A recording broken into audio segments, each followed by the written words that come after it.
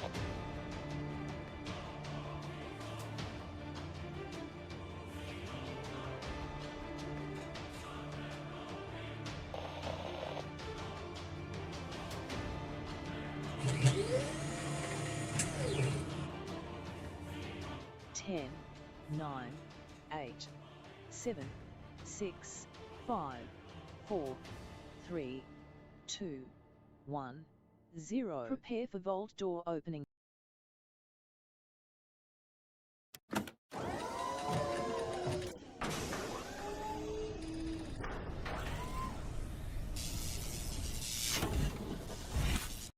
Hello and welcome to the stream, everybody. My name is Kismet, aka Kiz Kringle. Welcome to the stream, everybody. Time to get yourself some love, some joy, and a little positivity into your day. Come in, say hello, put a 1 in the chat. Let's throw some Kiz Kringles in there too, everybody. It's almost the holiday season. You're almost there. Hopefully you can hang out with some peeps that you really like. Maybe even some loved ones. Maybe some people that you can't stand. Probably a mixture of all of those things, I'm sure. But we're going to get into it today, everybody. Of course, we're going to be playing some Fallout 4 right over here in this bonus stream. Now, this is a stream beyond my normal streams, everybody. And normally on Monday and Friday, I am working on other things off stream. But we are going to do a bonus stream today because we got to get some mega builds going. Plus, we want to work on our massive mega build. That's going to be our holiday build as well. Now, if I haven't built out your mega build, don't worry, everybody. We're going to continue this playthrough all into the new year, as well as eventually build up every single location, because this is the mega playthrough where we're going to do everything. We're going to do all of it in there. So we're going to keep it rocking and rolling. So definitely come on in, relax, take it easy, and we're going to get into it big time. So let's say hello to everybody in the chat. Earlier, I did see some peeps here. Let me scroll back so I can find them. Paul was here at 10 o'clock. Sorry I wasn't here at 10, everybody. Sorry I wasn't here yesterday. Had some IRL stuff I had to take care of. Plus, had some, my daughter had a car trouble, so I had to go help with that as well. And then some other stuff I had to work on as well. So always family first, everybody. Always. So again, had I been streaming at that moment anyway, I would have said, sorry, I have to go. And then I would have left anyway. So I do what's of the highest priority at any given moment. Just like I do in game, everybody. Absolutely. So thanks, everybody, for coming in and hanging out. So thanks, Paul, for being here very diligently at 10. Again, on bonus streams, everybody, I don't always start up on time. But I try to be consistent as best I can. Know that I do have really bad medical conditions that make it very difficult for me to do really just about anything. But I don't give up, everybody. I get up every day despite a constant suffering, and I do as much as I can because I want to be that inspiration for all of you, everybody, to get up and know that if this old man with his terrible conditions can get up every day and do what he loves to do, so can you. You can absolutely get up and do it. You got this. Hello, Fast Rider. Thanks for coming in. Oh, thank goodness. Nobody was live, and I didn't know what to do for my evening chill time. Well, now you come in here. We'll show you some love, Vardaman. Show him some love in the chat, everybody. Put some hearts in there and put at Vardaman. Vardaman needs some love during chill time. Show some love in there, everybody. Notre Dame coming in with the tip of the hat. What's up? Yeah, bonus stream starting up. That is Mr. 9U coming in. Showing that love lurker train. Also need some time to rest my voice too. Everybody, I lose my voice about this time of year every single time. Because I just have so much fun. Everybody, I have so much fun giving stuff away and all of that stuff. Now, of course, you haven't given your giveaways yet. Everybody, I have given away tons of stuff already. But if you haven't got your giveaway yet, you always want to give me a day, 2 days, 5 days, 7 days, or maybe even a month to get those out to you. I try to get everything out before Christmas, by the way. Usually when I'm doing the holiday giveaway. And we're less than a week away, everybody, from the holiday. So we want to get some stuff done. We, of course, going to be playing some Fallout 4 today. We're going to try to get this mega build finished at the drive-in and then Starlight Drive-in. And then we're going to start working on our holiday build with all of my Vault Dwellers. You're going to get your name in lights. Again, if you do donate $15 or more, you will become a Vault Dweller. In Vault 45 and a Vault Founder as well. Plus, you'll also get your name permanently etched on the van as a supporter of the Vault Van Life project. And I appreciate you all. If you don't know what that is, everybody, you can type exclamation Vault Van Life. You can check it out down below in the panels as well. We're really going to get into that after the new year. We're going to start really trying to figure out how to get that going a bit more as well. But hoping to raise some funds before the end of the year here. So if you do want to be part of that, everybody, again, you can find the links down below to donate toward that. Bits and direct donations go right to the Vault Van Life project. That's why we raise funds for that kind of stuff. Again, it's the biggest project I've ever done. Try to get that all the way over there. It's going to be crazy. Got to be crazy. But you can also donate subs to the chat, and that will actually extend the stream longer as well. So really, it's up to you, whatever you feel like doing. So yeah, let's keep on going. We got Fast Rider in there as well. It says, hi, Kismet and chat. Hope everyone is doing well. Yes, doing good, doing good. Tip of the hat from Vardaman there. I got some hype. Sup, everyone, says Notre Dame guy. I got some hype from Tab. Sorry, I forgot to say your name. Rotisserie G coming in. What's up, G? We got Fast Rider again in there. Who else we got? We got Tab coming in with a 1. We got Vardaman. We got Fast Rider. That's Mr. On You. All let me know everything's working. Yeah, there we go. Tab's putting some Kiz Kringle in there. There I am with a beard. By the way, everybody, you know what's happened recently to me within the last month? Is my beard is thickened. Weird. Right almost at 56, everybody. So halfway between 55 and 56. It is massively thickened. Right here and right here. Because I went to shave it. I'm like, whoa, my beard is really thick for some reason. I think puberty finally kicked in. Because I've always had a very thin beard, everybody. But I guess at a certain age, it kicks in even more. I don't know, but yeah, it's really thick now. I don't wear a beard, everybody, because it's too dang itchy for me. And also, you get everything in your beard. I see people with stuff in their beard all the time. I like to be a clean-shaven guy. That's just me. And I'm the type of guy who uses the same shaver for a bazillion years. I use an electric shaver. And I've used it since I was young. Everybody, electric shavers are awesome if you have a nice sharp blade on it. Make sure to replace those blades from time to time. And again, this is my end-of-year reminder, everybody. Replace your blades on your shaver, but also make sure to clean out your computer, everybody. Make sure to dust out that computer. That's what I'm going to be doing on my time off. I always call it my time off, everybody, but I'll be working. I'll be working on tons of stuff as I do every single year to get ready for the new year. Because again, all the stuff that I want to get to just never seems to get done. You know how it goes, everybody. You have a giant list of stuff, and you're always doing the highest priority, like, stuff on fire things, where you never get to the things that you want to get to, right? There's the have-tos, and then there's the want-tos, right? Always having to do the have-tos all day, every day, and never get to the want-tos. But we'll get to some of those want-tos here at the end of the year and into the new year. So be pretty awesome. Notre Dame guy coming in with the biddies. There we go, a little bit more. Remember, those all stack, by the way. So the more you put in there, they will stack. And if you do reach those levels with those bits, by the way, you will unlock in-game rewards as well. We'll get into that in just a second. Let me say hi to everybody, and I'll show you the thing for those who haven't seen it yet.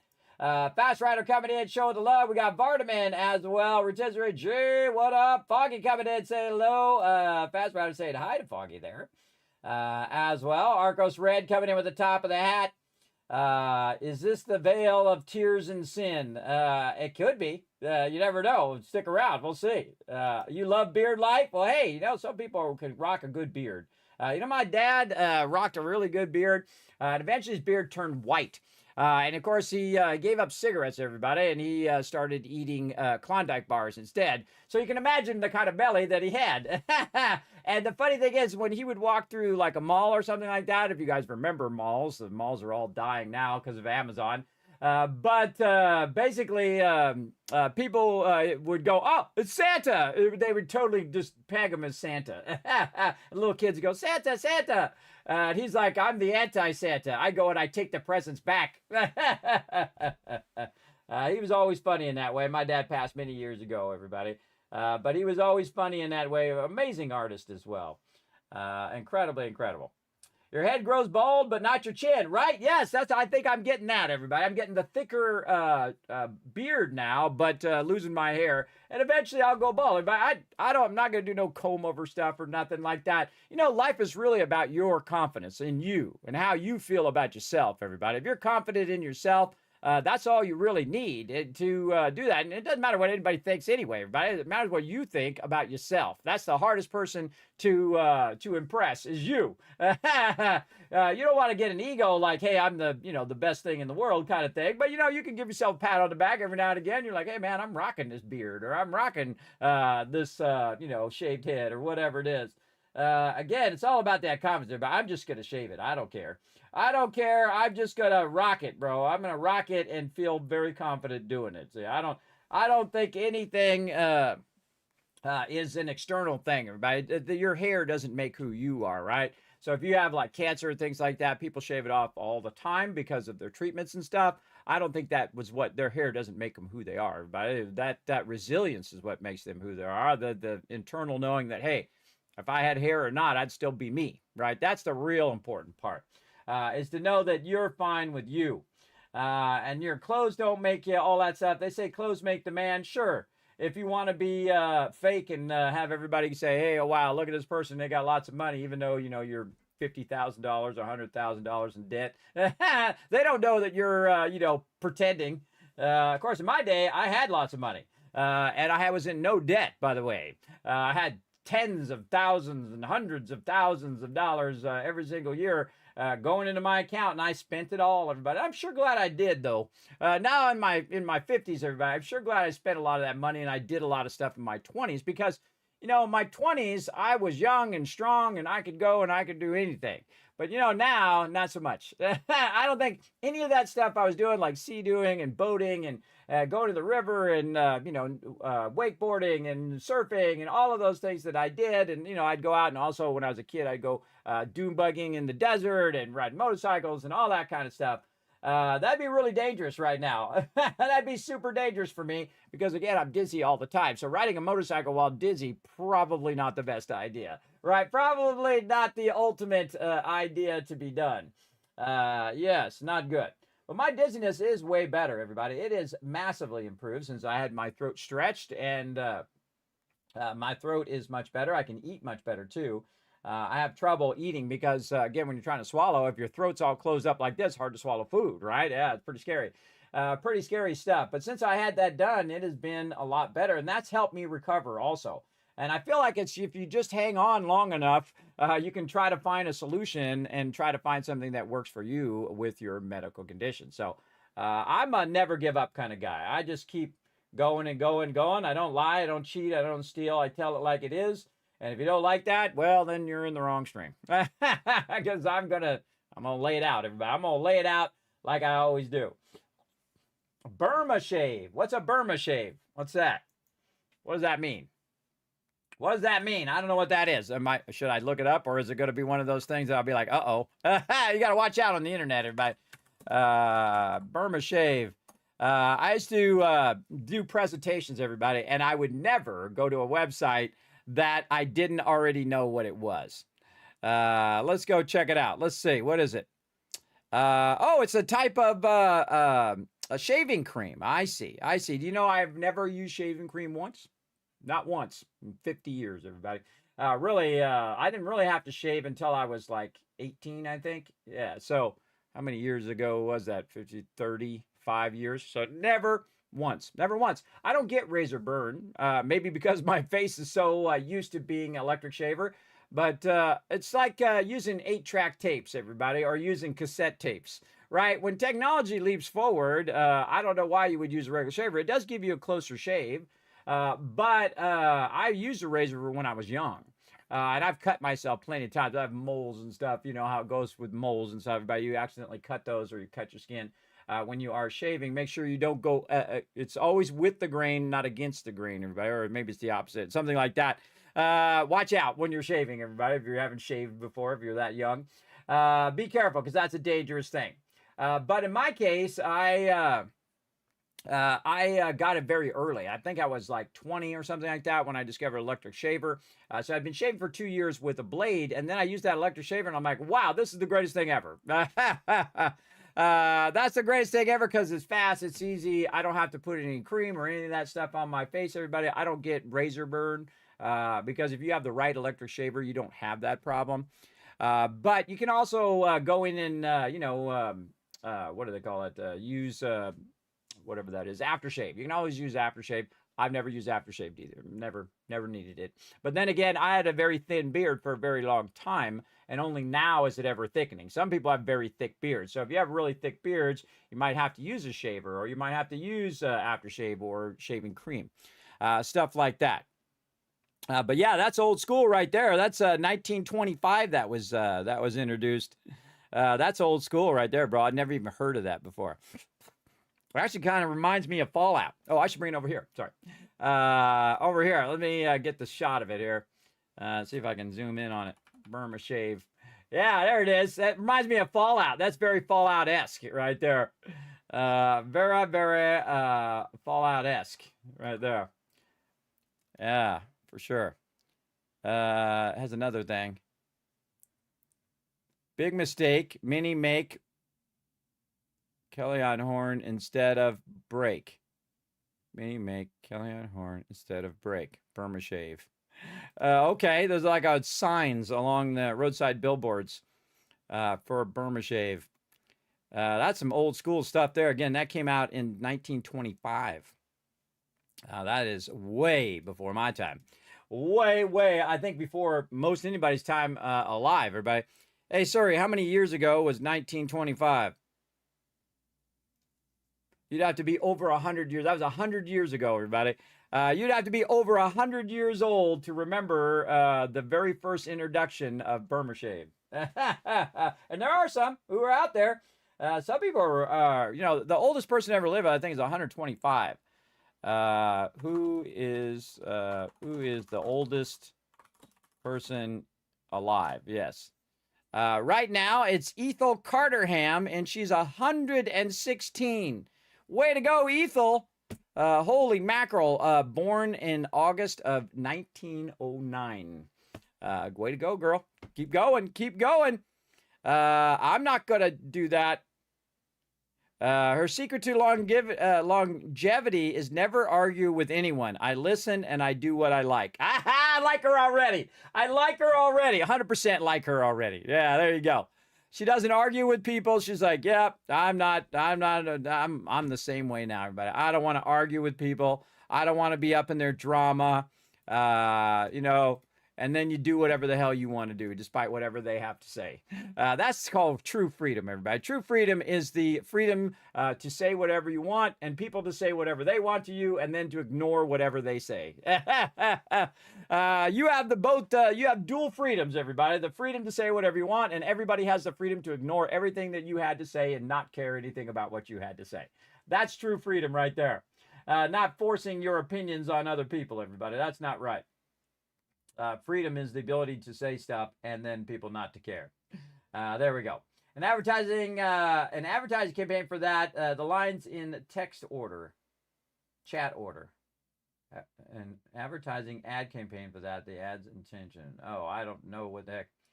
Your head grows bald, but not your chin. Oh, that's the tagline for Burma Shave. Oh, I got it now. Man, that took me a minute, didn't it? I don't get razor burn, but I get ingrowed hairs and bad acne when I clean shave. Oh, that happens. Yeah. Oh, sucks when you're in the military? I bet. Yes. Yes, yes. Some people do have that problem. I never really had any of that problem also, but when you do use a razor, I have a tendency to get more razor burn with an actual razor than with an electric razor. I've been using my electric razor. I actually have two electric razors. I bought another one when I was on vacation because I forgot my electric razor.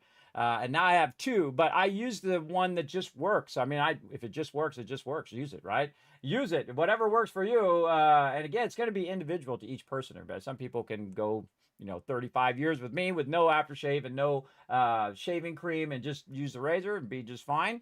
It really smooth because I just replaced the blades, everybody. That's what made me think about it. Oh, man, it's super smooth right now. Super smooth. Got baby smooth, everybody, right now. Nothing like a new set of razor blades for your electric shaver, everybody. And I'll let that go for like a year or two, and then I'll buy another one, usually around this time. It's like a little Christmas present to myself. And they only cost a few bucks, everybody. A few bucks for those blades. And it's one of the ones with the 3 blades. And then it contours to your face when you're shaving it because it has like the thing that contours around your face. And I don't know how old that thing is. It must be 10, 20 years old. It's pretty old. But it works fine, everybody. All you gotta do is just replace the blades every so often and you're good. Clever adverts. I know, right? I don't fully shave anymore. I use electronic trimmer. When I do for a clean shave, I use a safety razor. Oh, safety razor. There you go. That's a smart idea. Luckily, I was in junior high when I started shaving. Oh, man, you started early. You started early. I was just graduating high school. And the funny thing is, everybody, if I kept it shaved, it was very thin. The more I kept it shaved, the thinner it was. It's only when I grew it out. I grew out a mustache and a goatee. And then usually every year around, and you won't see it, but this year I'll do the same thing. Right around the end of the year when I was off for Christmas or whatever it is, I would let it grow. And then it started thickening over the years, right? Started getting thicker and thicker over the years. And then I thought, well, that was dumb. I could have just had it thin the whole entire time if I had just shaved it every day. So we'll see how it goes this year. But I did have a mustache and a goatee when that was fashionable back in the day. But and that's how I used to have a long hair with a ponytail as well back in the day when that was fashionable. But you know what I like now, everybody? I like short hair. I like clean shave. And then I don't have to worry about it. That's it. Just take care of yourself. And I think that's the toughest thing. That's something I try to teach my kids too, everybody. It's how to take care of themselves, right? Take good care of yourself. And it actually affects your confidence. It affects your attraction with other people as well. So if you're looking for that special someone, everybody, they know that you're all together. And if you know that they're all together and they're able to take care of themselves and manage themselves, especially your hygiene, everybody, you want to definitely take care of that if you are trying to meet somebody else. Or just in general, just to feel better about yourself, everybody, that you're keeping yourself up and that you're looking after yourself. Because guess what? The person who's really going to look after you the most is you. If you're not interested in taking care of yourself, it might be a big issue as well. Safety razor and straight edge are the only way I can get a clean shave. I have really coarse, yeah, some people have coarse hair. I have really fine hair, but now it's starting to thicken in right here. So I might eventually have to use a shaver or use a blade. We'll see. I really, of course, facial hair that grows really fast. Yeah, the funny thing is that was another thing when I was young. Everybody, my beard here would grow really slow. It would grow really slow, so I wouldn't have to shave for like a week, right? And then as I got older, it got a little faster and then faster and faster. And now it's like a day. Now I get a day and boom, I've already got some stubble going. And then 2 days and it's, already being prominent. If I go 5 days, everybody, it'd be Kismet beard up in here. But see, the thing is, it'll be thick here in the center, but it'll be still thin in the sides. So I can't grow a really epic beard anyway. I'm very jealous of people who can grow really sweet beards, everybody. I mean, if you have that ability, more power to you. That's just cool. I think, especially people who can have really amazing mustaches as well, who can just rock it, everybody. So if that's your thing and you like to do it, hey, go for it. Go for it. It just doesn't work for me. But I don't know, maybe one day when I'm in my 70s, hopefully I make it that long, Maybe I'll rock the epic beard. We'll see. Hey, Kismet and everyone. What's up, Seafish? Getting started, saying hi to the chat right here, and I think it's time to jump into some Fallout 4. Let's get to it.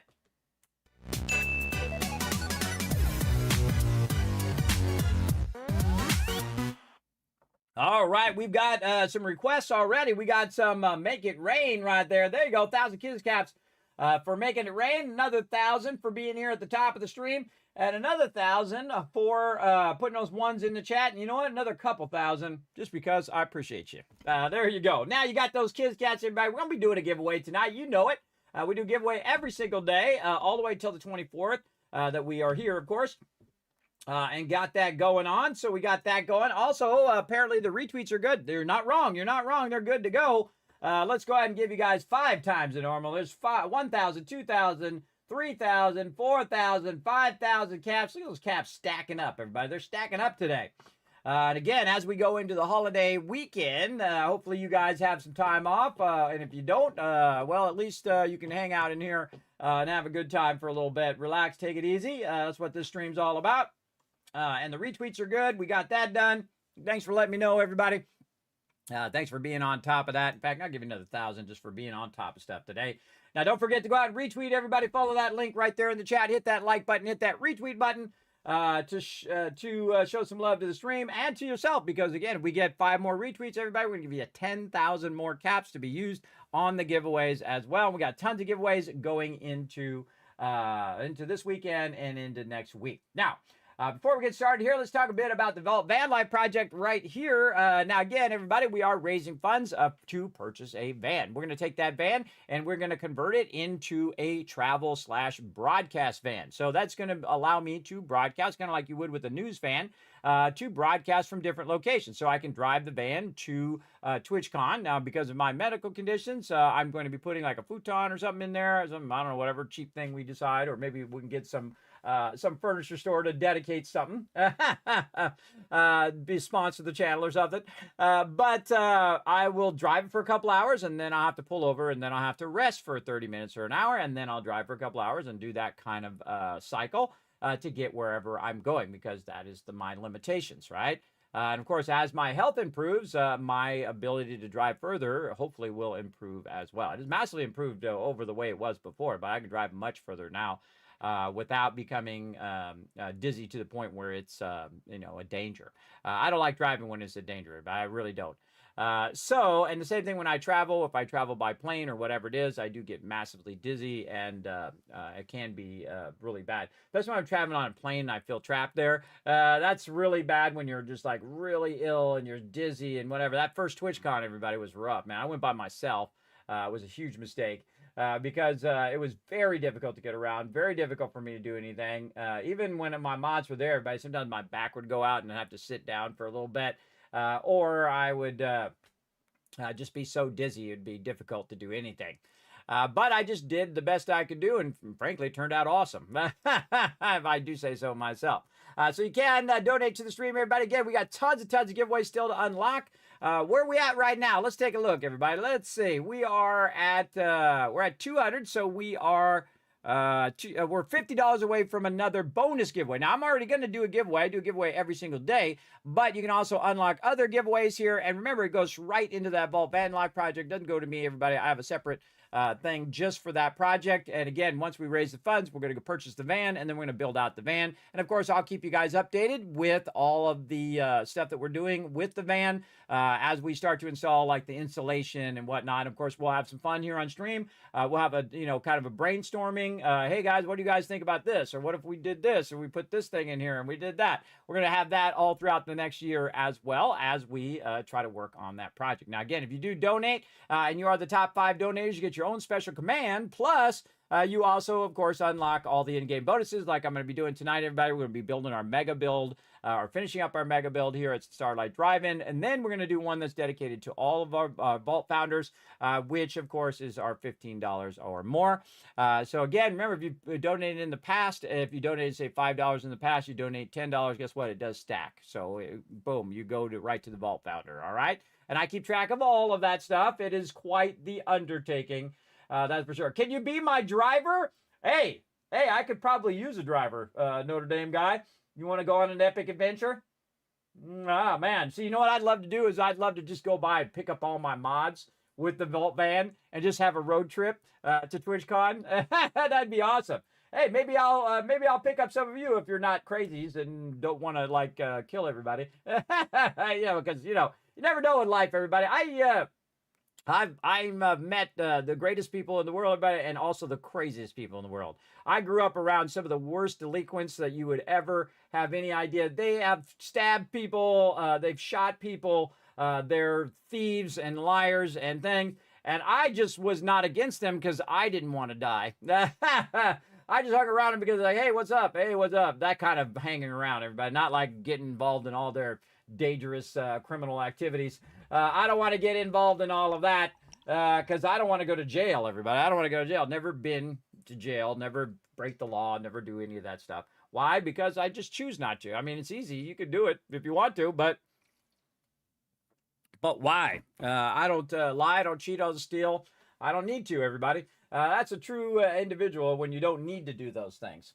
And some people do it because they're desperate too, everybody. And I can understand that desperation, that's for sure, especially with $8 in the bank.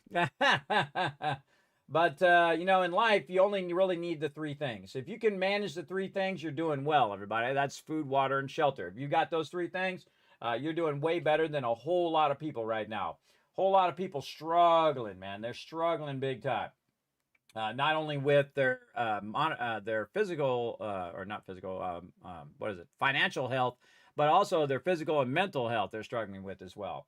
If you got those things squared away, everybody, you're doing good. Like me, my physical health is not so good. So I have to constantly be working on it all the time to improve that, right?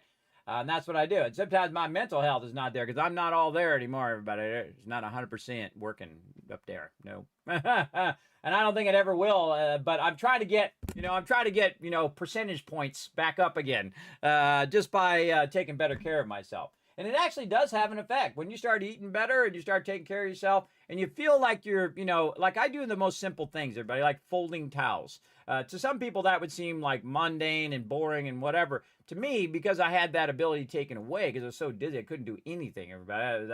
I remember it. And I've been in such huge pain. I have terrible gallbladder pain where I've passed out from it hundreds of times. It's really you gain a perspective as you get older. See, that's the thing about age is you gain wisdom, which is way more important than intelligence, everybody, I think. Wisdom is the ultimate power. It absolutely is. Because then you know something is possible. And when you know something is possible, there ain't nothing that's going to stop you, everybody. And I know it's possible. I know it's possible that we could unlock that van and we could build it and we could go on adventures. I'm all about it.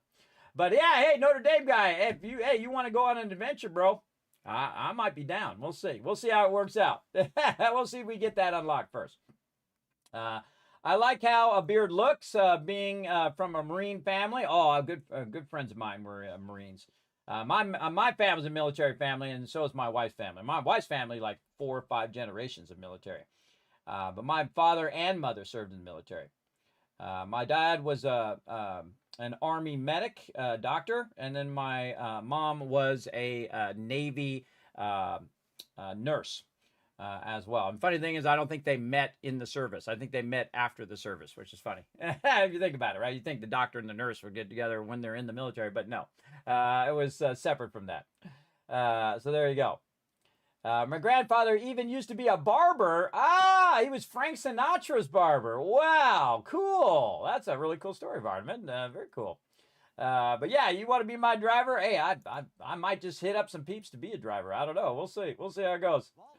Almost 36 years old, not a single crime committed here, considering I live in Stockton and Oakland. That's an achievement for sure. Yeah, that is an achievement in Oakland. That's for sure.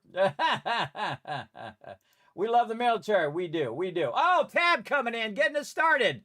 Thank you, Tab, for that love. I don't know if you guys saw the Vault Van go by there, but I'm going to go ahead and play it again here. Let's go, little Vault Van. Let's do it. Vault-Tec calling. Here they come. Right over here. I love this little Vault-Tec van. I did that alert, everybody. So, again, Tab coming in. Started us off with a $25 donation. That gets us halfway there to the next donation, to the next giveaway, everybody. Again, now's a good time, everybody. Of all the time you want to support the stream, if you've enjoyed it over the years, even $1 does make a difference, everybody.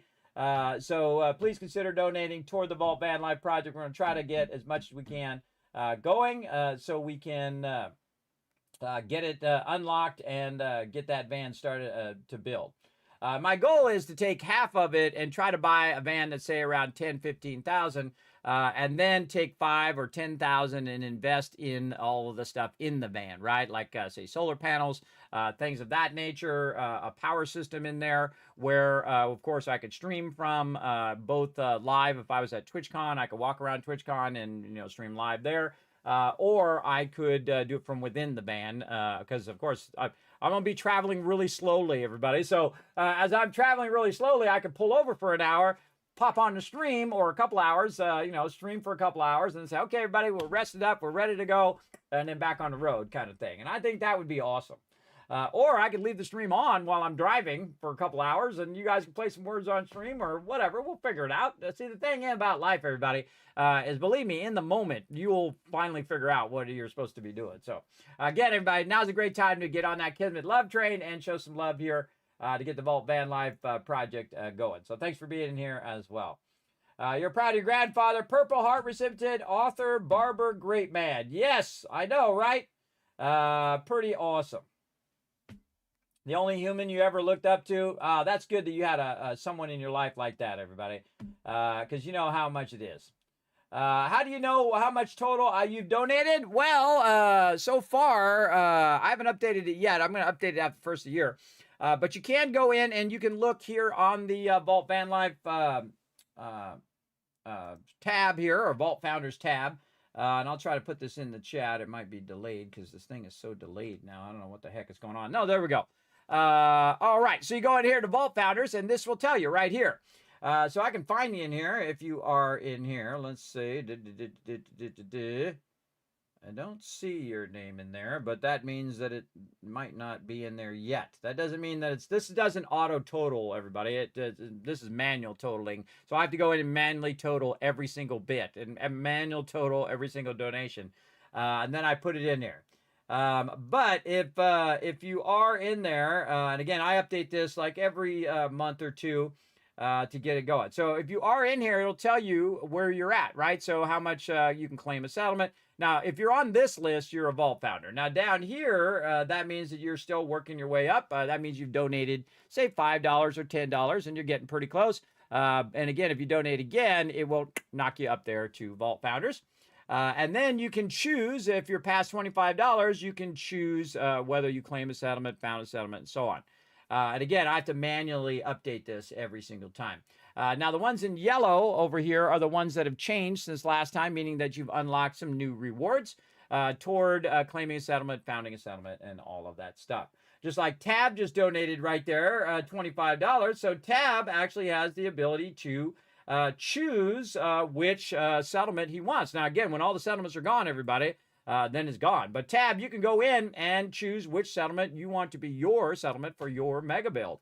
And I'll make a mega build for you right here on the stream. So again, everybody, great way to interact with the stream, great way to support a great project that we're working on as well. So again, you can support the Vault Van Life project just like Tab did there, and he's unlocked the thing. And again, Tab, you'll see your name up here after I do this kind of on the holiday break. I will update all of this and probably just leave myself a note, even though I already know to do it, but I'll leave myself a note anyway.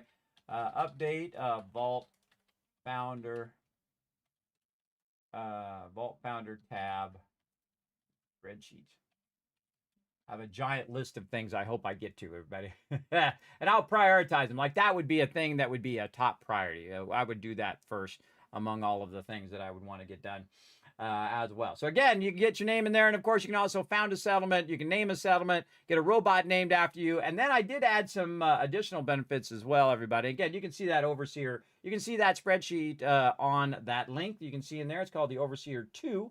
At any time, by the way, even if I'm not streaming, you can come in and just go exclamation Overseer 2 to get to that spreadsheet. And there's a whole bunch of tabs at the bottom that you can click on as well. But I did add some extra stuff to the Vault Van Life project, which I forgot to mention over here. I've added, you can name a settlement, but also you can have an NPC named after you, which is from the original. And then you can choose my next companion.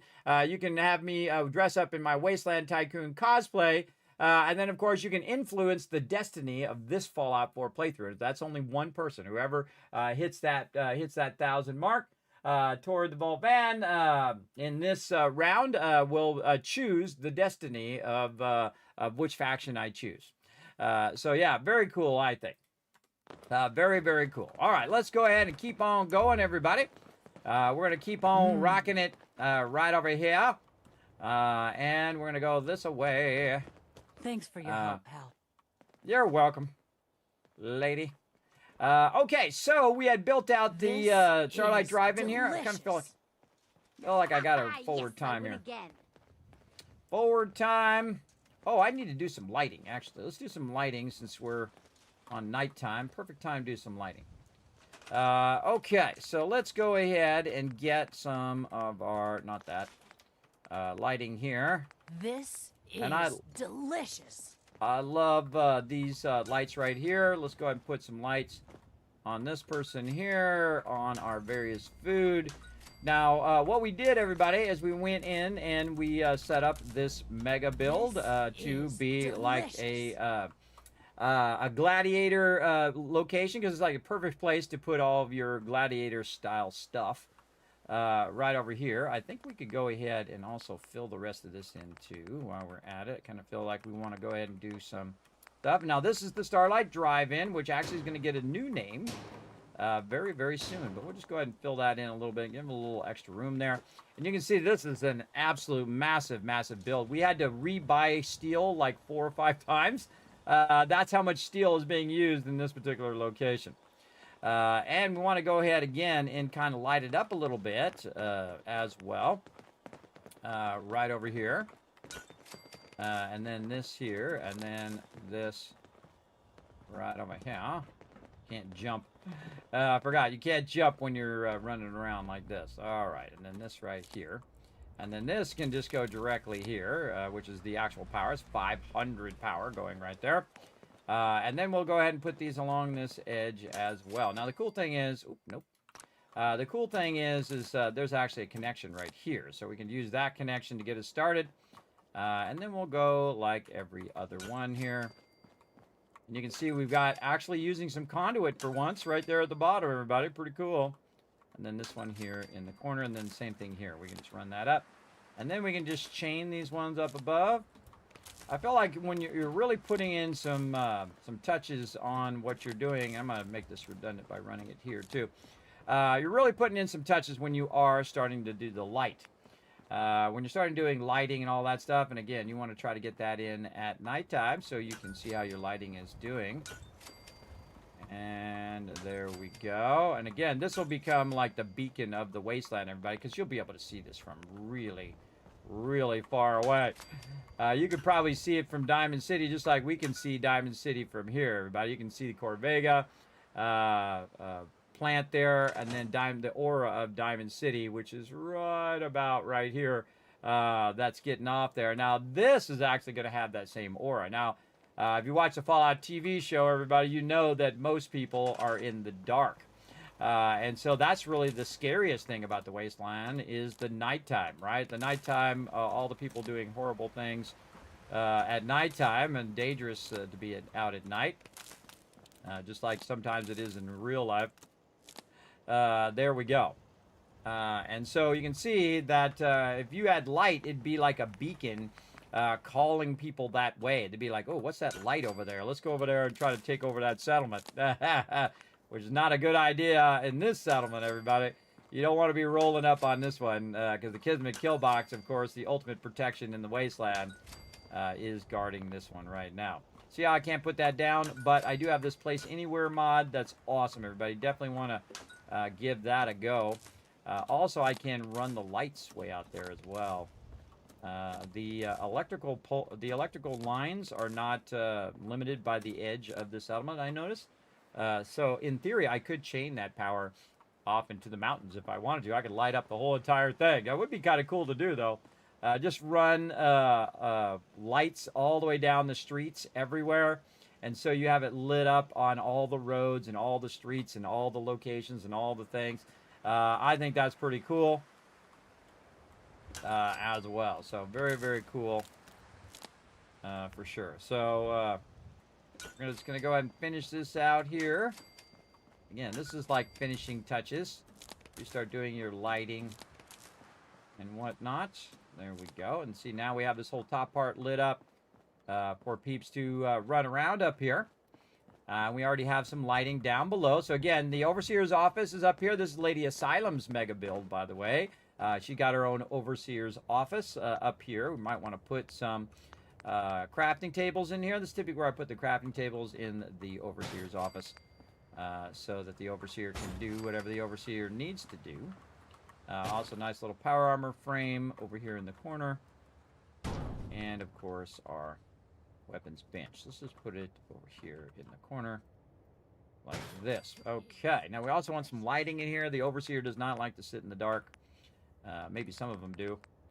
But the Overseer needs to see what the Overseer needs to see.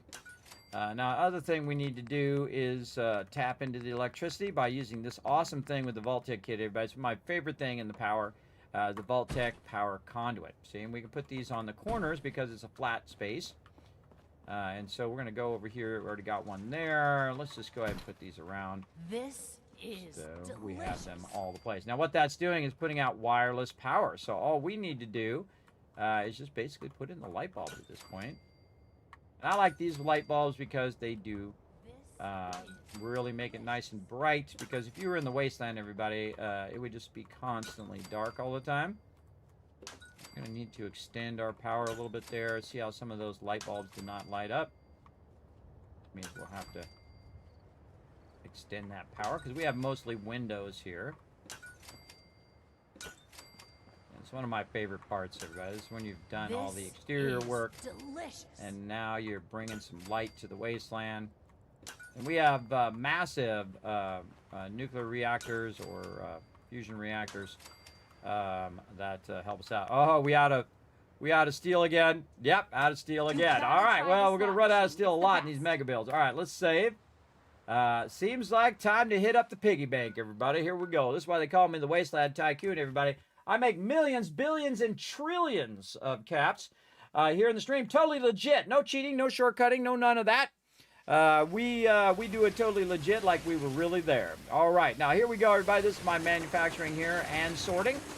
So it's breaking stuff down, all that. Oh, I hear somebody else.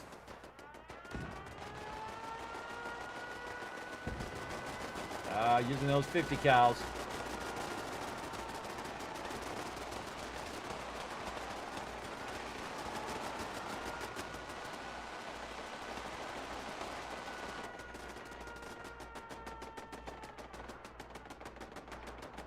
I don't need to do anything, everybody. I just need to be here. How is that guy still alive, man? That's a lot of turret fire.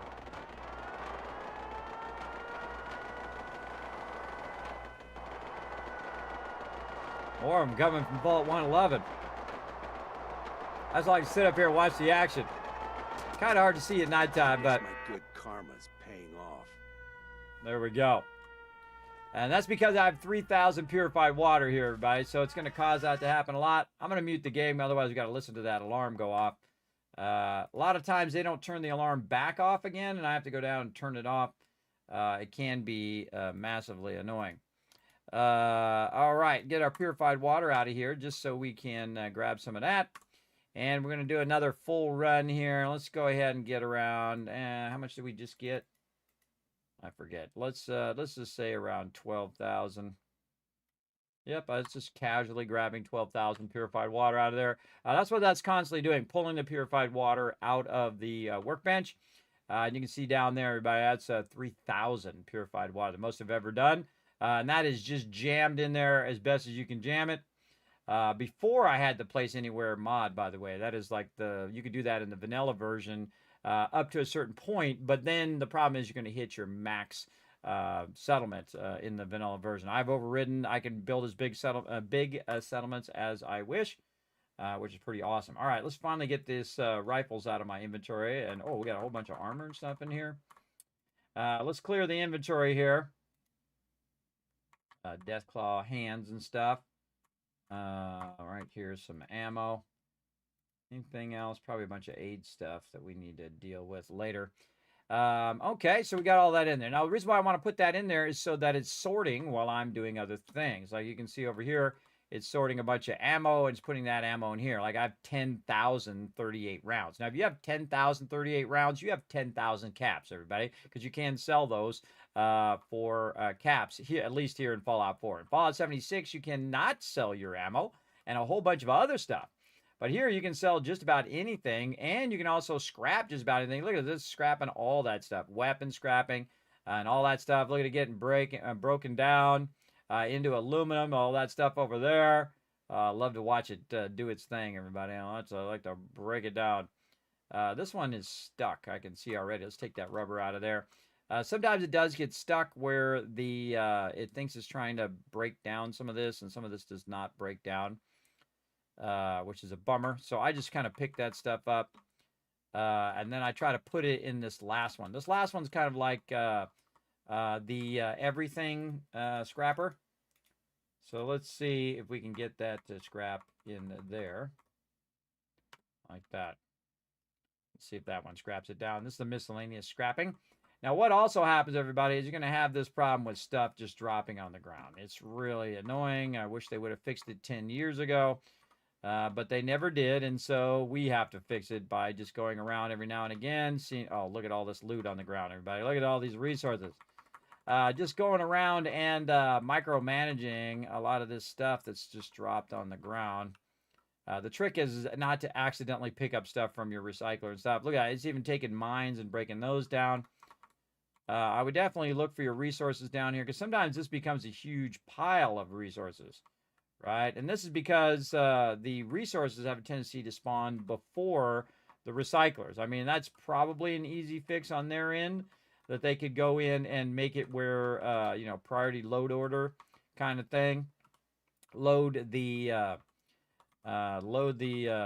constructions workshop before the actual individual items. I mean, they could have probably fixed it 10 years ago, but such is life. Okay. And again, ain't no one bothered me up here, everybody. I'm way up here. Oh, assault rifle. Let's put that in there and get that to break that down. Oh. Yeah, there it goes. Yeah, I broke it down. Whoa, look at all those resources we got from that. Holy mackerel. All right, it's on it now. It's on it. All right. I got a ton of resources for that. And again, sometimes I just go around and clean it up. And sometimes I don't bother. And what happens after a while, everybody, if there's a bunch of stuff on the ground like this, it'll eventually just go away. You don't have to deal with it. But you do lose out on some of your resources. Okay, and this is base res, or base resources, meaning that it is breaking down tons and tons of resources here. We can also go into the junk and just take the broken down resources. Gives us some more caps there. Broken down resource. Now, if I see 400 of something, everybody, that's telling me that that's a base resource, because these are all being broken down. Circuitry, cloth, concrete, crystal, yes. Fiberglass, yes. Gears, yes. Okay, so these are all basic resources. Nuclear material, we've got leather, we've got plastic, rubber, and again, I can fast travel while overburdened, so that makes this work pretty great. And again, we can just break this down, have it auto break it down, and then we can grab it and take it out of here. Now, the rest of this, I'm sure oil needs to be broken down, and then it will automatically put it again into here. So it'll just start grabbing that, and instead of having that overhead of doing thousands and thousands that have to run out, sometimes I'll just grab them to speed it along a little bit. And then we can utilize those resources faster. Now, we're off to Spectacle Island over here, where we're going to be doing a big old build tonight, everybody. And then also next Monday, we're going to do a bonus stream from that as well. So there we go. Looking good, right? Yes, I think it's turning out pretty awesome. Again, this is for Lady Asylum. And again, we're probably just going to have enough time to do this. Oh, man, another arm I didn't put in there. This build for before the holiday, and then after the holiday, obviously, we'll be doing more mega builds for all of you as we continue on our way here. Miscellaneous stuff. Oh, my miscellaneous is pretty good. Pretty good. Okay, and we came over here to drop all the resources in. That's what we're doing. Ah, I always get in the wrong thing. I'm like one step ahead of myself. Got to hit R to transfer, and then T to drop all that stuff in. Oh, I already did. See, and you can see, everybody, this has got 4,000 aluminum and, 300 of this and 500 of that and so on. But we want to be able to go to the traders. So we're going to go to the Starlight Drive-In first. Over here. Right over here. Chat commands are not working. They just worked. What are you talking about? It just worked. Obviously, exclamation busted just worked, so chat command seems to be working. Seems to be working to me. Pew and lurk didn't work. I try them again, because that's under the same command thing. Maybe it was just delayed. Whoa, look at this craziness. I was trying to talk to me. Look at that craziness of them stuck in the ground. So that's the biggest thing I was worried about, is they would get stuck in the ground like that. Okay, there's our power armor over there. Let's go ahead and have some water here to get our AP points to go up a little higher. And I think we have some food as well. While we're waiting for our AP points, do we do it? Yes, we have some squirrel on a stick. I bet that tastes amazing. Not really. Not really. I bet it is awful. There we go. There we go. Yeah, also there's a cooldown on some of those commands too. If you press them too often, they will they'll be on cooldown. All right. That just keeps random people from coming in, subbing and spamming those commands. Plus, if they did spam them, I would just ban them, and then they wouldn't be a sub, and they wouldn't have control over those commands. Again, use them wisely, everybody. Use them very wisely as well. I put them there for you, but don't abuse the privilege kind of thing.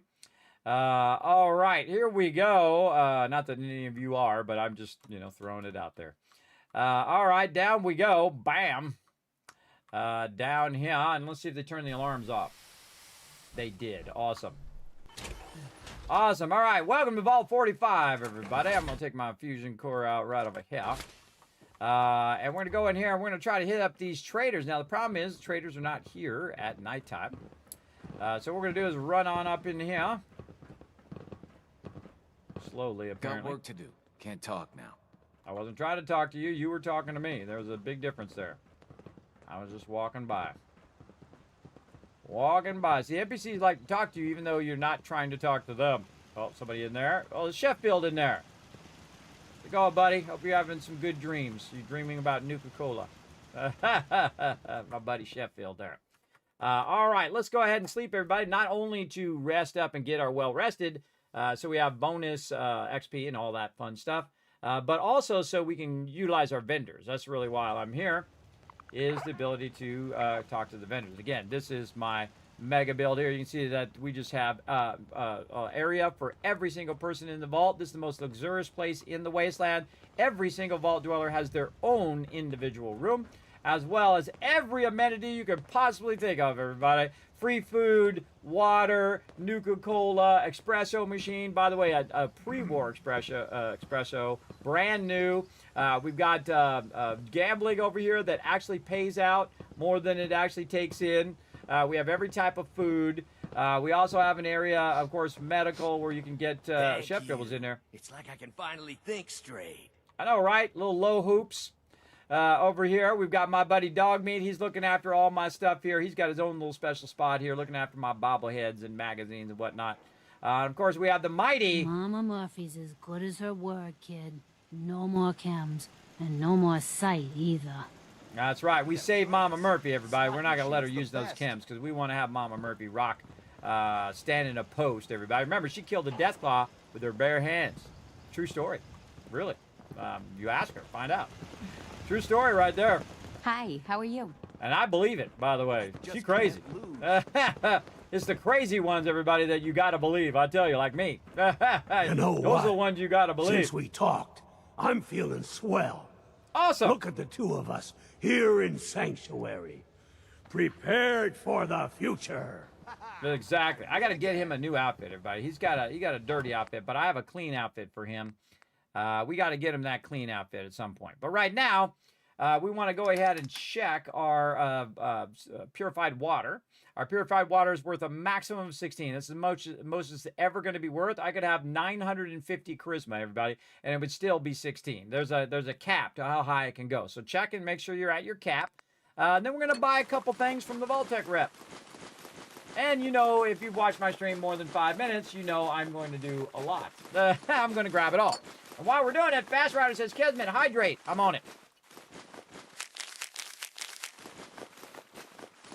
You know, the best thing I ever did was switch to water, by the way. It really does help my voice as well.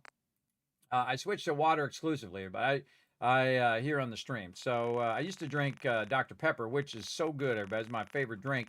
But, well, not my favorite drink. It's actually my second favorite drink. For those of you who ever do any Kismet trivia, which I've actually asked at TwitchCon before, like, what is my favorite drink? And everybody say Dr. Pepper, but it's actually not Dr. Pepper. So I'm going to tell you the secret if you do get into some Kismet trivia, which we might do again next year. We sometimes do it here on the stream for giveaways and stuff.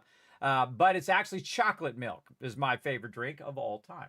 And it's chocolate milk made a very specific way, by the way, not that you know, syrup that you're buying from the store that's supposed to be chocolate milk. It's like chocolate with a sprinkle of milk in it. I like milk with chocolate in it. There's a difference. And so what I do is I make a glass of milk. I take some Hershey's chocolate and just squeeze it in there a little bit, you know, 1 or 2 seconds of it. And then you take a spoon and you go ahead and normally would shake it with a spoon, right? I don't do it with a spoon. I do it with a knife. So I do it with a knife to scrape up all that chocolate. It always gets on the bottom. And then I go one way in a vortex, and then I go the other way in a vortex, and then I go this way in a vortex until I create a little thing in there. And then it makes the perfect chocolate milk, everybody, where it's more milk than it is chocolate. That is my favorite drink. So there you go. That is my favorite drink. Now you know. There you go. So let's go ahead and get this going on. Were you able to get the hoops mod working? I have not added the hoops mod.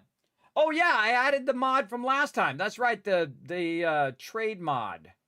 What was it that we could? Oh yeah, no, I added that. Hold on, we'll go out. I just used it. Actually, you just go see the trade option. I gave up. You don't have to actually talk to him. So it actually skips his dialogue, which is awesome. That is an incredibly great mod. Thank you, Unforgiven, for that. Well, what you're doing is you're skipping that dialogue because you gotta, when you talk to him, he'll talk to you and say something, and then you talk to him again, and then you can barter. So it doesn't seem like a lot when you're doing it just a couple times. When you're doing it hundreds of times, that is a lot of time wasted. So what you can do if you add this mod, and again, I put it on the mod list, right over here. So a really great mod, everybody. Again, we're trying out a bunch of mods. Now, I'm not just putting mods in just to have mods, everybody. I put them in to be part of the storyline, or they might be a convenience thing, like in this case. And the name of this mod is, what is it? What was it? Oh, man, I didn't write it down. Oh, my bad. I don't think I wrote that down. Man, I must have been getting punchy. Hold on, let me go find it here, everybody. We'll write it down so you guys will have it in the spreadsheet of this ultimate modded playthrough. Let's see, where was it? Quick Trade is what it was called. There it is. And we're going to put this, I'm going to bring up Nexus Mods. There it is. And what we're going to do is copy the thing here. We're going to put this in here. This, and we did this last time, which was on the 18th, I think it was. This doesn't have to be perfect, but just randomly when I last used that mod. It does say 1218, and then the name of this one again is get out of here. Ain't no free ads in here. Quick Trade is what it's called, and the Quick Trade actually really fantastic mod. Yeah, we got to paste it with values only, so it doesn't do that whole like big font stuff. And then we're going to put it in here. And I really should have put a category in here. Category. This is radio. Right there. I don't know why I'm just doing that one, but we can go and do this. So this is for trading, rebuilding, settlements. rebuilding word was bad. Try that again. Rebuilding. There we go. Settlements. There we go. Typically, I have a category. I don't know why I haven't added it, but now we know. Okay, and I'll go in and I'll categorize all of these so that you can see them. Now, I actually have categorized them in the past. Yeah, over here.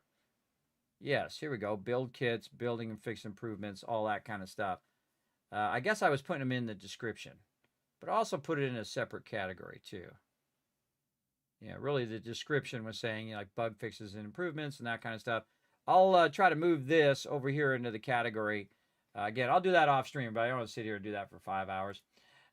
Okay, so yes, it is called Quick Trade, and it is awesome. It makes a quick trade menu as well. Let me go over here and fix all this stuff back the way I had it. This here, this over here. There we go. All right, very nice. So yes, it has that quick trade function. So I'm using that right now, and it is awesome. So here we go. All right, let's do this again. Before we get distracted again. All right, turn the sound back on too. Confirm trade, no. I accidentally hit E and R at the same time. Good old Hershey's chocolate, you know it. It is tasty. What I've been trying to do also is eat some dark chocolate, everybody. I don't really like dark chocolate, but dark chocolate and caramel is pretty good, right? So when every now and again I treat myself, I don't eat it all the time. I don't eat sugar all that much anymore. So I'm not in that sugar all the time, because that's the way you are when you're drinking sugar or when you're eating your soda. You're like this all the time, everybody. You're always amped up on it. And then you have that crash that always happens. I don't do that crash anymore. It's awesome. You're just even keeled most of the time. I don't drink coffee, anything like that. And it has really evened me out. But what you don't have though is you don't have that burst of energy that you always get from coffee or from soda, but you also don't have that really low that you have all the time when you come down from that. And then you got to have more and you got to have more because it always has diminishing returns. Coffee and soda. If I drink soda right now, everybody, wow, whoa, does it have an effect? If you ease off of it and then come back to it, it has a massive effect again because now you've kind of weaned yourself off of it and you're not as, doesn't have to build up an immunity to it because that's what happens. People have to drink more coffee and more coffee and more coffee to get that same effect. And the same thing with soda. Like I would drink soda and it would charge me up. And so I'd have one soda and then be fine. But I got to the point, everybody, where I could drink a 24-pack of soda in a day. And sometimes I wouldn't even notice. I'd just be pulling them out of my fridge and I'd be working on stuff and I'd be drinking them. And I'd look down and I'd like, oh my God, I drank a 24-pack of soda today. That's pretty crazy. And then I get the 44-ounce sodas as well. That stuff, that was not a smart idea. But, you know, I lived it. I did it. I know that the outcome of that is, you know, you gain a lot of weight from it. For me, I stopped drinking soda. I lost 10 pounds just from that one thing. Stopped drinking. Now, I didn't just go cold turkey, everybody, because, you know, that stuff is super addictive. Same thing with sugar and whatnot. What I did is I just reduced the size of the drink. So I went from, you know, 44 ounce to large to medium to small and then tried to wean myself off it. And I've actually, you know, gone back before where I started drinking soda again just to get that charge. And then I realized that I'm just crashing over and over again anyway. So it's not really helping me. So then I got off soda again. I'm off soda for a while. But every now and again, I'll have a sip of my wife's soda or some, get myself a, you know, Sprite or something if there's nothing else available. But usually I try to get something like lemonade or something like that. That's full of sugar too, but it's a bit less than, you know, drinking basically syrup. Because that's what soda is, everybody. It's syrup that's carbonated. Carbonated syrup. So like syrup you put on your pancakes? Yeah, like that. That's what it really is. There you go. Looking good. All right, awesome. Awesome. Chocolate milk number one. Exactly. Number one. I like the way you spelled number there, too. Good old Hershey's chocolate. Yes, and the funny thing is, I haven't even drank chocolate milk in a while. I actually tried some new milk, everybody. I always got like the standard milk that you get. You know, you get the cheap milk and whatnot. I've been getting this milk that is extra pasteurized or something like that. I forget what the name of it is. Actually, I can go look in my fridge. I got it right here in my office. Hold on, I'll be right back.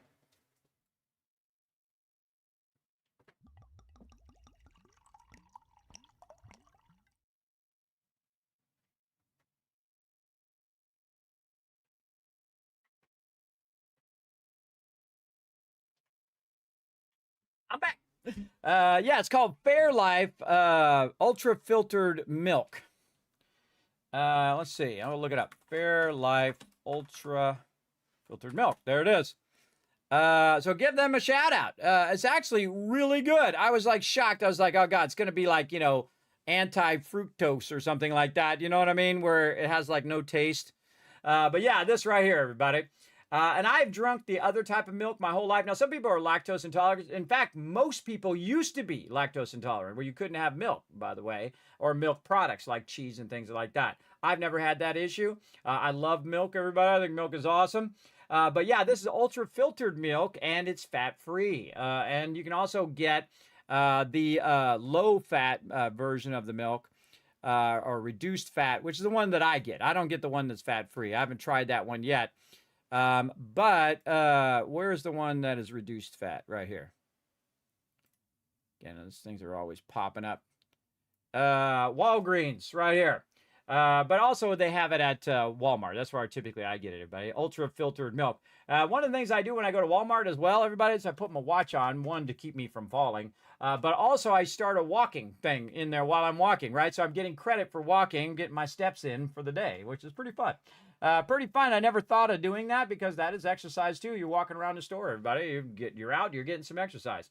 So yeah, so again, it's 2% reduced fat. It's ultra filtered, so it's lactose free, and whatnot. Not that I really need lactose free for the type of milk, but it is really good. Though it is $5, everybody, but you do get 52 ounces out of it. So I've tried it and it's great. And it was actually referred to me by you might have seen him actually on my stream or on my videos, everybody. The personal trainer that I had, really great guy, fantastic guy, that he said, Kismet, you should try that. I bet that would really help you if you like milk and you don't want to drink the 2%, you don't want to drink the cheap milk, have it. And I don't drink that much milk anyway, so it's not like, that milk lasts me pretty long. A pretty long time, usually almost before it's bad. So I try to drink it before it goes bad, though, everybody. And so I was a little afraid to drink it at first, so I actually had one of them go bad, to the point where I was like, oh, I don't know if I even want to try this, and I get distracted too. I'm working every day, trying to do as much as I can. But I finally tried it, and it's actually really good. And some people, again, have different allergies to different stuff, so I would definitely check your allergies first. I went 2 weeks without coffee, had a cup of coffee this morning. I was like, whoa, I know it's actually stronger. Yeah, because you haven't built enough immunity to it. And the more you have something, everybody, the more you build up. It's like sugar, everybody. With sugar now, if I have a little bit of sugar, whoa, hey-oh, it has much more potent when you're not having it all the time. And I think sugar is my great addiction of my life, everybody. Really not addicted to anything else. Don't have any issues with drugs or alcohol or any of that kind of stuff. Because I don't drink alcohol anymore. I can't drink alcohol because I fall down without it, everybody. I'm already way ahead of everybody already. I just fall down. I don't need the alcohol. I don't need it. I'm ahead of everybody because of my medical conditions. It's really bad if I were to drink it, but I would definitely be falling down way more because you're not, especially if you drink heavily, everybody, you're not really conscious of looking after yourself. And I have to really look after myself when I'm walking or when I'm doing anything all the time. It's really it caused me a lot of anxiety and stress too, just to look after myself so I don't fall and hurt myself. Fairlife is so good. Yeah, Wombat, I had no idea. I always thought it was like, diet version of milk or whatever, but it is actually really good.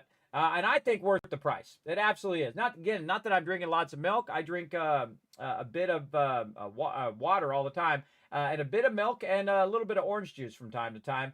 Actually been trying to actually have oranges versus orange juice, right? So I'll eat oranges instead to get that vitamin C, because you also get the what do they call that? The fiber out of it as well if you eat the oranges. So apples, oranges, bananas, those kind of things are awesome. The real scary thing I think about going to the store, everybody, is that when you go to the store, that the candy and all the junk is cheaper than the actual vegetables. Do you notice that? Have you ever noticed that at the store? Put a 1 in the chat if you've ever noticed that. The stuff that's actually good for you is more expensive than the stuff that is terrible. And if you ever read the back of those ingredients, everybody, look out. You're going to be permanently emotional damage from looking at the back of those things, everybody. And I started looking at the back of those lately. And I can tell you, everybody, everything has sugar in it. You got stuff with zero nutritional value, processed stuff, all that kind of stuff. Now, I'm not like a vegan or a vegetarian or anything. I'm a steak and potatoes kind of guy, everybody. I'm the old school steak and potatoes kind of dude. But at my age, I've already done all those things. I've made all those mistakes and had too much of candy and too much cakes and too much ice cream and too much of this, that, and the other thing. You could fill up those big, gigantic trucks. You know, those trucks where the tires are like this big and the human is like this big? You could fill up the back of those trucks, probably about 50 of them, with as much sugary products that I've eaten in my lifetime. And that was just if you put it as the raw sugar. not the actual products in their package, but I'm talking the raw sugar worth of sugar that I've eaten in my lifetime, everybody. Because again, it's like a comfort food, right? You're having a Twinkie or you're having a Ding Dong or whatever. I love those Ding Dong things, everybody. I love Twinkies too. I love all that food. But I don't eat it anymore. When I go in the store, the first thing I do before I go in the store is I chew gum. I eat first, by the way, before I go in there. And then I chew gum. And I'm getting that sugar rush while I am doing stuff. So a couple things of juicy fruit. And I'll be walking around.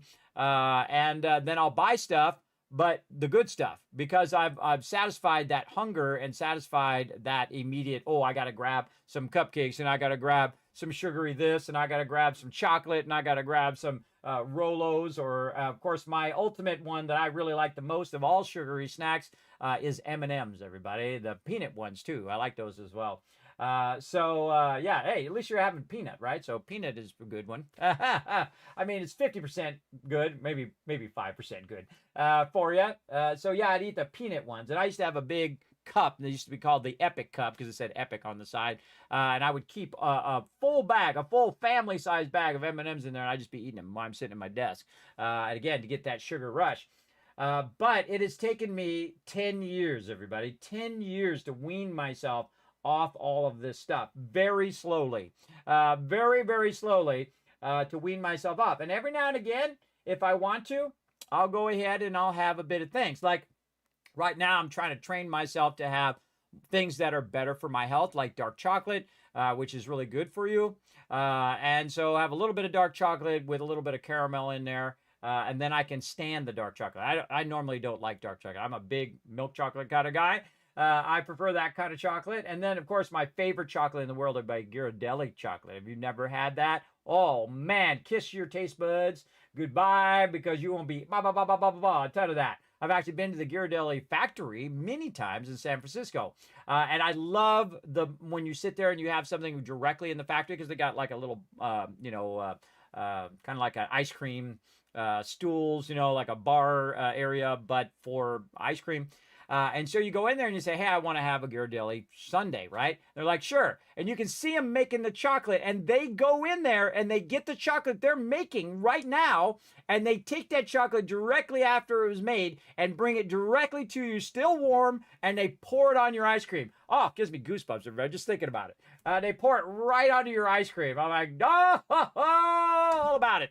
All about it. It is so good, everybody. Go enjoy yourself some Ghirardelli. They also have it at the store now. We can get little squares of Ghirardelli chocolate. Sea salt one is really good. I'm like the connoisseur of candy, but I can tell you a rating from... I should do one of those candy ratings, everybody. Where they do like the S tier, the A tier, the B tier. As someone who's been eating candy for, 30 years or so. And the funny thing is, when I was young, everybody, I didn't eat that much candy. I ate a little bit, Halloween and stuff like that. But not until I got in my late 20s and 30s did I really get massively addicted. Because, I'm working all the time. So you're trying to get that extra little boost. That's why people drink coffee. That's why people have sugar. To give them that extra boost to keep them going when they start going right about 2, 3 o'clock, right? You're just shut down. And that's the biggest problem when you don't have sugar and you don't have coffee and you don't have this stuff, is that your energy will drop off. And so my trick now to when your energy drops off, have a banana. Banana's really good. Everybody, again, it's really great fiber and will give you a little boost of protein. And that's what I have. So I do that during the stream, everybody. When I'm on a break, I'll walk up and down the hall to work on my walking. and a banana while I'm walking up and down the hall. Very good. Or an apple, or an orange, or other type of fruit, peaches, things like that. That I really like. I'm trying to get to avocados. I've bought several avocados and never got to eating them, everybody. I just wasted them. It was bad. It was bad because I would forget about them because I put them in like a little fruit bowl. I keep all this stuff in my office, by the way, so I can eat it when I'm on break. I just keep forgetting to cook or prep, not cook, but prep the avocado. I just keep forgetting one of these days. So I stopped buying them because I keep forgetting. It also helps with muscle cramps. Yes, I do have feet muscle cramps because sometimes I sit with my feet up, right, with my leg crossed to keep me from going, which I do all the time here in the stream, right? Just like slide down because my back's so curved after so many years and not only streaming, but using the computer as well. Now I'm going to try it. I was shocked how much I enjoyed it. I mean, it was really wild. It was wild that I really enjoyed that milk versus the cheap stuff that you usually buy for a lot less. But again, I'm not drinking that much of it, so the value of it is there for me, right? It's not like I'm buying gallons and gallons of milk anymore. Plus, it goes bad in my fridge, my office fridge up here. Again, we have like several other fridges for the family, but they keep that so packed full of stuff for themselves that I can never put anything in there. But we have 2 fridges too. We have 2 fridges because we have, big family, everybody. We got 3 kids and wife. And it's really for my kids because me and my wife don't eat that much food. You know what I mean? Not as much as my kids are eating, but they need lots of food because they're going to grow strong from it. So, and again, everybody, you're going to spend like $250,000 per children. You don't think about it when you're doing it, but believe me, I've spent now, me and my wife have earned easily close to $750,000 and spent it all on our children and, of course, electric bills and whatnot over the last 30 years or so. Remember, it's not just I had it all at the same time. It's like you earn it and then it immediately goes out the window, and then you earn it and then out the window, and then you know how it goes. Everybody just keeps spending that money. If you add up all that stuff, you don't want to. I do because I'm the one in charge of all the bills, so I see all of that. Oh my God, we're not going to make the electric bill this month kind of thing. Yeah, that kind of thing, everybody. That's pretty scary. And then, we got to say, okay, well, we got to take something away from here to do this and do that. You know how it goes in life, everybody. You got to manage that money, especially when you're really sick like me. But I can't have a normal job anymore. It's really sad. It makes me depressed sometimes that I can't just go back and work for Apple, or I can't be a graphic designer at the level that I want to be. I can't even work at like, Walmart because they're not going to let me, just take a break whenever I want, whenever I need to. It's not really what I want, when I need to as well.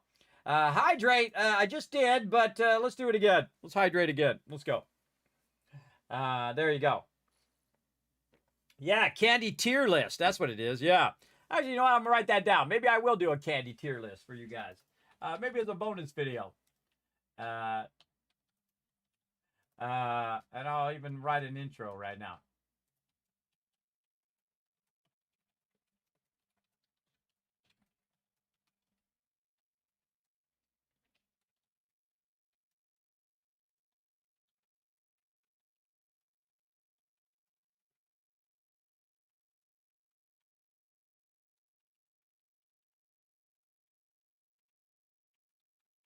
All right. I love those tier lists, everybody. What people think of various things and what would be their tier list. Now, it'd be obviously my tier list, everybody. And of course, the thing about tier lists is not everybody's going to agree. They're going to be like, nah, that's not right, everybody. This one's way better than that one. But that's the fun of it, right? Is that it starts that discussion as well. Hey, Kismet, have you played Sons of the Forest on stream yet? There's a good question. Man, I wonder if I could make a list of what I've played. I thought I did. Did I not put that at the top? I guess you couldn't. Maybe I haven't put it at the top of the suggestions. I thought I did. Let me go see. At least the ones from last year. I have a list each year of everything that I streamed that year. It's actually a spreadsheet. I know, surprise. That automatically generates my title for me. So it puts the name of the the BSE name or number. Then it also puts what game I'm playing that day. Then the title, and then any tags that I do. And it has every single stream, every single one that I've ever done, all the way back to the beginning. Very cool. For 10 years, everybody. It's 6,000 streams. We're on, but the BSE I started much later. I think about 5 years in, about halfway in. So if you take how many I've done so far, 2,700 BSEs, and you times it times 2, it's about 6,000. But I would probably reduce it down to about 5,000 or approaching 5,000 streams I've done. I wonder if there's a way to find out on Twitch, if you can go back and see the total number of streams on your account. I bet you there's a way they can figure that out. I bet you they got that data somewhere. So what am I doing? I am looking, I'm totally distracted, looking for what? Game suggestions. On my Discord here. There it is. Man, I can't even find it. Let's see if I pinned it. Nope, I did not pin it. It could be way back at the beginning, but that would be really hard to scroll back that much because there's a lot of suggestions in here.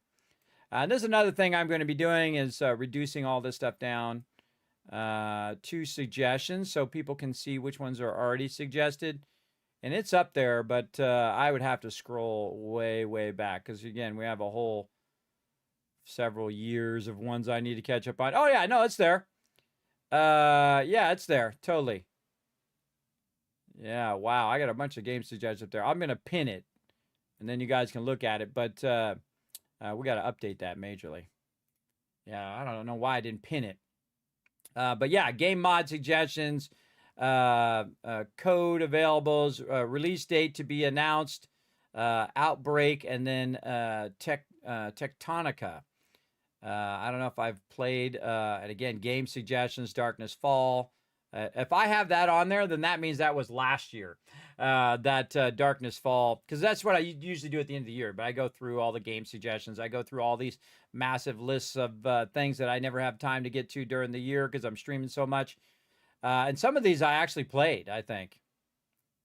Yeah, and I have a giant list that's not even in here. I have a giant list of all the games that have ever been suggested here on the stream because I take them out of here and I write them down in that list. I should probably just put them in there, and then you guys can see which ones have already been suggested through the pin. Let me write that down, everybody, just so another thing for the giant list of Kismet things to do. Update pin of suggested games and games I have played on stream. So I'm going to do several pins. One pin will be games that are suggested, and that might have to be multiple because there's a lot suggested. And then games that I actually ended up playing. So if I played it, I'm going to take it out of the suggestions and put it in that Kismet has played this on stream. So, and the best way to know, by the way, if I played it is just to go look on my YouTube and look under my playlist of Learn to Play games. Most of the time, it'll be under there. So again, what was the question? It was Sons of the Forest. I think that sounds familiar. The way I can also tell is I can just go into my Steam and say Sons. Nope, not in my Steam library, so most likely no. Unless I played it on another platform, which could have happened. Let's go into the store. Let's see over here, Sons of the Forest. Wow, it's only $9 right now. Oh, it's actually on sale. What is this one?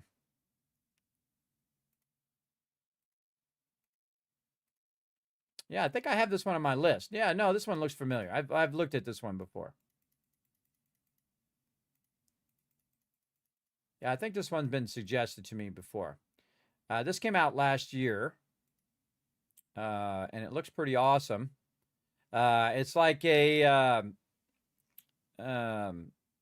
7 Days to Die survival meets Ark kind of thing. There's a lot of these games coming out right now. Very cool survival games. And I think, yeah, there's a lot of cool stuff in there. But it's like $9. Oh, let me show it on stream. It's like $9 right now, everybody. 69% off. My favorite amount off, actually. 100% off is my favorite. But yeah, 69% off right there, everybody. So we snatched it up for $9 during the holiday sale that's going on Steam right now. What do we got going on right now? There's a winter sale now through January 5th. Right now they got on the actually bring it over here. They've got RuneScape, they got Pow World and Project Zomboid. What else they got? Oh, Red Dead 2. Man, I never did finish that game. We did play that a bit. Monster Hunter Wilds, Schedule 1. Now, this actually, big love to them for being an indie dev and just absolutely crushing it. I don't like being a drug dealer, so you'll never see me play that one. You can put it in there again. I just have a thing about being a drug dealer, everybody. No, thank you. But hey, if it's your thing, you enjoy. Look at this one, Roadcraft. Oh, that's totally my type of game. That's cool. All right. What else? Dying Light, Stellaris. Look at that, 75% off, everybody. $10. Show some love to those indie devs, everybody. Helldivers 2, down to $31, 20% off. That's an okay discount. Elden Ring, one of the greatest games of all time, apparently. 10 out of 10. Game of the year as well. I've heard much deserved. I don't know. I haven't played it. Am I going to play it one day? I never really count out all games. But some games you just know I'm not going to play because I just don't have time or I'm just not interested in those games. But I do play a huge variety of games. Try to see if any of these in here. Yeah, and then that's it. So yeah, a bunch of deep discounts here though. Benny the Ink Machine, Star Wars the Saga. I actually have this one, everybody. I actually have this one. I've never gotten to it. Man Eater, Dead Island 2. We played that one a bunch of times on stream. Only $5. $5 for $5. That's definitely worth it. But we had lots of fun doing that. It's a zombie game. They try to get around. We never finished it, but we have played it multiple times, and I did enjoy playing it. Valhalla. I think I have this one too that I have never finished. I wonder if it tells you how much you've played that particular game. See, I was playing this on Xbox as well, so it probably won't show up over here. What else? Planet Zoo. That's another good one. We played that one a little bit here on the stream. Man, again, look how many there are. I just don't have enough time to play them all. Overcooked. Very, very fun game. I definitely played that one and Overcooked 2. Icarus. We played that one. That one's fun. Never got back around to that one again. Remember, everybody, there are tens of thousands of games, and I only have so much time in the day. So you got to make your choices, everybody. Look at all these ones here. I'll probably put this on my Discord, by the way. I'll take a screenshot of all of this. I have Jedi Survivor as well. Have not played it. We played a bit of Outlaws. That was fun. We played the Division 2. I don't think I've gotten to Anno yet, or we played it a little bit. I can't remember, everybody. This is the one that a lot of people say you should check out, Kismet, is this Disney Dreamlight Valley. And that's my type of game. I play that type of game, for sure. A lot of people really love that game. I just haven't got to it. God of War Ragnarok over there. I think they're going to come out with a God of War show, kind of like the Fallout show as well. 7 Days to Die. The Hell Reaver armor set is only $6. That's a deal. Creation bundles is $16.99. These are all DLCs. See more DLCs. What you got for DLCs? Survival. Ark. Never did come out with that new Ark. Oh, Liza P. Really great game. Factory O. Oh, man. That's one of the greatest factory games of all time, everybody. Incredibly great. Oh, man. See, look. Down the rabbit hole we go, everybody. This is what happens. You're like, what's going to be my next favorite game?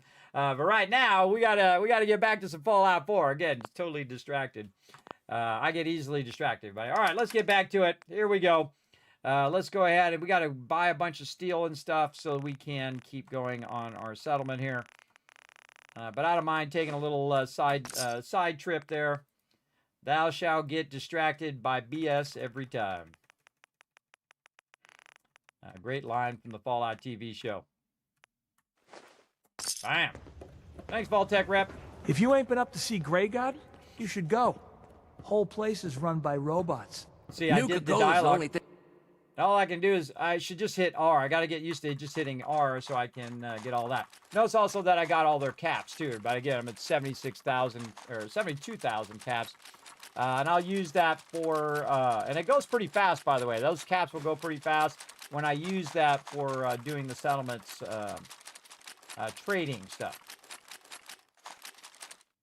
And actually, we're probably crushing it more than any playthrough ever when it comes to cash. And definitely, we are just making cash hands over fists. And this is just this one location. Imagine if I was doing it at all the locations that had water.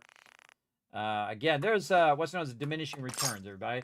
There's a diminishing returns. I could make millions and billions every round, but how am I going to spend that much, everybody? If you have more than you can spend, then going and making more than you can spend is not very Thing valuable I can in drink your that wakes time. me up. Otherwise, it's all easy. I think I've got something in yours. All hazy. I still hit E to try to talk to him, and I just need to hit R. Gotta get used to it. It's gonna take me some time. So again, everybody, you can see I'm just buying out all this stuff, and this stuff can be converted into resources that I can then use for rebuilding the wasteland. And that's what we're all about up in here. We're just trying to rebuild the wasteland. We're trying to really do it, everybody. Not like, hey, we want to rebuild the wasteland by killing everybody else. No, we want to rebuild the wasteland and have those help people. Farm.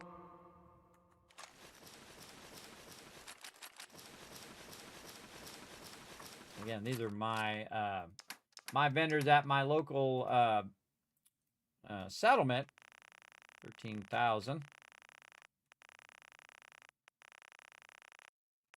Oh, we were going to unlock the Brotherhood. That was the other thing we were going to do.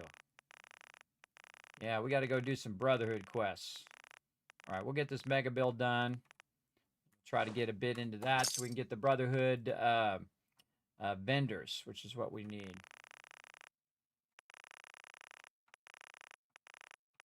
So we can start backlogging a bunch of heavy weapons.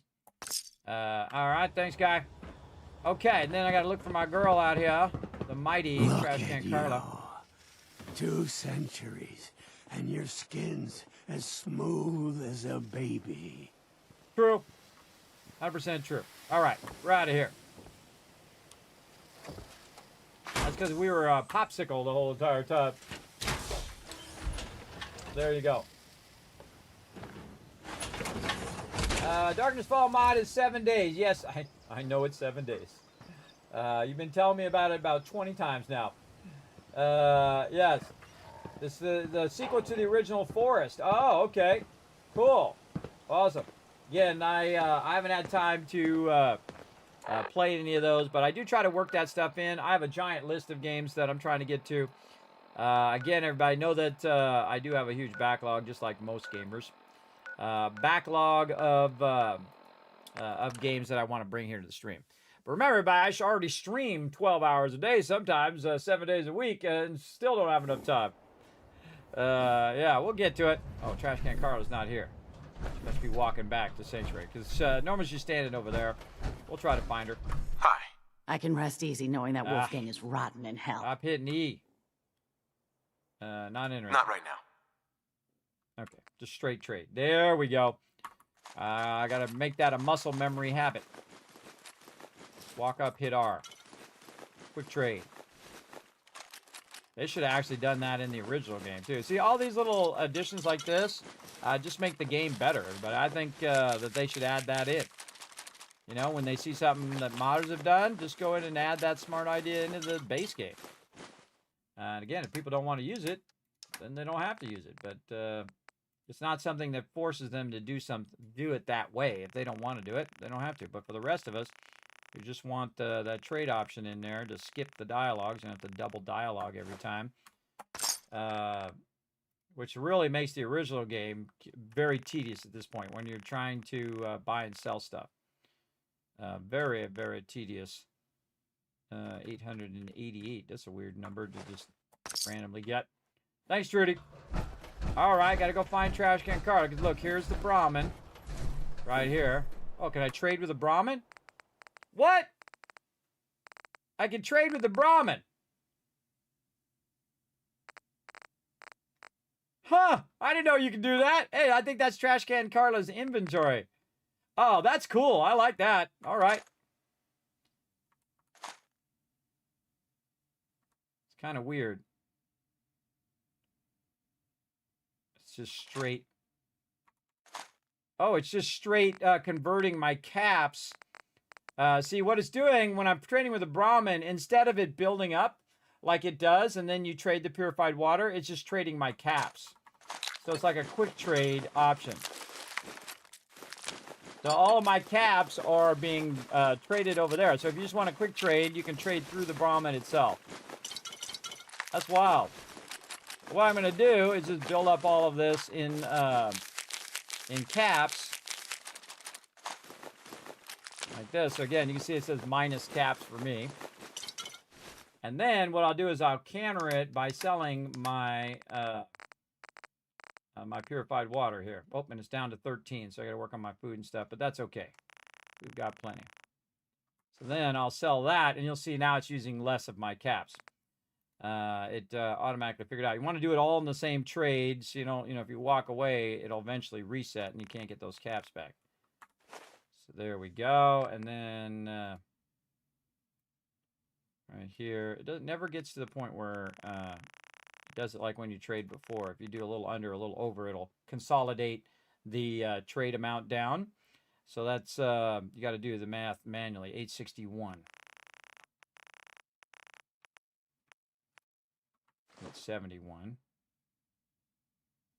So it'll be more than what it is. And he said, vendors not have accept trade anyway. Yes. There we go. And so we got those caps. I wonder again if that's Trash Can Carla. So the way we'll know is we got to find Trash Can Carla. And see if that Brahmin represents Trash Can Carla. So back to Sanctuary we go. See if we can find her. And if her inventory is empty, because he didn't really have that much in there. But that's a cool way to kind of quick trade if you're using your caps. Here we go again. Super Muti's attacking.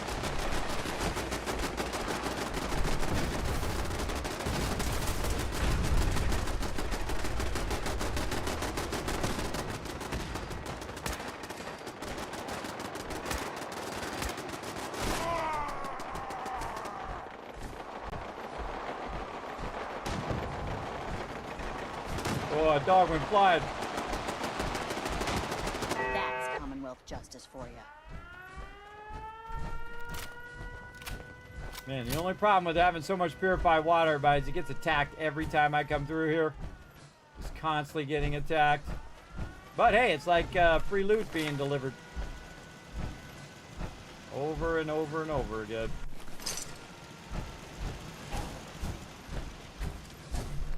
Just for all that loot. So I don't have to go out into the wasteland to get the loot. They just come to me. Dog meat out here doing his job. Good boy. That's a good boy. Overburdened all the time.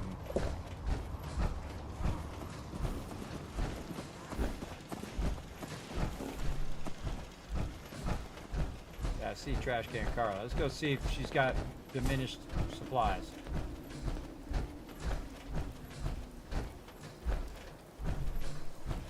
Oh, they turned the alarm off that time, too.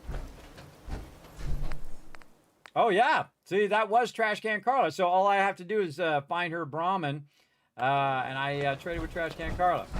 Oh, that's cool. That's from that mod, 100%. Because you normally can't do that.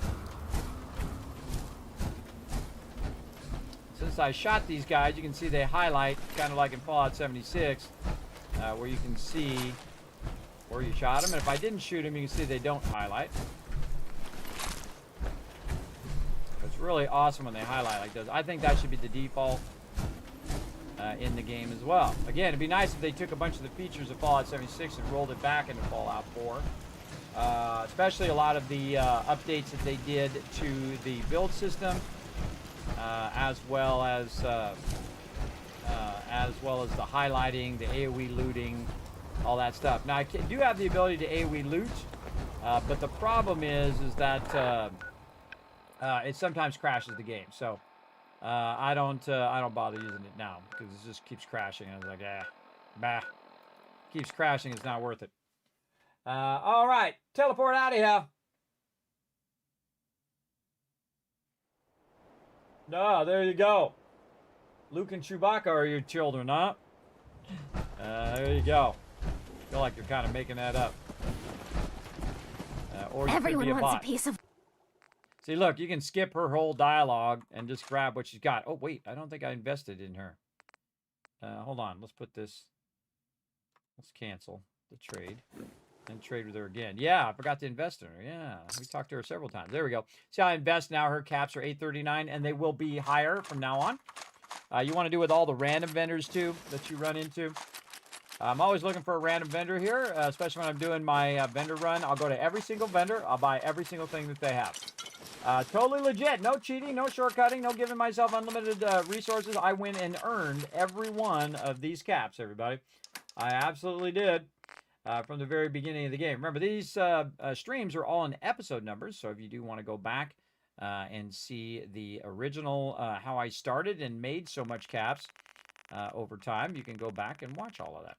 I forget what episode we're on right now. I think we're pretty far in this mega run.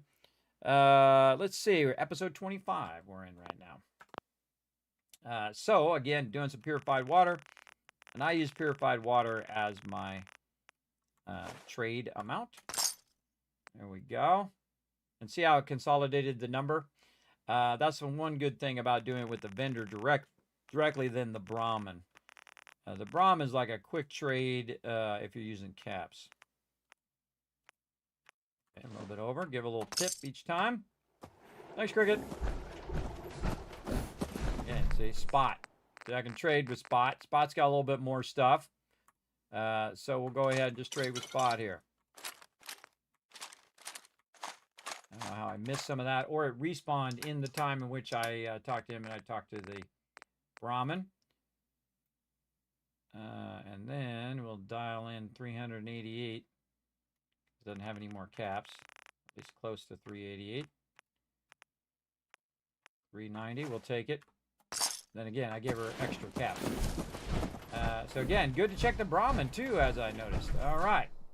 Now, this is one of the most annoying things in Fallout 4. They actually fixed this in Fallout 76, where you have to walk all the way in every single time into the vault. Now, this vault is actually a vault after my heart here, and both the fact that they have turrets on the outside to defend the outside of the vault, well, duh, is exactly what you would want. Or big again? 50 cals. We'll be watching you. Yeah, watch me all you want. What I wouldn't give for some real time off. I know, right? We haven't even come in here and done all We the got a barber questing and here if you whatnot in need here it. either. Not saying you do.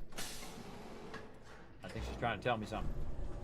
Also notice that I have no companion as well, everybody. We finished our companion, Nick Valentine, and we finished a whole bunch of other companions, got him to max affection, and I'll be picking a new companion soon. Again, if you donate to a certain level, everybody, you can actually pick my next companion as well. And if you want to know more about all that, you can see it down in the panels down below. You can also see it at kismet.gg. Right over there on the website, everybody. A lot of great stuff up there for you. I work on that very hard and work on it some more. If you need anything from the depot, stop by in the morning. Oh, I always miss her. I always miss her thing. All right, out the power on when I go. Take my fusion core out in case someone in here gets rowdy. Now, where did I put those screws? Sit by this guy. You're getting to be a regular around here. I know, right? And then 8 hours forward because it's like 12 a.m. By the way, I saw her husband was dead last time I was in here, and I put him under the shelf. I'm gonna see if he's still there. The outsider returns. I know, right? Let's see if he's still dead under the thing. Yeah, he's still dead under there. I can't believe he just ran off like that. He's still dead underneath the thing. Nobody bothers to think after a while you could smell him, right? All right, Alexis. Let's get all your good stuff. Hopefully you got some more nuclear material for me here. Again, very randomly she'll have nuclear material, which is some of the best stuff in the game. For building very, very high-end stuff. What you got? Yeah, no nuclear material that time. I did get it last time, so that's good.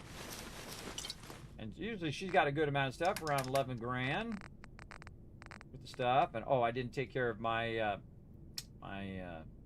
conditions again, but that's okay. Again, even if it's 13, everybody, it's still fine. Still getting a good trade rate out of it all. And just give her those extra caps. I don't want to fix it. All right, back in the power armor. There are other vendors too, everybody. There's doctors and things like that. Just holding that wrench. I know that feeling of looking for something you just had in your hands, like when you set your keys down, you're like, where the heck did I put my keys? That stuff can be very frustrating. Notice that I go to Diamond City last, everybody. Typically, that's what I'll do, just so I remember to go to all these other places first. Where's our good neighbor? Oh, right there. Good neighbor. Good Neighbor actually has a lot of great general vendors. So really good place to stop by if you are going to buy a bunch of stuff. We're going to go to Daisy's Discounts first. Whoa. Now that is some armor. Check out those hydraulics. Oh, you're back. Can't get enough looks of this lovely figure of mine. No? Guess you'll just have to shop then. Just trying to skip that dialogue, but she automatically went into the dialogue. I didn't hit E on that one. She has dialogue too that you can't skip. You can't just left click. She'll just talk and talk and talk. And again, if you have to do that every single time, it does cut in your thing. Ooh, a hardened combat sniper rifle there. Ooh. Get it all. Get it, get it, get it. And this is how we rebuild the wasteland, everybody. One vendor run at a time. All right, she got a lot of stuff. 25 grand in stuff here. We're going to go ahead and tap into. I still didn't fix my conditions. All right, close enough. And then get whatever cap she has left. 197. Way too far. 198. All right, let's fix these conditions. So I got to go in and do water. We've got to go ahead and do some food. Baked bloat fly. We got some corn. We got some carrots. Guano on a stick. Crispy squirrel bits. What else we got? On a stick. Again, I just sometimes just eat it directly. Jeez, that's some tin can. I know, right? Don't worry. I only... Back away from that dialogue. Cleo. Every weapon you see here I could can't, be the difference have the between trade life option. and death, baby. So you got to do this whole I've got dialogue a few minutes first. to browse. Let's get you... Uh-huh. Now you can actually skip past some of her dialogue. But again, you got to do that dialogue every single time, times hundreds and some potentially thousands of times. That adds up, everybody. It really does. Well, this mod is awesome for skipping that, but it actually doesn't work on Cleo here, I noticed. There's no R where I can hit R and just go right to trading. So we'll have to do her the old-fashioned way. No mod is perfect, everybody, and then you do what you got to do. 22,000 here. There we go. Oh, my purified water is only worth 14, probably because we're too much. Probably because we are fatigued as well.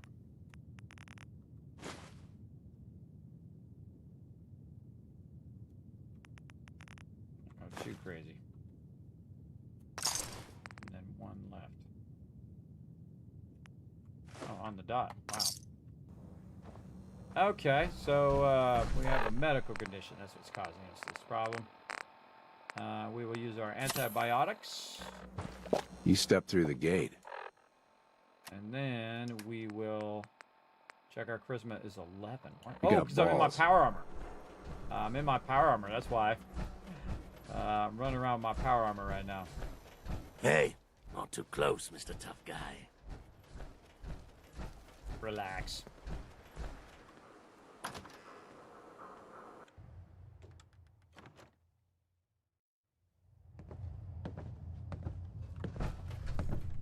Get out the power armor so we can get that maximum trade rate. Good to see you again. What's up, Rufus? Ah. Tried to hit R, but it got me into this dialogue instead. There we go. Trying to bypass that dialogue.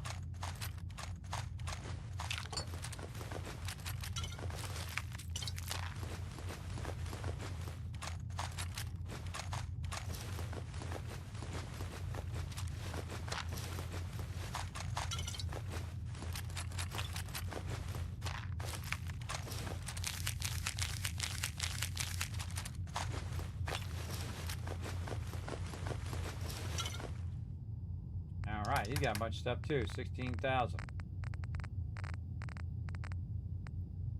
We might have to go back for some more caps. I mean, more purified water to get more caps.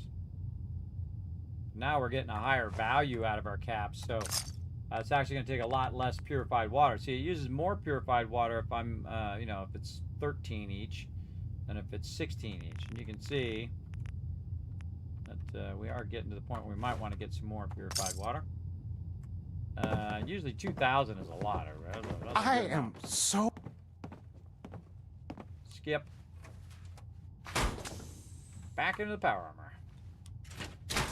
I don't even know why I'm running around with my power armor. Could have left it at Sanctuary. Would have been a smart idea. In fact, since we have to go back to Sanctuary to get some more purified water, I think that's what we'll do.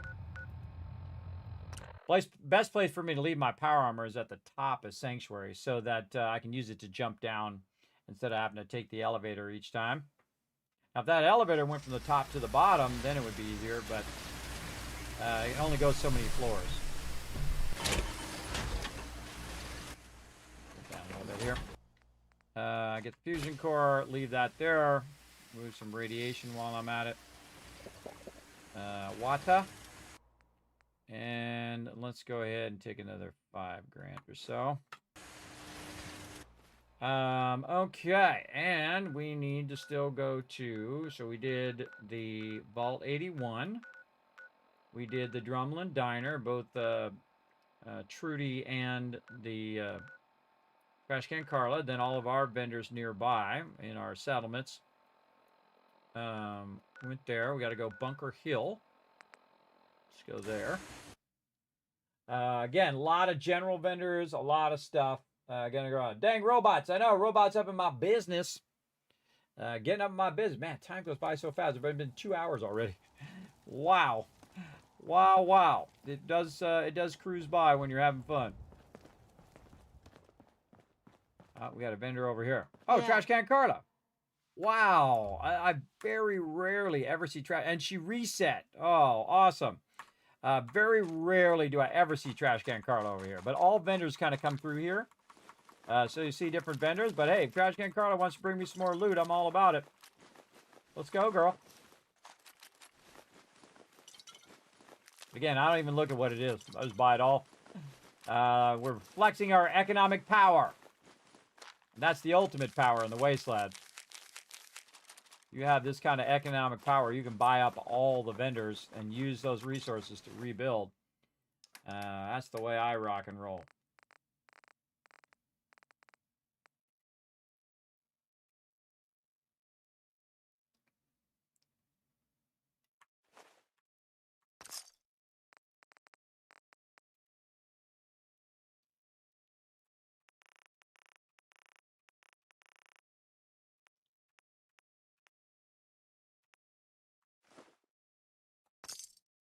There we go. Thank you, Trash Can Carla. Now, this vendor here is not there, so I got to shit down and wait. Like this. Until the morning time. So we'll just sit for 6 hours. Just going to sit on this stool for 6 hours, everybody. Wait for the vendor. There we go. Sometimes the vendor changes, by the way, when I do this. I'm trying to relax. Been on the road a long time. Hey, I wasn't talking to you. You came to talk to me. I fixed up sometimes most the of what's vendor here changes, myself, by the so way. It's all guaranteed. Unless you need to return it. See, some of these vendors, they just start talking to you when you're just trying to, you're just trying to skip their dialogue. So I'm just going to skip her dialogue by hitting R and then grabbing everything she got. Most of the stuff I'm looking for are the shipments, right? See all those shipments? You got a shipment of 250 steel in there. And that seems like a lot, but it's not when you're mega building like me. Again, I'm just trying to hit up every general vendor. General vendors typically have the most stuff that I'm going to use. Now, you can also hit up the weapon vendors, too, because you can break those weapons down and utilize an absolute ton of that stuff. Right around 11,000. We'll just do that, and then whatever's left over, do that. At 81,000 caps. I think that's the most caps I've ever bothered to have on my character. Again, it doesn't matter if I have 1 million caps on my character, but it matters if I use that 1 million caps for something. Having on my character is actually a huge waste because it's not being used for anything. All right, Good Neighbor we did. We did Bunker Hill. We did 81. We did the Drumlin Diner. Trying to think of anywhere else that we want to go. There's the Galleria that we opened up here somewhere. I always forget where it's at. Yeah, up here. But those vendors aren't that great. I think of what other vendors I want to go to before I go to Diamond City. Oh, I think that's it. I think that's our entire run. There's other vendors over here, by the way. Over here by Country Crossing, there's a vendor right up the road. There's vendors at different locations, like Abernathy Farm and other spots like that where they have actual vendors, but they're not general vendors. By the way, I do have a list of the vendors that I made like 10 years ago. Right here, vendor list. These are all the vendors right here, everybody, that I ran into back in the day. And then you can get those things. Now, the other thing we want to do is get the Brotherhood, because we could be doing a run through the Brotherhood each time and buying out everything that the Brotherhood has. So we do need to get that going. But that's pretty good. All right, I think we're finally ready for some Diamond City action. Over here, right at the Diamond City Market. Let's go. And I like how they have a separate teleport right to the market, so you don't have to like run into it every single time, because that does happen. And again, if you're new to my stream, everybody, welcome. Make sure to hit the follow button. My name is Kismet. They call me the Gaming Tycoon. I've been gaming for 50 years. That's right, half a century. Over here, and again, she talks to me. I just back away, and I hit R for trade now with her awesome mod. Let's go. And again, I'm buying everything she has. Now, this is actually probably the best vendor because when you do this vendor and then you wait for nighttime, Myrna's vendor, Myrna is actually a separate vendor from the nighttime vendor. So you can do both vendors. And if you're only doing one vendor run, everybody, you can just go to her and get a ton of stuff. Then wait till nighttime or vice versa if it's already nighttime. And then get the robot at nighttime. And then, which I think his name is Percy. And then... you get double the loot from one, in theory, one vendor area. Double the general loot. And again, look at that, 93,000 caps worth of stuff on me. And it's still got 40,000 back over the other place as well. A little too much there. Oh, well, good enough. All right, so got her. And then we're going to talk to Arturo, and then we're going to back away. Back away and see if we can get... Nope. Yeah, see, I can't get around his dialogue. Again, you can click past some of these vendors' dialogue, but you might also, like I've done it before, like with Trash Can Carla, I was trying to skip her dialogue, and it pulled out my weapon and shot them. Again, just want to skip that dialogue. Skip it because we heard it 1,000 million times, you know, over almost 4,000 hours in playing Fallout 4 here. I think we heard it enough. Reminds me of that thing with Ryan Reynolds, Free Guy, where it's like, has anyone seen my cat? You know, they hear the same dialogue over and over again. Don't have a great day, or don't have a good day, have a great day. You know, the same thing over and over and over that you have to endure as a gamer. As well. Yeah, getting our vendor run in. Then we got to go talk to the Brotherhood. All right, good enough. And I think I bought another frame too. That was multiple frames over. It just dawned on me after I did this. Bought that frame again. And there might be multiple frames over here now. Or maybe he doesn't have a frame if you've already got one here. That's a good question. Well, let's find out. Let's get into the frame. And then we'll move it out of the way and see if there's another one there. Oh, yeah. No, there's multiple there. Oh, boy.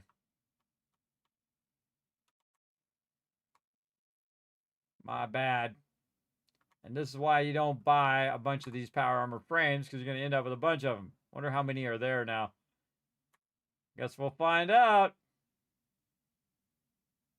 All right. I only did it twice, it looks like.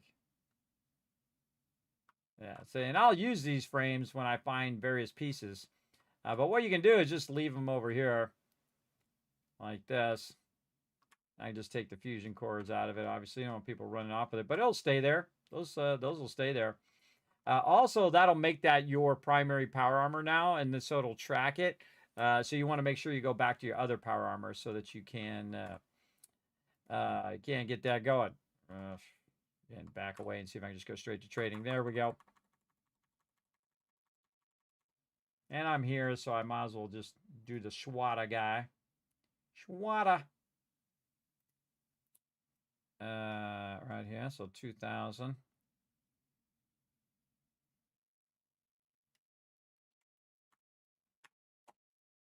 Right there.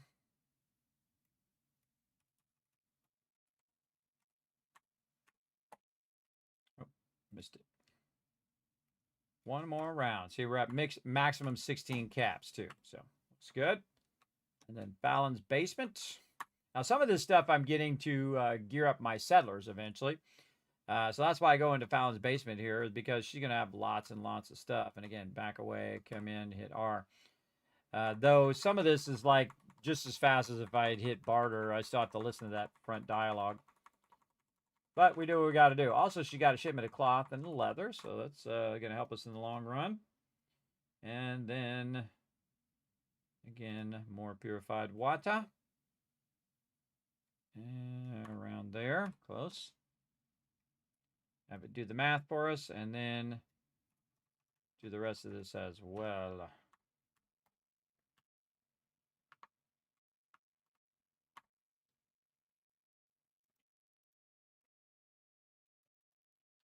I had an idea.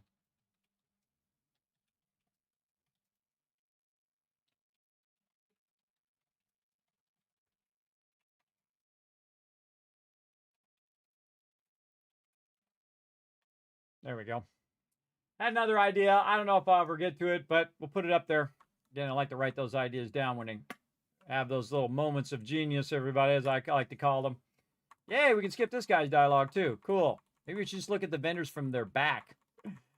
Maybe that'll help go a little faster.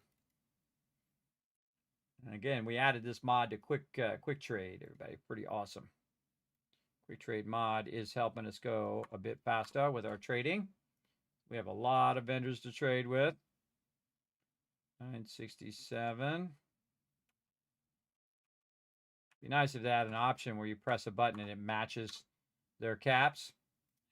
That would be cool too. Because normally you're trading with caps. You're not trading with purified water. But it'd be cool if it matched your purified water with the caps automatically. Again, just saving me some time. And I'm doing these mega trades just for convenience.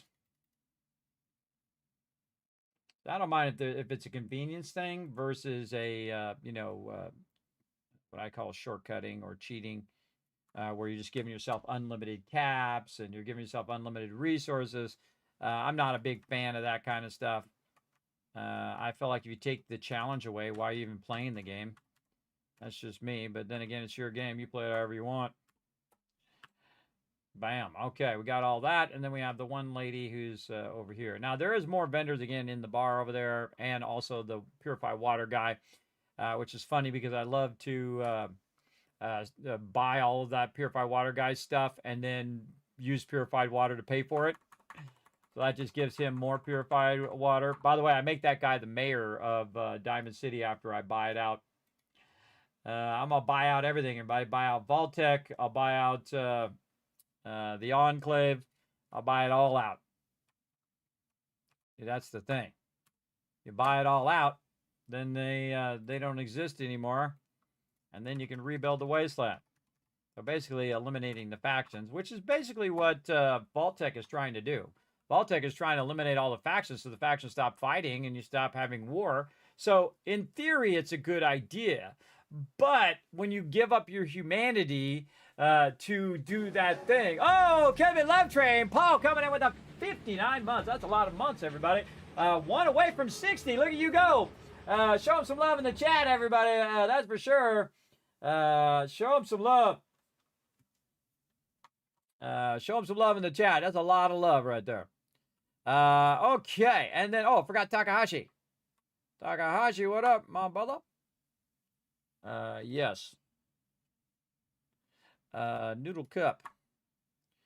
And then we want to give him some purified water to get his noodle cups. So he's got about 1,000. I had it there for a second. About 1,000, and then get those 100 caps. Yeah, using our economic power. Oh, hype train unlocked, everybody. Let's go. Now is the time to do it, everybody. You have a limited time to earn some exclusive emotes here on Twitch. You can go ahead and donate, everybody. You got 4 minutes and 43 seconds to donate to the stream, to the Vault Van Life Project, unlock more giveaways, and help that project keep going.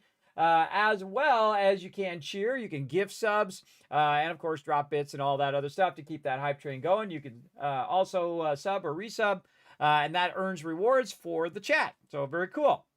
So now I'm good. All right, bought all that stuff. And now we are laden down with tons and tons of loot. Time to go back to Sanctuary and get it processing. Let's go. Bet you there's going to be a battle when I get back here. Because every time I come back, everybody, there's going to be a big old battle. Because of purified water. At least almost every time. This time, wow. See? Actually, see, because I said it was going to do it, it did the exact opposite. Such is life. All right. Look at all this stuff we bought. Let's go ahead and put it in here so I can break it down into its base components. And again, I think this part should have already been in the game, everybody, where you could break stuff down. And then not have to do it manually every single time. I mean, in the beginning, you want to do it manually and then make it so then you can automate it in some way. And so that's what I'm doing with mods, by making it where at first I do it manually and then I add the mod and then I can then automate it. Very much like in Satisfactory. Like when you go to craft something, usually in the beginning you craft it yourself. Then you go ahead and make machines that allow you to automate it.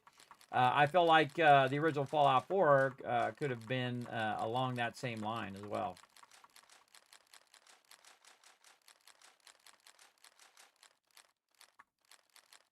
There we go. That was just the weapons.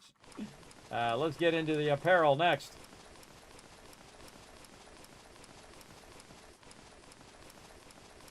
And notice you don't see any of my armor back because I put Z's on my armor, so they go to the bottom.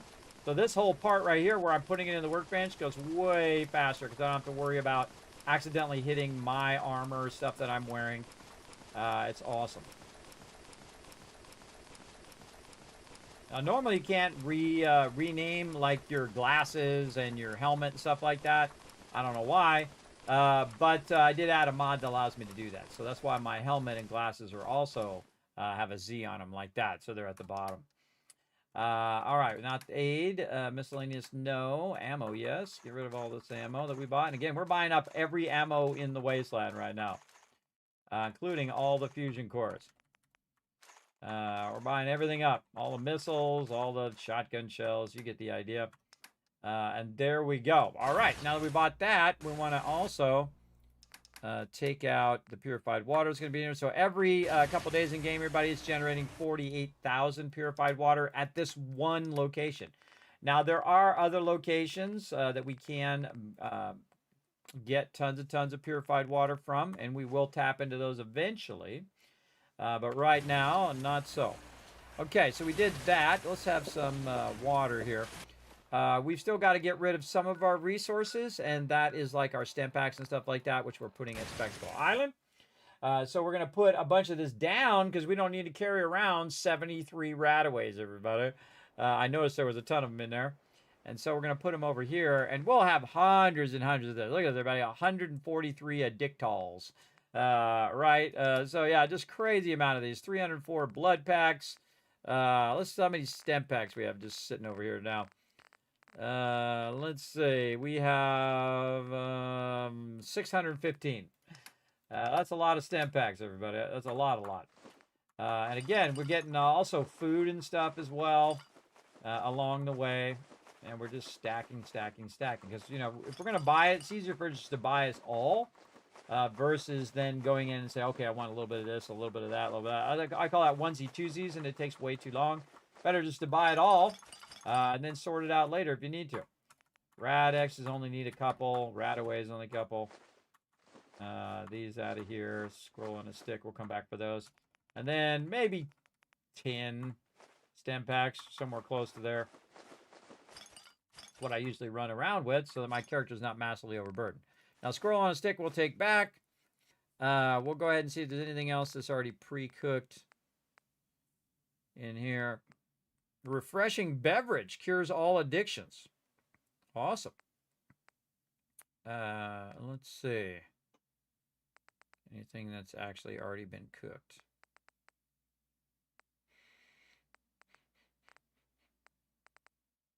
And we have some stuff that's like pre-warped food that we could do, but some of this stuff is like cooked. There we go, like it gone on a stick. We might as well just grab that out of there because we're going to need a grilled rad roach, another great example. See, Fancy Lake snack cakes, those are pre-warped food. We could eat those, but they will give us a bit of radiation. The Dirty Wastelander gives us 3 strength and 1 charisma. Look at this, 3 luck and 3 charisma. Day Tripper. Man, that's nice if you're trying to barter and stuff like that. And some of these stack too, but they really do. So you can stack a bunch of stuff. You can see that most in Fallout 76, where you can stack a bunch of various things, and then you end up with massive stats. So you have like 35 strength or something crazy like that. Again, we're going to get into this build today. We're going to get into it this time and then next time as well. All right, anything else over here that we need to micromanage before we get onto the thing? Maybe a couple miscellaneous things.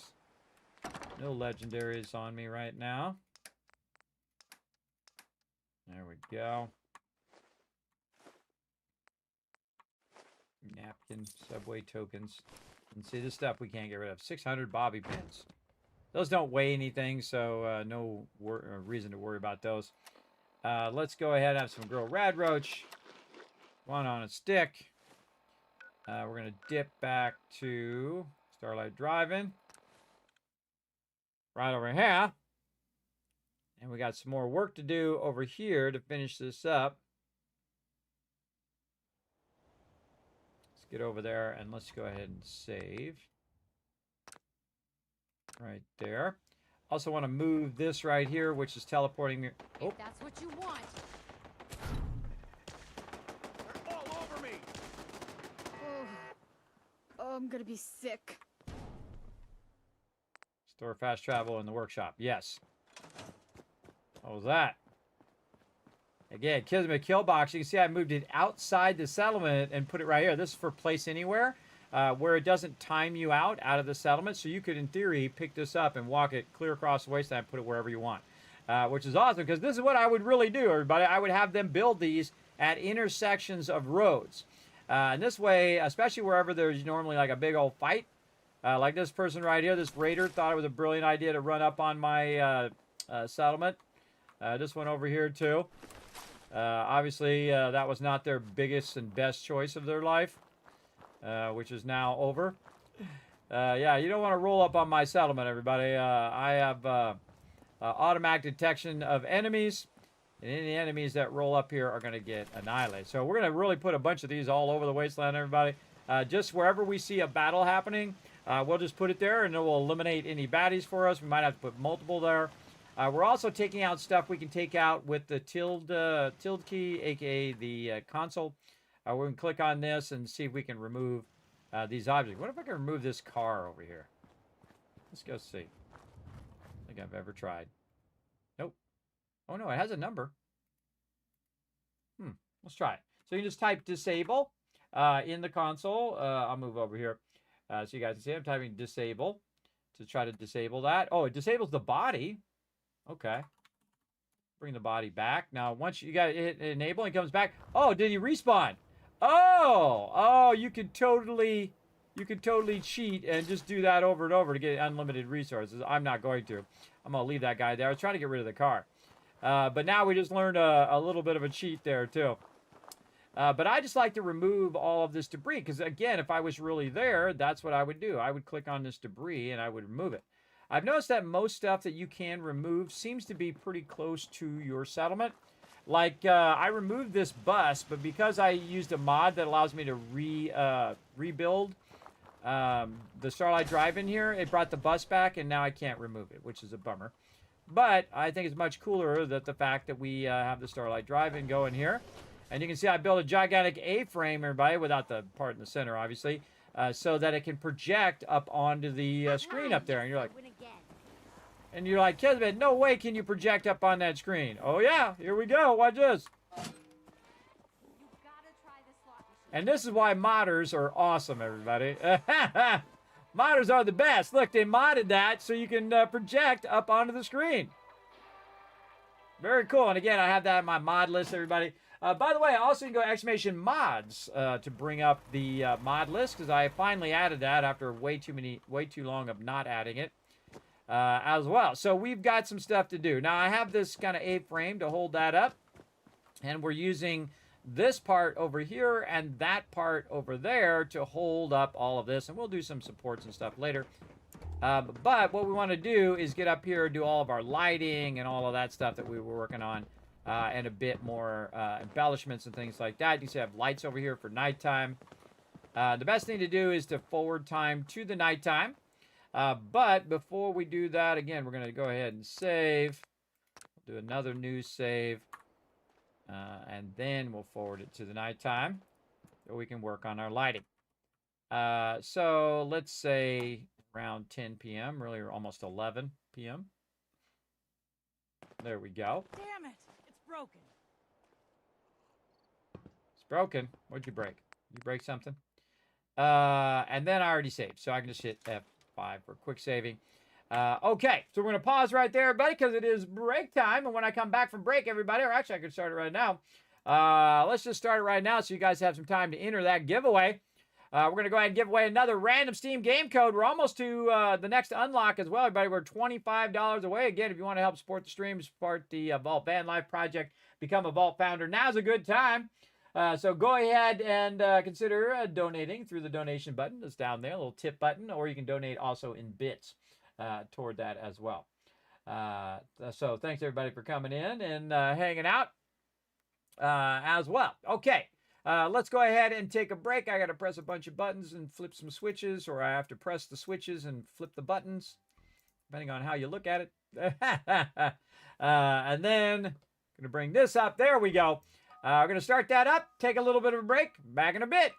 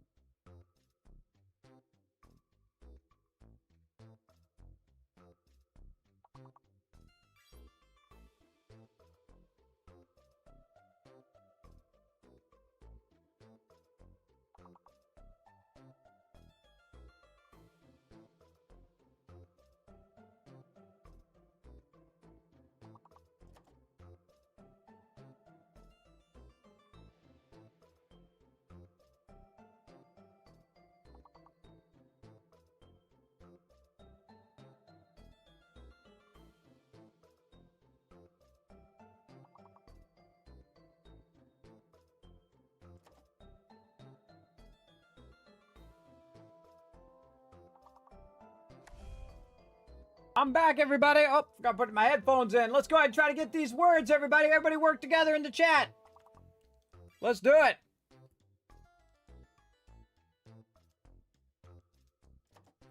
Try not to sneeze in your guys' ear. All right. Always sneezing in here. What do we got? That. Oh, wow. These got to be a D or an A word. Over here. Audit. Oh, you already got audit. I already got that one. The one I actually saw that was a bigger word. D-A-I-T. D-A-I-T. D-A-I-B. D-A-U-T. D-U-C-T. Oh, acid. Good one. A-U-D-T. A-U-I-T. A-U-B-I. A-I-T-A. I don't know. I tried a bunch of letters. I think there wasn't 2 A's in there. But there we go. Hey, we did get it done, though. We did advance the level, and that will earn you some Kids Caps in the chat for working together. All right. Nice, everybody. Love to see you guys working together in the chat. We're going to go ahead and get back to some Fallout 4. We got some work to do here. We still got work to do on this mega build, as well as see if my caps thing is working. Sometimes it takes a minute for it to kick in. So as you can see, everybody, we're doing some lighting up here at our giant mega build that we're doing for Lady Asylum here. And since it's nighttime, let's go ahead and do some more lighting here. Let's get some in here, and I know that we had to extend a bit of the power to the center here. Let's go ahead and take this connector and move it to this side. There we go. You can see the light goes off too when we do that. Because we have a bunch of windows, we have nowhere to attach the wireless power to here about midway. So what we're going to do is just add a little power conduit here, and then just extend the power from over here to over there. Now, I don't like how it's going through the middle of the window, so we're going to go ahead and just adjust it so we can get it around the windows, so we're not... Vault-Tec calling. Vault-Tec calling? What? We got some love here. Holy mackerel! Holy moly! Now that is some love right there, everybody. That's a $500 donation toward the Vault Van Life Project, everybody. Show some love. Holy mackerel, that requires some fireworks. I don't know about you. Show some love to the mighty TM coming in. Showing some love. Says, Merry Christmas, Lord Kismet. Thank you very much to my longtime member and all-around awesome guy, everybody. The Magician, as we originally known him. That's what his name stands for, the original TM. So we call him TM for short. Also, by the way, one of my most honored members. Let me just give him a little bit of some love here in the stream. Let me show you over here, everybody. Look at this, everybody. These are my most honored members over 20 plus years together. And if you can't see it, everybody, he's right in here. Where's he at? Right there. There he is right there, everybody. One of the most honored members in the guild's history. Still together, by the way. Still going. The Magician right there, everybody. Again, joined 2003 and been a loyal member ever since. And showing lots of love to the Vault Van Life Project right now. Thank you so much, TM. I think that calls for a dance break. Here we go. All right, everybody. Let's get it going in here, because he just unlocked a massive amount of giveaways for all of you guys, everybody. Holy moly, we're going to be doing giveaways after giveaways after giveaways. So let's get those dancing emotes in the chat. Let's go. Let's move them booties. Go ahead and dance along in your chair, everybody. Get it going. Come on. Get limbered up for some gaming here. Let's go. And you can do the tycoon twist right here. You can do the chicken dance, and of course my favorite, the mighty Norbert, doing his little raise the roof and then his little waddle thing. Raise the roof, raise the roof. I love bouncing up and down my chair. My chair actually goes like this when I bounce up and down. That's like a shock absorber on it. It's like, woo! Let's get it going. See, look, this gets you going. Everybody get your heart pumping, get your adrenaline going. Oh, man, ready for some gaming. Let's do it. Let's get some gaming in. Now, that's how you fired up. Holy mackerel. I don't even know how many giveaways that is, everybody, but that's a bunch. Including the fact that this thing right here actually has a whole another screen and a whole nother screen and a whole nother screen and so on. If you don't know what I'm talking about over those milestones, everybody, we just whoop right past all of those milestones. So what do we got? Oh my gosh, we got tons of giveaways to do. So we got to do giveaway number 4 on top of the giveaway I'm already doing. So that's 2 giveaways today. We got a 5-pack of random game codes. We have a Steam game gift card, $10 Steam gift card to give away, a random game giveaway number 11. That's, again, we're going to give away 5, 6, 7 more giveaways on top of my normal giveaways for each and every day. So we have around 7 giveaways left, 6 giveaways left, including the one today, plus like 5 or 6 more there, a bunch. My math just like completely stopped. And of course, but that's a $25 Steam gift card as well. And then it takes us to the second round of giveaways, which I will update by next stream. I will add it to that, and then basically we'll be doing more, everybody. We'll be doing more as well. So wow. Now that is a huge leap forward on our Vault Van Life project, getting us one step closer. And that is a massive donation, TM. I massively appreciate massive donations to the Vault Van Life project. Remember, it's not going to me, everybody. It's going toward this project directly, and thus we are one step closer. See, I start these crazy ideas, everybody, and then some people are like, Kismet, I'm on board. Let's go, bro. And I love that. Everybody.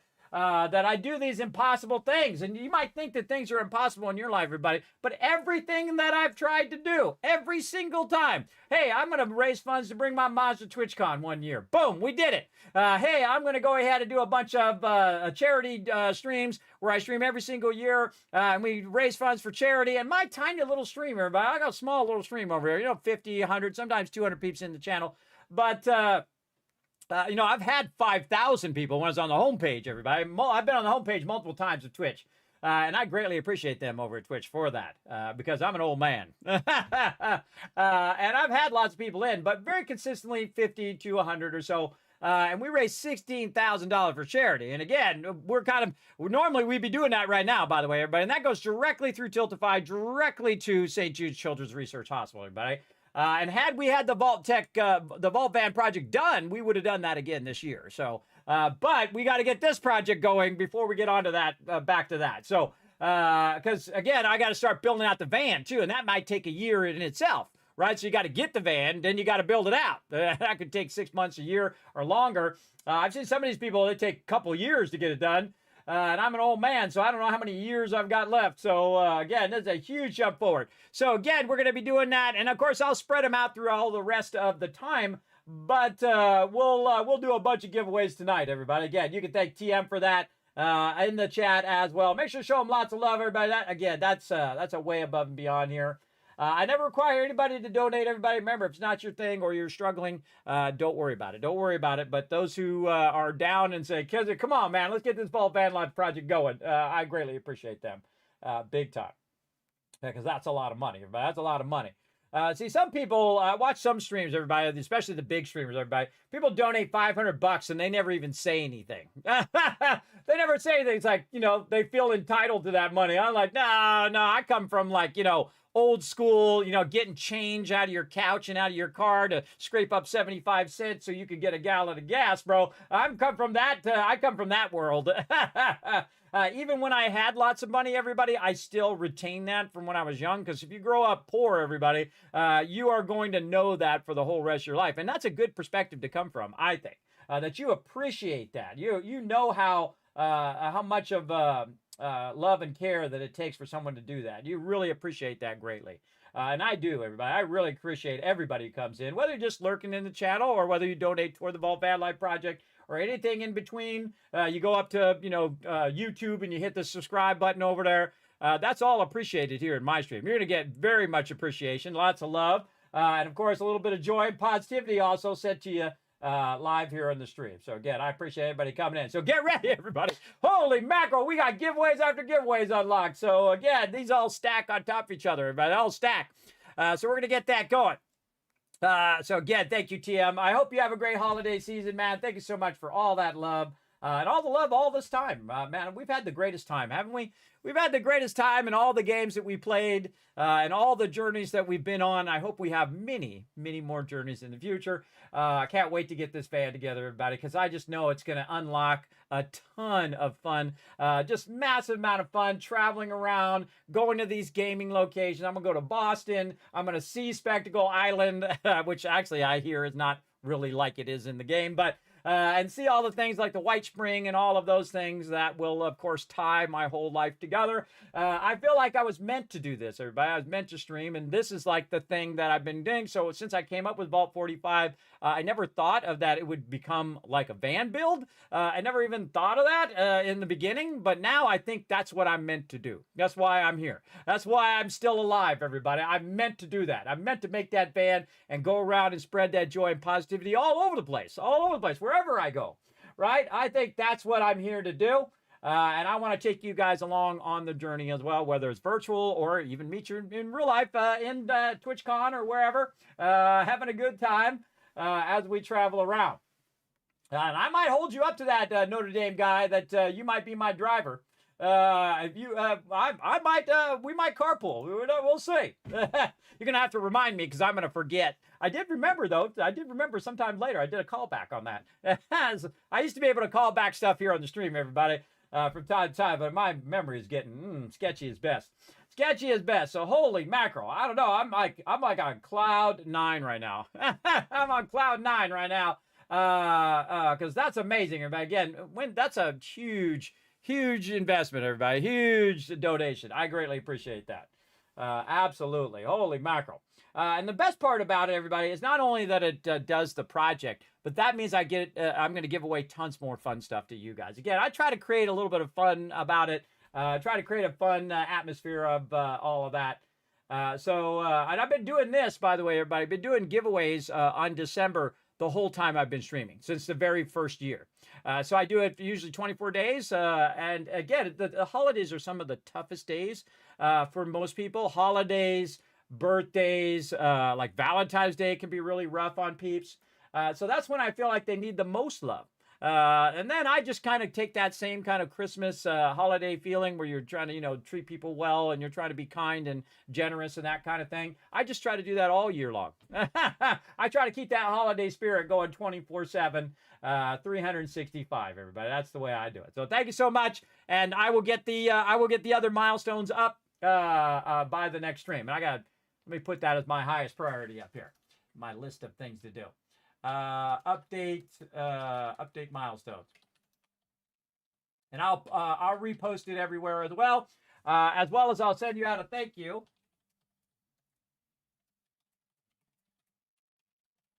Eventually to all the donators who did donate during this part of the Vault Van Life Drive. Again, we're going to just keep doing it multiple times until we get that bar all the way across. And I'm actually going to keep diminishing that bar, and that bar will get smaller and smaller as we get closer and closer. And then again, we'll have different giveaways and other fun things like that. If the Vault Van comes through North Texas, we'll have a meetup. Oh, you know it. Maybe I'll go to North Texas on purpose. There you go. Again, I got to go. If I'm going to TwitchCon, it'll be in San Diego most likely. And I actually, when I came to Tennessee this way, when you come from California on this side, and then actually be reversed in case of you guys. But when you go from California to, or this way, yeah, California this way to Tennessee, I actually went down into Texas because my wife had to go to the bank, and that was the last bank of her bank that we could go to before we switched over to a new bank. So we had to go all the way down into Texas because we're going across the 40 and way down in there, bro. And Texas is huge, man. That sucker is one big boy. And the first thing that we saw when we came into Texas, when we crossed the Texas line, and we got a big whiff of it as well, tons of cows. That's the first thing for there. So yeah, way down into Texas, everybody. Way down into Texas. I love all my peeps from Texas because they tell it like it is, everybody. That's why I like my Texans, everybody. They don't BS. They don't know kiss butt. They don't do none of that. They they rock it. They just say, "No, Kismet, this is the way it is," and I like that about people. I like people who just tell it to you straight, who aren't phony or pretend or nothing. They're like solid of the earth kind of people. Those are my favorite types of people, everybody. That's for sure. We got cows. Exactly. That's exactly what it was to go right over the border of Texas, everybody. We got cows, and you could smell them before you could see them. That's for sure. And there was a lot of cows, everybody. That was like most cows I've ever seen. It was hundreds of cows. It was massive.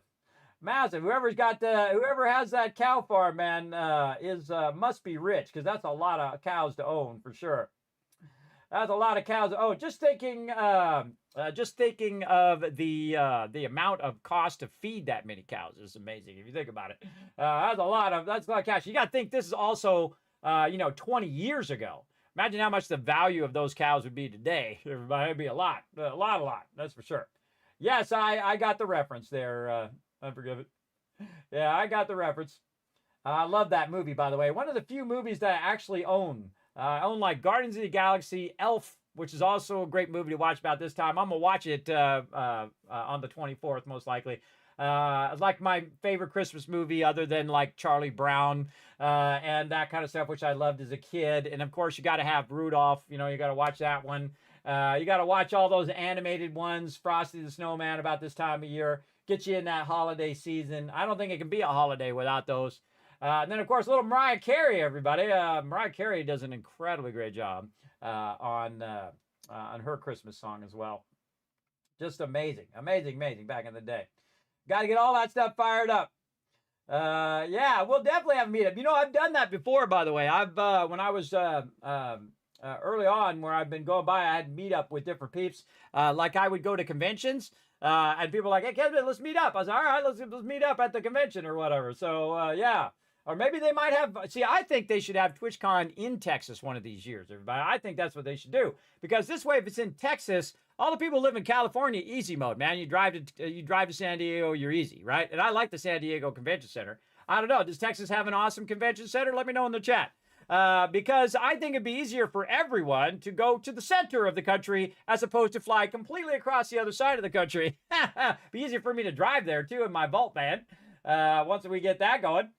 So, yeah, I think it would be awesome to put it in Texas one year. So, TwitchCon there. And then also have, like, gaming conventions and things like that.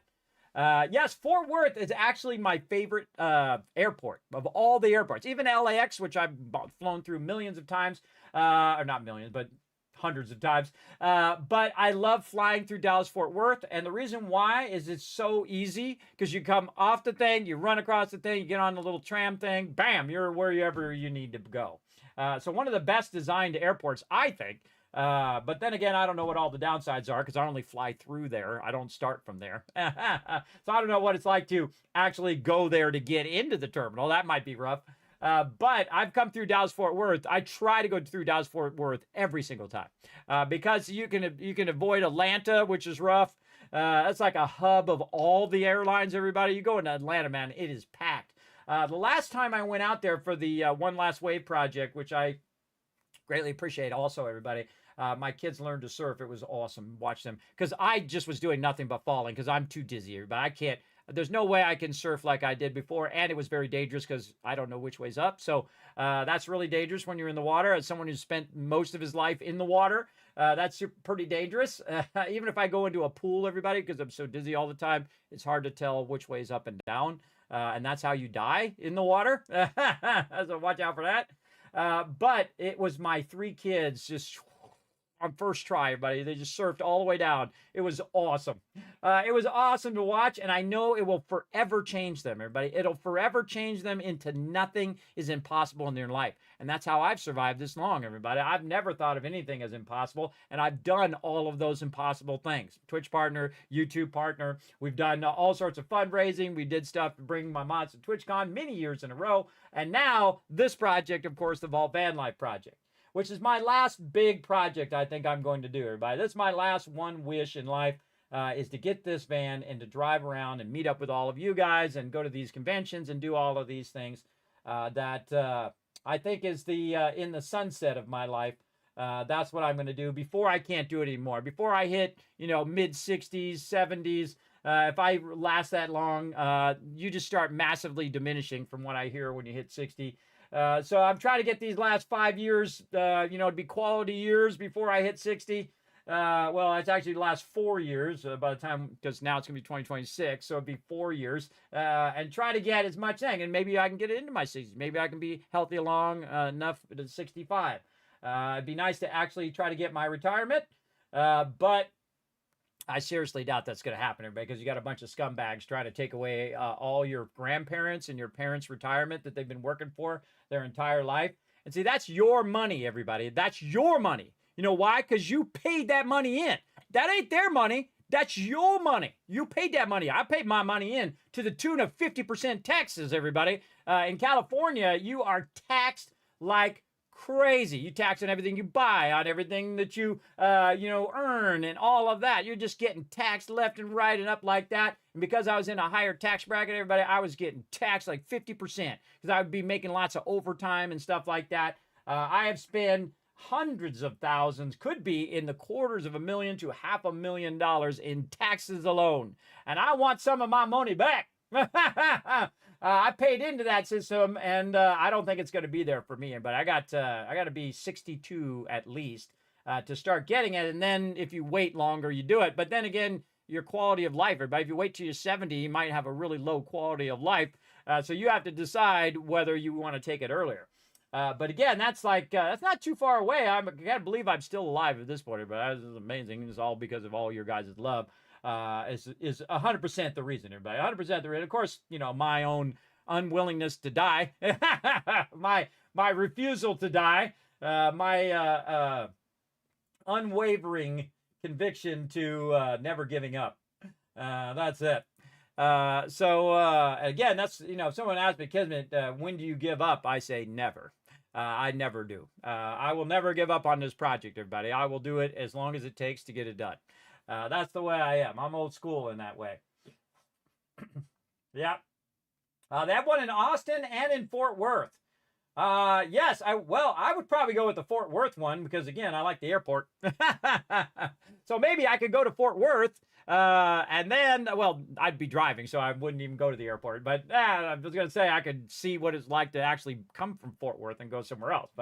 But no, I'd just be driving now because, again, even traveling on a plane is difficult for me. But I'm enclosed. I have a lot of anxiety and stress over my medical conditions. I find the best thing for me to do when I'm flying is to watch like a movie or something. Like I'll bring a bunch of movies and then I'll get totally engrossed in a movie that I really like. I'll watch something like, Hunt for Red October or something cool like that, that I can watch 100 times. You know what I mean? One of those movies that you can watch over and over and over again, or like Guardians of the Galaxy is a good one, again, or like Elf, that movie I can watch over and over again. Not in a sequence, but, over the years, you know what I mean? Like, I'll watch a movie, and then I won't watch it for, like, 2 or 3 years, and then I'll watch it again and say, oh, yeah, this was a good movie. I'm like that. I don't sit and watch movies one after another, but I just watch them every now and again. And usually I watch movies during the holidays, too. That's usually my thing, especially holiday movies. That's for sure. And there's a ton of room for parking. Awesome. Awesome. Yeah, I think that's that would be awesome if they had it in Texas. I've suggested to them a bunch of times, but smart people making bad choices. They make bad choices all the time. And by the way, everybody, if you guys want to see this tycoon history of the guild, you can go back and see it. Check this timeline out, everybody. This timeline has all the dates, everybody. This is 2003. This is 2004, 2005. And I had more. I had more of this, but it died. So there's a gap between 2009 and 2010 because my computer died and it took the hard drive with it, sadly, and took a big chunk of this out of here.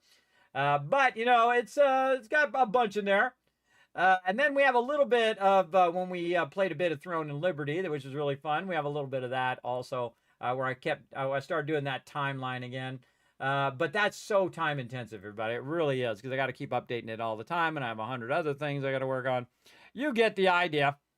All right, so let's get going here. We got to get back to working on our lighting here. Let's get back to it.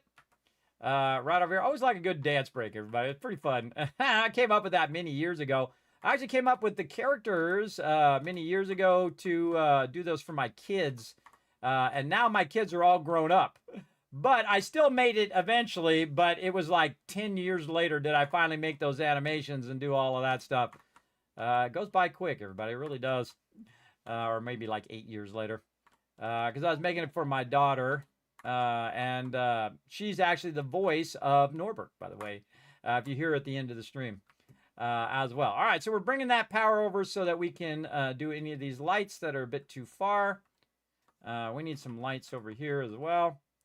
We're just filling in our lights as well. Is anybody doing anything special for the holidays? Are you traveling? Oh, look at Notre Dame guy coming in with the 69 right in there. Thank you, Notre Dame guy. Thank you so much for the love. Again, we'll give you the updated thing here after New Year. But if you, I can look back and look at your donations if you don't remember and want to have a total right now. I can look back at them. Delicious. Up here. Let's see if I can find it. Up here. Wonder if I could search for your name. That would be cool. I don't think they have that. Where you can search. That would why would they not have that? That's a real question. Yeah, I can't search for it in Stream Elements, sadly. That'd be a great function. So search for all of your donations at once.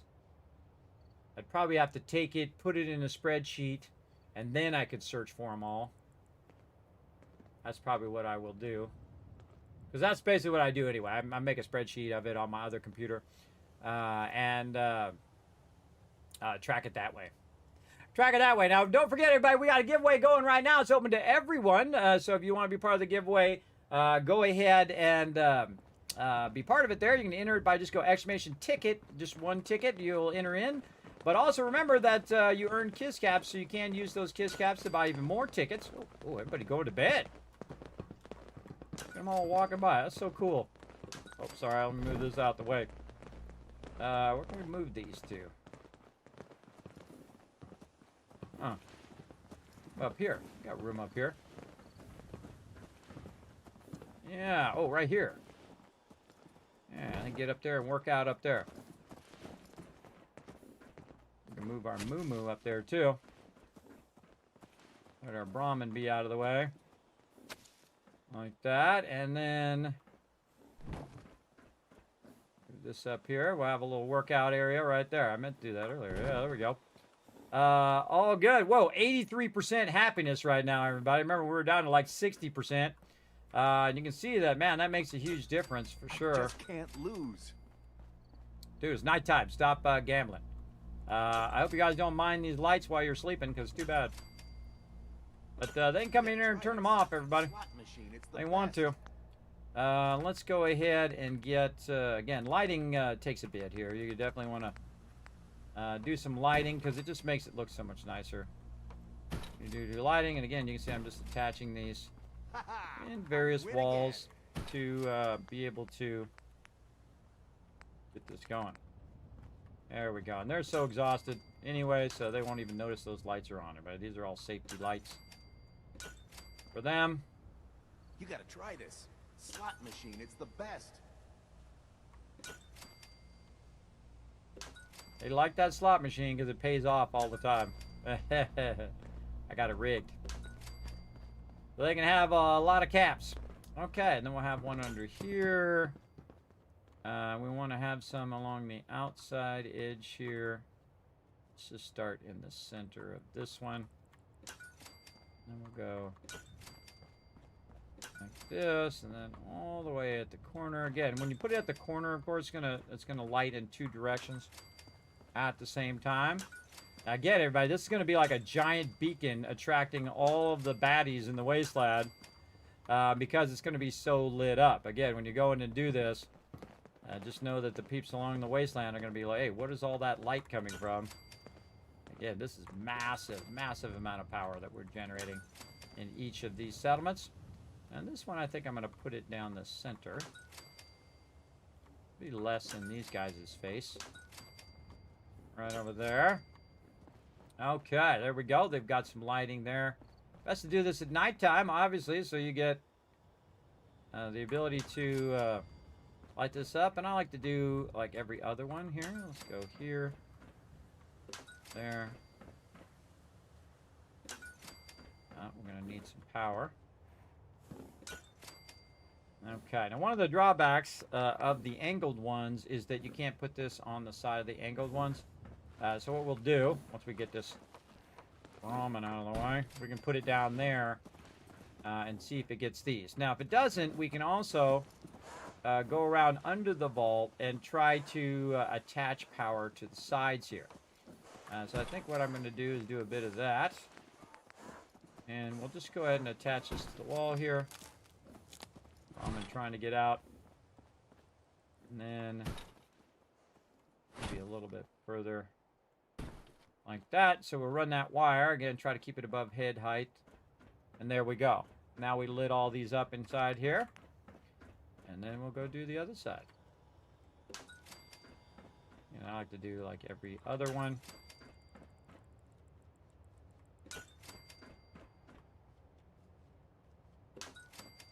And this one does not light up, so we'll go ahead and put another one out here. Now remember, all this power is running under the ground.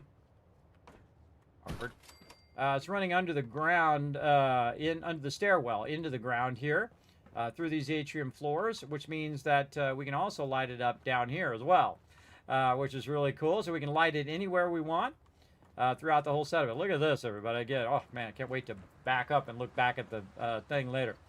That's going to be fun. Okay, so we got that done. I think we already lit up all of this in here. Very nice. And then out here, we already had this lit. You can see we've got a bar. We got a viewing station for down there. We might want to put some lights down there as well.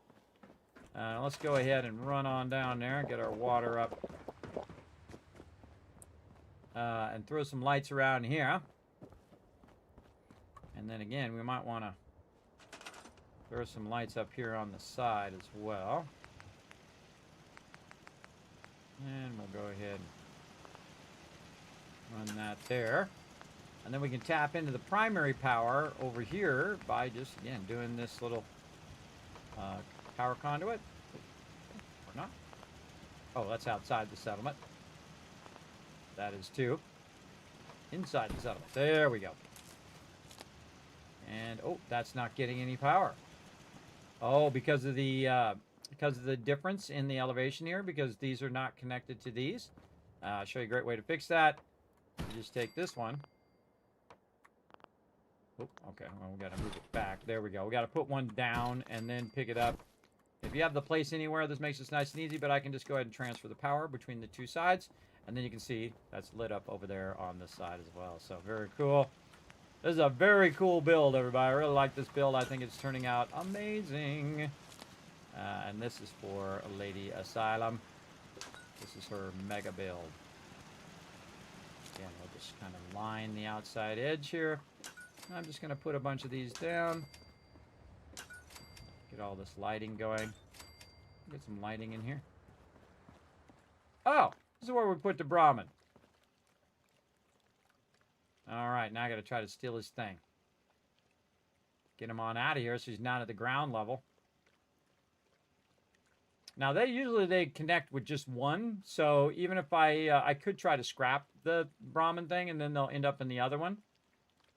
But I just try to grab it. Wait for the Brahmin to stop drinking.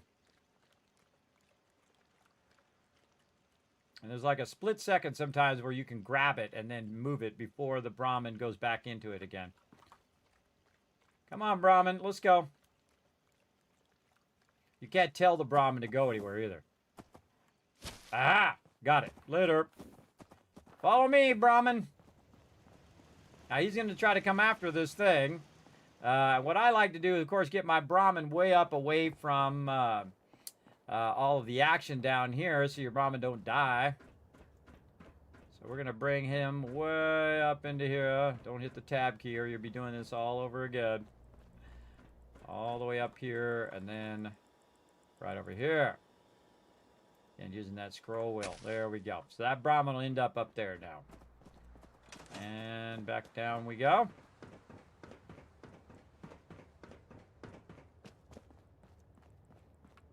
Okay. Now I think we need some lights in the arena itself. Over here. And I use these lights because these street lights are awesome for this kind of thing. So we'll put this in here. Now what we want to do is not tie it into the power of what we're doing. See, look, we're collecting death claws and all sorts of stuff. Could be dangerous to be down here, by the way. And we want to make sure we don't collect it, we don't connect it to this power. This power is for opening and closing the cages as well. But we want to have separate power for just our lights here, which means the lights will always be on. Like that. And more lights back here. Just in case we want to do a nighttime battle royale. And then connect all of these together.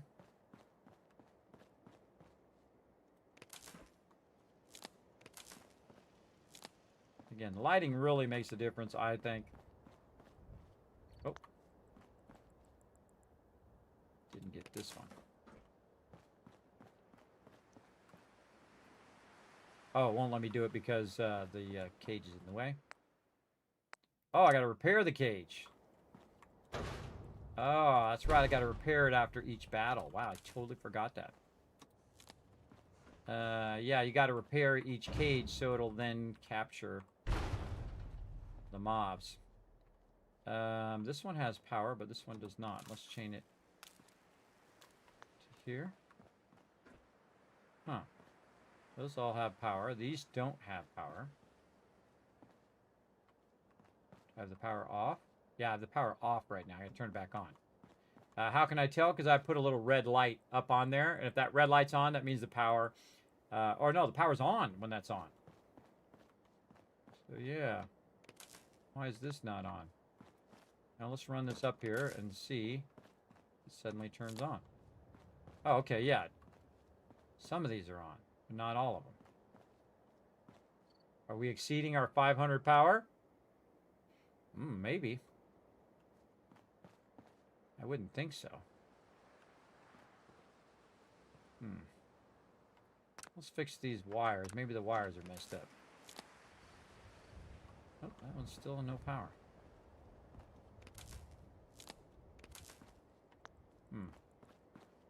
We run them individually.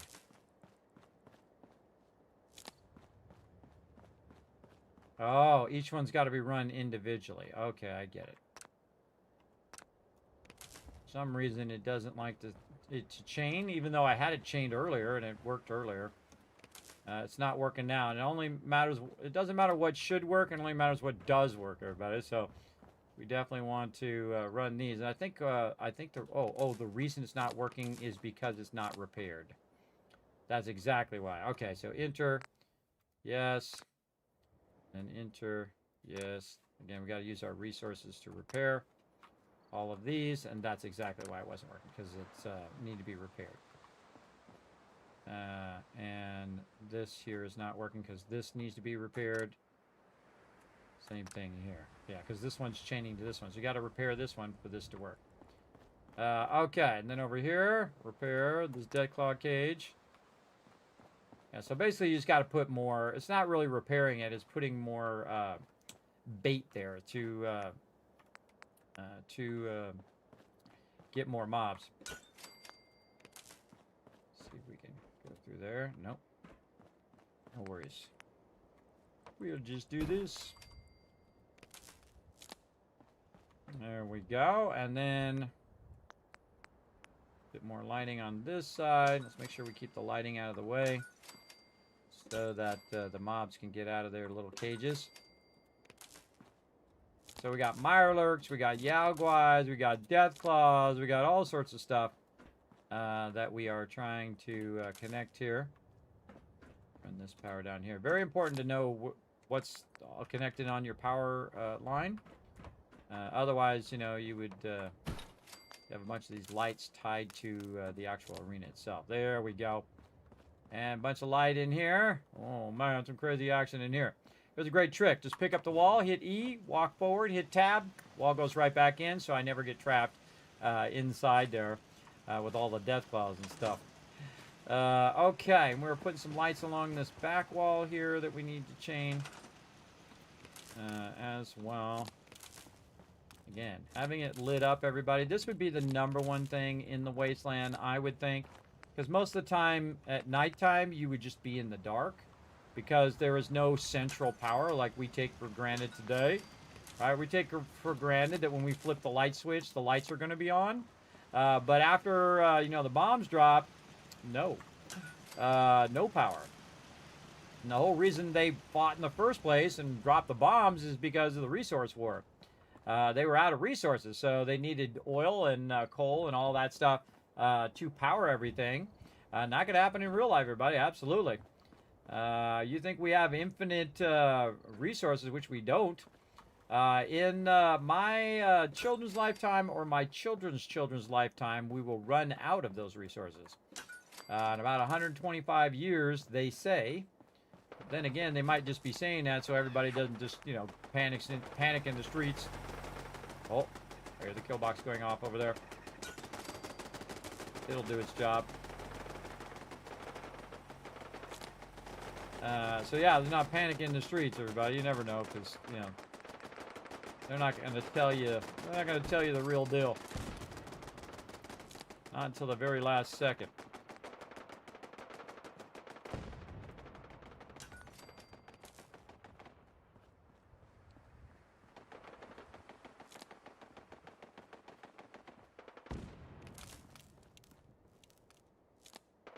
A lot of people say, you know, the reason why there's resource problems is because we have too many people.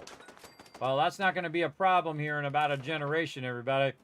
So when the boomers are gone and my generation, Generation X, is gone, there'll be about half the amount of people in the world. They say, anyway.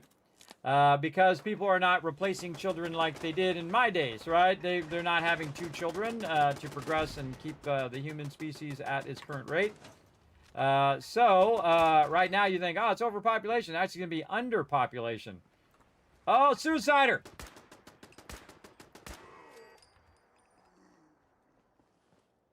That's one of the scariest things in the wasteland, everybody. Other than rad scorpions, the suicider. He's going to get you every time.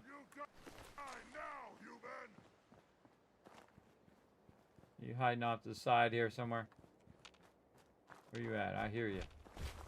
Oh, jeez! He's behind me! God, that made me jump. Take a shot to the head. Look at that, point blank range. Can't shoot him in the head with my VATS. Whatever. Oh, man, that made me jump. He was behind me. Oh, man, I'm easily jump scared. As you can see. Holy mackerel, it came out of nowhere. I thought I heard him in front of me, but he was behind me. Went right past him. Cries. That door closed. Keep that door closed. And again, you can see we can lock down this whole area. Oh, there's no door there. We can lock down this whole area, everybody, so they can't get actually in the vault. So they'd be outside the vault, which makes them more vulnerable to getting wiped out. And the whole area is the vault, by the way. You got to do this and then pick this up and put it back in there. This whole area is the vault.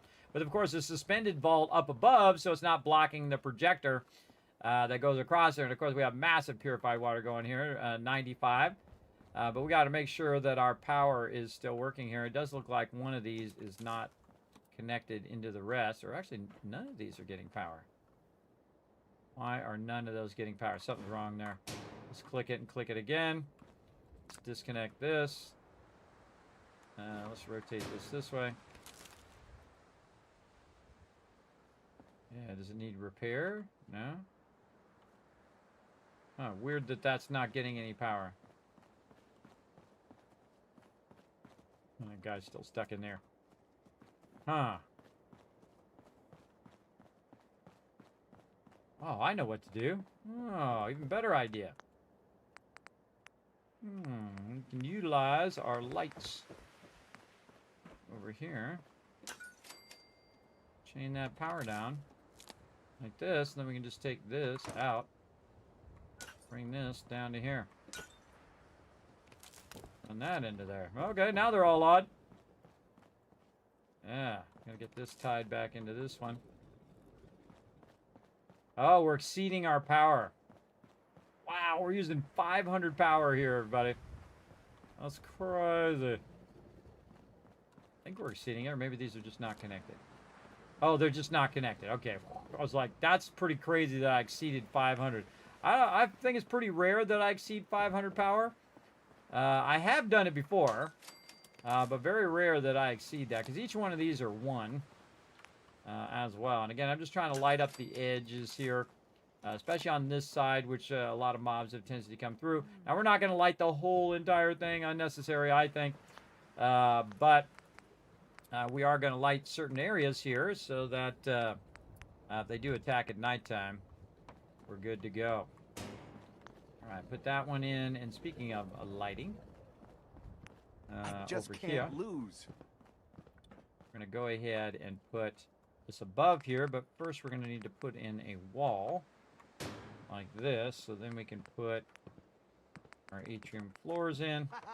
I win again. This and like this and like this. And then we can use that as a rampart, but also... You gotta try this. Slot machine, it's the best. Also as a way of hanging lights underneath there for our various vendors.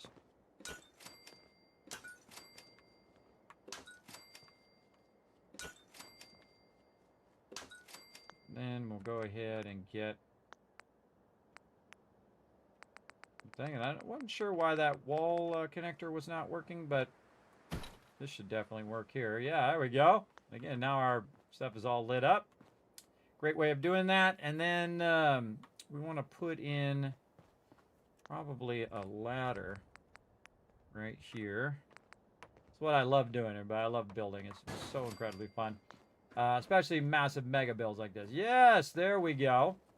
And then we can start our little rampart across here. That guy's going right there. See, if I see him going toward a certain spot, everybody, I will take that spot out. And then put in a doorway. Like that. See? Then they can get in and out of there. Good to be watching your NPCs. Set that stuff up. So I'm going to leave this here, but we are going to use the concrete kit to have some fun along the edges here. We're going to put this in, and many of you know what this means when I start doing this. You guys know what I'm doing. I'm building a rampart. Now, notice that the rampart is on the inside. You don't want to make it out like this, like a overhang. If you have an overhang, then they can get under that overhang and be defended against your attacks. You don't want that. You don't want that. You want them to be like, oh, God, and then they get annihilated. Now, of course, if they're inside, they could get under there, but that's another problem if they're in the inside. Again, we have multiple kill boxes, but when we build stuff, everybody, it obscures the kill box, and thus it makes it harder for the kill box to fire, or really the turrets, if you want to call it that. I call it the kill box, the Kismet kill box, as a matter of fact. Probably what I'm most known for here in the stream for a lot of my builds.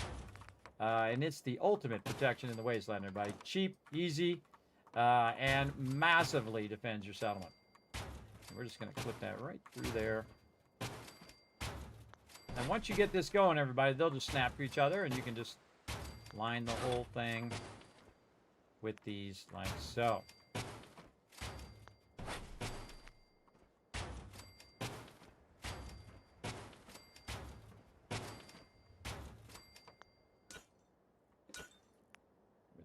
Just a little bit. Yes, I'm going to line the whole thing, because this is a mega build.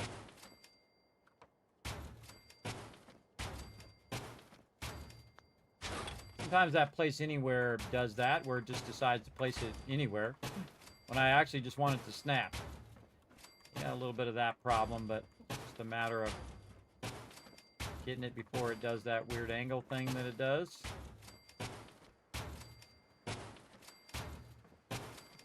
Building momentum now.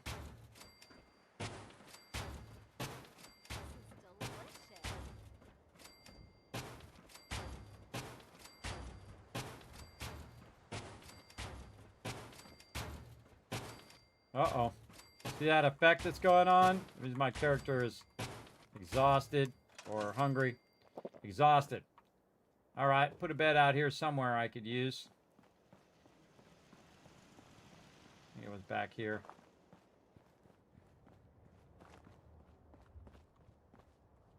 that closed. Where did I put that bed?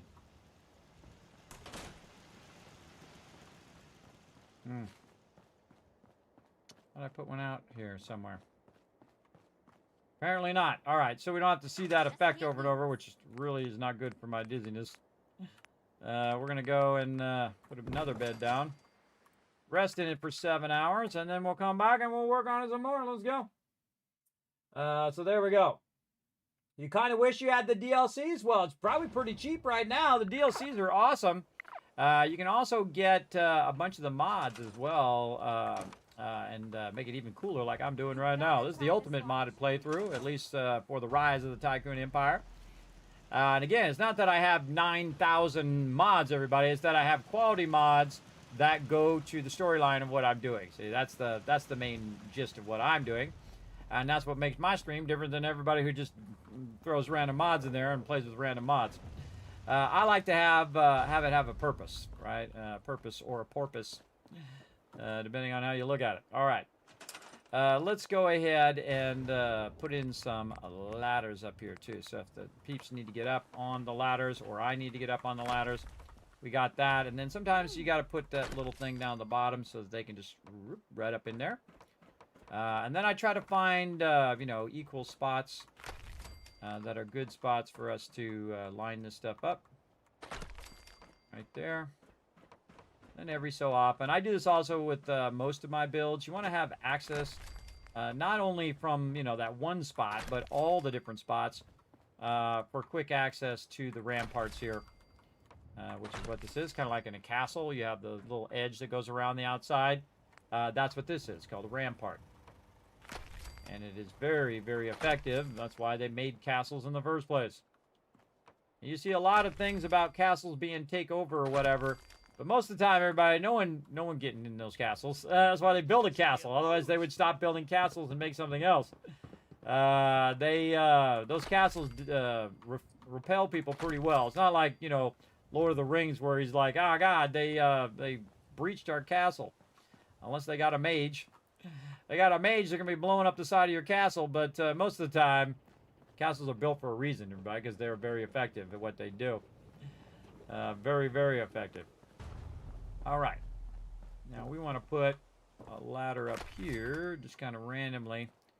We could potentially jump. Oh, I like how it just stopped in the middle of the air there. Jump over here. Nope. Okay. Maybe not.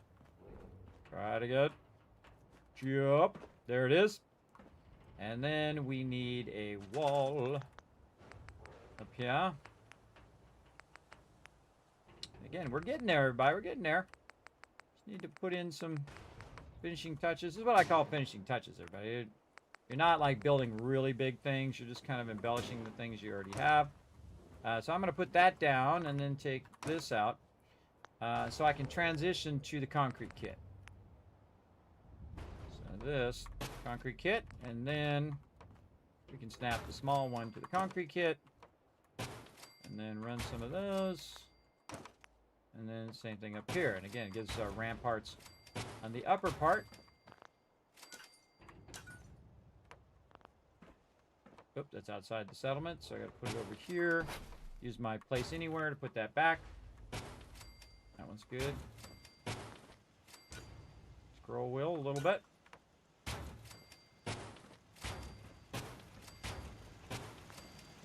Wasn't sure how far out to put these, so I just put them down and then I can always move them. Like right now.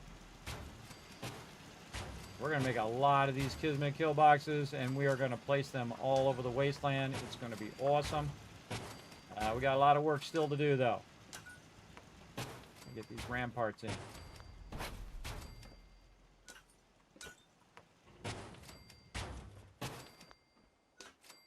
So basically, this takes on a fortress feel.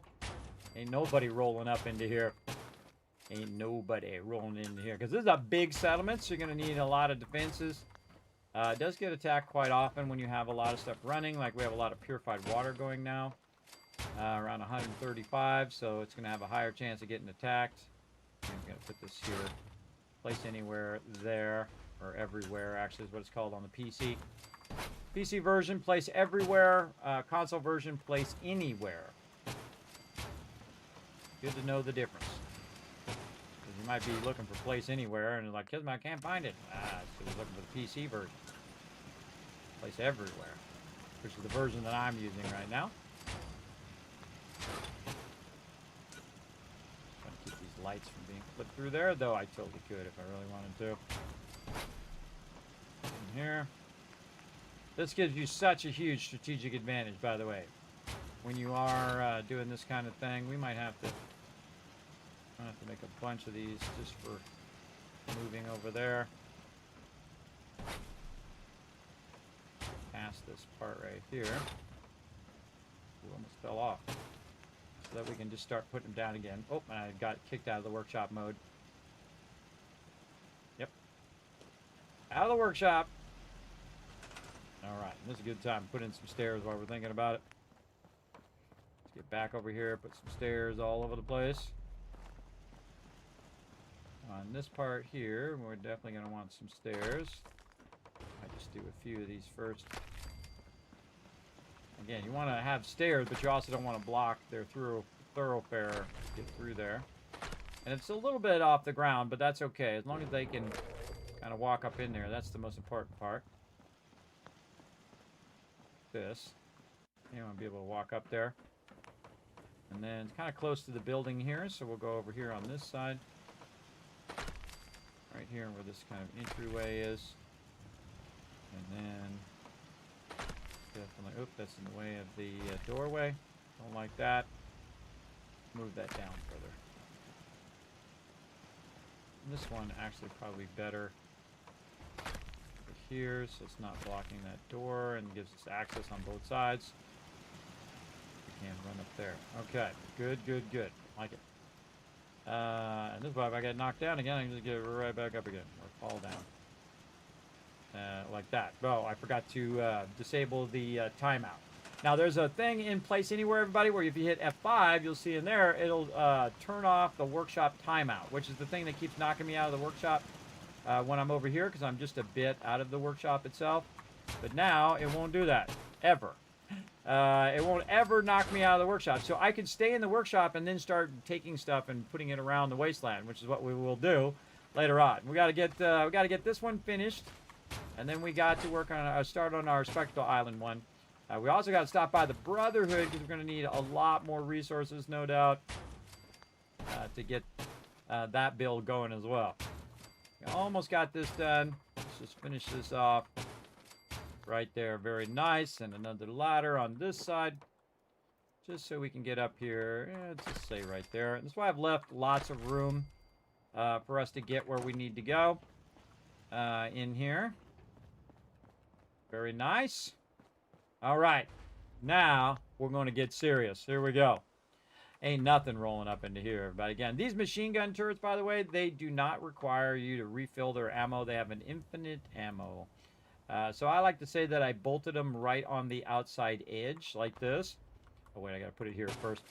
Like this. Now, the reason why this is cool and works so good, say you bolted it in 3 different parts and not the front one, is that if they're trying to be down here and they're trying to hide from the turret, everybody, it can just turn straight down and blast them. They have nowhere to hide, everybody. Nowhere to hide down here as well. We probably want to put some stairs in here. Like, well, Kismet, how are you going to get back in? Well, I could run to the door over there, and had I not knocked myself out of the workshop there, I could have just picked up that wall.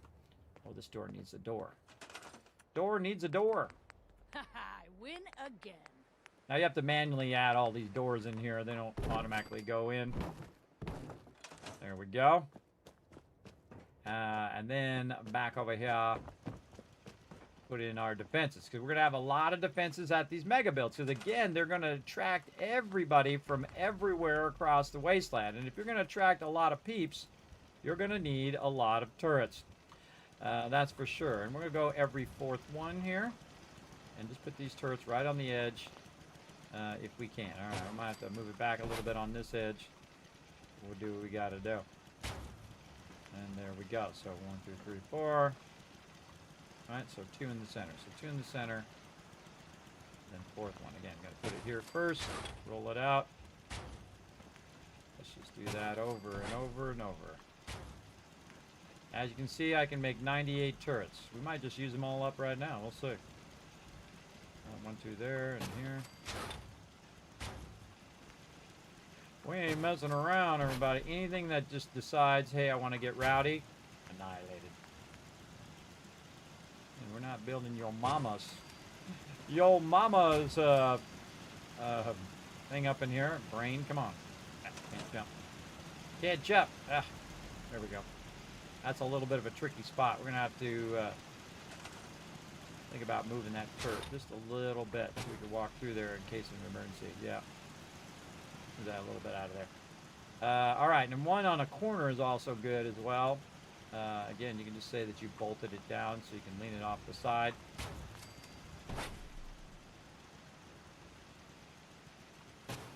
Like that. Because it can fire in many different directions. Makes that way easier. This one +2 right here.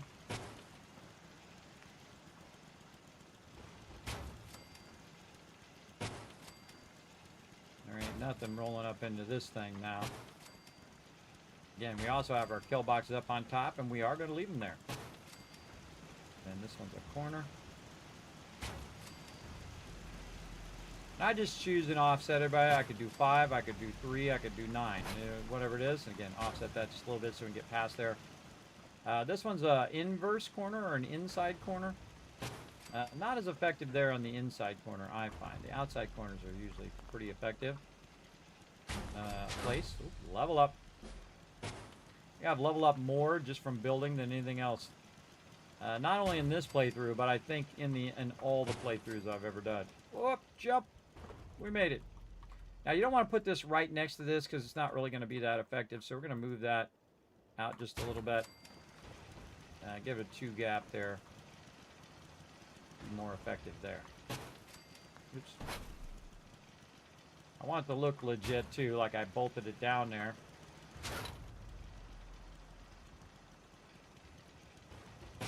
Oh, I keep forgetting I could just fine-tune that, by the way.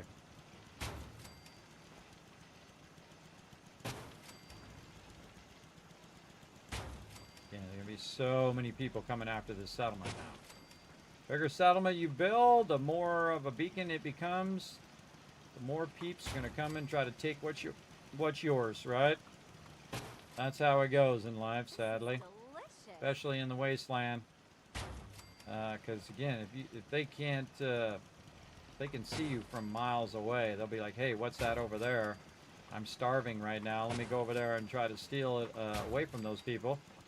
Now, of course, in my case, if they're decent people, I'll just give them the food because I have such humongous income that I can just give away free food. And of course, the people are growing that food.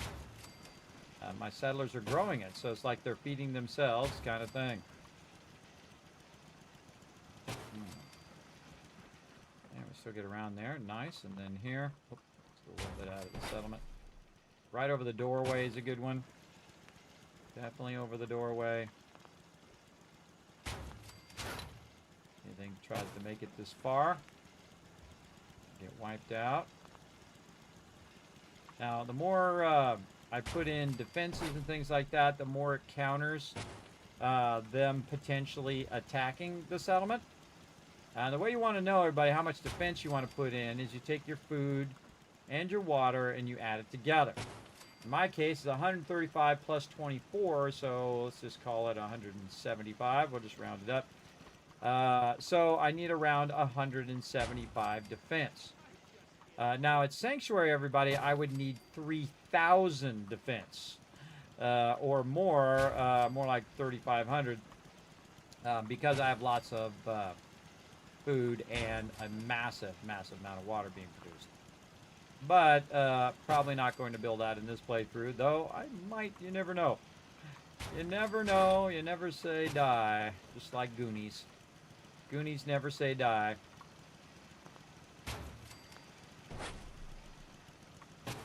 Right there. All right. And I've got 580 defense. So I need 175. I have 580. So I put them all the way around the whole settlement. Awesome. Awesome, awesome. Okay, so we got our lighting in, we got all of our stuff in, we got our vendors, we got all the amenities, we got water, we got food, we got defenses, we got high-level defenses and stuff. I feel like it just needs some supports, and then we're going to work on the main entrance, and then we got to go talk to the Brotherhood, because we've got to unlock their vendors over there, right? We want to get access to those vendors. So let's go over here. I feel like I'm going to try to find a good spot and try to snap this under here. All right. And then again, these can snap underneath each other, but what you got to do is do this. And then this one snaps actually to this one that's on the side, and there you go. You got your supports there. And then this one, you try to snap it under here. There it is. Then one to the side. Oop. This is side delicious. There. And then again, just trying to snap it like that. And now we got our central supports there. Very nice. Feel like we might want to get one right here by the purified water. So let's say, no, want it back a little bit. If I had it there for a second. There it is. Coming down. Oh, it's coming down on the purified water. So I'm going to snap this one behind that one to get it lined up. This one here. And you will end up with an extra support. But there we go. Now we've got a nice central support. We've got those two side supports. We've got the A-frame supporting it as well. Feel like maybe just one more over here, but obviously not in the way of the screen, because guess what, everybody? If you missed it earlier, they do have a mod that allows you to rebuild this. Notice how this part here is not down. I actually put in flooring, not only flooring underneath to keep them from spawning under there, potentially, and then also vault flooring or atrium flooring over the top. And you can see both our doors are now working, which is awesome. And we repaired the projector, so we can turn the projector on. And there we go. See, now we got a problem, don't we? I knew it the second I put that down. I was like, wait a minute. I'm going to have to test that projector. Yeah, see, that's right in the way of the projector. So we're going to have to choose, obviously, some other spot. But I just know right where to put it. Right over here. Ha-ha! I win again. Yes, something like that. And then something comparable on this side. And again, I'm just going to place it there as opposed to letting it snap or anything. I'm just going to say that is supporting that there. And again, you always want to test it to make sure that all your stuff is working, because you might not think of it until you did the thing. You're like, oh, wait a minute, I put that right in the way of my projector. The second I put it down, I thought, my projector's right there. But, we came back and fixed it. All right. And then we'll put some lighting in here, too. Why not? Lighting under here.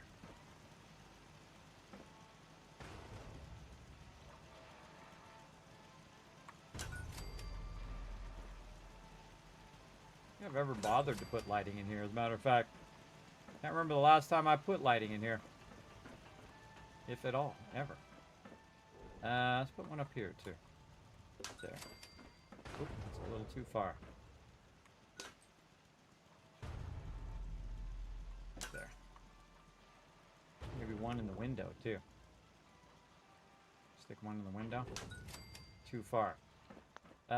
We need something to radiate power. So we're going to need a power pylon that we're just going to stick over here in the corner out of the way. And then we'll tap into our power up here. And that'll allow us to put the one in the window and then move this one forward. I like it hanging right there. Okay, very nice. Look at this whole spot up here. Cool. And we got all of these defenders. I don't have my defender here. It does say they're around. They might have taken a break, but I don't really like it when my defenders take a break. Look at this, and look at this. This guy, he was already difficult to get him there in the first place. Look at him down there, just enjoying spectating the movie. Let's go take a look. Everybody's watching the movie right now. Again, I set up a whole bunch of places to watch the movie. Isn't that cool, everybody? I think that's pretty cool. Because you're up on the balcony and you can sit and watch the movie from up here. Also, we can do a whole death match down there with death claws and all that other stuff as well. That movie, the bottom of the movie is a little cut off, but that's okay. Yes, I win again. That's okay because it's also fun to watch all that down there.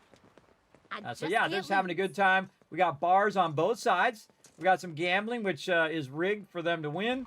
And then they can just chill and have a good time at nighttime. They also got some Nuka-Cola here, everybody. This is actually better than Nuka-Cola. The Vault 88 version of Nuka-Cola. Again, awesome. Awesome build. And I think we got all of our... This is our residential here at this level. We've got our overseer, Lady Asylum. This is her office. She can decorate it however she wants. Which we still got to make Lady Asylum, as a matter of fact. And robot form. Here we go. Let's do it. Over here. And again, let me get my settlement overseer. There we go. And again, if you did donate more than $25, everybody, or $25 or more, make sure to let me know what settlement you want. And if you let me know, then I will build you a mega build. There's a whole bunch of peeps who never got back to me on their mega build. And if you don't want me to build it, that's okay as well. But all these peeps on this list right here, there's a whole bunch of peeps on this list, especially the ones in yellow, that have upgraded to the next level. So make sure to let me know what it is that, which settlement you want, and let me know. And so you can go to the settlement overseer right here, and it will show you the ones that are already taken, and you can take any of these ones down here, and I'll build your mega build there. If some of them aren't unlocked yet, everybody, I will unlock every single one. And then you can see also I have them prioritized, by the way, everybody, that the vault ones I'm building are at the top. Purple ones I have done. Again, Ladies Asylums is the one we're working on right now. Then we have Unforgiven, Crazy, Big JP, and Kennedy coming up. A lot of mega builds to go. Win again. Okay, we already have this up here because we already have peeps on defense. And we have all the lighting up here for all the food, and our moo-moos up here. What's up, Mr. Moo-moo? This is delicious. I gotta move this out your way. Can you not get to it? Looks like he's going in a circle. Let's move this over here. Is that better? Is that better, buddy? He's like, that's better, Kismet. Thank you. There we go. What up? All right. And again, quite the spectacle here. So again, let's go back over here. We just got to put in some supports on this side. I feel like this is already supporting this. But just to give it a little bit of support, we'll go ahead and also feel like we want to put something over here that's connecting this to this. I'm trying to think of what I could do. Maybe another stairwell. Just do this, and then try to get that stairwell to go through there. Since I don't have anything to snap it to, we just say that we attach the stairwell to that support there, and that's what's holding it up. And then up here, you can see this is all standalone, this beacon. And again, you can see, like, just like you can see Corvega from far away, because Corvega has lights over there, you'll be able to see this settlement from miles, everybody. Miles and miles and miles. It's also very high up, so the lighting is up really high. And I feel like same thing over here. We have this ladder here. We have that ladder there supporting that. And then, of course, this is running out that way. We might want to put a support on that side. Again, it doesn't have to have a support, everybody, but it definitely looks legit when you do it that way. I think we captured some peeps. I just can't lose. Say right here. Yep. That banging noise, everybody, is something in those cages. That's what that banging noise is. There's something in there.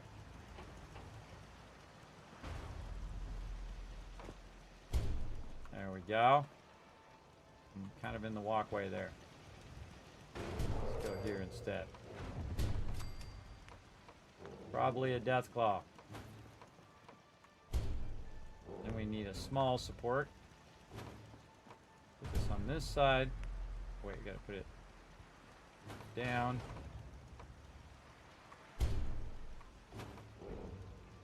So I put it where this is underneath here. And then that allowed me to kind of snuggle this underneath here. Usually. Sometimes you gotta back up. Do a little bit of this. Or you put this down, you grab it from the top. And then try to put it down in the thing. Not gonna give it to me, are you? I'm trying to snap it to the lower side.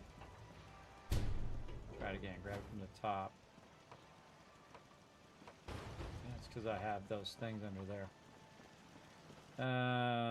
Let's just move it over here and see if this lets me get a little closer. Oh, that's something there. Yeah. That's not too bad. We'll go with that. Put this back in. No, I don't think it's going to let us put that back in, but that's okay. There we go. We'll go with that. And again, that's holding that up. We got the things holding that side up. We got the A-frame plus the supports here. And then this thing right here is holding the back of that up. Okay, now all we need is a little bit of embellishment here in the front, and we'll call this one good. Let's go. Let's go. So we're going to go ahead and take this door out now, because this is going to be the front of the vault right here. And if you've ever watched me build vaults, everybody, you probably know what I'm going to do next. That's right, very consistent in my vault building. Right over here. We're going to try to get this, snap into this. Ooh, it's kind of, there it goes. There it goes. All right, a little bit in the ground, though.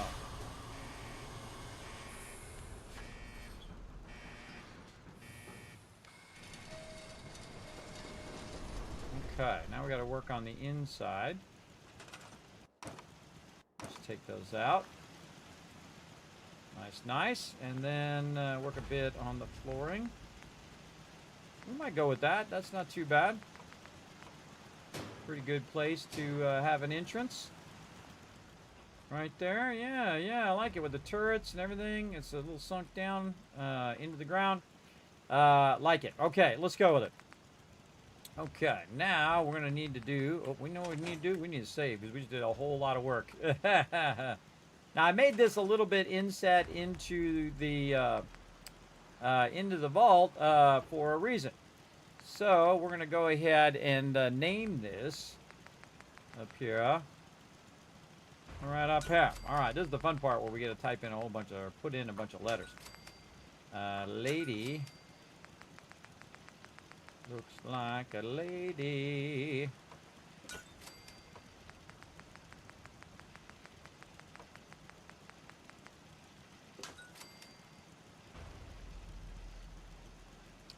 Make sure I'm getting it right. If I typo it, you guys let me know. And catch up on the chat, too. You got the coolest dang settlements, Kismet. Yes, that's because I go above and beyond. Remember, this is not where I just have infinite stuff. Technina, what's up? This is not just me, you know, easy mode in the game, everybody, where I just give myself unlimited resources. I go out and earn the resources for the mega builds. That's very different than the way some people build, everybody. They'll just like give themselves infinite resources and they'll just build all day long. But I go out and actually, first I rise the Tycoon Empire. That's what this game, this playthrough is all about, the Rise of the Tycoon Empire. And then I do mega builds. So yeah, mine's a whole nother level, everybody. All right, Lady Asylums, right over here. Let's see, how many letters? 5. So we want to go right here, and actually we'll go from the middle.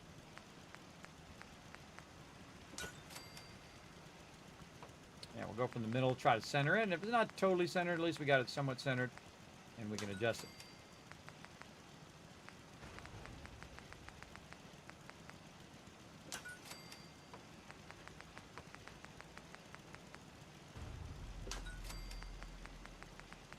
Again, if you want me to do a mega build for you, everybody, you can donate toward the Vault Van Life Project. Lady Asylum's Haven there. Now we're going to need some wireless power. We know how to do it right here, everybody. We just go ahead, grab our little connector and see if it works. We just put this on the inside. And then we can see we're walking down the road. Now, again, we want to get the full effect, everybody. So we're just going to walk down the road a little bit. We're going to turn around. It's one of my favorite moments, everybody, when I do a mega building. Turn around and see it for the first time further away. Whoosh, everybody. Holy mackerel. Look, it looks like a city. Oh, man, goosebumps, everybody. Check it out. Goosebumps. Awesome. Oh, got to be one of my faves right there, everybody. Look at that with the projector going. You have all the lights going. So awesome. And of course, peeps are going to be coming down the road going, whoa, what the heck? What is going on over here? They're going to roll right up and they're going to see this is Lady Asylum's Haven over here. Hopefully I got her name right. A-S-Y. Oh, I missed a letter. See, I knew I would typo. I knew I'd typo it at least once. I missed a letter there. I missed an L in there. I often do, everybody. I often do. Let's move this over just a little bit to accommodate the L. This is a classic Kismet move right here. We're getting a letter. Okay. A-S-Y. L.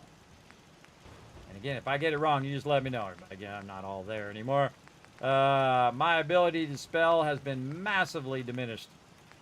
My ability to remember how to spell things also diminished. All right, there we go. We'll put the L in there this time. That's why you check these things, everybody. That's why you check these things. Walk away, you see, come back, and you're like, oh, wait a minute. I forgot an L there. And right here. Right there. Nice, and it fits, too. Awesome. It fits on one line. I love it. I love the Haven there. Very, very cool. Now what we're going to do... and then, of course, put the founder in here. Even though it's the same name, we're going to do it anyway because I'm a man of my word. F-O. Founder. Oh, so cool. So cool. Founder.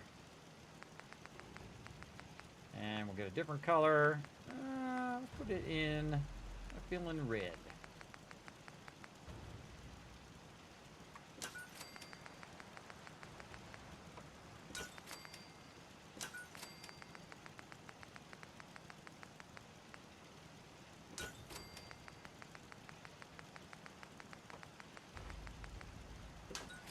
We're going to be doing a lot of this all night long, by the way. A lot of this stuff here in a bit. Got to go talk to the Brotherhood, though. I like the fact that I don't get timed out all the time, too, because that's really obnoxious. I think they should have let you take that off in the base game, too. A-S-Y-L-U-M. Okay, man, can't believe I couldn't think of that in the first place. Such is life, everybody. You're not going to be perfect forever, just so you know. But you can be perfect for a very long time. Oh, that is so cool. All right. I feel like we want to do a little work there, though. Kind of separate those a little bit, but very cool. I like the way that's coming up. Again, I love putting it on the side of the vault door, and the reason why I would do that is because that's where you would put the signage. If I was really there, that's what I would put it. You know why? Because people coming up to the area would be looking for signs, and then that's where you would have your signs. Look, these are tied together. Like this. There we go. Up. Like this. I want to move this down just a little bit. Weird when they get tied together like that. There we go. I want to kind of separate these a little bit. Just a little bit up. There we go. Because these two things are two separate things. It's kind of like when you put a return in a sentence. All right, now I'm going to have to move all of these out of the way. These are going to be awkward. All right. A little awkward, but we're getting it. Oop. This. There we go. Feel like we want to do Haven in a different color. Let's do it in blue. Blue is a good Haven color.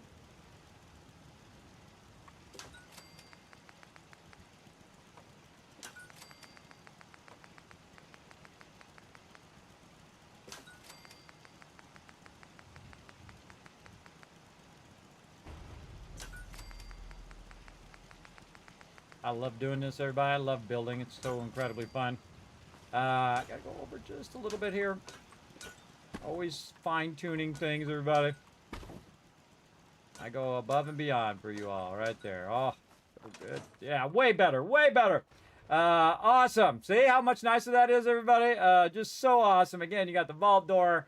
So you're rolling up. Lady Asylum's Haven. And, of course, the founder is Lady Asylum. So very cool. There we go. Good luck with the build, brother. Found a missing N. Founder, there you go. Thank you very much for being my backup in the chat, everybody. Again, I'm not all there. I'm not all there. I got you guys in my spell check. I said N as well, and I just didn't put it down. There we go. Founder. Nice. And of course, we'll do a wrap-up of all these mega builds when we get them all built. Might even do a little separate video of them all. There we go. Yeah, let's spell it right. There we go. Lady Asylum's Haven. Founder is Lady Asylum. And again, the vault door. Let's roll it.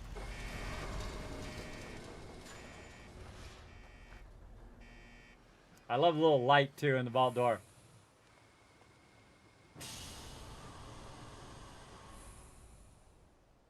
Ah, so cool. Look at this with a big starry night. Beautiful night to get that going. Now, I wonder if we can get rid of this car here. Let's see. Let's get our terminal up. We're going to click on it. We're going to say disable. And no more car. Nice. What about this thing here? Non-reference object.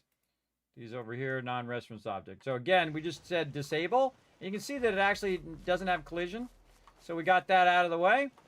What about this bush right here? I would definitely like to get rid of this bush. No bush? Okay. And again, if you don't see a number, it's not going to let you get rid of that. Like again, this right here in the middle of the road. Oh, that actually has a number. But it might be something way off in the distance, everybody. So watch out. So I'm going to turn this way first. Then I'm going to click it. Yeah, see, non-reference object. See? It would have been something way off over there, and who knows what it would have been. But we can get that car out of the road. Now, again, I can't push these cars into the settlement and then scrap them if you got a dead body laying around. Works pretty good, but this is another non-reference object that I can't do. What about this sign right here?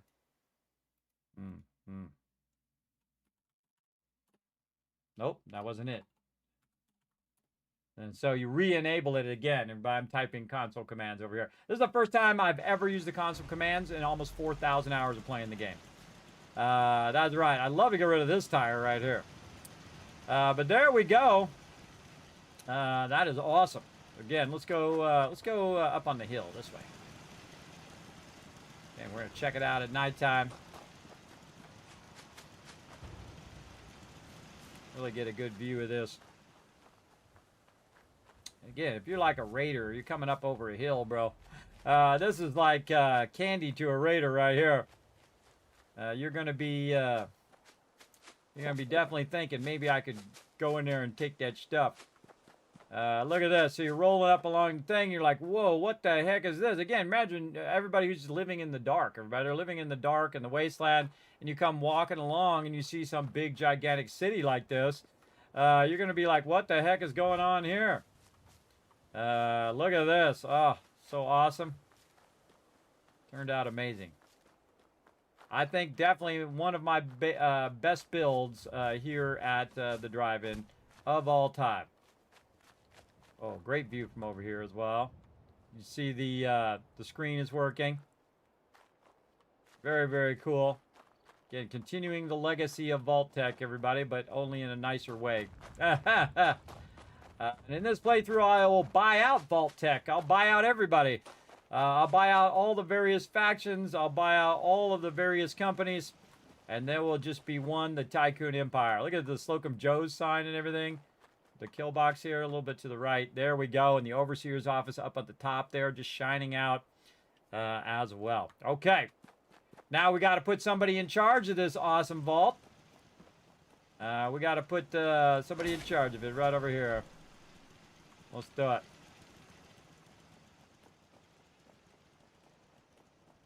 And so we're going to go right over here. Did I put that door in? I did. Up here. Somebody's got to be our overseer. Way up here at the top. Jump over this. There's our moo-moo. He finally found his way there. We're going to go right over here, and we're going to have this right here in the back. We didn't put any safety rails up here, everybody, so a little dangerous up here on the top, but such is the way it goes. All right. We need a new automatron, and we have unlocked a bunch of ability to do automatrons. So we're going to go all in on this one. We're going to go Assaultron head laser, because those are deadly. And then, of course, the best armor we can do.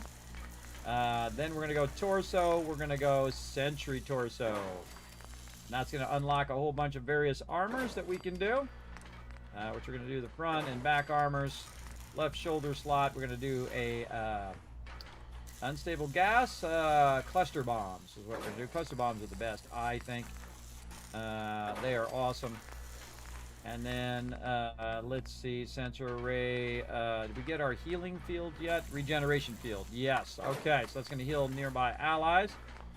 And then left arm here, we're going to go full sentry.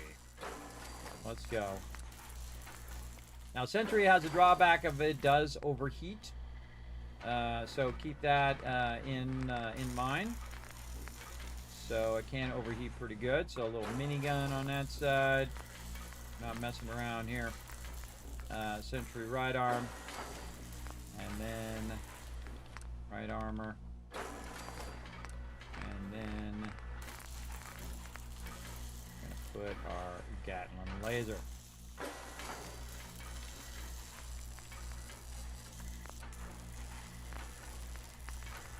Then, did we get our...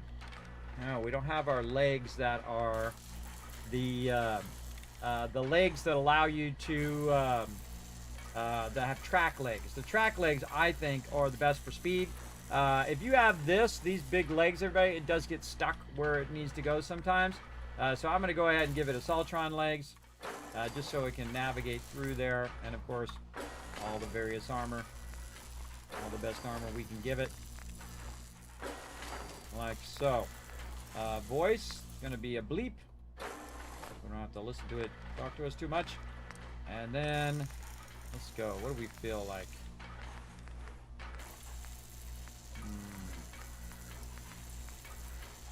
What are we feeling today for this one?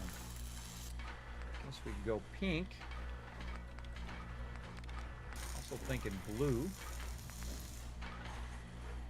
We'll go blue. There we go. And then we're going to give it a name. And you could probably guess what it's going to be. Lady Asylum. There you are. You're in the vault.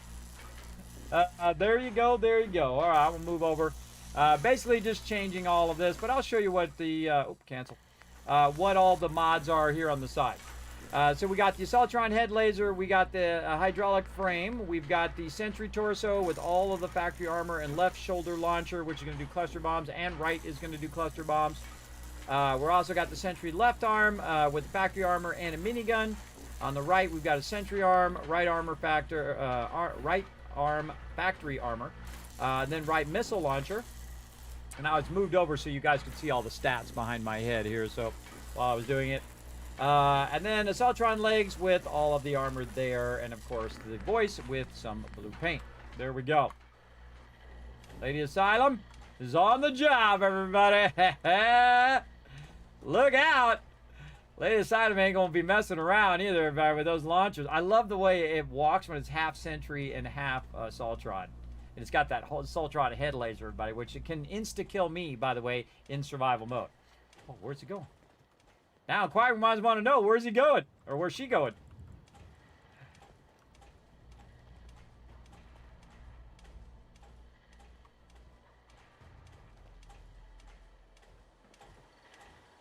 Going straight to the bar?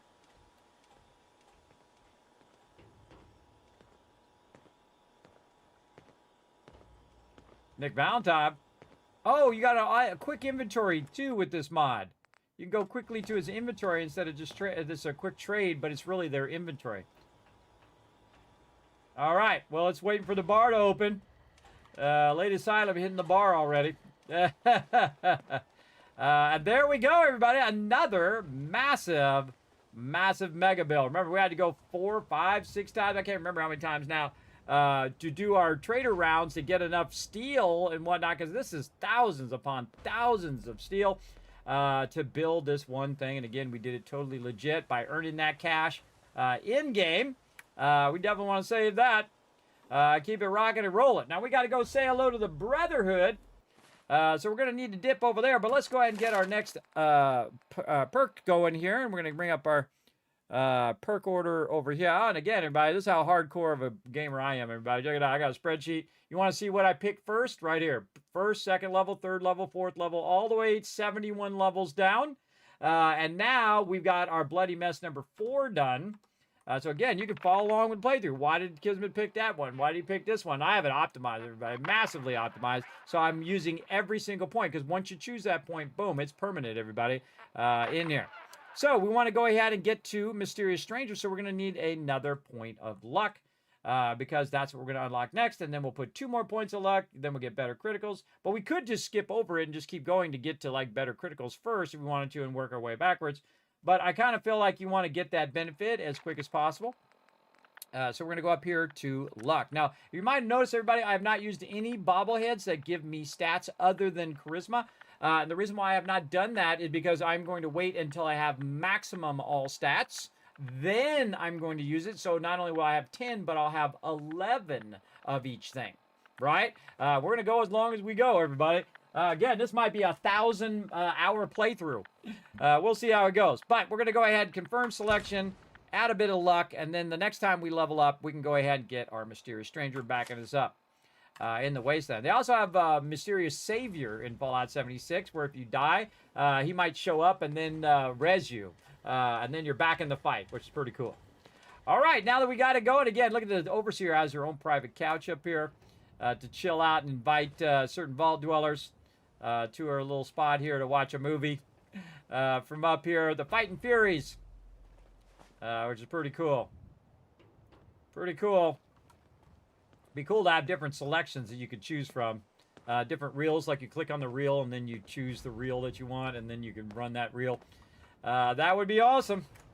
But again, maybe one day the mod author will update it and we'll get more. And we also got artillery here. And again, if we look at their overall stats of the Starlight Drive-In, we have 23 people here with 24 food. We have 135 water, 506 power, 612 defense, 25 beds, and 86% happiness and rising, everybody. If you're 80% happiness, you're doing really, really good. Looks like a superhero to me. I know, right? Maybe a little Superman. Dun, dun, dun, dun, dun, dun, dun, dun. How do you make a vault door like that? Well, it's a part of the Vault DLC.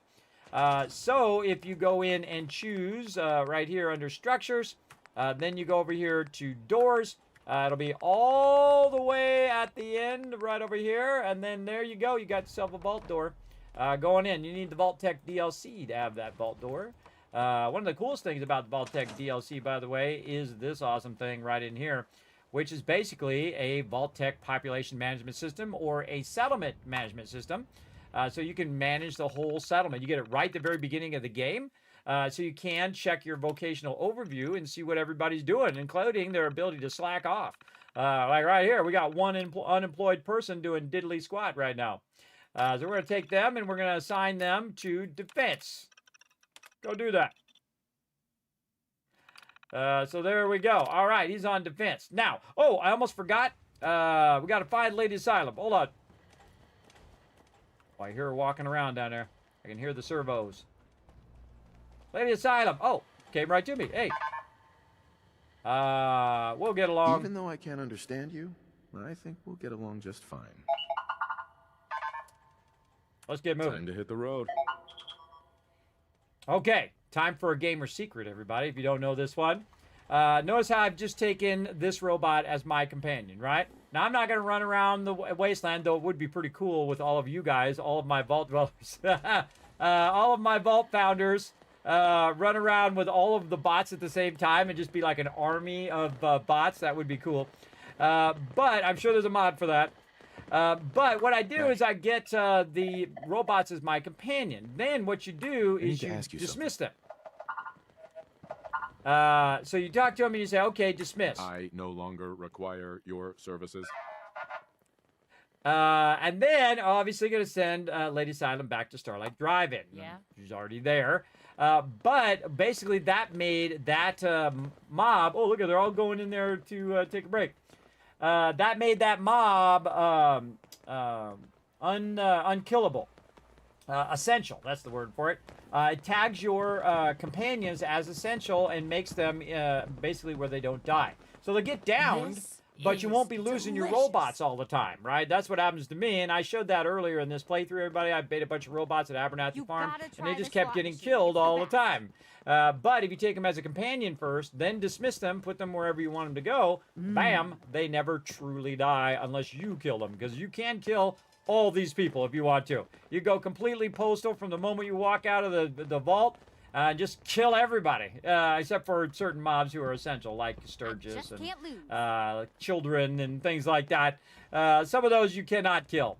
But there are mods to turn everybody off of essential, so you can go and kill every last thing in the entire wasteland if you wished. But hey, that's the psycho playthrough. I win again. There you go.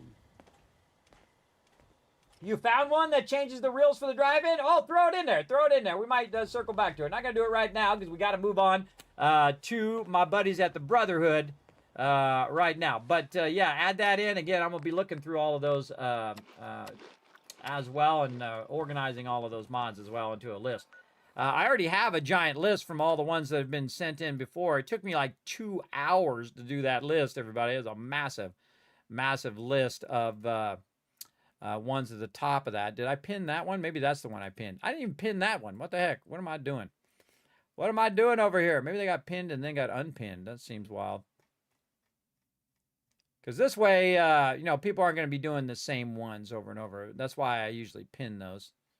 Let me scroll up here. And while I'm thinking about it, let me go ahead and pin it. Because that's probably what happens. Everybody, I make the list and I say, oh, I'm going to pin that. And then I get distracted. This way you don't have to scroll all the way back to the top. When you are looking in the Discord. Yeah, pin message. There we go. There we go. And then we want to pin number 2. This is how many mods that people have suggested, everybody. Right now, let's pin number 3. I think this one is. Yeah, 3. Why does that say 21 there? Oh, because that is, that's number 21 in the list. I see. I should have given these all numbers. I wonder if I can change them now. Up here. Oh, at the bottom. Better. Ah. All right, I got to give these all numbers so that they're in order. Hold on. Let's see. 0 of 5, I'm going to say. Or 1 of 5. 1 of 5. Yes, okay, 1 of 5. There we go. All right, I'm just tagging them at the bottom so I know what page I'm on. See, I'll remember it in the moment, but when I come back to it like this, then I won't remember what page I'm on and have I pinned them all.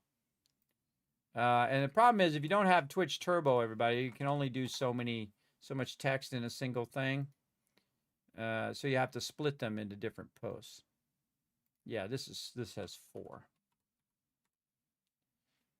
So 4 of 4.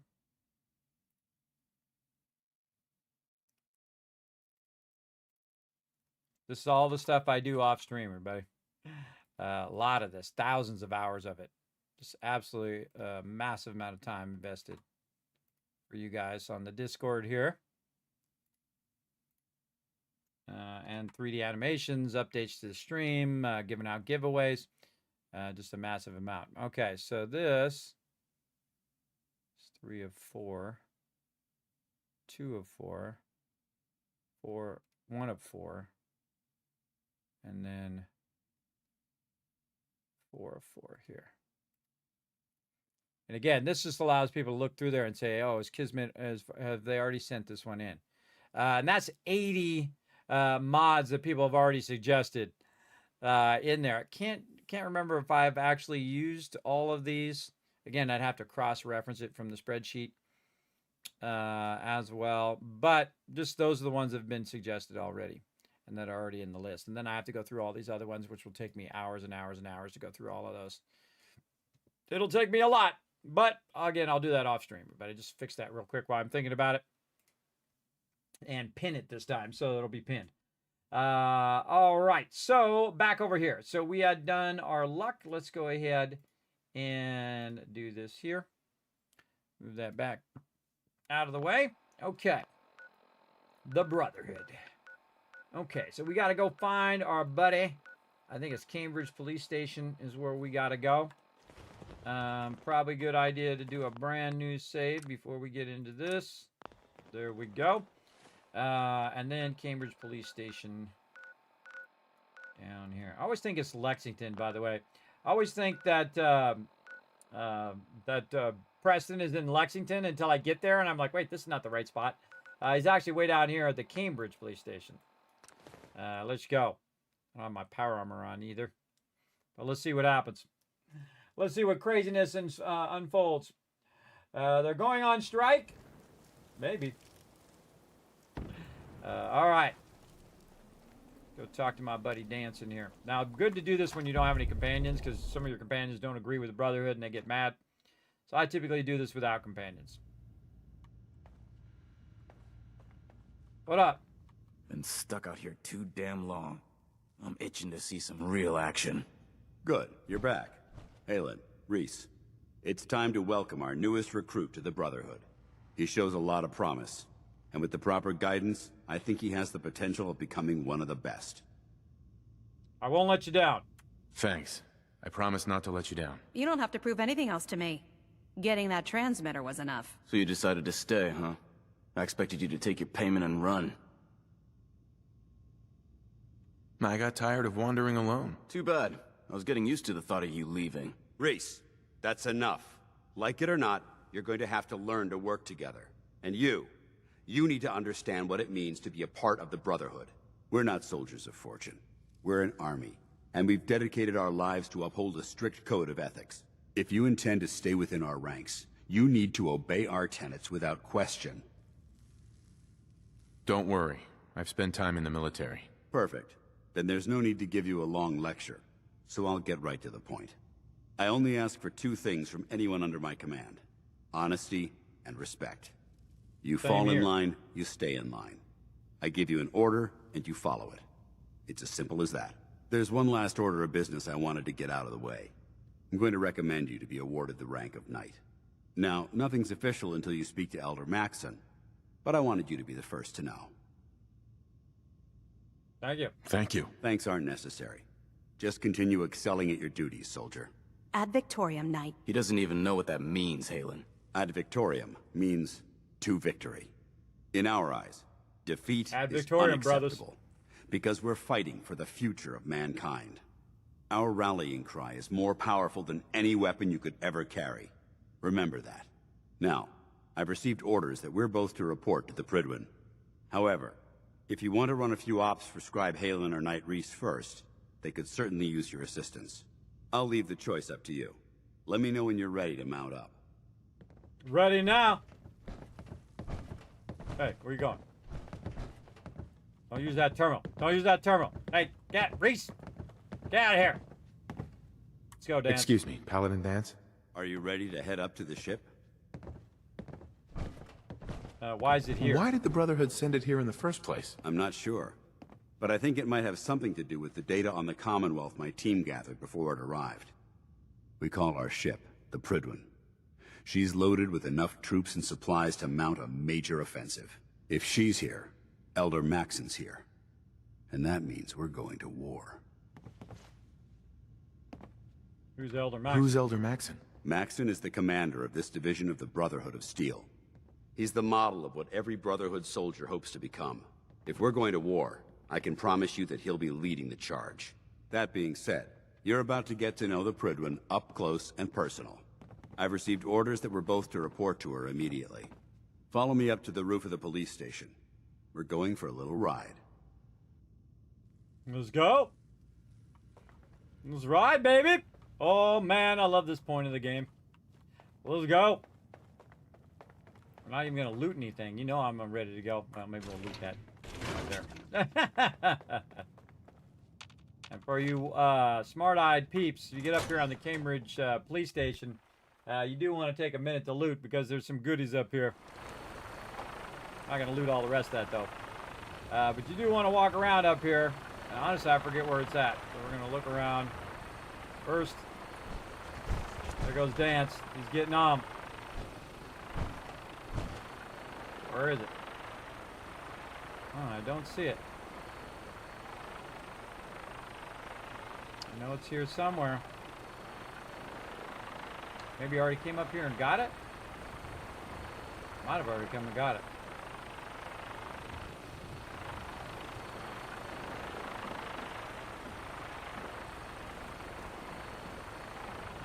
Yep, might have already got it. Oh, there's a radio transmitter.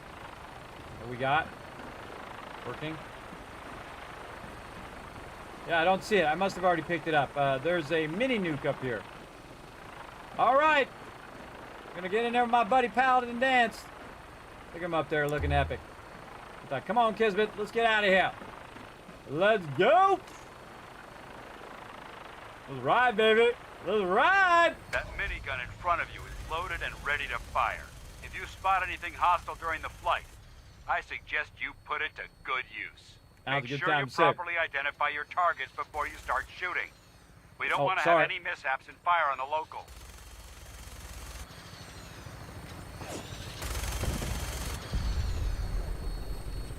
Kiss goodbye all these cars, everybody. The Commonwealth looks different from up here, doesn't it? It never ceases to amaze me how drastically your perception of the battlefield changes from the air. We're gonna need that edge when we take on the Institute. They've already proven that they're technologically superior, which means there's no telling what types of weapons they'll have in their arsenal. Hopefully, our air superiority and tactical know-how will make the difference. Now all we have to do is find them. And I'm now you know why I saved a lot of these cars. Already in place by the time we arrive.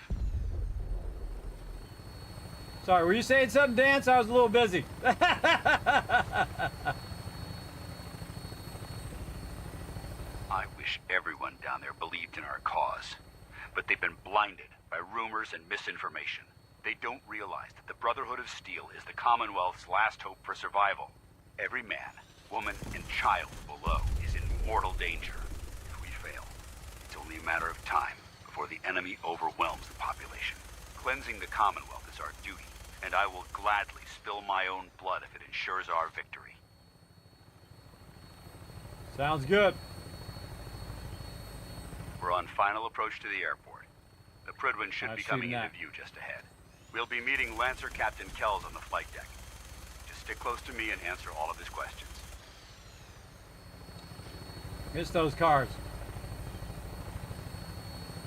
Now that's one of my favorite things to do in the survival mode, everybody, is you get the vertibirds, and then when you're flying, you wipe out all the cars. Now, I've accidentally blown up some cars next to some civilians, and Nick Valentine did not like that.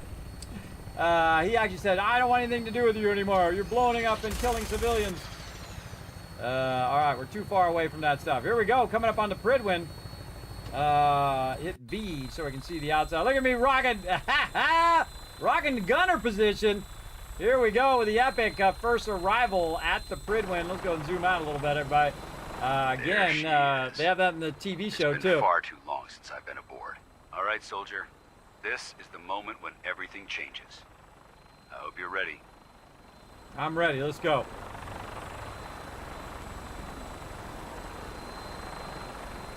Mighty Prydwen. Now, they said it's not the Prydwen, but it sure looks like the Prydwen in the TV show. Even got the name of the Prydwen on the side of it. If you look closely. Oh, see, cool. It even has the animation of that attaching to the side of that. Attend the debriefing. All right. Really just want to shoot some more stuff. I could shoot Paladin Dance right now while you're in the thing. Discovered the Prydwen. All right, another big save here. Just in case I accidentally killed a bunch of stuff I wasn't supposed to. Let's go. What up? Permission to come aboard, sir? Permission granted. And welcome back, Paladin. Allow me to be the first to congratulate you on a successful mission. And is this our new recruit? Yes, sir. I feel promoted him to initiate, and I'd like to sponsor his entry into our rankings personally. Yes, we've read your reports. You'll be pleased to know that Elder Maxon's approved your request and placed the recruit in your charge. Thank you, sir. And my current orders? You are to remain on the Pridwin and await further instructions. Very good, sir. Ad Victoriam, Captain. Ad Victoriam, Paladin. What's up, Captain? Captain Kells? So, you're the one Paladin Danse has taken under his wing. You don't look much like a soldier to me. Looks can be deceiving. Which is precisely why I personally insist on scrutinizing every recruit who boards this vessel. I've read Paladin Dance's reports. He seems to think you'll make a fine addition to the Brotherhood. You might expect an endorsement like that to grant you a great deal of latitude with us. But let me make one thing clear. The Brotherhood of Steel has traveled to the Commonwealth with a specific goal in mind. As the captain of this vessel, I won't allow anyone to jeopardize our mission, no matter how valuable they think they are. Understood? I did watch Fallout 2 Episode 1, and they're still crushing it. They're still crushing it. I did. I watched it the second someone told me in the chat that it was released early. I even said, hey, you guys gonna be watching some words on stream because I'm gonna go watch it right now, and that's what I did. I went and watched it right away because I don't want no spoilers.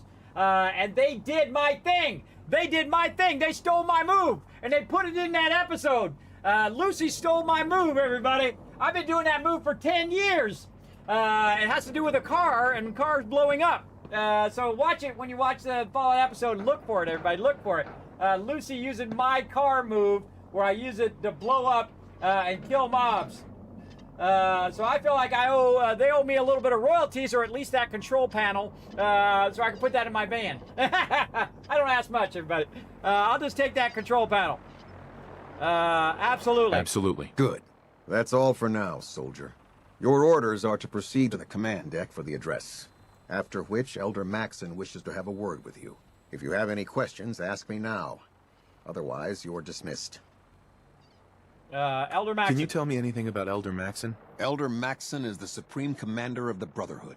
Without his tenacity and his vision, we'd still be a small group of complacent stragglers, occupying the Citadel in the capital wasteland. The Citadel, good In a mere callback. decade, he's grown the Brotherhood of Steel into a major military force.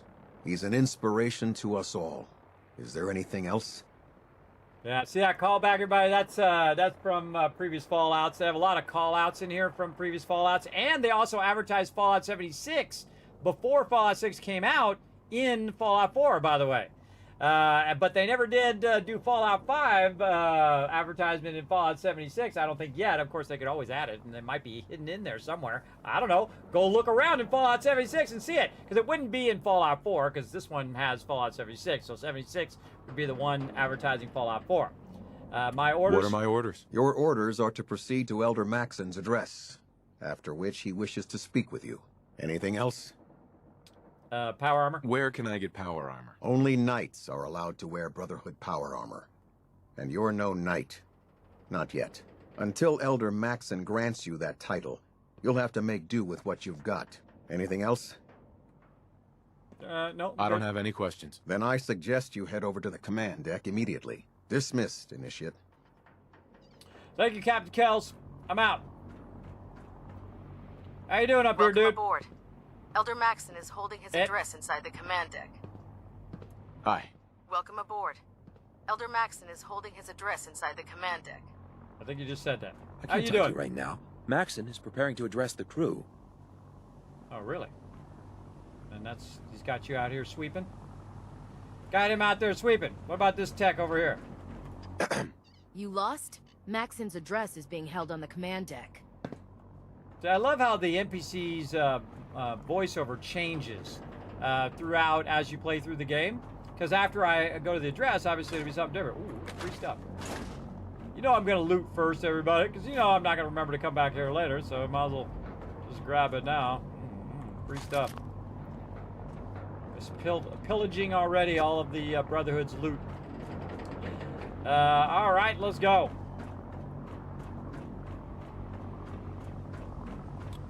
down here? Yeah, right here.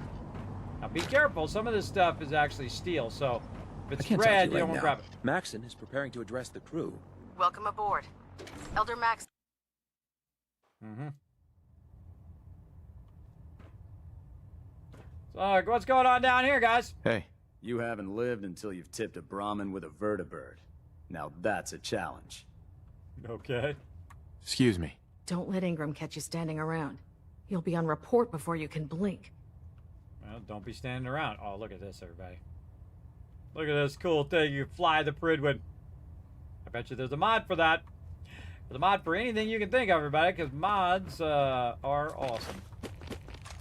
Grab all this loot. So this way when we're talking and listening to Elder Maxon, we'll be overburdened. Oh, look at this. Rad-X. I gotta rebuild the wasteland here, but I gotta grab all this loot. Foredeck. As well. More duffel bags. More loot back here that I already got that one. I always go through a couple times just in case I miss something. Very easy to miss stuff. Let's go out to the foredeck. I like to do a little bit of a tour of the thing before I go straight to the thing. Very rare do I ever come out here, but it's pretty cool. Right here. Normally I could do that one up there, the one up on top. Very rare do I ever go this way. So we'll give it a good look. This is where all the thrusters are. Man, you would not want to be out here with this thing going full blast, man. That would be so loud. So loud. Notice it highlighted in green, everybody. That's because it's I have a tag for search. That's why it highlights in green like that. Nothing out here. Probably why I rarely ever go out there. Very loud out there as well. Okay, we got that done. Then we go where? Oh, hello. Got to check these lockers. See, I always forget something. Bunch of stuff in those lockers. Light keeps going off. I hate when that light goes off, everybody. I want that light to stay on all the time. Never turn off. Okay, yeah, we got to go up here. So some stem packs, some Rad-X. Not that we don't have hundreds of them. All right, talk to the man time. Let's go. Brothers and sisters, the road behind has been long and fraught with difficulty. Each and every one of you has surpassed my expectations by rapidly facilitating our arrival in the Commonwealth. You have accomplished this amazing feat without a hint of purpose or direction. And most impressively, without question. Now that the ship is in position, it is time to reveal our purpose. And beneath the Commonwealth, there is a cancer, known as the Institute. A malignant growth that needs to be cut before it infects the surface. They are experimenting with dangerous technologies that could prove to be the world's undoing for the second time in recent history. The Institute's scientists have created a weapon that transcends the destructive nature of the atom bomb. They call their creation the Synth. A robotic abomination of technology that is free-thinking and masquerades as a human being. This notion that a machine could be granted free will is not only offensive, but horribly dangerous. And like the atom, if it isn't harnessed properly, it has the potential of rendering us extinct as a species. I am not prepared to allow the Institute to continue this line of experimentation. Therefore, the Institute and their synths are considered enemies of the Brotherhood of Steel, and should be dealt with swiftly and mercilessly. This campaign will be costly, and many lives will be lost. But in the end, we will be saving humankind from its worst enemy. Itself. Ad Victoriam! Ad Victoriam! Ad Victoriam! Awesome. If you're looking for another safe haven, there's shelter and supplies at the police station in Cambridge. Hey. Have you ever fired a minigun? Chews through ferals like bacon. When I get off duty, that Salisbury steak is mine. If Dumb and Ugly had a child, it'd be a super. Hey there. The Commonwealth's a dangerous place. Make sure you gear up before you head out.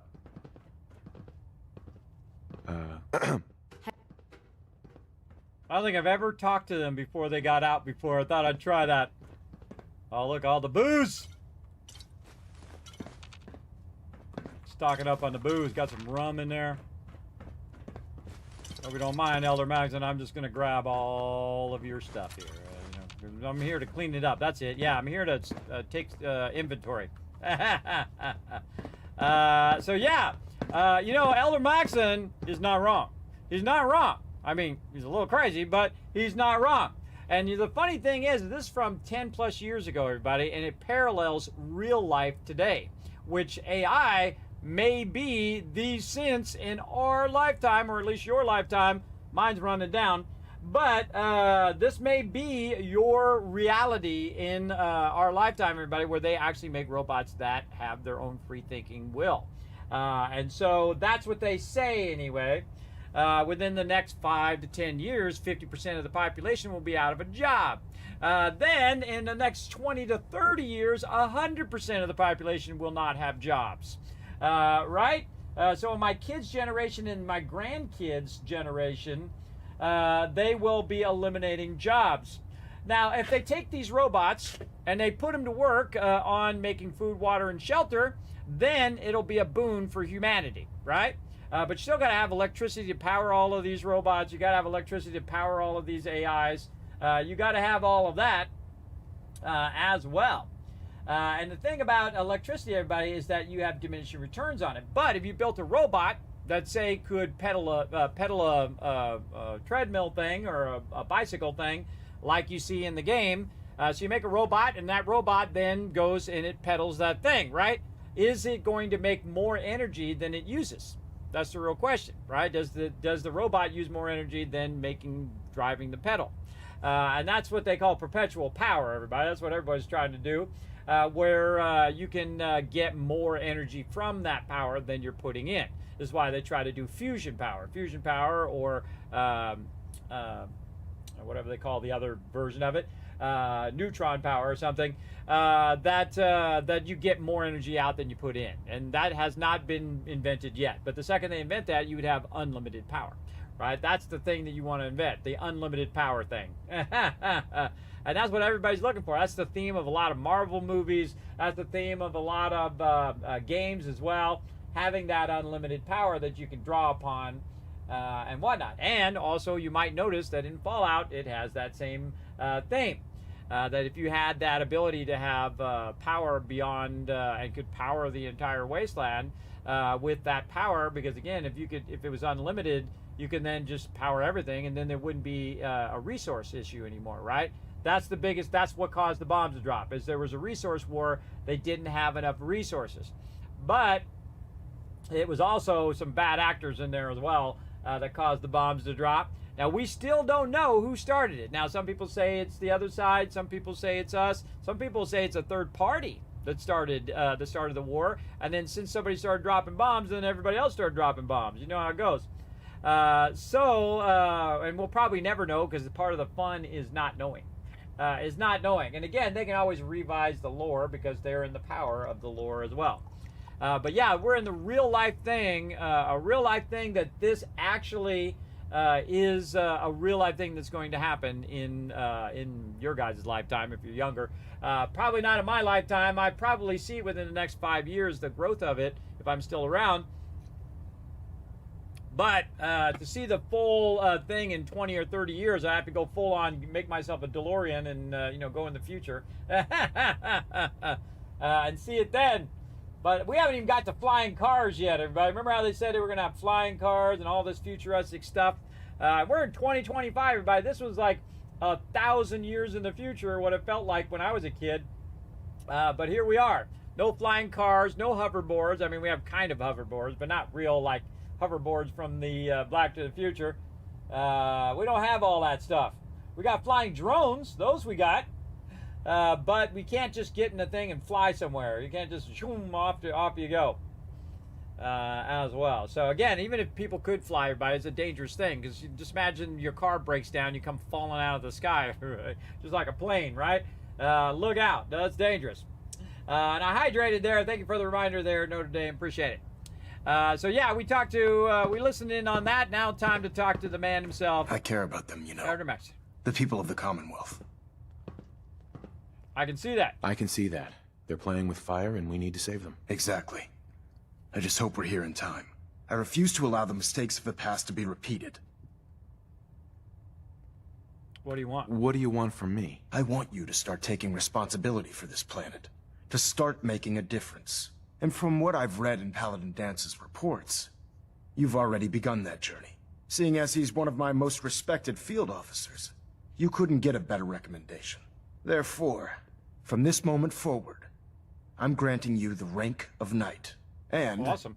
Befitting your title, we're granting you a suit of power armor to protect you on the field of battle. Wear it with pride. I'll do my best to live up to it. I'm certain that you will. In any event, once you're finished becoming familiar with the Pridwin and my staff, report to the flight deck for your new orders.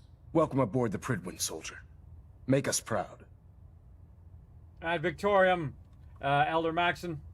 All right, let's do it. All right, now we got to go in here to the Pridwin main deck. And we're going to go see if we can access the vendor. That's the first thing we're going to do. Green across the board, sir. Nothing new. Good. Green across Carry the on. board. Congratulations on the promotion, Knight. Thank you. Appreciate it. Carry food with you, or you'll end up eating some pretty questionable things to stay alive. True. All right, we got to talk to a bunch of peeps, but my favorite... So how did it look out there? We've got a lot of work ahead of us, brother. This is true. There. Try it now. Nothing.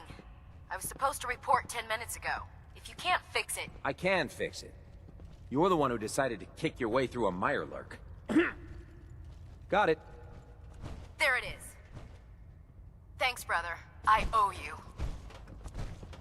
Hey there. My duty shift was long, but I'm glad we're making a difference out here. Joining our cause was the wisest decision of your life, brother. We'll do what we got to do. All right, right back here. Inform me when you're done checking in with Maxon and Dance. Okay, Proctor and I'll see you later. All right, The last Tegan. person that disobeyed Captain Kells ended up scraping rust off the Pridwin's hull. We can talk shop From after the you fully outside. checked in with Elder Maxon and Paladin Dance. Nope, I can override that with my thing, everybody. Proctor. We can talk shop after you fully checked in with Elder Maxon and Paladin Dance. Yeah, see, I can bypass it. I was wondering if I could bypass that and just start buying stuff now. Look at this Gatling laser, everybody, that he's got. He's got a minigun. He's got a whole bunch of mods. This is some of the best stuff. He's got fiber optics and circuitry. And, of course, he's also got Brotherhood of Steel sturdy combat armor, by the way. A lot of good stuff in here that we can just buy directly from him. Now, we want to go see if we brought any purified water. No, we did not. But we'll do the same thing here to Tegan that we do to everybody else, and that is to invest down here and do this. But I'm going to go legit, everybody. He says I have to talk to all the peeps first. So we'll do that after we first save. We got that done. And then we're going to take a break. We'll come back. We're going to do some more. And I think I'm going to do this giveaway when I come back, everybody. So we'll do this giveaway for random game code. Then, what's the next giveaway here? Let me go ahead and bring this back up again. You can donate, everybody, to unlock more giveaways as well.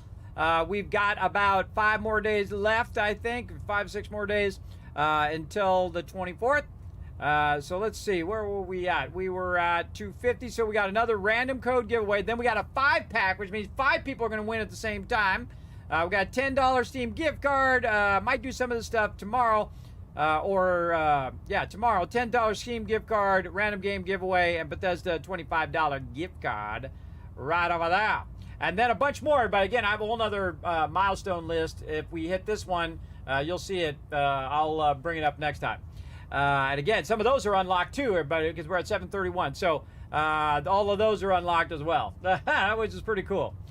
Pretty cool. So we got a lot of giveaways still to do, and this is how it always happens. Right down at the end, I'm doing like giveaways, like giveaway. Just a ton of them right here. And again, I appreciate everybody coming in and showing some love.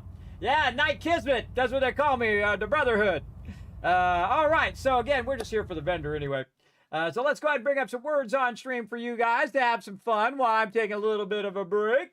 And then I shall be back with some more epic Fallout 4 playthrough. Man, I love that whole part of the Brotherhood. Everybody's so well acted, so well thought through. I love the voice lines and everything. I actually like this Brotherhood better than I like the Brotherhood in the TV show. That Brotherhood. Oh, wait a minute. Hold on. We got some love coming through. Hold on. Let's take this back out so we can see that Kismet love train coming through. Wombat gifting some subs, and that means we're going to extend the stream, everybody. That's right. You can thank Wombat because we're going to extend the stream and go even longer because those gifted subs there in the chat. Now, who's getting the love right now? Let's see. Todd getting some love. Johnny getting it. Maza, we got CMS Smiley, and Hey Mark. All getting the gifted subs right now. You can thank your love train conductor, Wombat for Hire, showing you guys some love and extending on the stream as well. Oh, I think my thing started. Hold on, I gotta stop that. My thing started. There we go. Get that off of there. Get that off of there. There we go. There we go. And again, everybody, I'm going to let the Kismet love train run here before we take a break. I was just about to go on a break. There we go. I always like to, a little sign of respect, everybody, to, someone donates or gift subs in the chat. I like to let them all run. So thank you very much, Wombat for Hire. Showing lots of love in the chat. Thank you for chilling out in the channel and also showing love to the chat. Again, we're going to be extending this stream now. Again, when you give subs, everybody, it does extend the stream. I will go longer as well. So first, let's go ahead and take a break, though, because we're going to be back here in just a moment. We're going to go ahead and bring up this so I don't get in trouble with my doctor. And actually doing much better, everybody, since I'm taking breaks. I am doing much better. So I appreciate you all having fun while I'm taking a break. And here we go. There we go. Back in just a bit.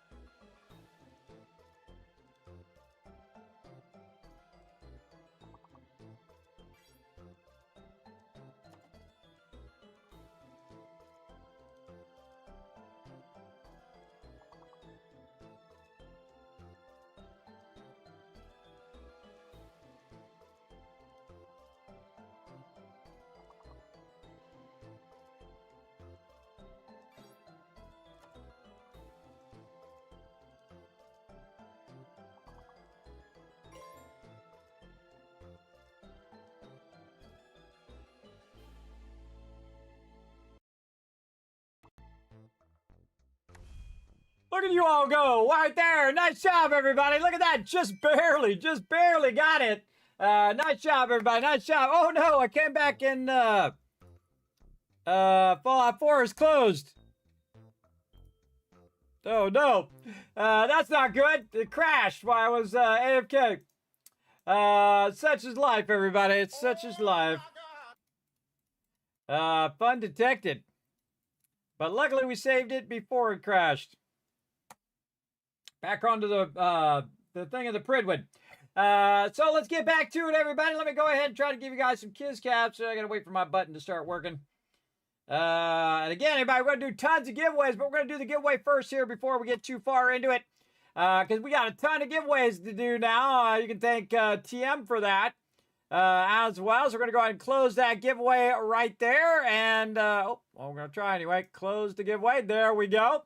And here we go, everybody. In 3, 2, 1, boom! You're the winner. Paul coming in with a big W right there with only a 46% chance of winning. Make sure to put some GGs in the chat. The more GGs I see in the chat, the more Kiz caps I'm going to give to all of you. I'm going to give you some Kiz caps right now for working together on them puzzles. There you go. For the next giveaway. Now, again, everybody, be a good sport. Put some GGs in there as well. While we're waiting for Paul. Paul has 2 minutes to say something. Oh, wait, there he is. There he is right there in the chat. I see him in there. Again, the more GGs I see, the more Kiz caps I'm going to give to all of you. All right, Paul. You know what to do, but I'm going to just say it again, so there's no problem. I'm going to say hi in the chat. You're going to go ahead and click my name, say Kismet. I won the random Steam game code giveaway. Also, we got Rebel Hatter coming in with the 2 months of Prime sub love. Now remember, everybody, if you are a sub, you also get 3 times the Kiz caps, 3 times the chance to win here in the channel. So you can give subs, you give everybody a bigger chance, or give yourself a sub, give yourself a Prime sub or another sub to unlock those, of course, epic emotes, animated emotes, holiday emotes, as well as the ability to earn more caps.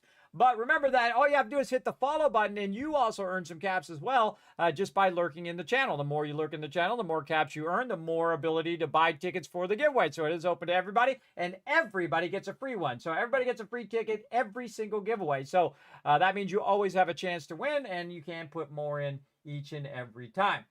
So there you go. And here's a bunch of Kiz caps for being good sports in the chat, everybody, for the next giveaway. There you go. That's how you do. So there you go, everybody. Everybody show some love to Rebel Hatter in the chat as well. Show them some love, everybody. Again, that's 2 months of sub love right there. I do appreciate you using your Prime here on my stream. I greatly appreciate it. So let's get back into it, everybody. Back onto the Pridwin, which is where we left off. As well, see right here. But first, before we do that, you know what? I say we start another giveaway. Let's go. Let's go. Man, it's a great night for a giveaway, everybody. Again, we're going to get it going on over here. And again, we're going to extend the stream because there were gifted subs today. So again, more gifted subs you gift to chat, everybody. The longer I'm going to let the stream run all the way up to 12 plus hours if I can go that long. If not, we'll just push that time over to the next stream. And make that stream longer as well. So again, it does keep on keeping on up in here. All right, so we got that done. We're going to confirm that as completed. And what's next on the list? I already forgot. So I got to pull it up each time because I'm an old man and I forget. Okay, so where are we at? We're at Random Steam Game Code, an additional Random Steam Game Code number 4. And then we're going to do a 5-pack later on as well. So let's go ahead and do number 4. Right over here. We're actually going to give it that name, so I remember that's specifically for this person who wins this. Number 4. Not counting all the other ones I've done for, you know, how many ever days it's been, 20 days or 15 days or something like that. The other 15 giveaways I've done. And also bonus giveaways, a bunch of bonus stuff that we gave away as well.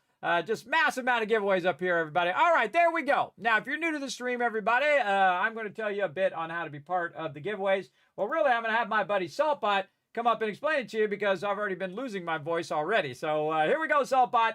Do your thing. Thanks, Kismet. I'll give them a quick overview. Hi, I'm Saltbot. Let's talk about what are Kiz caps, how to earn them, and how to enter Kismet's giveaways. What are Kiz caps? Kiscaps are loyalty points for watching Kismet stream. Use them for contests and giveaways. How do you earn Kiscaps? You earn 1000 Kiscaps by hitting the follow button, plus get free emotes to use in Kismet's channel. Work together with your fellow Teamwork Tycoons in chat. Type !RT, then click the last link, hit the like and retweet buttons and everyone gets 1000 Kiscaps for every 5 retweets.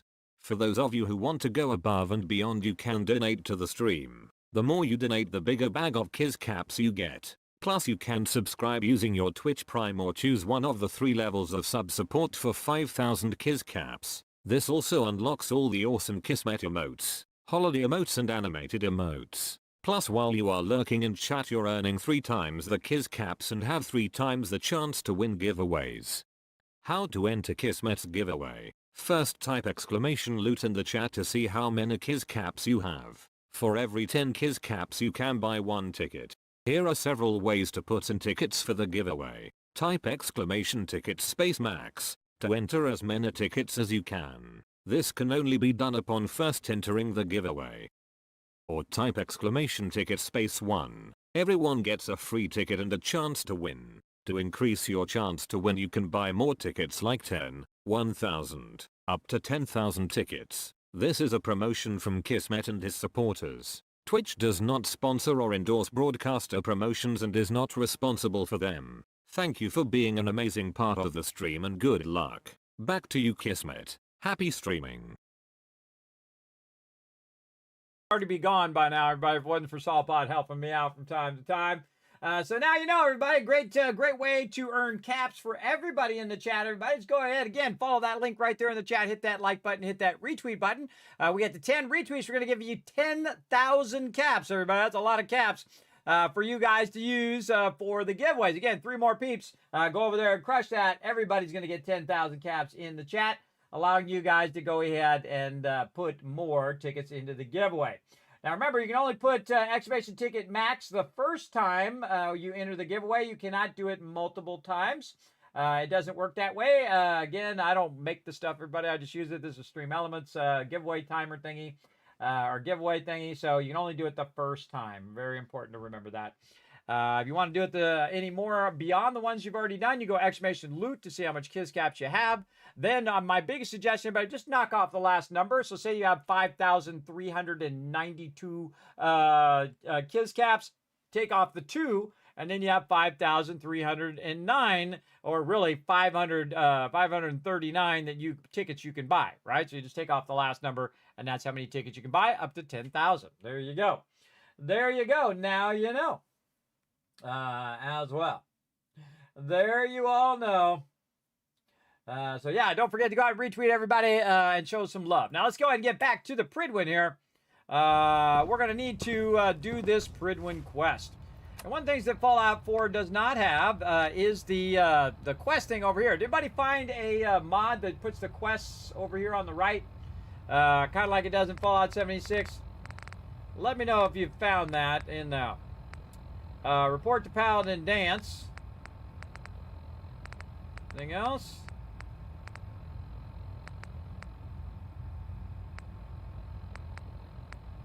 Man, I got so many quests to do. So many quests.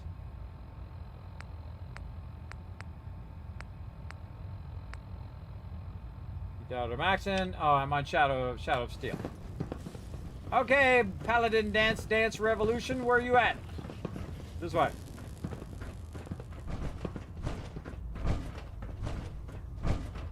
Paladin. There you are. How did it go with Elder Maxon? He's impressive. I was very impressed with him. He seems to know what's best for everyone. Exactly. Without his determination, we'd be lost. I just hope you appreciate how much of a chance I'm taking bringing you into the fold this quickly. Not to put too fine a point on it, but if you screw up, we go down together. So what's all this about you being my sponsor? Elder Maxon is understandably particular when it comes to new recruits. He believes in order to keep the Brotherhood strong, we have to bond as brothers. As your sponsor, it's my duty to travel with you throughout the Commonwealth to ensure that our ideals are being observed. That's why I'm so concerned about your performance in the field. I won't let you down, Dance. I promise. Good. Now, I know you're eager to hop into a suit of power armor and take the fight to the Institute. But first things first. In order to be an effective part of the team, you need to learn your way around this ship and get to know its crew. Since I've been officially assigned to you as your sponsor, I'd recommend taking me along with you. Let's go. Sounds good. Let's go. Outstanding. When it comes to keeping the Pridwin running, Proctor Ingram's the best. Okay, Shadow is still done.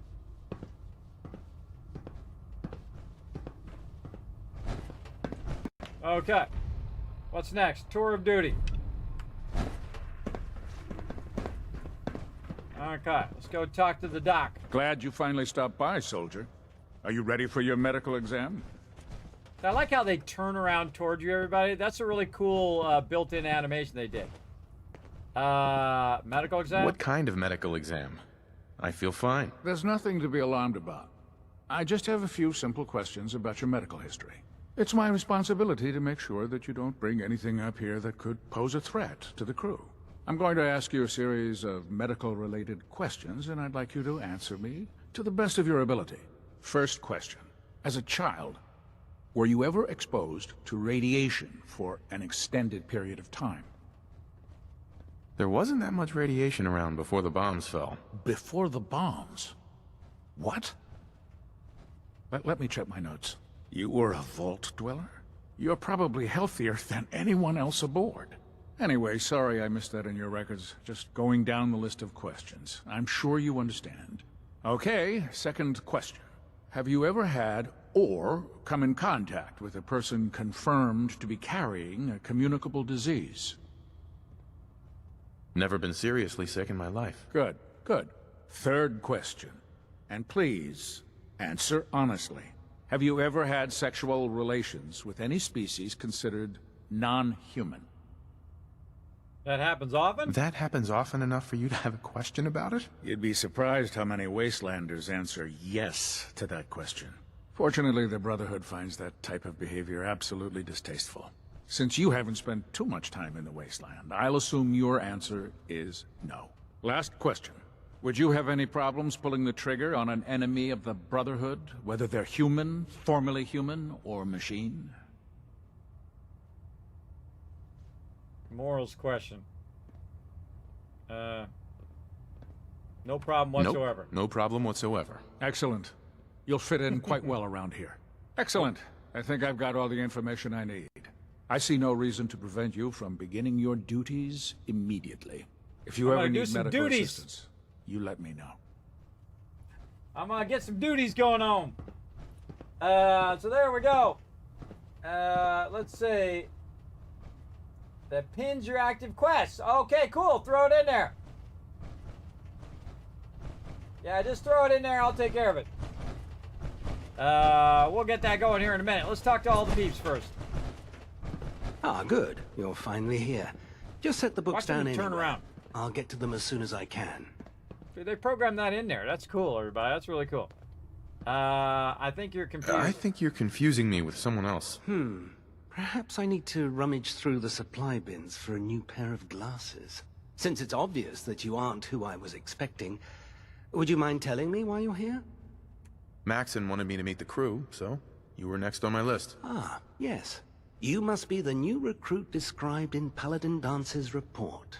Under normal circumstances, I'd provide you with a proper orientation of my department.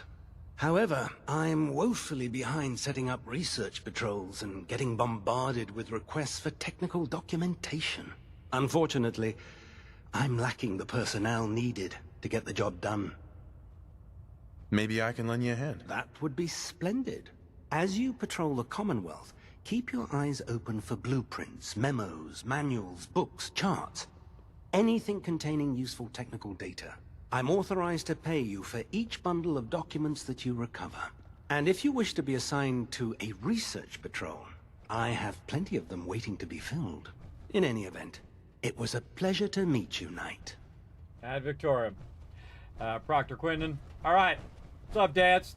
Hey, I'm doing my thing, Dance. We got this. Come on, buddy. I really like Dance, everybody. All right, we got Proctor Ingram and Tegan. All right, Ingram. Put two in the head and they'll stay dead. Advice to live by. 100%. And then if they're still twitching, shoot them again. All right. I also like Proctor Ingram. Don't despair, brother. Ingram? We're So, here to save you're the new Commonwealth. recruit I heard about. Not what I was expecting. You sound disappointed. Sounds like you're disappointed. Not disappointed, just surprised. You don't look like one of the usual wastelanders we pick up. Anyway, since you came down here to meet me, we may as well get it over with. My name's Ingram, and this lovely little grease pit is where you'll usually find me. If your power armor's too tight in the crotch, the Pridwin's about to crash into the ground, or a robot's gone haywire, you come see me. Full plate. Sounds like you have a pretty full plate. Plate. Hell, I have a whole table's worth of duties around here. There isn't a day that goes by on this tub without 5 or 6 things breaking down. And since I'm stuck in this rig, I'm not quite as spry as I used to be. The work tends to pile up. Actually, you seem to be getting around really well. I suppose it's better than the alternative. Anyway, I'm sure you're here to get your hands on some power armor. There's a pretty decent T-60 suit sitting in Bay 3 that's all yours. The left leg actuator's a bit sticky, but it'll keep the creeps off of you. Oh, and if you need any work done on it, feel free to use the workshops around here. Now, if you'll excuse me, I need to get back to work. Sounds good. Oh, right over here. Oh, that's not it.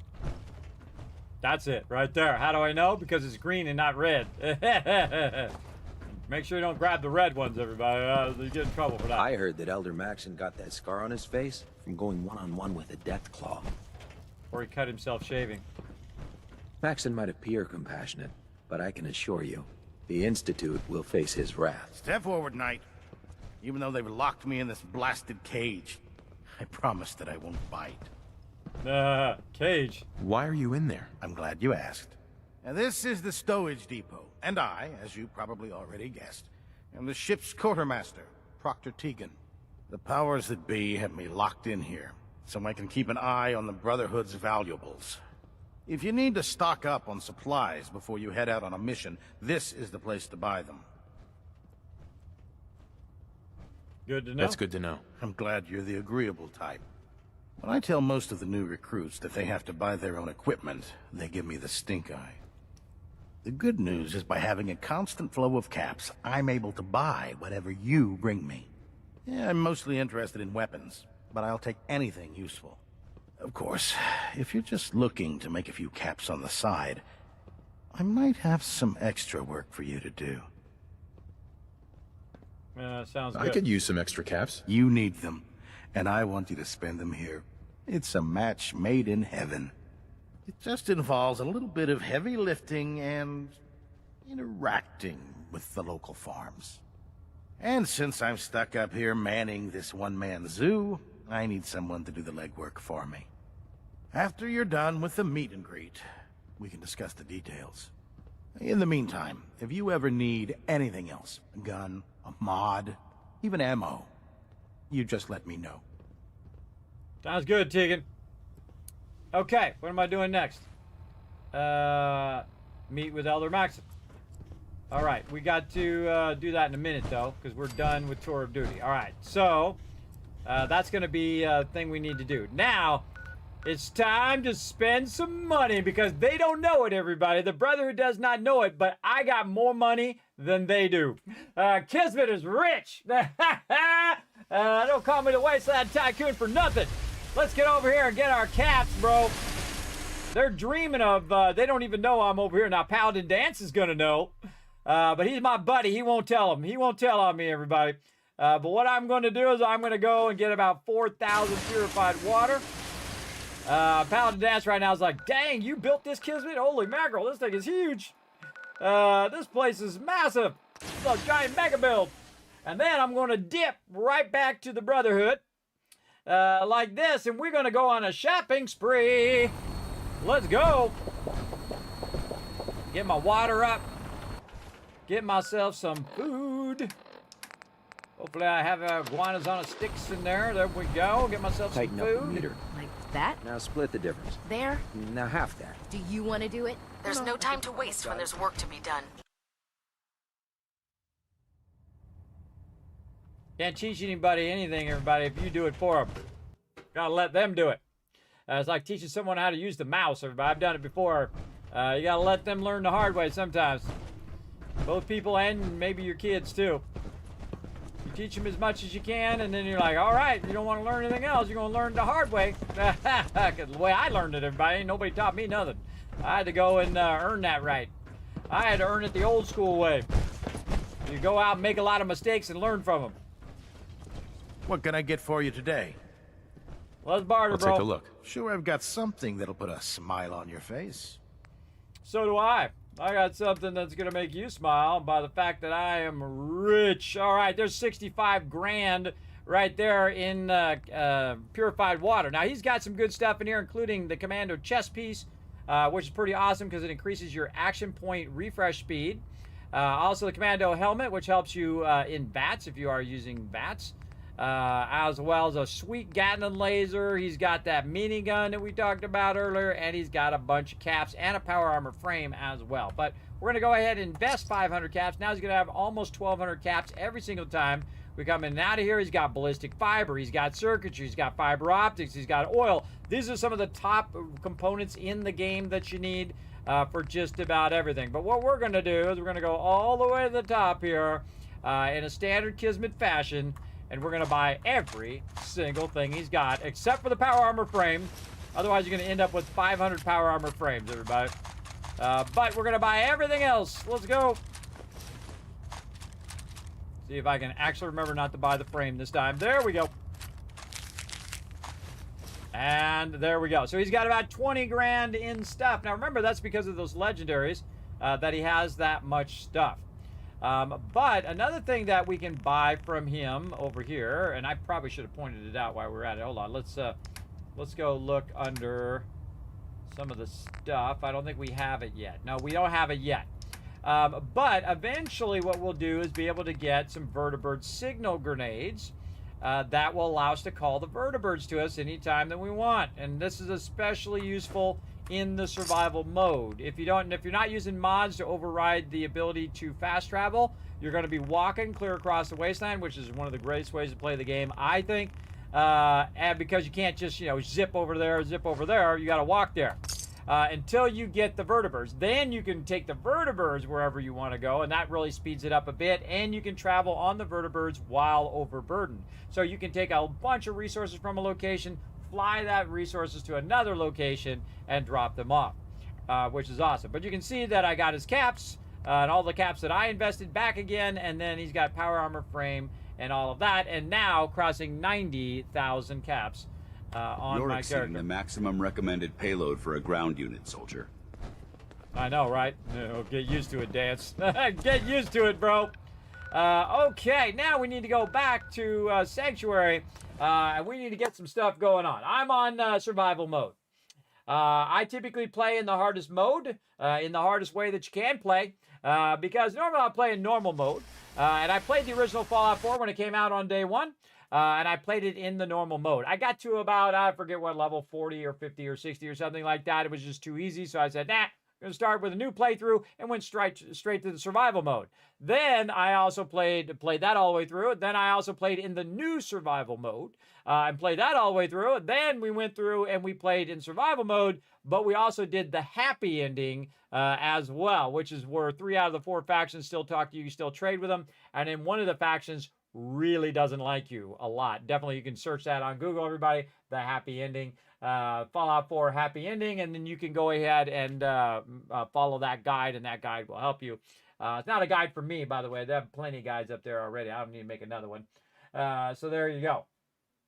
So yeah, very, very fun. But because I'm in survival mode, I am taking on the toughest mobs, a lot more legendaries, a lot more stuff like that. But I did re-enable fast travel via the mods that I have in there. Because I've already played through, this is my 13th playthrough, everybody. I've played for nearly 4,000 hours live here on stream over the last 10 years. So, yeah, long time. Long time, but we are always doing new stuff, everybody. We're always trying to innovate on each and every playthrough. We are making some serious epic level bases up in here, as you can see. All right, so Paladin Dan's going to look around. While he's looking around, we're going to get all this purified water back off of us here and stacked into our water extraction. As you can see down here, everybody, 3,000 plus purified water. In fact, let's go see exactly what it is.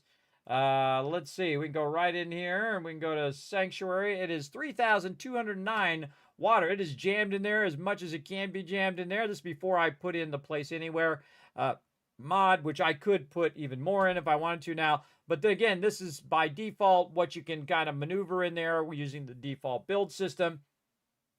Over 3,000 purified water. That's 48,000 caps every couple days in game.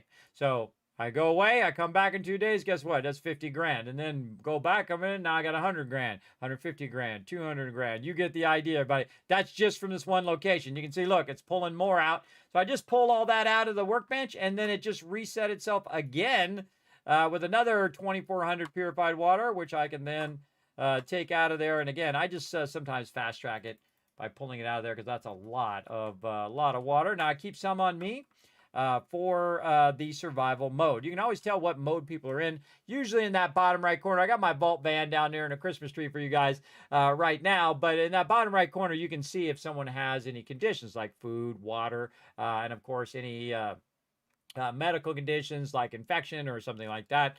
And of course also the sleeping one. The sleeping one down there, which you can see is a dead giveaway that I'm in the survival mode.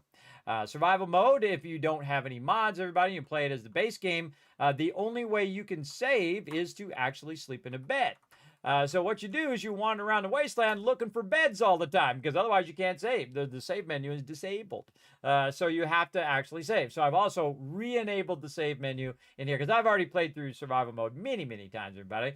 And did have a fantastic time doing it. Remember that your survival mode playthrough is going to be way longer usually than your normal playthrough, and that's because you're going to be walking everywhere, right? So you got to go over here and talk to this NPC. Guess what? You got to walk clear across the wasteland. I've done it many times where I was at Sanctuary and I needed to go talk to somebody way over here at the brewery, and I had to walk clear across, which is really fun. That's why you want to get the Brotherhood very early on so that you can use the vertibirds to travel wherever you need to go. So there you go, everybody. There you go. A match made in heaven. There you go. Yeah, big time. There you go.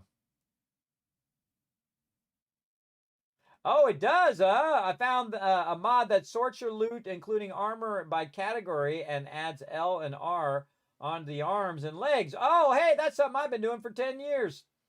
Oh, cool. Yeah, put that one in there as well. I forget what the other mod I asked for. See how quickly I forget stuff, everybody? Let me go look.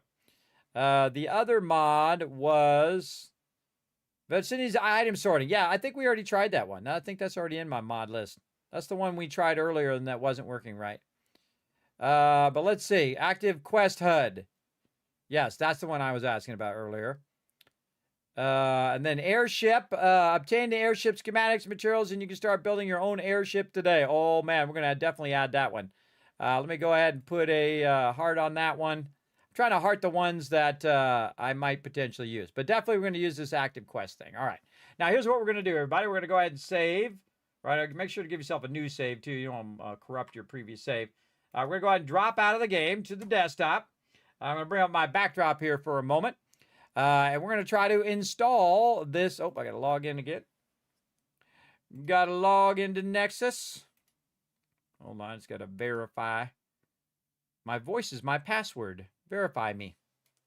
That's from that movie Sneakers, everybody. If you've never seen that with Robert Redford, such a great movie. Good movie to watch over the holidays, too. Highly recommend. Okay, and again, if you want to know what mods I'm using, everybody, you can go exclamation mods in the chat, and it will, you can just get that link, and that'll take you right over there, if I can find the modded playlist. There it is. And we're going to add this right down here. Oh, right here. Pasty paste right there. Active thing. Maybe I should separate the ones I'm doing today from the other ones. There we go. Separate them by a line here. Okay, active quest head. This is UI.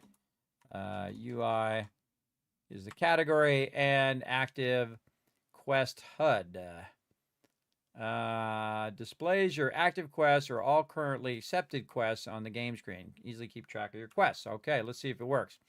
Now, 50-50 chance that these things work, everybody. And that's not the mod author's fault. It's usually the fault of Bethesda, because Bethesda loves to come out with updates without considering that it's going to break all of their mods.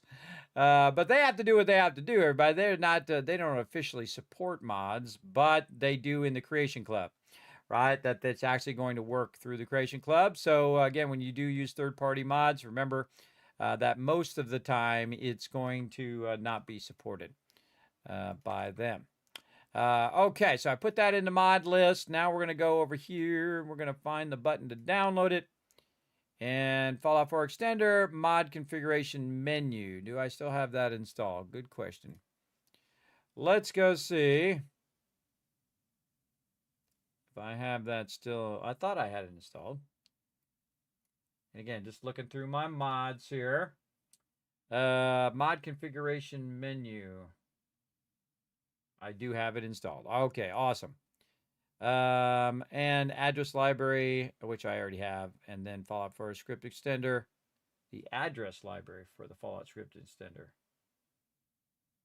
That's a good question. You get too many of these mods, you forget which ones you got. I would think so. There's the script extender. Access library. There it is. Okay, yes, I already have all those. What it does, everybody, and I'll show it to you here, is that it has prerequisites. See these little blue links here? You want to make sure that you got all these installed first and then install the other one, or you can install it later and just not launch Fallout 4. I like to install all of these first, the additional files first, and then install the mod.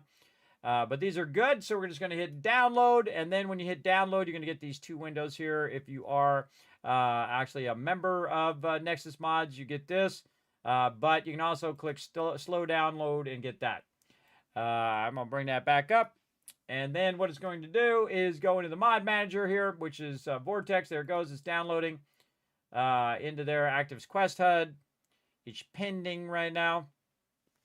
We got to wait for it to install. And then I launch it via the script as well. So I'll show you that as well.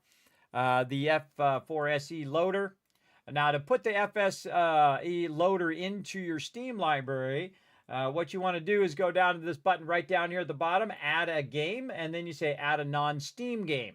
And so it's not really a game, it's really a mod launcher is basically what it is. But instead of accidentally pressing Fallout 4 and then having it update Fallout 4, which I don't want it to do because I want to stay with the older version, so a lot of these mods work. Because if they're already working, they're working. I don't want to get the new version and then all breaks all my mods because we're in a mega playthrough, everybody.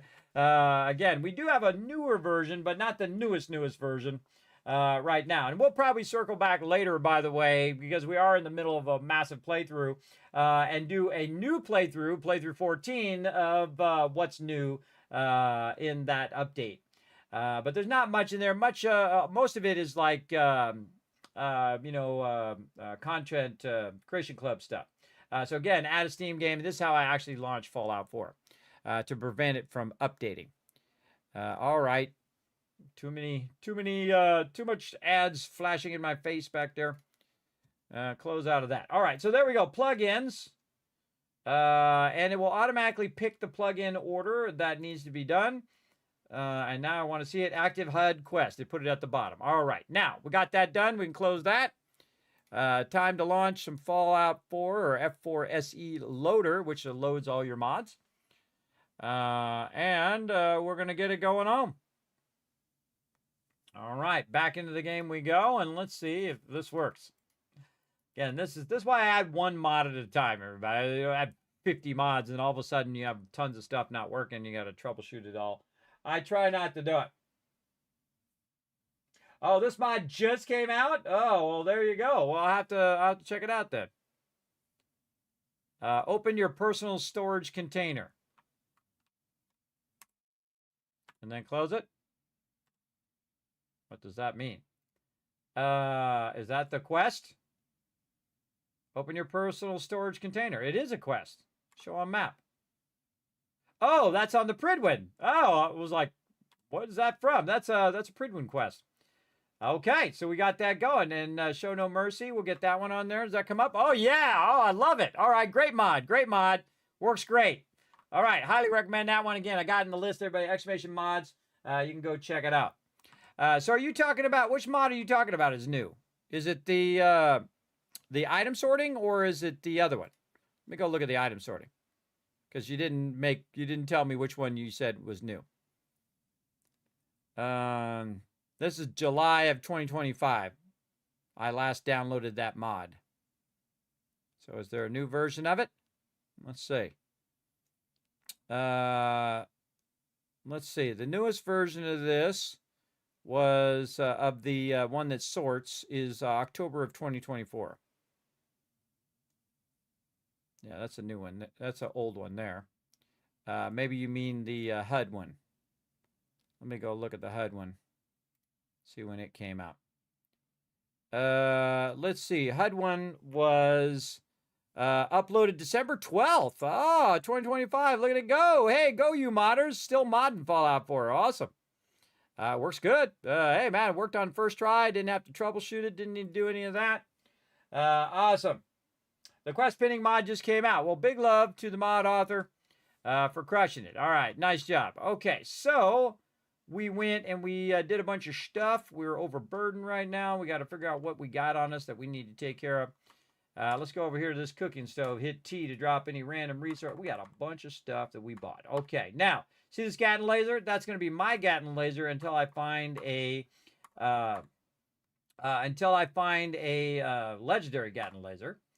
And then all the rest of the stuff, even though you're like, Kismet, you just bought all that stuff, I'm going to have it breaking down. So now I can throw it in to my workshop here, and it's going to automatically break all that down. Notice I'm not getting rid of the 50 cal as well. We'll keep all that. And then Brotherhood stuff we'll put in here. And what else we got? We got some ammo we can offload, especially any missiles, because they're too dang heavy. Too many fusion cores on me. Let's knock those down by 6. Get this. Mini nuke, missiles. Yeah, all this out of here. Get out of here. Get out of here. And then we have some legendaries that we got that we want to get rid of. Or not get rid of them, but put them away. Let's go over here to the weapon workbench. And get going on this Gatling laser. Now, the first thing I do on any thing is I put a Z on it. And then a dash, and then Gat laser. And that's as much as it needs to tell me, everybody. That's pretty much it. Now, we're going to go ahead and also boost it because, of course, we have the ability to mod all of this. Superior damage, which is going to do a fire rate of 45 with the damage of 151. Or we can make it shoot faster with a faster firing rate if we want. But I'm going to go ahead and do superior damage. You got to have gun nut and high science. Let's get that going. Charging barrels. Now we have the standard barrels and the charging barrels. This slows it down, but it does better damage. This one, of course, makes it fire faster, but it does less damage. Now, I think that if you're firing at 272 per minute versus firing slower and doing higher damage, I feel like actually the standard barrel is better. This way you're shooting faster and you have a tendency to kill the mob faster, because I can do that same damage, that 150 damage, that's just 3 hits. So if I do 3 hits, I'm doing 150 damage. So again, it's going to 275 versus 45. So let's round it at 50. Let's round it up to 300, right? So if it's going at 50 rate or 300 rate, right? How many 50s go into 300? Just so you know, it's like 6. It's like 6. So if you put, again, 50 goes into 100 twice, and then that's 3 times that would be 6 times the fire rate, everybody. So roughly, or maybe more like 5 times. But it's 5 times the firing rate, and I have to hit 3. So if I'm hitting 5 instead of 1, I'm actually getting more damage overall, if you think about it, because you're going to hit more often and do more damage. There you go. Now I got the standard sights and the reflex sights, which helps better focus and sighted accuracy, which I do use sighted all the time. We also have a muzzle and a beam focuser, so it already has a lot of these mods already on it. Beam focuser, of course, really helps with range, accuracy, all of that stuff. And then we can have different types of paints on it. So I'm going to go with the Enclave paint. This way it won't ask me, or it will be tagged in such a way that hopefully I don't accidentally sell it. So there you go. All right, overcharge capacitor, and there we go. We've got our Gatling laser, and you can see now our Gatling laser, if I move over, our Gatling laser is now part of these ones at the bottom. And you can see the minigun is not. So we're going to go ahead and go out of there. Awesome. And then we're going to talk to my buddy Paladin Dance over here. Talk. Dance, what's on your mind? Dance, you need an upgrade. Thoughts? Your thoughts? If we want to win the people's hearts and minds, we have to spread the word of the Brotherhood across the Commonwealth. How do you think things are between us? I don't see how this is a relevant question right now. That was all? Not a problem. Okay, well, I can't trade with him right now because I'd give him that 50 cal right now. Because he's rocking that big, heavy armor, everybody, so that means he can rock that 50 cal. You can see over here, everybody, I can make 50 cals as well as I can turn this on 50 cal ammo. Right now, you can see it's just constantly making me 308 ammo because it's one of the rarest ammos in the game that you run out of very quickly. Actually, I have way too much on me right now. You run out very quickly. So again, just backlogging that 308 ammo for when I need it later on. So what I'm going to do is I'm just going to take this 50 cal and I'm going to put it right here for later when he's my buddy and we can give him a better weapon. Right over there. Now, another thing I want to do is go ahead and go in and favorite my Gatling laser onto my bar. And you can see actually there's a gun missing right here. But now we're going to put the Gatling laser on there. So we have number 1, which is the sword, melee. Hiya!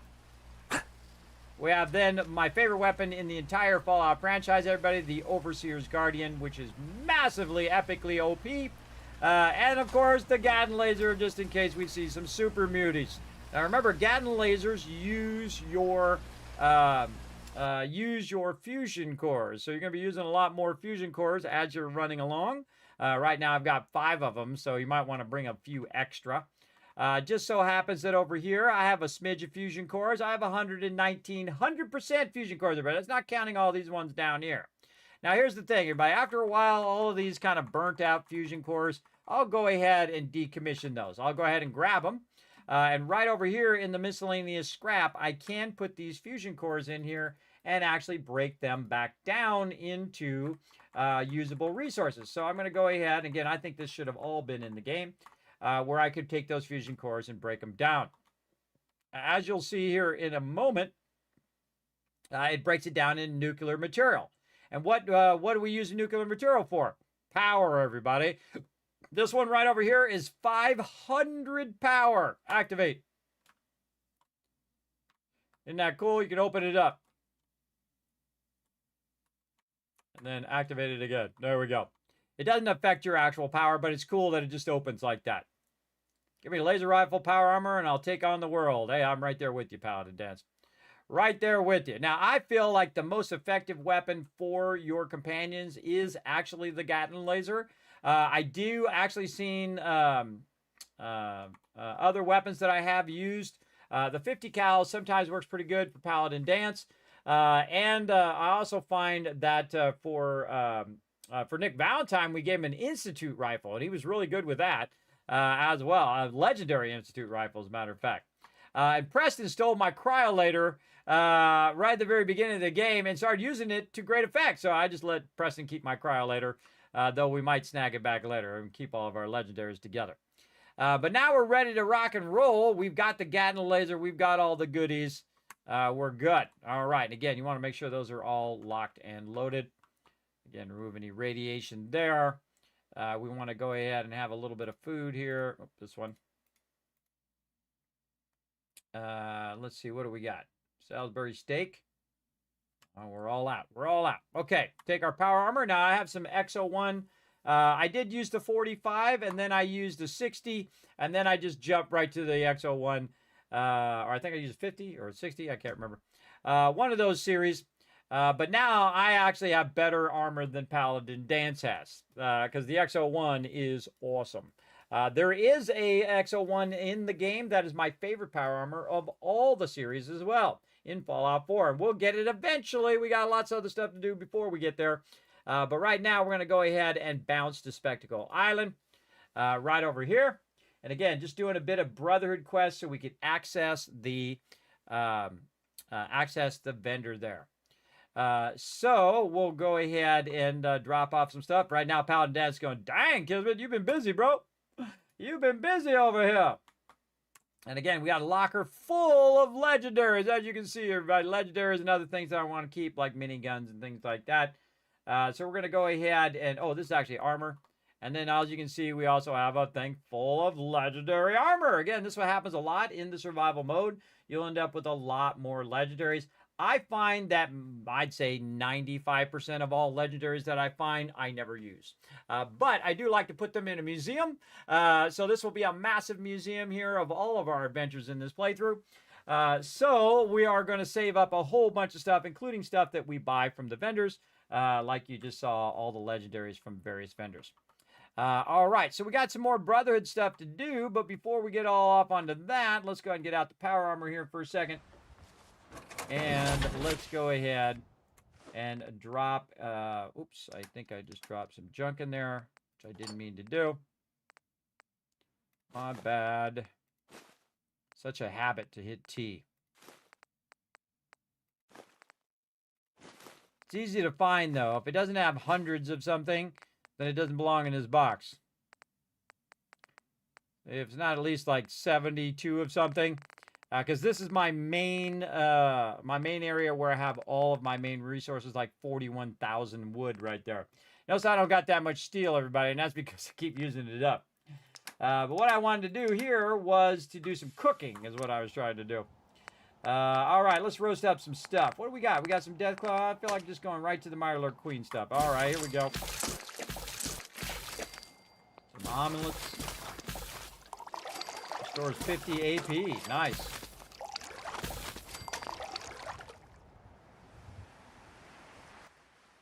Turn down the sound a little bit there. Okay, so we got that going.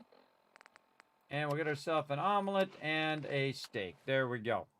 All right, now we all good. Now, also, we can check our status. All of our specials are all plus.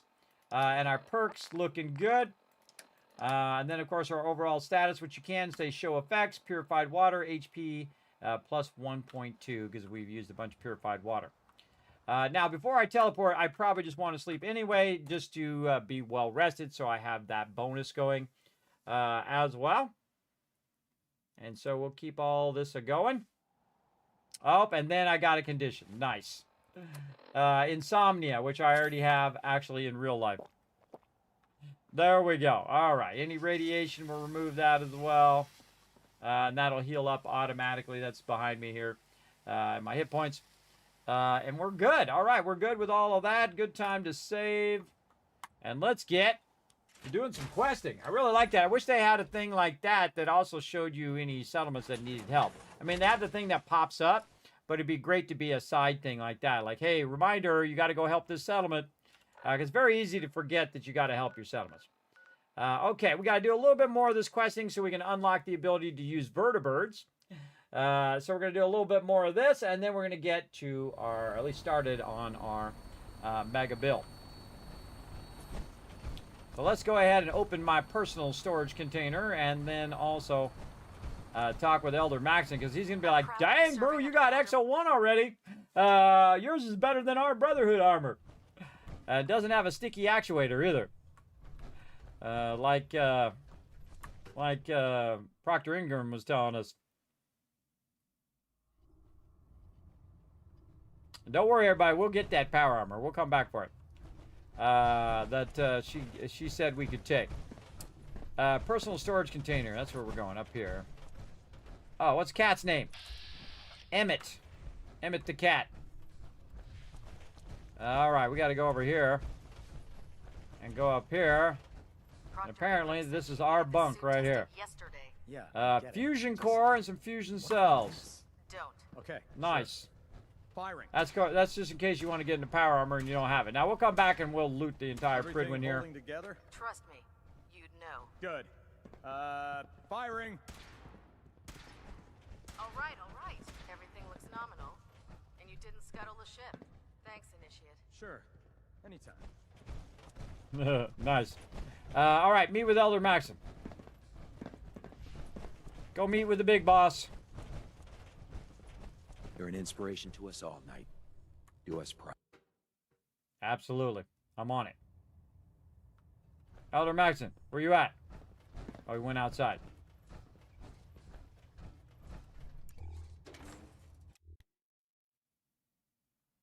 There's no time to waste when there's work to be done.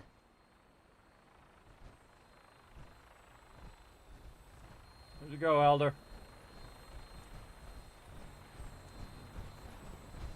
And went to the back of the ship. All right. What's up, girl? Don't worry. We'll keep the Pridwen running at peak efficiency.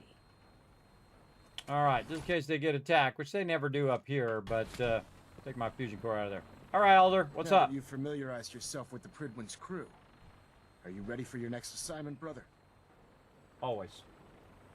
Yes. Yes, Elder. Good. Let's get right to it then. Shall we? Take a look over there. That's Fort Strong. And it's infested with super mutants. Having those aberrations of nature close enough to smell is making me sick to my stomach. To make matters worse, they're sitting on top of a massive stockpile of Fat Man shells we could use in our campaign. I want you to head over there, wipe out everything that moves, and secure that stockpile. Understood? Consider it done. Consider it done. Look, I realize you're eager to take the fight to the Institute, but it'll have to Just wait. love that. The Brotherhood cannot allow those abominations to have a nuclear arsenal at their fingertips. It'll be a pleasure to exterminate that mutant filth.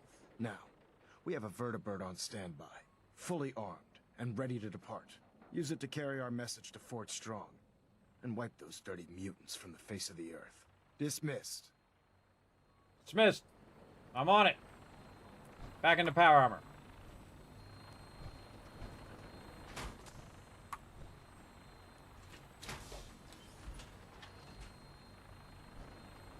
It's one of my favorite quests, everybody. Really fun. All right, here we go. Feels like you can take on the world in there, doesn't it? See, Dance likes it every time you get in your power armor. Strong does not. We'll meet him later. There we go. Going for a ride. Welcome aboard, Knight. Instruments are green, and we're cleared for release.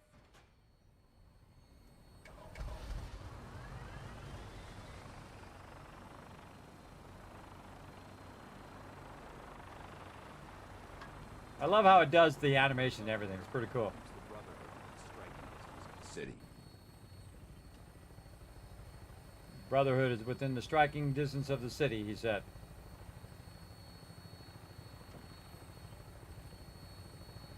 Could have blew up a bunch of cars there. I missed him. I could shoot my own settlement over that way. Don't want to do that.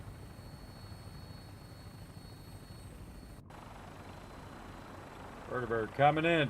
It's cool how you can't hear it as well if you're out like this, but if you are in, you can hear him. Target acquired. I'll try to keep him in your sights.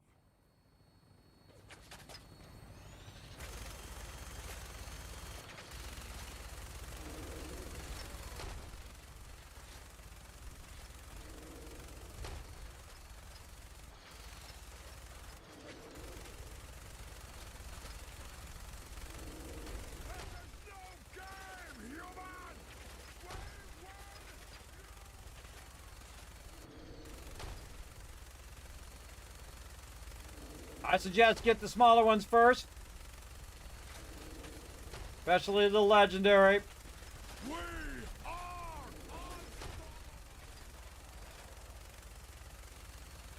Primary target down. Look at that thing bleed. I'm gonna find a place to set her down, and then hightail it back to the Pridwen for repairs. Sounds good.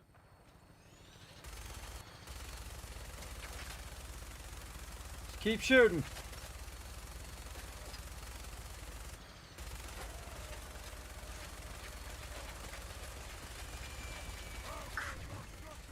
By the way, you don't have to get out of the ship. Oh, we blew up. I was wondering if it would blow up if I stayed in there. For sure, for sure. Oh, it blew up. All right, we're gonna reload that one. I didn't die, by the way, but the other thing did. Let's reload that. We don't want our buddies in the Brotherhood to do it. I think one of my ears have died, but my headphones have not died. Just one side of my headphones died, so let's just update it. All right, we're gonna meet with Elder Maxon again. Let's do it. It has been, wow, that's lasted 6.5 hours, everybody. Wow, this lasted a long time. Gotta give them credit, everybody. They're called Nothing Ear headphones, and I will eventually add them to my website. All right, let's talk to Elder Maxon again. This time we're just gonna stay in the power armor. Proctor Tegan set up a little shop in the aft section of the hull. Now that you've familiarized yourself with the Pridwin's crew. Yes. Good. Let's take a look. That's Okay, Fort yeah. Strong. Skipping the dialogue, left I want clicking. you to understand. Consider it done. Consider it done. Look, it'll. Dance loved that. All right. Yep. We got it. Now, use it to carry our message to Fort Strong, and wipe those dirty mutants from the face of the earth. Dismissed. I'm on it, Maxim. Okay. I foolishly did not save before because I didn't think I was going to have the vertibird blow up. But if you stay on the ground too long, as you saw, it got blown up. I think I've had it before in a previous playthrough, but couldn't remember. Let's go. Let's get airborne. All right, we have a second chance at these Instruments cars over here. And we're cleared for release.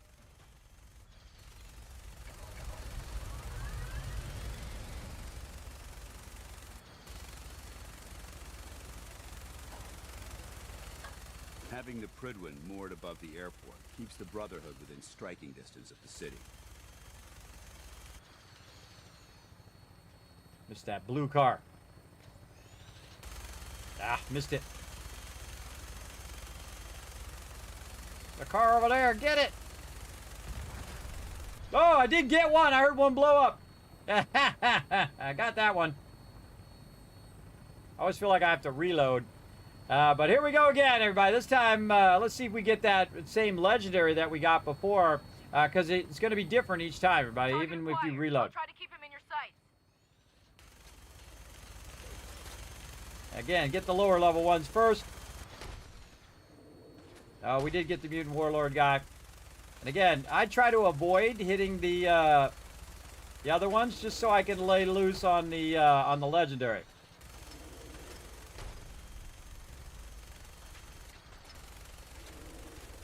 Yeah, legendary reset. This guy here.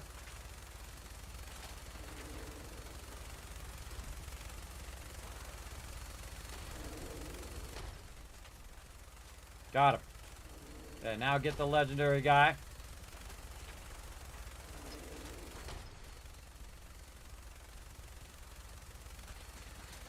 So this is the guy who's doing the most damage anyway. God, he's taking a lot of damage. All right, there we go. And then Behemoth. Aiming.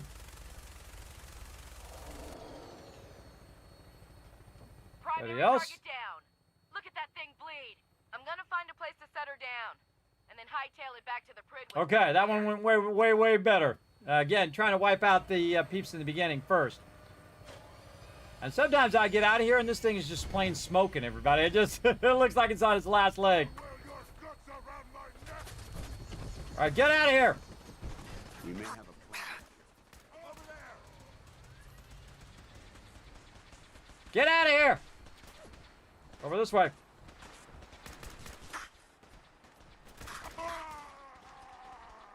Kismet getting the job done.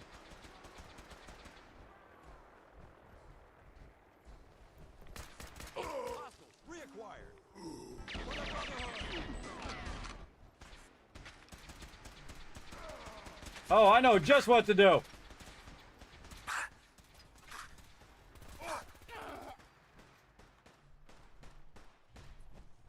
Get out the Gatling laser. Super mutants are more weak to Gatling laser, everybody. Should have mounted a Gatling laser on the side. Complete. Secure for Fort Strong. All right, let's turn the sound back up again. Turn it down a little bit. All right, our buddies in the Brotherhood made it back out of here. Yeah, it's flying back. connecting on. That's so cool that you can watch it reconnect to the Brotherhood, to the Pridwin, everybody. It reconnected, flew back and reconnected. Okay, now we're going to go ahead and run back over this way. Food and water. Maybe a little too loud. We're going to run back across this bridge. We're going to hit Q, though, to see if there's any mines. And we're going to pick up some stuff over here. Might as well reload my fusion core there. Reload my Overseer's Guardian. Good to reload while you're walking. Check it out, everybody. Some XO1. Now, here's the thing, everybody. You don't have to take the power armor frame. You can just take the power armor itself. Again, you don't have to walk the frame out. You can see I can buy tons and tons of frames. It doesn't matter. You can mix and match different pieces of power armor on the power armor frame. Fortification would make an excellent fallback point. Right? I know, right? Come on, Dance. Starting this off overburdened. Hold on. Real important thing. We got to take this tire. We got to throw it over there and see if it ends up at the Boston airport. Always a fun thing to do. Watch out for holes in the ground, everybody. Right down in the water you would go. Look out for those. For sure.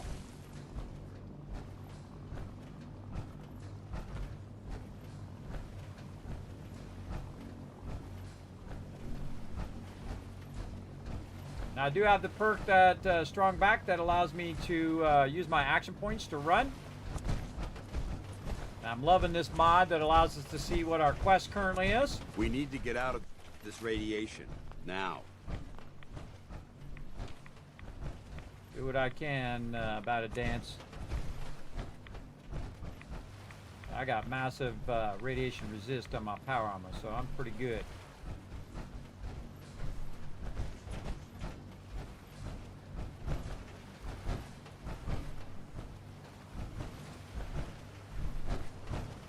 Graveyard over here. Taking their willow buds. Oh, a little car.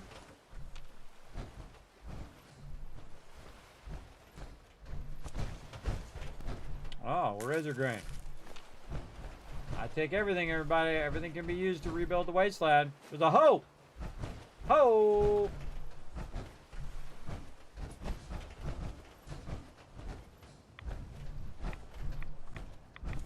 That's how I don't remember what's in here. Wild corn. Vault-Tec calendar over there. This one's already blown up. Did a great job in this game, everybody, where it comes to the world builders. Did a really excellent job of doing a little bit of storyline just based on their world building. Gotta wait for my action points to go up. I'm overburdened. The jetpack works way better in Fallout 4 than it does in 76. Everybody. The one in 76 is massively underpowered. Oh, I think I've come out here in a while. Look at this, everybody. I've explored every nook and cranny that I could. There might be places I haven't been yet. There might be. Even with 4,000 hours, you're not going to get it all done. Oop, not what I wanted to do. But that's okay. Hold down E. Throw it in there. See where it ends up. A good time to get out of your power armor standing next to a bunch of radiation. If I get in your way, Dance, you let me know, bro. Alright. Continue looking along the shore here. Again, we'll get to Fort Strong in a minute. We're going to wipe all of them out. I'm going to go in hot with my brand new Gatling laser. Smoke all these baddies. And a lot of caps. Caps just sitting here. Someone's going to come back for their fishing pole and say, hey, where'd my fishing pole go and where'd all my caps go? Look at this. See, I always never know. That could be a sneaky way to get in. That could have been. It's not in that case, but it could have been. Alrighty. And here's our behemoth. Oh, man. Look at all that stuff he had. Oh, man. Take it off. Got to find that legendary, because he's got a legendary, an incendiary Western revolver. So, kind of reminds me of the one with the ghoul has, where it goes boom. You got them bullets, they got boom on the back. Very cool. All right, check for some Nuka-Cola. We already go in here. Maybe. Sometimes I can't remember. Oh, technical documents. We know what to do with those. I usually end up with hundreds of those. There must be something significant in this area to merit these fortifications. You think, right? Elder Maxon already told us. Vance, weren't you listening? Did you start drifting off when he was talking? Told us there was a bunch of fat mans over here. Bunch of nuclear ordnance that we got to deal with. Keep turning my light off. Don't like it. Dog bowl, a little bit of a lamp. See, what I'm really looking for, everybody, is this loot like that. But also magazines, bobbleheads, those kind of things. So if you are a super looter like me, you have a tendency to find more of those just naturally as you're playing through the game than if you're just kind of running through an area as fast as possible.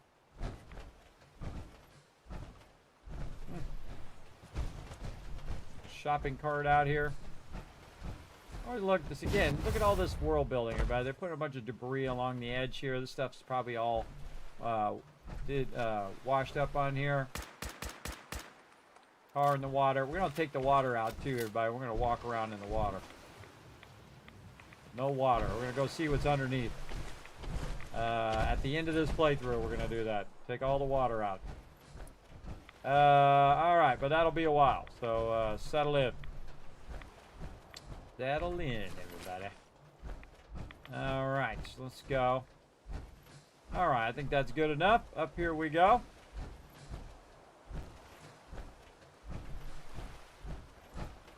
You hear the vertibirds off in the distance.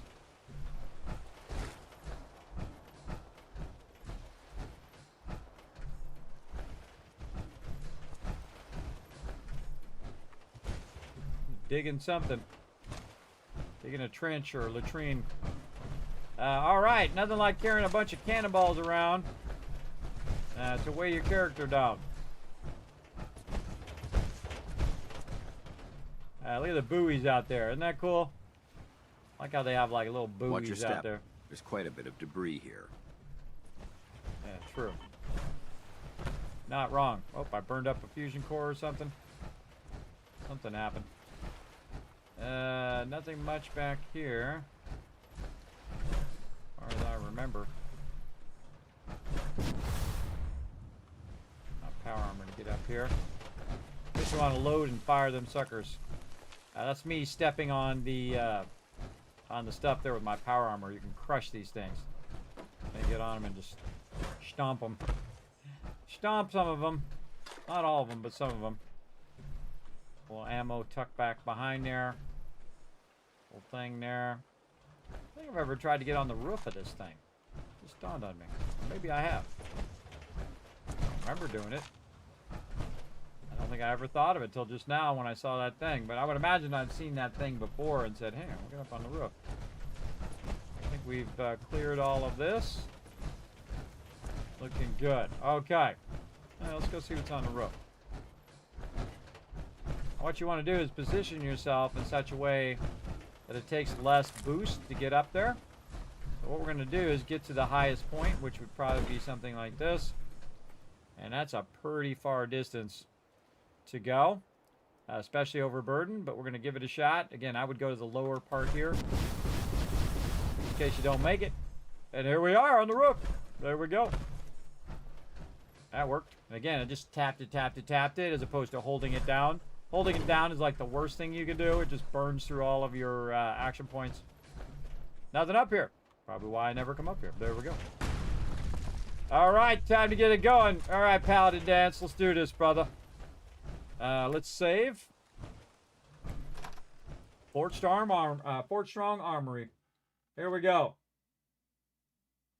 Oh, it turns Fort Strong into a settlement. Oh, cool. So boring. Quite a bit of trash to pick through here. Searching through it could prove beneficial. This is true. First, we got to kill some peeps. Now, here's what you want to do, everybody. Hold on. Exit. I'm going to queue up my Gatling laser. And then I'm going to open the door. because guiding laser takes a little bit to spin up. That's it. Let's open.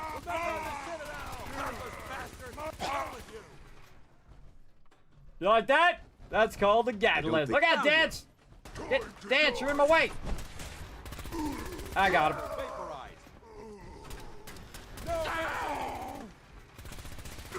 Legendary. Dance, don't run in front of me, bro. Firing off a guiding laser. Time for a new fusion core.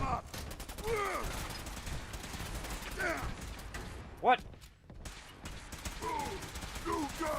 What the heck? It's not working. Glitched. There we go. Sorry, Dad. My guiding laser that I got from the Brotherhood is glitching out.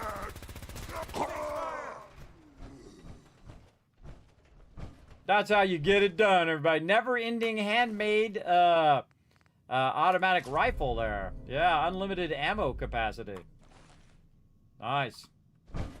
Nice, nice. All right, let's get all this loot. Went in here and murderized them all. I go in hot, everybody, before they can recognize I'm there. Wipe them all out. Again, notice I pre-shot the guiding laser before I opened the door, so it would already be ready to shoot.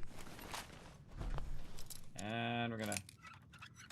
Oh, straight up and down. Yes. Right in the office. Oh, they got Batman, little mini nuke in there. We'll take that. Fort Strong key. All right, we'll take that too. There we go. Oh, and there it is, everybody. Let's put it on the list of the ones that we found. Honestly, I forgot where I was putting these. I think in the perk order where we were putting these. Yeah, so see, I don't like to look it up, everybody. I like to find them as I go along. U.S. Covert Operations Manual. Permanently or more difficult to detect.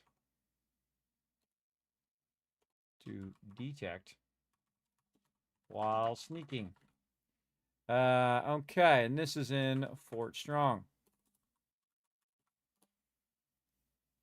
All right, awesome.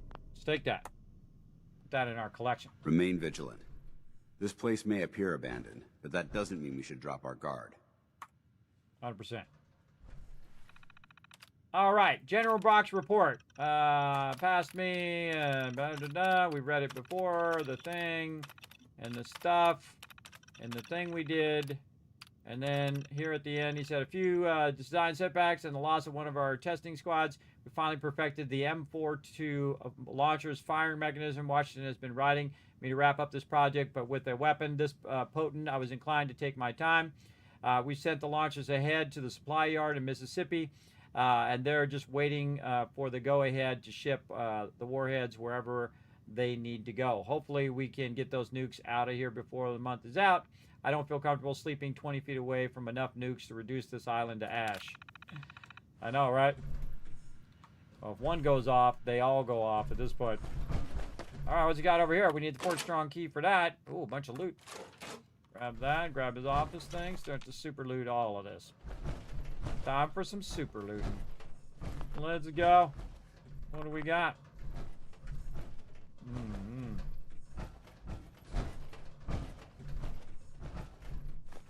American flag there, huh? Grab that. Feather duster. I want to leave the feather duster behind. Some Mentats. Ammo. Judging from the amount of dust present, it's safe to assume we're the first people to investigate this location in quite a while. Yeah, I would imagine so. Unless you count the super mutants. You count those as people? Apparently not. Gas mask with goggles, and he's got a plunger. Guess that plunger didn't help you fight off the baseball glove. Didn't help you fight off those super mutants.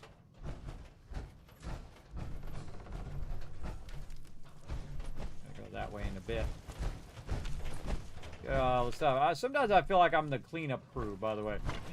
Just going along and picking up trash off the floor. This Remember, area all adds seems up. to be in disarray. I wonder if this is recent. That is a good question. I'm sure the super mutants weren't in here using these brooms. Oh, skulls. We can make oil from skulls. Look at the little teddy bear. Get that. More skulls and bones. Look at all the bones. I like to backtrack too in case you missed something up here, like the skull and whatnot. By the way, sometimes they'll walk through a locked door and then you don't have to worry about it. They'll just open it for you. But I do like to be thorough in my looting. Now, sometimes I will loot on the way through, and sometimes I'll do what I did where I just went and eliminated all the mobs. And then we'll just go through. And we got a little bit of time.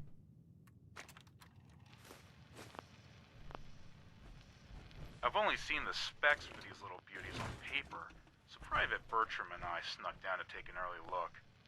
When I heard that the eggheads were designing a man-portable nuke launcher, I thought they were nuts. But they actually got the damn thing to work.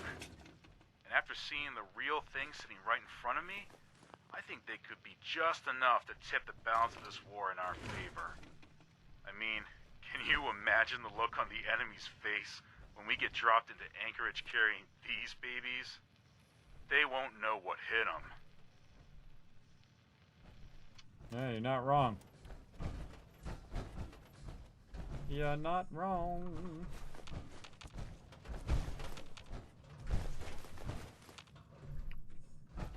Getting the loot. Milk bottles, glass pitchers. Hold down E to pull that out of there so I can see if there's anything in there. Sometimes there is. Sometimes there's stuff in there. Double check this guy. Getting all the moldy food. Every last thing in the wasteland shall be mine.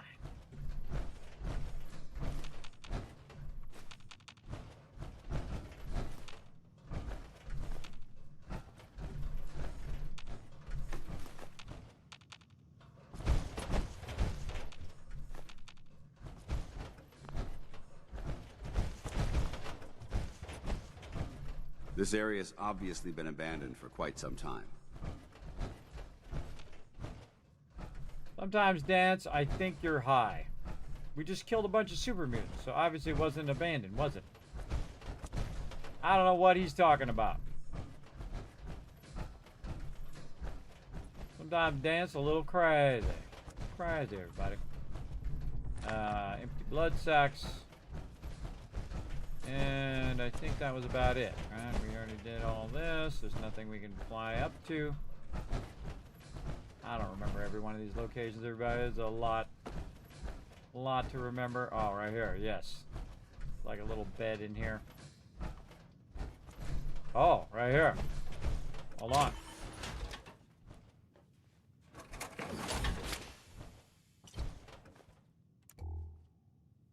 Hello, everybody. Thanks for being here. War never changes. You know that he was going to give a speech, everybody, at the very beginning of the game. If you missed that bit of lore, and there is actually a spot that you can find where he was going to give the actual speech before the bombs dropped, which I think is pretty cool. So look for that spot, everybody.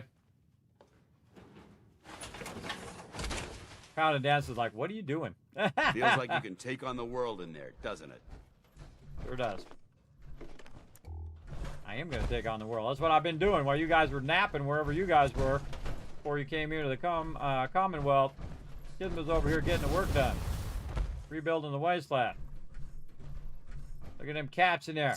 Give me them caps. That's right. I'm going to get every cap. Every single one. That's why I have my power armor on as well. Watch your step. There's quite a bit of debris here. Oh, pole in my way. Pole in my way and lack of action points. Gotta love the jetpack. All right. Weapons hot.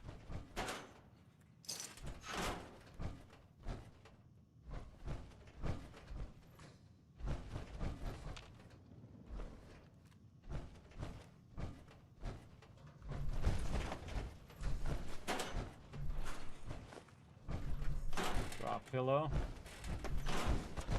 Fire extinguisher.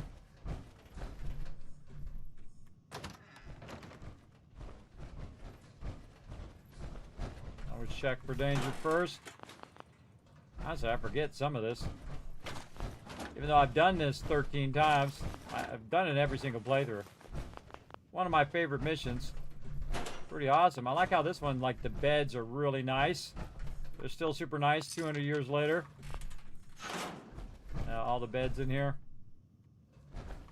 Pretty wild. You'd think they would be deteriorated by now. Right away. Military fatigues. Keep rocking. Back down we go. Already got it. Alright, come on, Paladin Dance. Gotta take the elevator.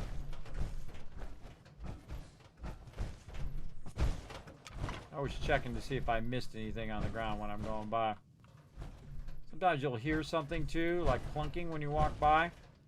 Definitely want to see if you just knocked something around. Usually I find like coffee cups and stuff like that. Alright, time to take the elevator.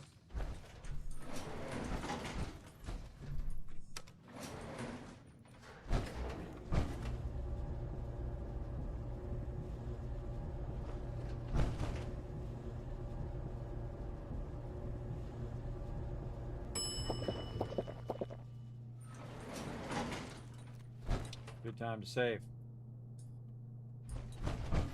Check left, check right. Left clear.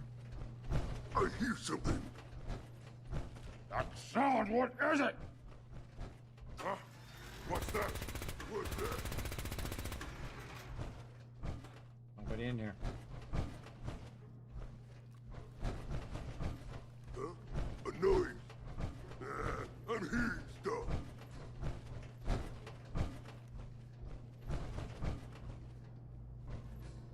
A noise. I can hear you. But can you see me is the This question. equipment's here for a reason. Let's find out why.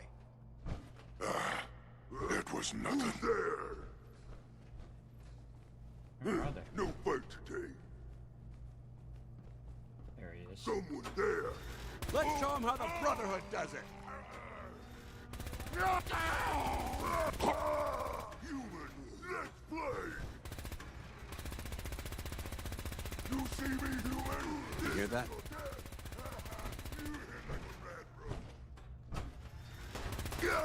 Intruder alert! Threat neutralized.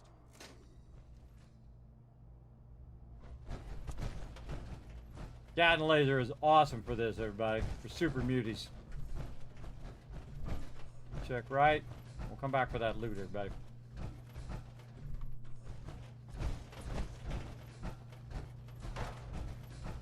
Definitely get the super mutant loot. Prisoners. I got you, Dance. Look at this place. You must hate these mutants as much as I do. I know, right? I smoked all of them. Only one mutant that I like. His name is Strong. Why are you bothering with that junk? Well, you see those mega builds I did? This is how I fund it. Right here. Oh, I wiped that guy out with the missile launcher. Again, we'll come back for this loot. Okay, now back to the entrance. Where is it? Where do we feel like? I'm gonna say this little blue thing right here. Okay, everybody, here's a great trick. I'm gonna show you another one of my secrets. See this lunch pail? Great place to put all of this random stuff that you picked up along your journey so far, so you're not overburdened the whole entire time. Remember, it'll stay here forever as long as you don't reset this location. So what we want to do is put all this in here. Try not to put your actual stuff in there, because that's the stuff you want to take with you. Like that food right there, though I don't need all of that. And just put all this stuff down for now. couple rad X's. We'll keep radaways. A couple rad X's. And a bunch of this other stuff we'll put in there. And then miscellaneous, and then junk for sure. Now, if you can find a workbench, you can just hit T to drop all the stuff in the workbench. But since this is a central location here, we're going to be looting all this here in a second, which we're just going to get overburdened again. But it allows me to put a bunch of this down so I'm not overburdened the entire time. All of this down. And again, since I'm playing in the survival mode, that also means that all my ammo and everything weigh a bunch as well. So we can go ahead and just put all that down, and we also need to offload a bunch of this ammo. Those fusion cores. There we go. All right, and then you definitely want to save right by wherever you put your stuff down, in case you forget where you put it and you got to come back for it later. All right, let's go into super loot mode. Put our weapon away. And let's just grab what we got. Super loot mode is just me looting. By the way, there's not an actual mode in the game for that.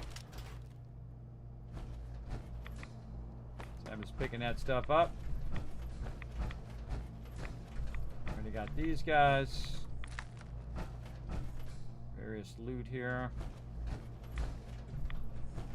Okay, now we want to backtrack where we first came in. Excuse me, dance. You always got to be in the way.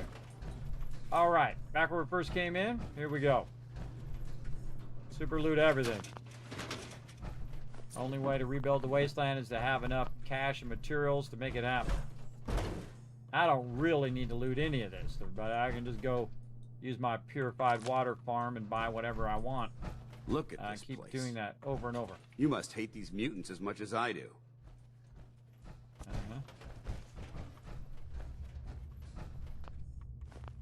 But I do like to grab all the stuff while I'm going through because I'm looking for those. Oh, there's an armor workbench right there. I might just come back and change my mind. So again, if I haven't found a workbench, I'll just use a regular container. But I have found a workbench, and so we might come back and use that one. Now, I got to be careful in some of these locations, everybody. You can't get back where you were. Especially like when you're doing the one with Nick Valentine. If you leave that loot in a previous location, you will not be able to get back to it, and thus you've lost that loot. So make sure that you pick a good spot. So in my case, I'm going to grab all this back out of here.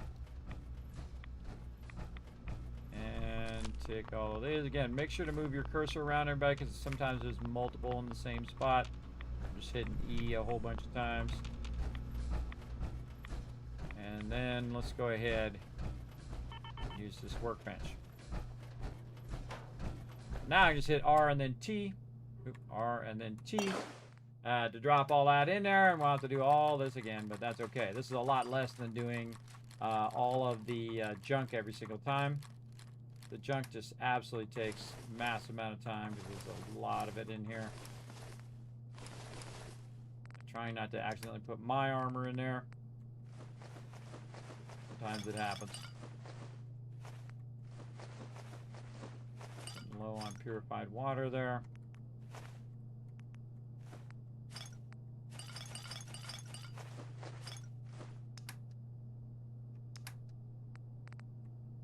And all of this in here we go.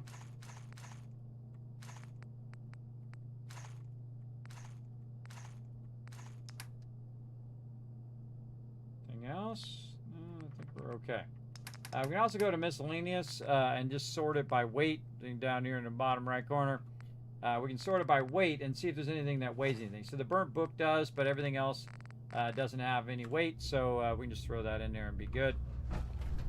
And again, we want to just check this room and then save. There we go. Let's backtrack again. Oh. In case we missed something like that.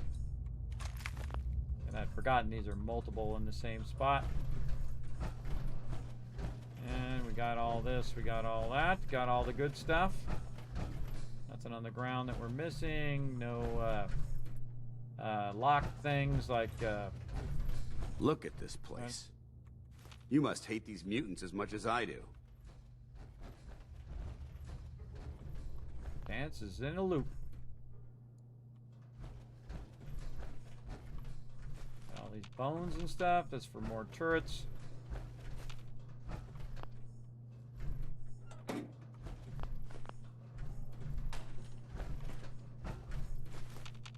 Purified water hiding in the toilet. Purified water with an arrow down. Nice. Oh, some Abraxo.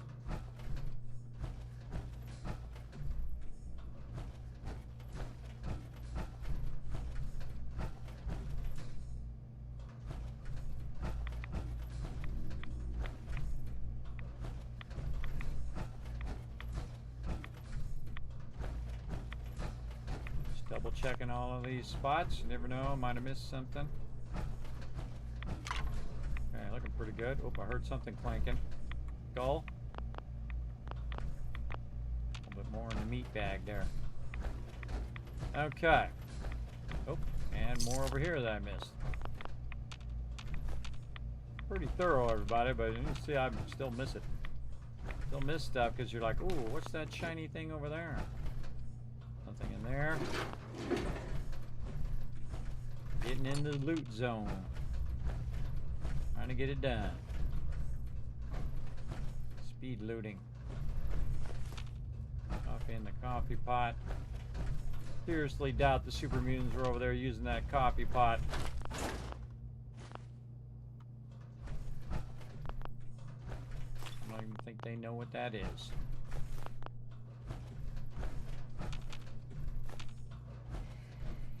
Get all the buckets, check on the top parts, extinguishers, anything else up here? Nope. Again, you want to look behind here to see if there's anything behind there, and sometimes there is. And another skull. Tool chest. And then there's a side room. Which we already did. Alright. Back up here we go.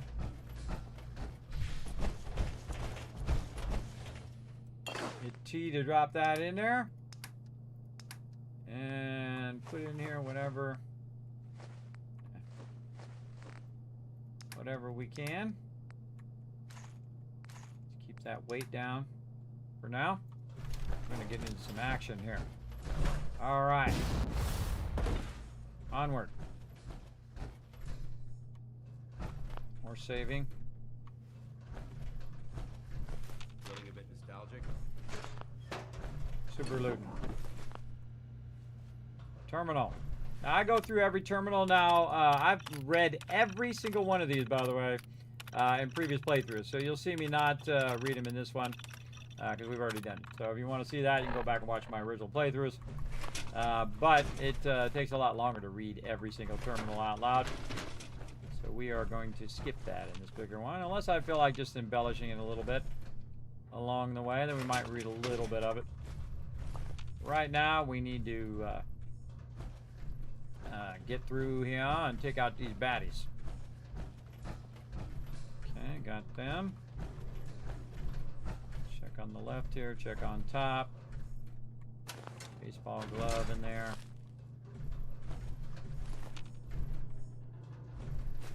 Cigarettes is plastic, always a good thing.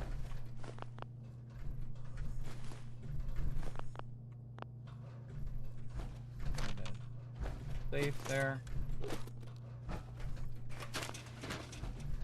All right.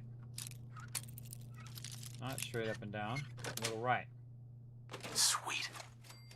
And I'm just guessing which direction it's going in, but I don't know that it's that way, but I just guess and see what happens.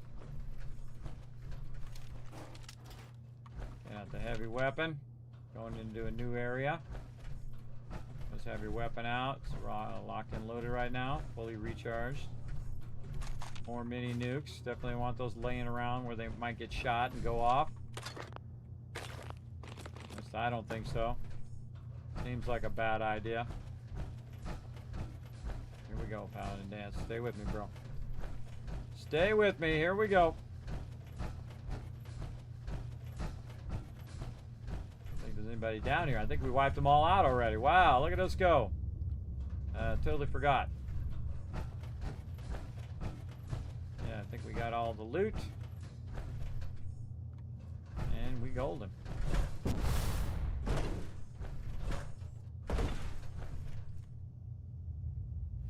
Yeah, they were loading them all up. I like to look on the top of these shelves. Sometimes you find stuff up there. I don't think there's anything in here. I don't think you can't open any of these. These are all nukes. Little mini booms. All right.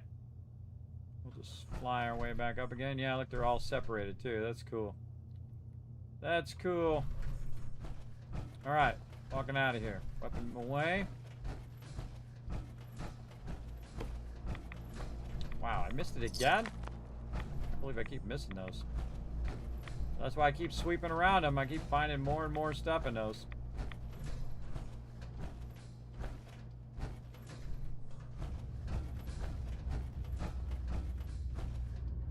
Okay. Get our loot. Grab it all. Time to talk Paladin Dance. What up, Dancy Dancy? Excuse me, Paladin Dance? Look at this place. You must hate these mutants as much as I do. Why the hate? Why do you hate super mutants so much? They're responsible for the death of a close friend, a Brotherhood knight named Cutler. So when you ask if I hate them, I say hate's too gentle a word. These monstrosities are just another example of man blindly taking a step forward, only to wind up stumbling 2 steps back. I've been fighting for years, trying to put a stop to this madness. And just when I thought we were getting the upper hand, along come the synths. I've seen what these super mutants do to people. Can you imagine what the synths would do to us if they ever got the upper hand? It would be Armageddon repeated, and maybe the end of everything that we hold dear. Look, I don't mean to bore you with my rhetoric. I just want you to understand how important these missions are.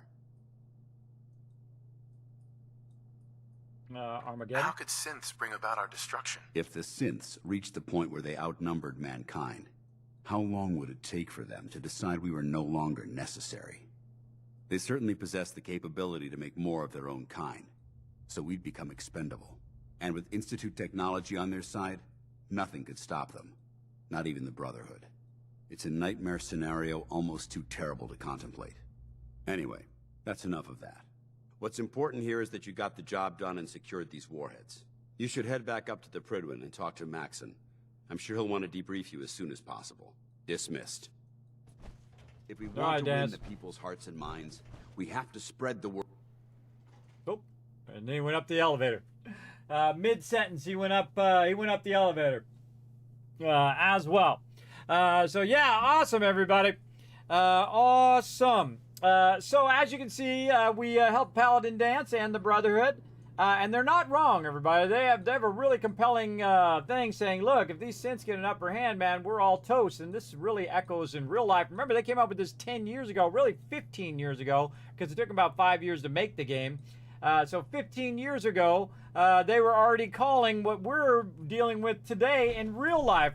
Because again, it'll be a Terminator up in here, everybody, where we are expendable, and they think the best thing to do about humans is to eradicate them like we would eradicate pests in our house, right? You got like ants or whatever in your house, you want to take care of them. That's how machines will think about us as humans. Like the best way to help the humans is to eliminate them, which is not wrong. I've played this game called Sim Earth, everybody, and so. In this game, what you do is you go ahead and you start off with the molten version of the planet, right? And then you spend all this time, massive amount of time, building up your nature and putting in your animals and really investing a lot of time building up this beautiful planet. Then what happens is, you know, they start to evolve and they become other animals and stuff. And then, of course, humans come around. Then humans are in the Bronze Age, and they're like, you know, they're cool, but they're fighting a little bit, and then they're, you know, get the next age, and they're fighting some more, and whatnot, and you're like, bro, don't mess up my beautiful planet. And then, basically, you get to a certain point where they start nuking each other. Right? And I'll even bring it up for you, everybody. Hold on. Let me go find it. Sim Earth. Long time ago, everybody. This is old school right here. Check it out, everybody. This is old school right here. So, again, you're building up all this stuff. I love these old games, everybody. Gives me that nostalgia feel, doesn't it? Let's go bring up some images. From way back in the day. This is like super old school. Man, they don't got a bigger image of it. Why can't I make it bigger? But you get an idea, everybody. So you have all this stuff and whatnot that you are doing to try to get your animals and whatnot going. And so they start to nuke each other. And I'm like, well, the humans are a plague of this planet. And so I sent an ice meteor, because you got the power of the Almighty. And you send down an ice meteor, wiped off the humans. And then my planet was just fine after that. This is the same thing that the synths are going to think. They're going to think that humans are unnecessary and they just destroy whatever they do because that's the most dangerous animal on the planet are humans. We're the most dangerous animals because every other animal is our prey. And you would think not sharks and all that stuff, but yeah, we've hunted sharks and whales and every single thing that walks the earth, everybody. We've hunted it as human beings. Because we're on the top of the food chain, everybody. We have the ability to make tools. That's what made us superior to all the other things. In theory, I don't think we're superior. I think we should be living in balance with them. But here's the thing: if we make something that's superior to us, then we become the animal, and they become the superior, right? And those things will kill everything, everybody. Those synths will eliminate everything if they become sentient and if they get that mindset. Because there's no way you can stop them. If you can make an infinite amount of synths, everybody, there'd be no way to stop them. Not like in Terminator, where like, oh, we went and we blew them up and we saved them. No, everybody, because again, even in Terminator, it says that humans were on the brink of extinction because they were going around eliminating all the humans. That's what they were doing, like exterminating all of them. That's why they call it a Terminator, terminating all the humans. So a little storyline of Terminator for you, which is becoming very close to real life. So there you go. So yeah, Sim Earth there. I hope you guys like that. Go check out that old game. Very fun. But that's what started happening. The humans started fighting with each other, and I had to ice meteor them and wipe them out. And then I could keep building up my planet and get a bunch of different animals and evolve those animals and whatnot. As long as the humans aren't there, hey, everything's good. Which I think, speaks a bit to humans, Now, I like humans. I want humans to stay around. I'm pro-human. Because I am one. I'm one of the idiot humans that live in this universe, everybody. I don't want the humans to get eliminated. So duh. I can't believe Super Mutant. So duh, everybody. Yeah. So, some people they're so involved in with if they can, not involved in if they should. Right? Great line from Jurassic Park. We're getting a 3% Z tilt. Adjusting thrust recommended. Communications array calibration test successful. All bands nominal. Let's talk to Maxim. What's up? Outstanding work at Fort Strong, soldier. For the Brotherhood! It was an honor fighting for the Brotherhood. I'm glad you feel that way. Because our mission here has only just begun. In order to bring the Institute to its knees, we need to use every weapon at our disposal. I try to supply my soldiers with the best. That's why I'm giving you these. Signal grenades can call a vertibird to your location when you need aerial transport. Simply throw one to the ground, and the vertibird will hone in on the unique electromagnetic smoke it emits. Once you're aboard, use the map on your Pip-Boy to interface with the pilot's navigation system, so he'll be able to take you wherever you need. I could use some caps. Nah, I don't need no caps. Help me fight? More grenades? Where can I get more signal grenades? I'd use the supply I gave you sparingly. These devices are far more complex than a standard smoke grenade. Should you need more, you should acquire them from Proctor Tegan. Help me fight? Will the vertibird stay and help me fight? I'm afraid I can't spare a fully armed gunship for this task. A standard transport will have to suffice. Of course, nothing stopping you from using the door gun while in flight. Yeah, I'm gonna try. I can use some caps. See what he says. The best weapon for survival out here is a pocket full of caps. Signal grenades are usually reserved for our paladins. In your case, you should be grateful that I'm making an exception. Now, I'm sure you're aware that Fort Strong was simply the first step towards the liberation of the Commonwealth. An even greater task lies ahead. By now, I'm sure you've deduced that our arrival in the Commonwealth wasn't coincidental. We're here because of a unique energy reading recorded by Paladin Dance's recon team. According to our scribes, the reading indicated a level of technology that only the Institute could achieve. The moment this information came to light, our mission became clear. The Institute, and everyone responsible for the creation of the synths, must be eliminated at all costs. To accomplish this goal, we need to locate the Institute's headquarters. I've had our scribes meticulously searching the Commonwealth, but they've come up empty-handed. Where do I start? Where do I start? I want you to get out there and become our eyes and ears on the ground. You seem to have a vested interest in locating the Institute before we met, so I'm confident you'll travel in the right circles. If you discover a way in, I need you to report it to me immediately. Any questions, Knight? Suggestions? Any suggestions where I should look next? Your meeting with Dr. Amari seemed fairly telling. If the Institute has the capability to teleport its synths, then we're in for quite a fight. There must be a way to tap into the teleport signal, and your mysterious lead in the glowing sea could provide us with the answer. If you need any assistance mitigating the radiation in that godforsaken location, speak to Proctor Tegan. I'm certain he'd be willing to help. I did not tell him about the teleportation in there. I bet you somebody was listening in and told him. Somebody was standing by while I was talking to Nick Valentine and then passed that information on to Elder Maxon. Energy readings? Could those mysterious energy readings Paladin Dance's recon team detected be related to teleportation? The level of technology that the Institute possesses is far beyond our own, so we're not certain. However, that would explain why the readings are so random and short-lived. I'll have our scribes focus on improving our scanning techniques to learn more. Anything else you wanted to ask, Knight? Aren't there any pre-war records about the Institute that might help us? Our records indicate that the Institute was born from the remnants of a pre-war educational facility, the Commonwealth Institute of Technology.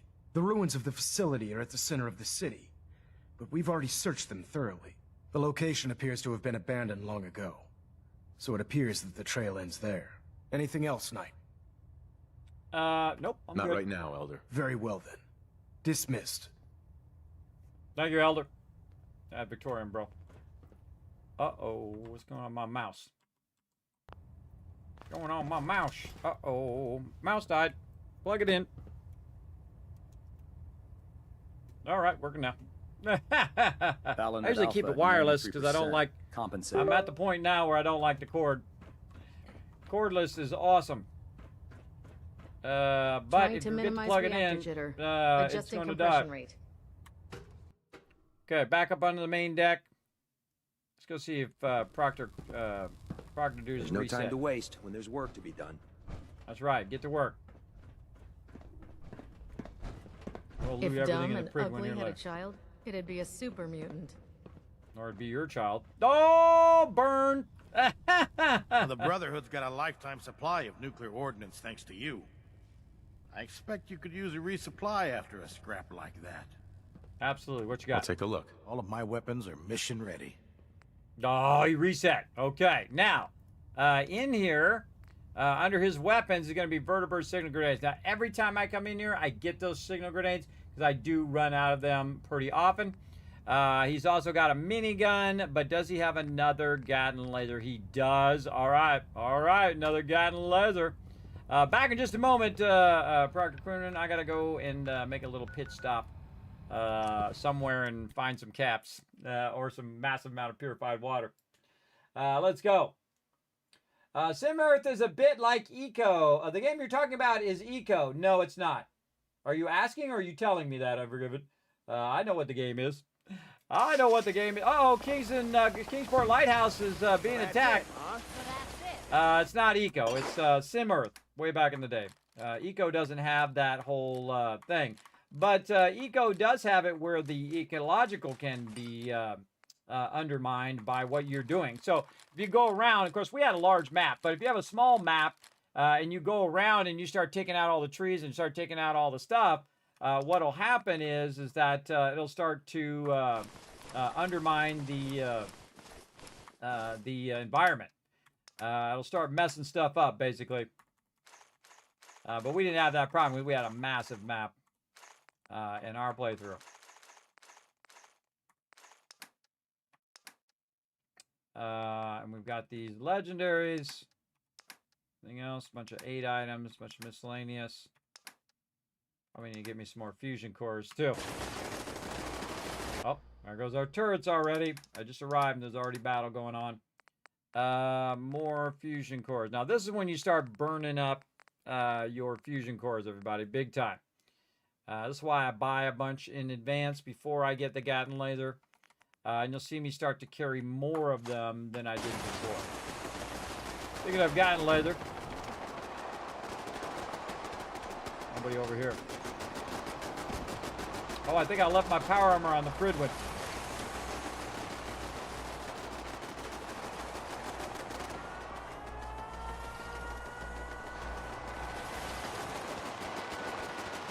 Big gunfight going on out here.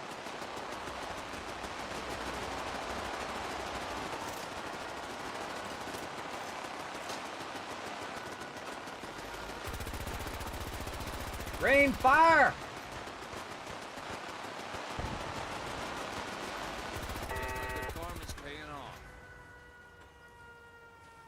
Nice job, everybody. Good response time. All right. Now, if you notice, everybody, this thing actually keeps it up there. That's why I wanted to see if it keeps the Kingsport Lighthouse up there, and it does. It does remind me in the quest log. That's awesome. All right, I got to go help Kingsport here, but I got to get some water first, because we're going to go ahead and take half of this water right over here so we never forget to run to the Brotherhood and do that. All right, so let's also save. Let's get a new save. Going Siren. And then we got to go help Kingsport. Now, Kingsport just happens to have a mega build, everybody. Check this build out. Check this epic build. So cool.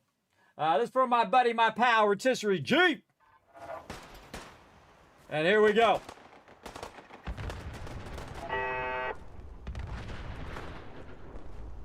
Oh yeah. Did you have anything you wanted me to do? Not right now. You can see this is Kingsport. Founder Rotisserie G over here. This is the snipe tower. Oh, more peeps over this way.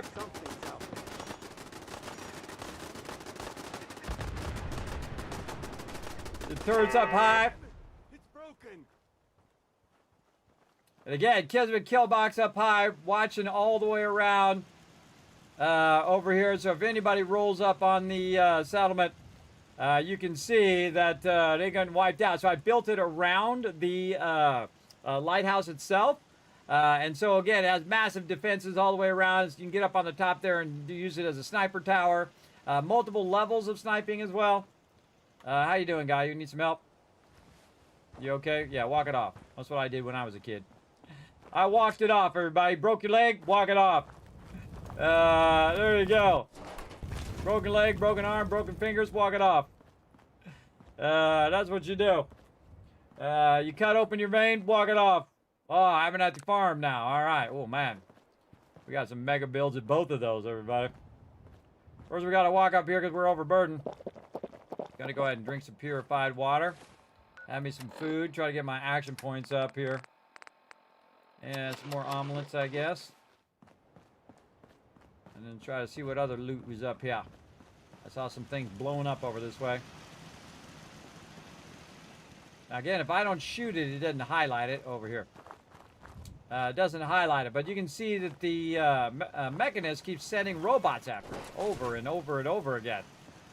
Now, I feel like I get attacked the most by the robots than any other faction if you have that DLC installed. Now, if you don't have it installed, everybody, then you're going to have a random amount of mobs attacking you. But for some reason, it's like the mechanist is the one, or robots are the ones that are constantly attacking your settlement. It can be pretty annoying. Not enough action points, I'm overburdened. I don't think there's anything else down here. Anyway, all right, we're dipping. All right, defense successful. Again, you can see there's no mission there. And now we got to help Abernathy Farm. But before we do that, we're going to dip on over to the Pridwin again. Always overburdened. Always overburdened all the time. It's a bit like Eco. I would say Eco is a bit like Sim Earth. Because Sim Earth was like forever ago. I should have said when it came out. Sim Earth came out in, let's see, Wikipedia. It came out in 1990 on the Mac. And that's where I played it, everybody. And also on DOS and Windows, of course. But yeah, I played on the Mac in 1990. I was 20 years old. 20 years old, probably 19 years old, as a matter of fact, because it probably came out early. It came out. Oh, it came out a day before my birthday. So I was 19 when it came out. So I played it when I was 19, and then the next day, the 23rd of June, I turned 20. And I played it right when it comes out. When these type of games come out, everybody, I just go right down the store and I'd buy them. Because back in those days, everybody, you didn't just buy them on digital. You would have to go to the store, see if they had it in stock, and then, of course, sometimes people go in there and they buy them all out. So I'd be right there and buy it out straight away. It was also for the Amiga from the Atari ST, for the X6800, the TurboGrafx, and Sega CD, as well as Virtual Console. You can play it on all of those things, everybody. And again, it's like a life simulation. So, again, you have different temperatures and land masses and things like that that you build up. So, yeah, very, very cool. Highly recommend if you are into retro gaming and whatnot. Again, a lot of games like Eco take inspiration from those older school games like Sim Earth. Big time. Don't despair, bro.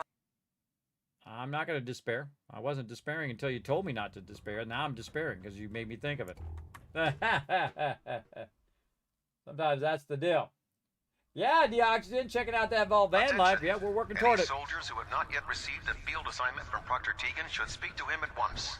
That is all. So you're the new knight I heard about? Glad to have you on the team. Oh, well, thank you. That's very kind of you to say. Ad Victoriam, brother.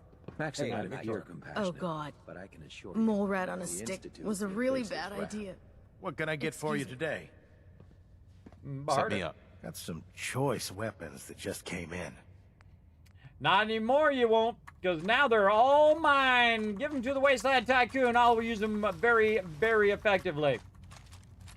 Oh, more fusion cores in there, more miniguns, more resources, more signal grenades. Yes, we'll take all of those. Thank you very much. And we're going to pay for them with our purified water, which is right here. 383,000 caps worth of purified water on me right now. What I usually do, everybody, just to make this a little easier, is to, and typically I do this when I'm playing the survival mode, because you can't fast travel over here, right? I've re-enabled it for this playthrough. Oh, I bought a power armor frame. Oh, my bad. I wasn't paying attention. What I will do is I'll take a vertibird over here with all of this purified water, because you can travel overburdened over here, and then I will walk in here and I will put it right here in this workbench. So what I'll do is do a couple things. I'll go ahead and put some of this food in here, and then I'll put a lot of this purified water in here, and then every time I come through there, it only uses about 1,000 purified water. So that means I can come in here and clean out his inventory 22 times, everybody. If you missed that, 22 times I can come here in a row from just that purified water that's right there and clear out his entire inventory. So pretty awesome. All right, we got to go help Abernathy Farm. Now I got to remember what the heck I did with my power armor, though. It's around here somewhere in the Pridwin. Probably upstairs. Or maybe in the Oh, well, when we were talking to the dude. If you're looking for another safe haven, there's shelter and supplies at the police station in Cambridge. Good to know. Good to know. I think we were talking to the dude. We got out of our power armor. Left it in the front. Elder Max is looking at it like, dang, Kismet, this is some nice power armor. That's some nice stuff. You can find some more of that for the Brotherhood. See, that's what he should be asking me. Hey, Kismet, find us some more XO1s, man. Whoa, Vault 88 under attack, too. Man, a lot of stuff. They're looking. It keeps it over there on the side, everybody. Awesome. I love that. I love that little tracker thing. That should be in the game. Okay, so the first one to come up, though, was Abernathy Farm. And we got another mega build over there, everybody. Time to watch the baddies get eliminated. Here we go. And see, here's the cool thing about me making these mega builds every time. Every time we go over there, of course, I'm going to shout you out. Dragon Wolf, this is his mega build. More robots coming in. No place to hide, peeps.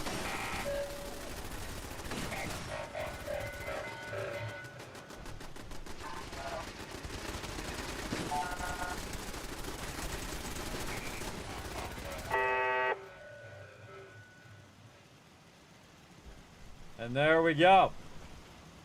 More free loot.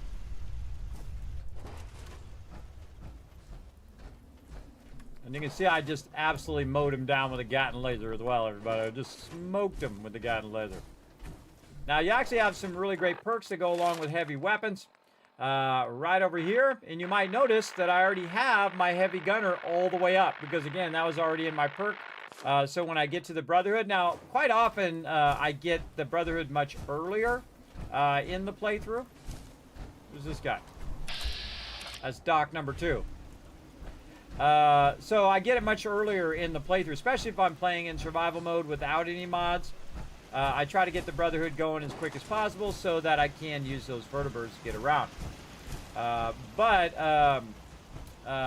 why I typically have that heavy gunner earlier. Because it definitely is awesome to do double damage with your weapon. And look at this over here, everybody. Wolf Creek Homestead is the actual name of this settlement now. And the founder is Dragon Wolf right over there. Pretty cool. Pretty cool. All right, any other baddies that are out here? I don't see any. Let's get ahead of this Brahmin before it gets in our way. Very overburdened, as always. Water. I drink a lot of purified water. Somebody over here that we wiped out? I don't see it. All right, Vault 88 needs our help as well. Let's go ahead and save in case we crash or in case we die. And off to Vault 88 we go. Kismet's coming. I'm on the way. Hello, Luski. What up? Or Lusaki? Thanks for coming and hanging out. Who's it gonna be? Ghouls. All right, ghouls, come over here and meet the Kismet kill box. Let's go.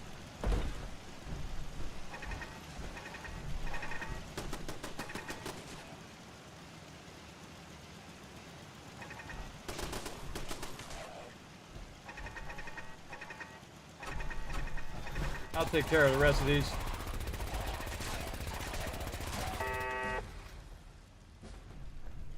That's how you get her done. Level 73 now as well.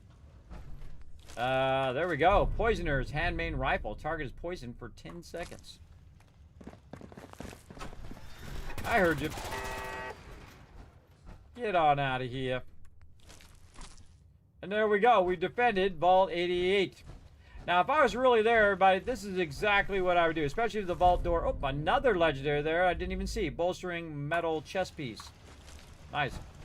Again, in the survival mode, everybody, you are going to get a lot more legendary. It's going to be way harder, but more rewarding in the long run. This is what I would do, everybody. I just put a bunch of turrets in here, and if you were an enemy, boom, you get wiped out. And if you were someone who was on our side, well, then you could get past the turrets. And you can see I have a teleporter right here, so when I just teleport right here, so I can defend it whenever I need to. Now we want to save that because we got that done. And we need to, we got all the Pridwins, we got all that stuff done. We got to work some on Spectacle Island next. So we want to just dip straight over there. We're going to get started on this holiday build over here, but we might want to take a break because, dang, man, time is flying by. Everybody, it's 8 hours in almost. 8 hours in, I'm just having a great time. That's what you try to do in these type of games, everybody. Have a good time. Now, I think always a smarter thing to do is break on a smart move. So you want to go ahead, go right over here first. We're going to go ahead and eat up our food to be properly fed. We're going to take care of our fatigue by sleeping for 7 hours. We're going to get our well rested as well. There we go. Very nice. We got that taken care of. Now we are overburdened with a bunch of loot, and we have a level up.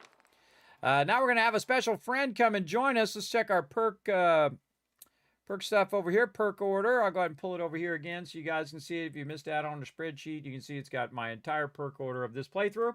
I'm the only one who's like this detailed when I play through the game. So if you guys say, Kismet, what perk did you use at level 52? It was blacksmith right there. Right there at the top. You know why, what star it is, what level you can actually first use it at. All of that information right in there. There's a perk level required and the level required. So this is the perk level that you need to be. So like if it's like level 40 something, you can kind of sync it up as well, or the actual level requirement. So that would say that one's 39. Well, you can see that I got gun nut right here, or I can zoom in on it just to show you a little closer for you peeps on mobile. You can see that I got gun nut 4 right at the level at which it is, you can first get it, right? And that's what a lot of these are. The ones in yellow are the ones I got at the very first second I could get that, because it does help my build and makes me stronger faster, if you know what I mean. Now we're doing Mysterious Stranger, so we're going to have our buddy, our pal, the Mysterious Stranger, run around with us. Let's go, Mysterious Stranger. There we go. So occasionally he'll show up with deadly efficiency. I love to just kind of add that random effect to what we're doing. Okay, so we took care of that, and then we probably have a bunch of aid items we can drop off now. Let's go ahead and clean all that out for later. We'll keep our steaks for now, our antibiotics, our purified water. Keep only a couple of these, and then a whole lot of this. Keep our stem packs looking pretty good. And then all of this. All right, miscellaneous, and then we have junk we don't want to drop in here. We have mods that we want to deal with, ammo, and all of that, which we don't drop into this one. This one is just for raw resources, right? Just for the ones. I take that wine out of there. Oh, no, wait, the wine is aid. Sorry, my bad. It's an aid item, not a junk item. But you can see this is just the finished resources. So aluminum, ballistic fiber, what's known as the base resources or component level resources. That's all that I have here. Let's go ahead and take our fusion core out of here because we're just going to dip over to Sanctuary, which most likely is going to get attacked. But we're just going to pop over there to put this stuff in there so it can be sorted, broken down, do whatever it needs to be done. And again, this is going to get attacked almost every time I come over here because of the 3,000 purified water.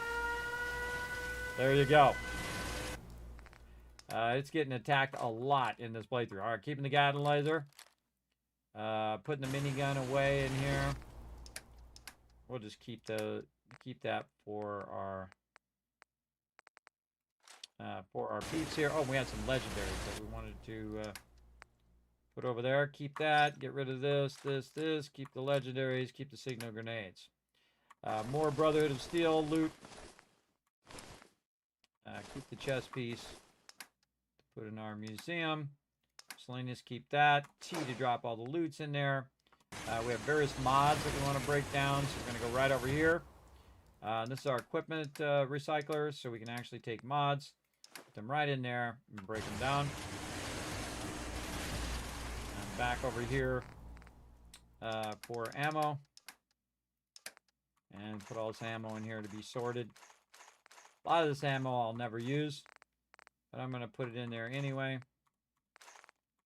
Now you got to go up from the bottom because it scrolls down like that. It's really awkward. Fallout 76 is the worst at that, everybody. Like, I'll tell it to do this, and then instead of going down to the one down below, it'll just skip down here, and then up here, and then down here, and then over here. It's just, like, all over the place, and I'm like, what the heck? Why is it so all over the place when Fallout 4 is so incredibly consistent on the way that it does its stuff? I don't know. What the heck? I don't know. All right, over here, we're going to do some crafting on this Gatling laser. We're gonna modify it over here, and we're gonna do all the same stuff we already did. It's already got an overcharge capacitor. It's already got charging barrels. It's got reflex sight. It's got a beam focuser, sweet, and then some enclave paint there.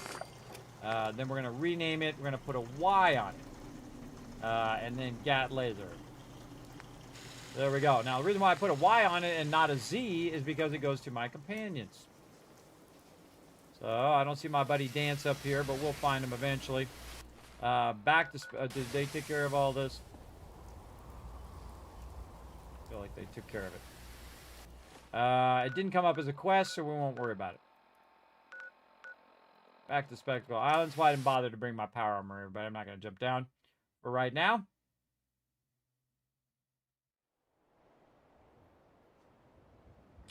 Okay. Very nice. Got that going. Anything else? Some water. And then some stuff to put back over here. The guns. All of these legendaries we'll put in there, along with these massive amount of legendaries we got there. Any miscellaneous stuff. Drop all that we can get away with in there. All the stuff we picked up, including those technical documents, which we'll deal with later. Any armor. Yeah, metal chest piece there. And we're pretty squared away. Just need a little bit of food. And figure out why I'm still overburdened. Alright, what is it that's overburdening my character right now? We got signal grenades. They do have a weight of 1. And then... Fire pins, no. 8 round. Maybe fusion cores are wearing us down. Yeah, they're 4 each. Looks like our fusion cores are the reason why we're getting way down there. We might want to put some extra stuff. Or we could put them in the thing. Yeah, we can just put them over here for now. You can see I have a dresser full of stuff that we're using for our stuff over here. Let's just go ahead and make a different one. Furniture, container. Make ourselves... yeah, a little trunk. And we'll just put some of these fusion cores in there, because again, they do weigh you down in the survival mode. Remember, this is only in the survival mode that this is the thing, everybody. In the normal mode, you don't really have that many problems. It's not enough. Again, we're using our Gatling laser, so let's go up to 6. But so you can see that the weight of my character is 222, everybody. It's quite a bit. Quite heavy. So we're going to also put these signal grenades in there. We only really need to carry a couple of them around on us at any given time. I'd say maximum of 3. The other thing that's weighing me down is the Gatling laser as well. So I got to get Paladin Dance as my companion and give him that Gatling laser. Why don't I just leave the Gatling laser in here? We can find it later, and that will take me down now to 170. All right, now we're looking good. We are optimized and ready for action. For building action, which we're going to do here after we take a little bit of a break. All right, so that was a big session there, everybody. That was a while there. But yeah, I got to take a break, everybody. So we're going to go ahead and turn on some words on stream for you all to play. And when I come back, we're going to do this giveaway. And then we're going to start another giveaway that 5 people are going to win. So if only 5 people enter, all 5 people win. All right, so we're going to start that after we do this giveaway when I come back from taking a break. All right. So I'm going to start this up, let you guys de-scramble some words, earn yourself some Kiz Caps, and I'll be back in just a bit.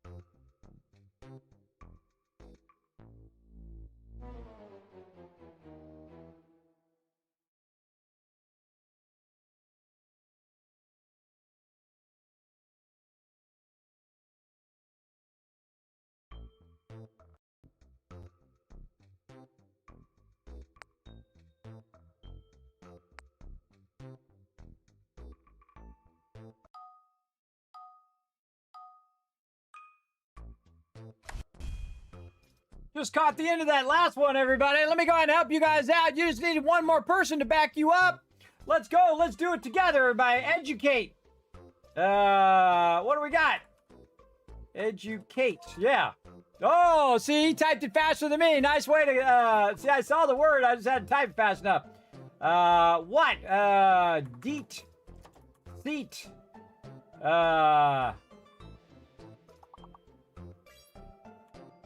What? Cued. That's actually a word. Cued. C-E-U-D. That's not one of the words in here. What? D-U-T-E. Date. You already got date. Oh, man, you guys, I'm seeing all the words you guys already got. What? T-A-D. Just throwing letters together because I can't see any words, man. I'm being completely useless right now. All right, let's see if we get some more words here. I did call that first word. It looks like there's a bunch of C words because this is either got to be a C word or a D word. D-A-E-T. Duet. Duet is a word. Yeah, why does duet not show up there? Oh, Rebel Hatter just got it. All right, there we go. Okay, we already got that one. T-E-T. T-E-D. Teed. There we go. Like teed up. We just teed up. All right, we need a couple more, everybody. Come on, we're getting low. Come on, you got this. These could be C words or A words, everybody. Think of an A word. A-E-U-D. I'm just trying a bunch of combinations of letters. My brain does not have the capacity to do this anymore. But I do try, and that's the important part. C-U-A-E. C-A-D-E. Cade. E-D-U-C. C-A-T-E. Oh, man. I tried a bunch there. We tried it, everybody. We tried it. We just needed a few more people with bigger brains than mine to make that happen. We tried our best, everybody. That's all you can ask of anybody. All right. There we go, everybody. Very, very fun. I think that's the thing that's making my stream lag, by the way. My camera lag is the words on stream. It sometimes does make my camera lag. Now it's way better. Just whenever I'm messing with that. Okay, now we're going to get back to some Fallout 4. And we are extending the stream, everybody. We are 8.5 hours in. I do have some stuff to do today, but again, thanks to the gifted subs, we are extending it until around 8 a.m., which we're going to get into it.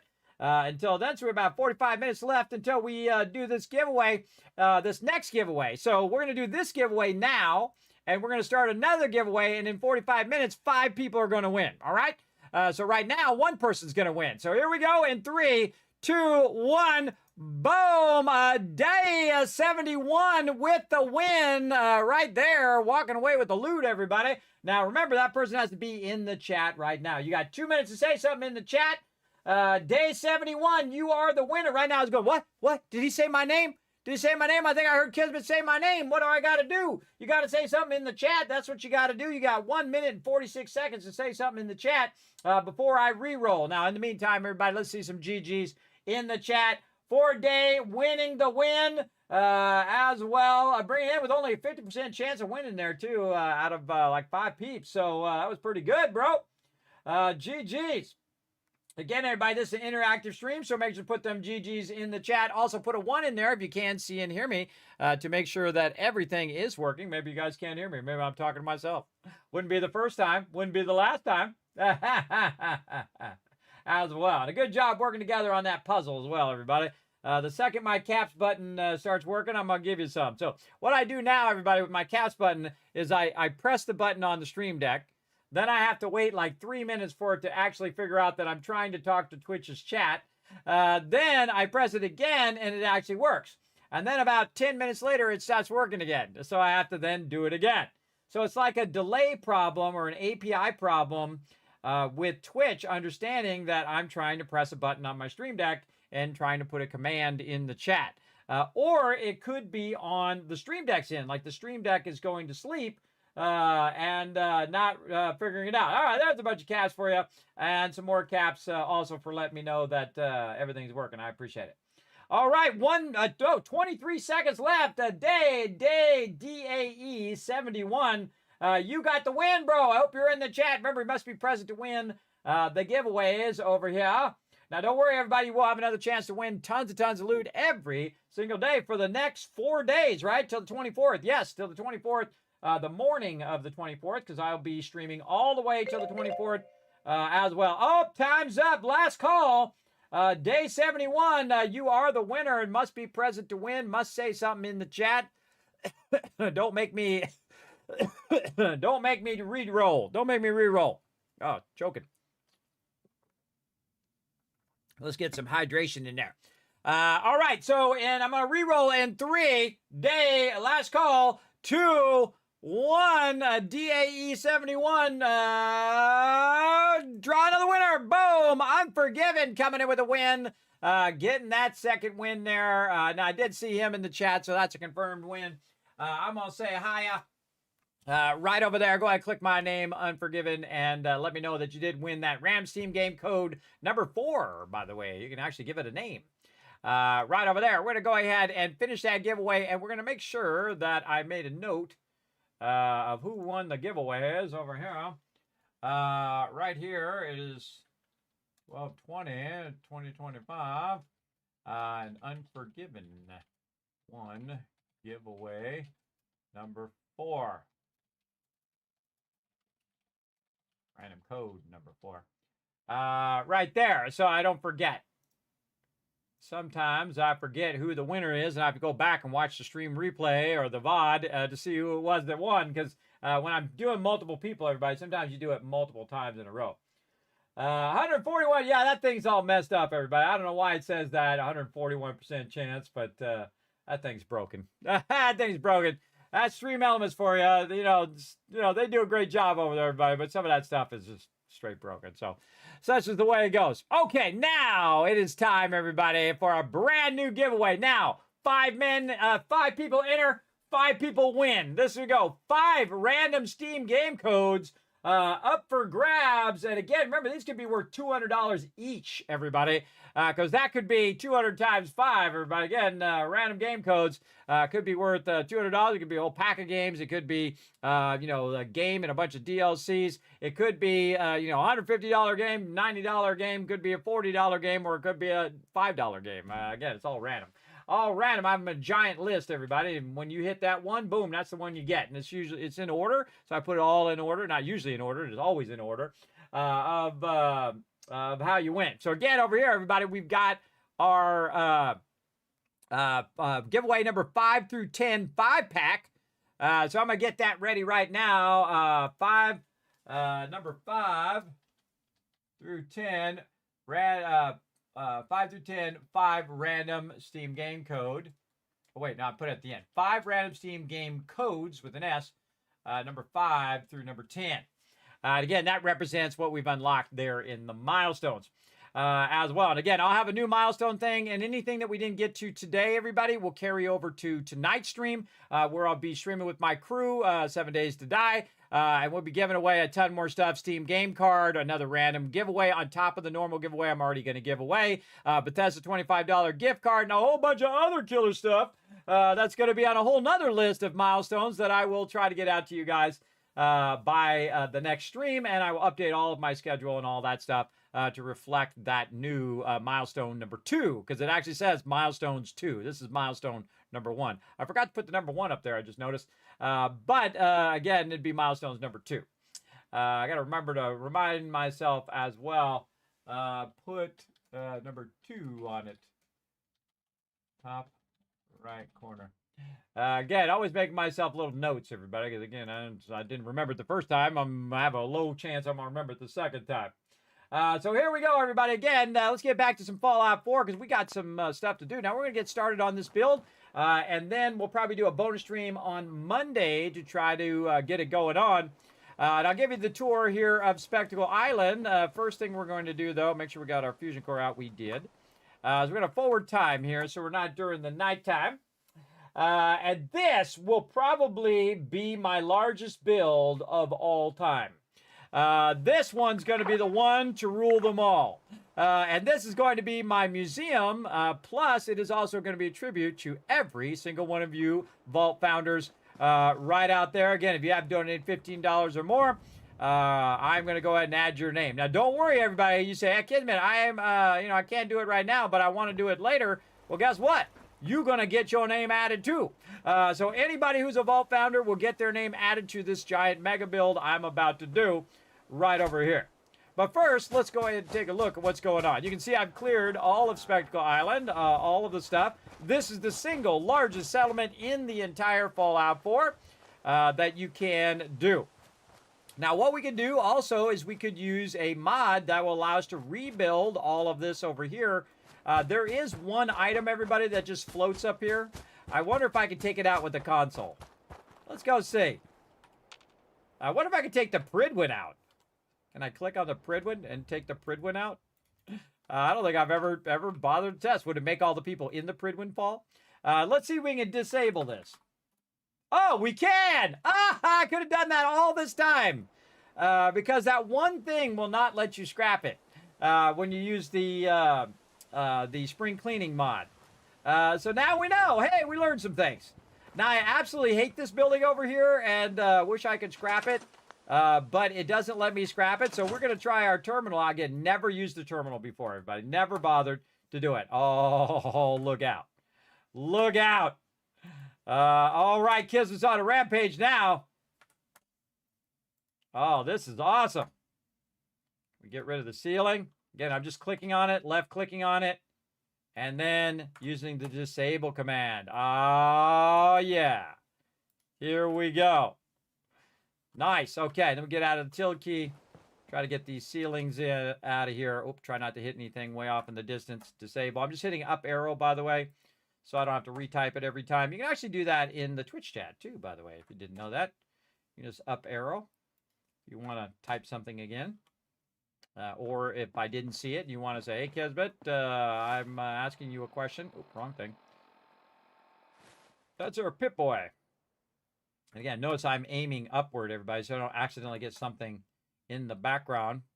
Oh, look at these little antennas here. I don't think I've ever noticed those. Yeah, little antennas on both sides.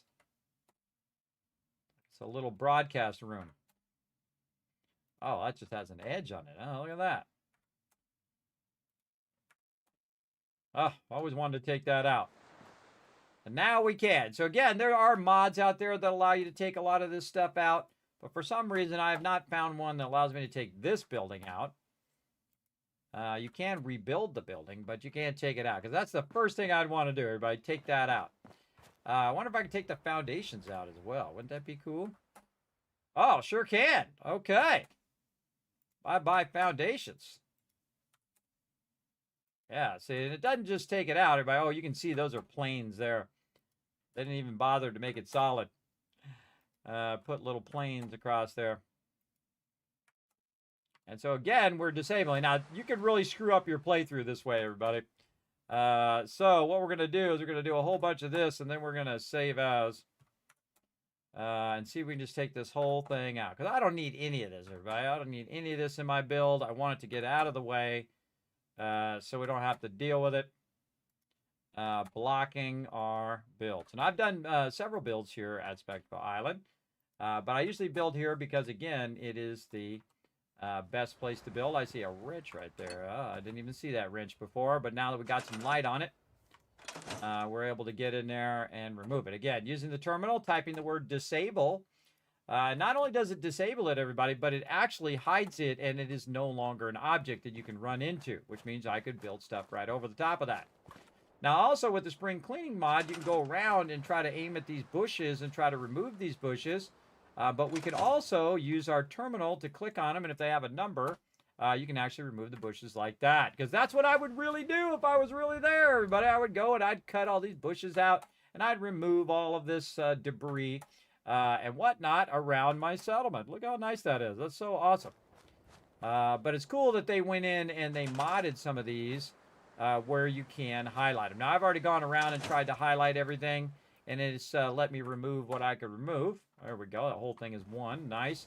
And I find at a settlement, everybody, that these all have numbers, right? These all have numbers that you can tap into and deal with.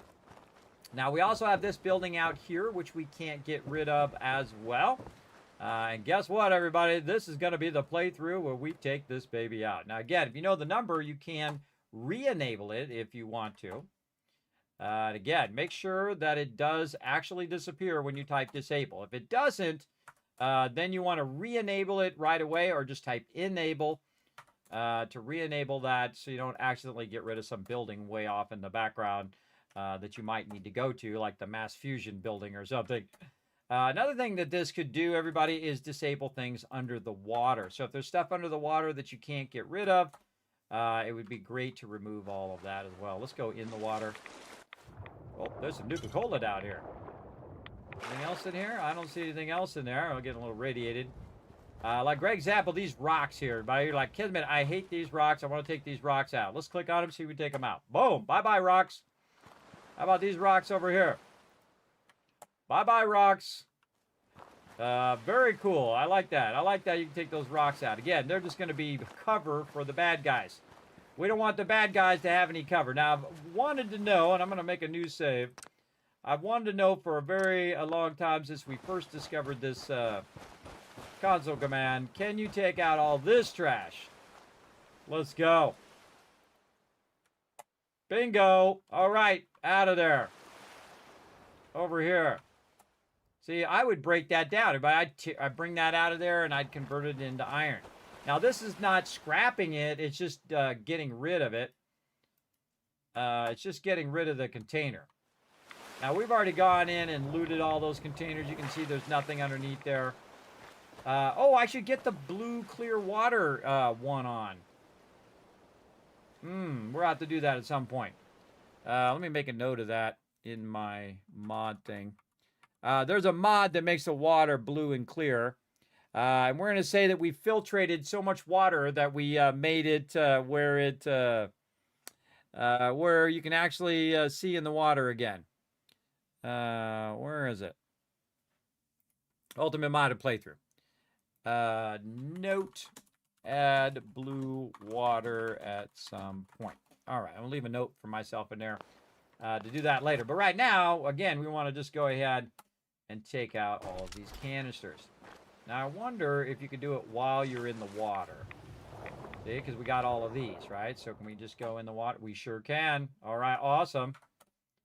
And no longer are these things in our way. Awesome. Bye-bye.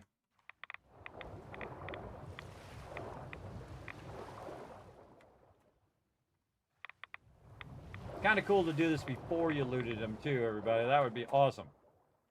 Again, this barnacle stuff might stay here, but we might be able to get rid of the barnacles too. Oh my god, that's a whole bunch of small objects.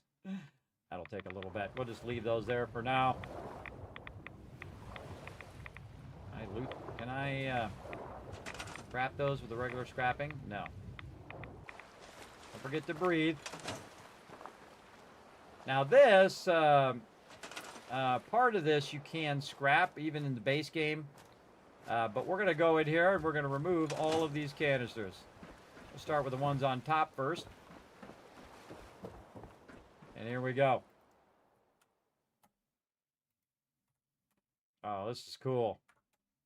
These are just in my way. Might find some hidden stuff we've never found before. You never know. You never know. And again, I'm just disabling all of these canisters over here. Look at our mega build up there, everybody. Again, that's just the start of it up there. So it gave us a good view of that as well. I'm just left mouse clicking on them. And then up arrow and then return in the console right over there. So yeah, clicking on it, getting the number, disable. And we're going to take all of this stuff out of here because we want to utilize, have a nice clean settlement here. And we'll jump down now. And more of these. And try not to get anything in the background. Again, this is what I would do. I would take all of these canisters and I would break them down into scrap. Oh, there's something right there. What's this?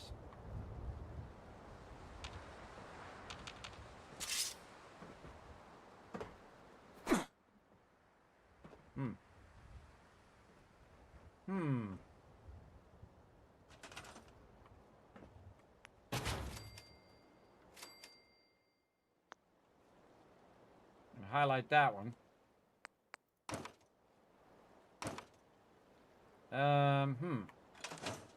Hold down E. Nope, can't hold down E. Well, you're getting disabled too then. Get out of there. Again, normally I prefer to like move them manually, but we're gonna take out all of this. Oh, some bones over here too. Some bones. Now again, remember this is just hiding it for us, right? It's not hiding it for the mobs. Notice the mob is not jumping down. We might want to hit the mob and then it will fall down. There we go. Once it recognizes that it's not a solid object anymore and whatnot, we got to let it. We got to make it recognize it. That's why I was hitting that other one to see if it would just fall down if there was another one. Why do I have a backslash in there? There we go. And then like this. Okay. And we're getting somewhere. It's always fun to do new stuff, everybody. New stuff in a playthrough that you've never done before. That's why I save this stuff, right? I always save something fun to do in games that I really like, and come back and just completely, you know, do what we can with mods. And if we can't do it with mods, we'll just do it with the terminal now, and say that we did do it, how we had to do it, right? And then this, enable, whatever that was. Because that's not what I'm clicking on. Disable. There we go. I don't know what that was, but some of this here, by the way, you can scrap this in the regular workshop. There we go. That's why I left this to later, so I can climb up on it and then come back, scrap it, and get the resources. And I can get all this from the spring cleaning mod. And then this right here I can scrap, skeleton, as well. From our scrap dead things mod. Can't scrap that.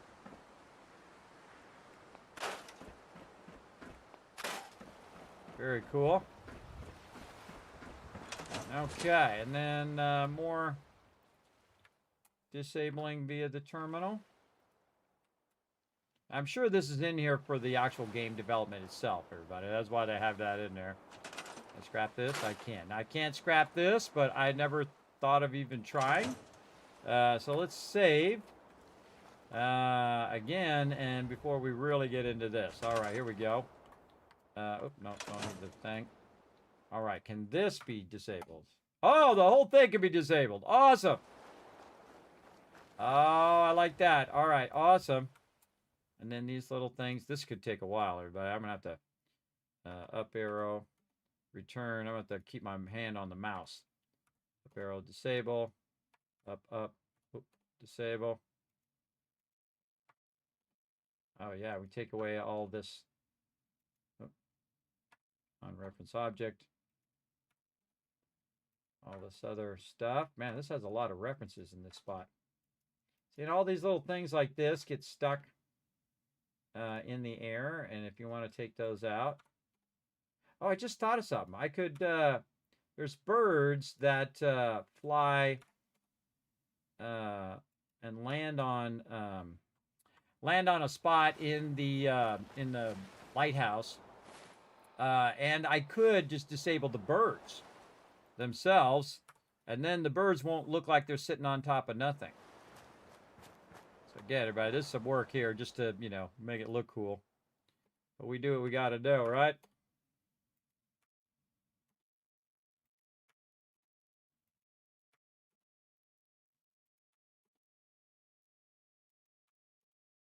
No, whatever that was. Enable. Put that back on. That I could not actually click on that. This here. Disable. There we go. Yeah, see, if it doesn't, it's not the thing I'm looking for, I re-enable it again. Disable. There we go. Disable. Nope. Re-enable it. Again, when you get out, whatever that was that you disabled will be re-enabled again. And again, we'll get into it, but I don't know how much of this I'm really going to spend time disabling it all. We're going to try. Nope, not ones. Disable. This one. And all of this. Yes, good. This one. Nice. And again, that's what I would do if I was really there, but I go along and I clean all this up. Grab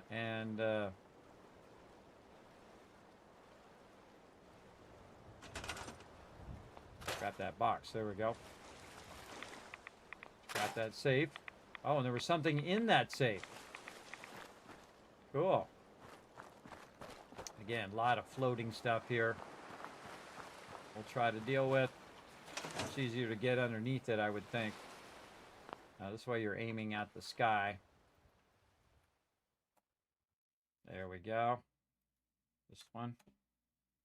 Nice. Okay, we'll kind of leave the rest of that. There we go. Took that whole barge out and everything. Neato. All right, let's walk around here and see if there's anything else we want to take out. What about these rocks? Yeah, I feel like we want a nice clean area with none of this rocks in here. So we'll say we came over here and, you know, took the pickaxe and took it out. What about these really obnoxious bushes down here that are blocking? Oh, see, this I can take out with spring cleaning. Somehow I didn't recognize that I had that ability out of those. Must have missed those. Oh, there was you see that? Look at it, look. You see what's happening? There were the two provisioners dropped from the sky. The cows dropped from the sky. That's funny. All right, it looked like I didn't do this side very thorough over here. We're gonna thorough this up. Okay, and these here too. Let's go. Taking these rocks out.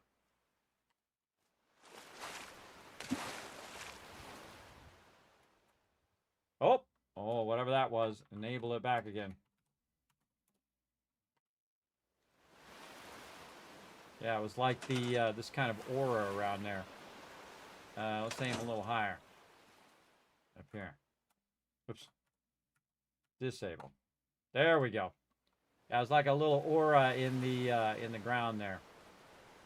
And stuff like this. This is the stuff I really want to get rid of. Nope.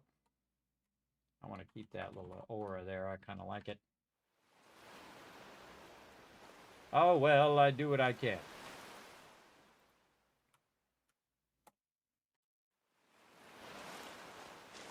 Again, this is what I would really do. Go around and clean up the whole settlement. It's kind of like an empty I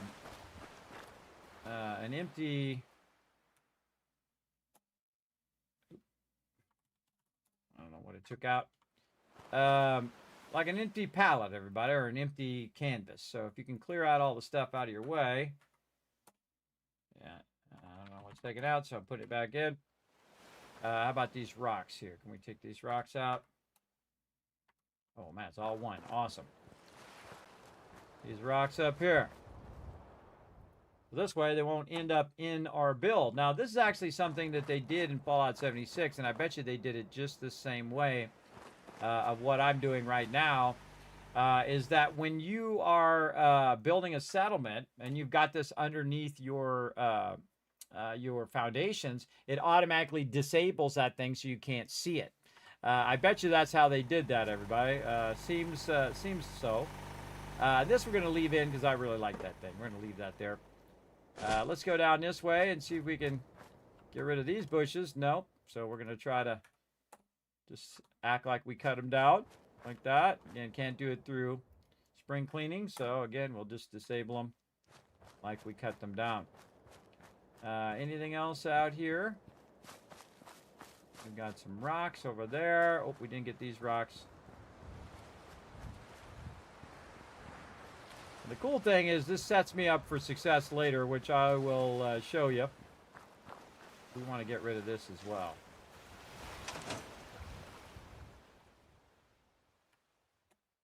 Aha. And then this one out here. Nice. Maybe some of this seaweed. We'll just say that we went and cleaned it up. In fact, I wish I could have done it in the base game. Let me do it in the base game, then that's what I would do. Yeah, how easy is that? You could have just had a ability to scrap those. Would have been easier. And then you don't want no dead mutant dolphin outside here. Could have been an alien, by the way. If you played Fallout 76, this could be an alien. Oh, nope. That's not it. It's got an aura around it. See that little aura in the water? Now we know that's a separate thing. AB is what it is, yeah. Does not want to let me take this out.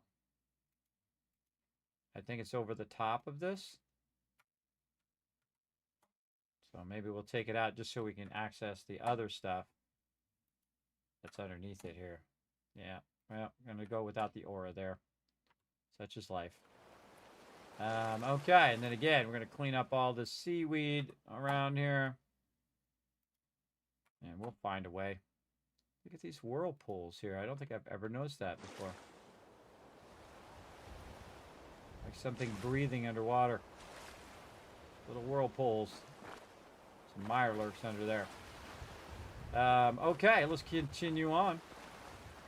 And then over here, again, we're prepping Speckle Island for our mega build.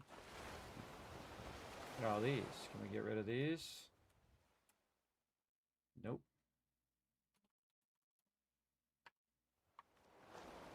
Yeah, I'd like to get rid of all this grass here. Something there that I can click on, but when I say disable, I can't see what it is. So I'm not going to disable it if I don't know, because it could corrupt my save. Things get all messed up. Let's go into scrap mode, because I think we can scrap that barrel. Again, what I like to do is swim around and see what I can scrap underground as well. Always fun. And then tilde key. Try to get rid of this one. Nice. And this one over here. Yeah, much nicer. There we go. Cleaning it up. There's a boat over here.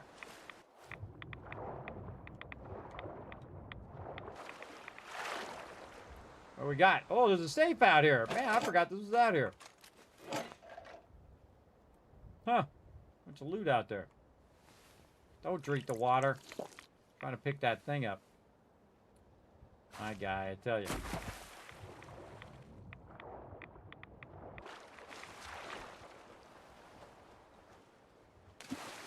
Alright, this place is getting cleaned up. I like the boat as well. We'll probably leave the boat, though it is in my way. And in my settlement. Oh! I just had a thought, everybody. Now, what I'm going to do is I'm going to go around and I'm going to put purifiers around here. Not right now. Much later in this playthrough. And see how many purifiers we can get around. The larger purifiers around the whole entire Spectacle Island. I also had a thought. If you have Place Anywhere, or Everywhere in the case of the PC version, you could literally place it everywhere. You could have basically an infinite amount of purified water right here. You could be making 9 million purified water if you want to, all through this water, because you could then place it outside the settlement. And then you could just do that again and again and again and again and again. And you could just place it in all the water everywhere. So I could, if I really wanted to spend that much time on it, which I probably will not do, you could put it across the whole entire ocean. Now, I don't think I've ever bothered to swim to the edge over here. But we will use a mod or do whatever we have to do to remove the water. And we're going to walk under the water and see what's down there, everybody. There is some cut content that they did take out as well. That deals with some underwater quests as well. But I think we got it cleaned up pretty nicely. I don't really see any big debris or anything else like that. This is kind of my big goal, was to remove most of those rocks and things and whatnot. So we can get started over here. So we can get things going. Now, we're going to need some supports underneath here, everybody. And so we are going to utilize this spot right over here. And we're going to use it at the high side here as a primary support. Like this. Right over here. So we'll go ahead and try to line it up, which is not going to be easy from the ground level. We will have to probably ladder up there here in a moment. Now, we're going to run out of time today, but again, we'll be back on Monday doing some more. And we're going to do this giveaway, everybody, in about 10 minutes. So 10 minutes giveaway time. Just a heads up. I haven't used in a long while. I haven't used these support ramps. These actually support ramps are pretty cool. To just use them as actual ramps. I don't think they snap in front of each other. But if you take one of these and you put this here, then you could go ahead and do this. Squirrel! And try to get them to go right here. I forgot to start it? I thought I did. Did it not start? Oh, it didn't start. Oh, that's my bad. Okay, well, there we go. I started it. Oh, thank you so much for that reminder. And I'm going to give you guys a bunch of Kiss Caps in the chat. Hey, Frisk, what's up, man? Have a Merry Kismet. You too, Jessamy. Thanks for coming and hanging out. What is this location? This is Spectacle Island, the largest settlement in the game. Out of all the DLC, by the way. Well, when my button works, I'm going to give you guys a bunch of Kiss Caps. All right, my bad, everybody. All right, let's start the giveaway going right now. Again, 5 people are going to win. So 5 people enter. 5 people are going to win. My total bad, everybody. I thought I pressed the start button, but it didn't seem to take. So we got it going right now. There it is right up here, everybody. I'm going to go ahead and have Salt back come up, explain a bit on how to be part of the giveaways, everybody, and then I'll be back in just a moment. Thanks, Kismet. I'll give them a quick overview. Hi, I'm Saltbot. Let's talk about what are Kiss Caps, how to earn them and how to enter Kismet's giveaways. What are Kiss Caps? Kiss Caps are loyalty points for watching Kismet's stream. Use them for contests and giveaways. How do you earn Kiss Caps? You earn 1000 Kiss Caps by hitting the follow button. Plus get free emotes to use in Kismet's channel. Work together with your fellow Teamwork Tycoons in chat. Type !RT, then click the last link, hit the like and retweet buttons and everyone gets 1000 Kiss Caps for every 5 retweets. For those of you who want to go above and beyond, you can donate to the stream. The more you donate, the bigger bag of Kiss Caps you get. Plus you can subscribe using your Twitch Prime or choose one of the 3 levels of sub support for 5000 Kiss Caps. This also unlocks all the awesome Kismet emotes, holiday emotes and animated emotes. Plus while you are lurking in chat, you're earning 3 times the Kiss Caps and have 3 times the chance to win giveaways. How to enter Kismet's giveaway? First type !loot in the chat to see how many Kiss Caps you have. For every 10 Kiss Caps you can buy 1 ticket. Here are several ways to put in tickets for the giveaway. Type !ticket max to enter as many tickets as you can. This can only be done upon first entering the giveaway. Or type !ticket 1. Everyone gets a free ticket and a chance to win. To increase your chance to win, you can buy more tickets like 10, 1000, up to 10,000 tickets. This is a promotion from Kismet and his supporters. Twitch does not sponsor or endorse broadcaster promotions and is not responsible for them. Thank you for being an amazing part of the stream and good luck. Back to you, Kismet. Happy streaming. For everyone, you have a huge chance of winning, everybody. Remember, 5 people are going to win. 5 people are going to win right now. All you have to do is go !ticket. Everybody has a chance to win if you enter the stream. Now, if you are on another platform, everybody, I am streaming to 6 different platforms at the same time. I'm a Twitch partner, a YouTube partner, and I'm streaming to both of those platforms, as well as streaming off to peeps on Facebook, Kick, Twitter, aka X.com now, and of course, Trovo, all at the same time. I know, in 1080 HD. What kind of crazy person would do that? That's 36,000 up, everybody. I'm not kidding. You know, back in the day where they had, 5 megabytes down, and, it's actually megabits, by the way, not megabytes. It's megabits down. Some people had 10 megabits down. I'm doing 36,000 megabits up. That's 36K up, everybody, right now at this moment. For the last 9 hours, I've been doing that. And have been doing that for since Twitch let us multi-stream for years now, a year or so. When did Twitch let people multi-stream? When did Twitch let people multi-stream? Let's say October of 2023. So yeah, 2 years. Wow, man, time goes by fast, man. Yes, they allow multi-stream to any platform on October of 2023. So that means since 2023, everybody, I've been doing 36,000 up for thousands of streams. So there you go, way above and beyond. Now, if you do want to be part of the giveaways, everybody, you got to pop on over to twitch.com/Kismet, Kismet. Hit that follow button and then go ahead and go exclamation ticket in the chat.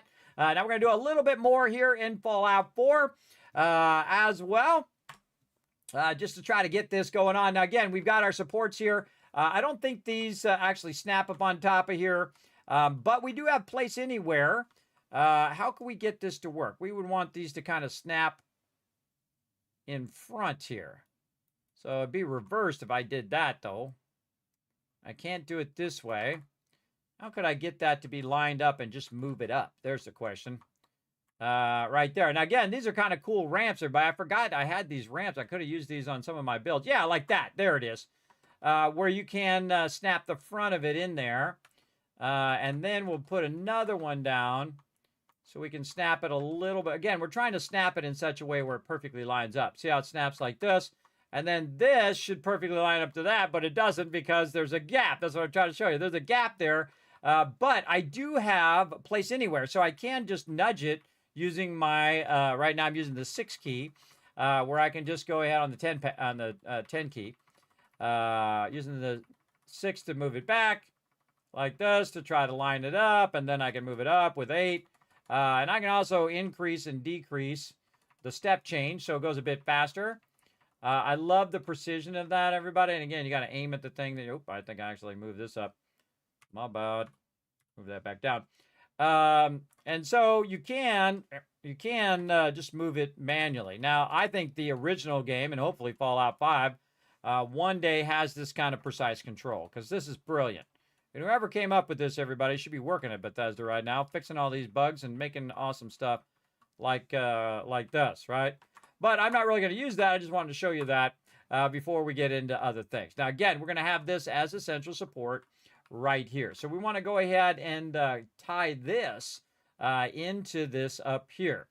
And the way to do that is to be able to get up there and run stuff down. One of my favorite pieces in the game is this floor that you can use for very quickly going from where I'm at up there. So I'm just going to go ahead and put it like this, because it automatically puts the platforms in for me. The other one has a little platform, but this one's just awesome. You just go straight up it like this, and then more like this. Let me turn my sound back on as well. And again. And don't worry, everybody, we have 43,000 wood, so we're going to be fine, at least for the moment. All right, so we're trying to get underneath here just so we can get a wall going here, right? We're going to go ahead and use our concrete. We can make 3,176 concrete walls, so we might be okay. We might be okay. So we're going to snap our concrete kit. Go up just a little bit more here. If I fall, I'm dead, by the way. Snap our concrete kit in here, and then we're going to try to snap a wall in there. There we go. And then we're going to work that wall all the way down. So basically, we can line this up. This is something I do in Satisfactory as well. And just use these walls as a reference so that I can line up the bottom part to the top part. And it's a little too far for us to do that. Now, while we're up here, let's also do another piece for alignment, and that is our supports. This is mainly for aligning the stuff at the bottom to line up to the stuff at the top, right? And this just doesn't snap at the bottom, which I have no idea why they didn't just make it snap at the bottom. Because duh. You know what I mean? Because duh. That's what you would want to do. Apparently they didn't actually build with the actual kits that they made. They probably did a little bit, but they didn't build it, obviously, to the level that we are building stuff. They could have just asked me. I would have told them. I would have told them big time. Again, you can see I'm kind of walking this down. And then I take this other one over here. And again, see how we have these platforms here. It really helps us a lot. And then down there. And then we can just jump down, hopefully not die. Oh, it took some damage on that one. Look out, step back. And a whole bunch of purified water, too, while we're at it. Oh, no, I didn't do step back. I did purified water. Purified water Doesn't give me the problem of having to get more water.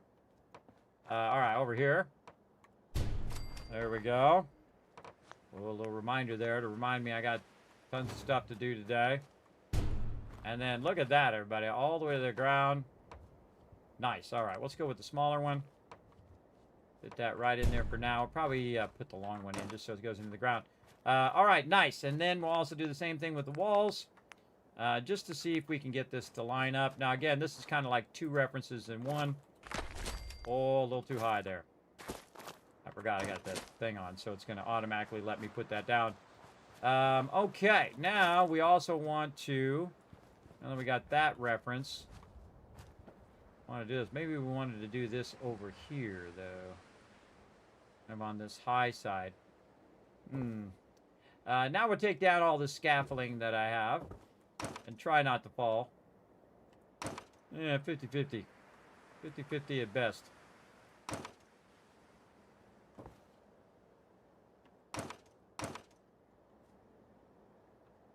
Getting over here is up. See what I'm doing. I probably use purified water as healing more than I do stem packs. Because I keep it with me everywhere. And not only is it water, but it's also, again, healing. So, very, very useful. And again, you can see I'm reusing these. Stored them in the workbench. Reusing them so it doesn't waste any of my materials. And then now we should be able to snappy. There we go. Very nice. All the way down so we can reference this. And again, we'll be revising all of this. But we want to put the what's known as the base of the pillar way down here. That's going to support the largest build I'm ever going to do in this playthrough. I might do a bigger one later. We'll see. Maybe they'll come out with a remastered version before I die. Then we'll do a really, really big one. All right. Let's see. So we want to go ahead and get our stuff over here. So how can we do that? We could walk it. We could walk it over here instead of trying to run it from the top again. Okay, here's what we'll do. We'll walk it. Now, this is what I call walking, everybody. So what you do is you put it like this, and then you make another one, and then you just walk them, meaning that you just go and grab this one, if it lets me, and you snap it to this one. All right? Put it down instead of having it. Oh, my God. I put a whole bunch of them down. Not what I meant it to do. I was just going to have the 2, but all right. We'll go with 4 then, if that's what it thinks I need.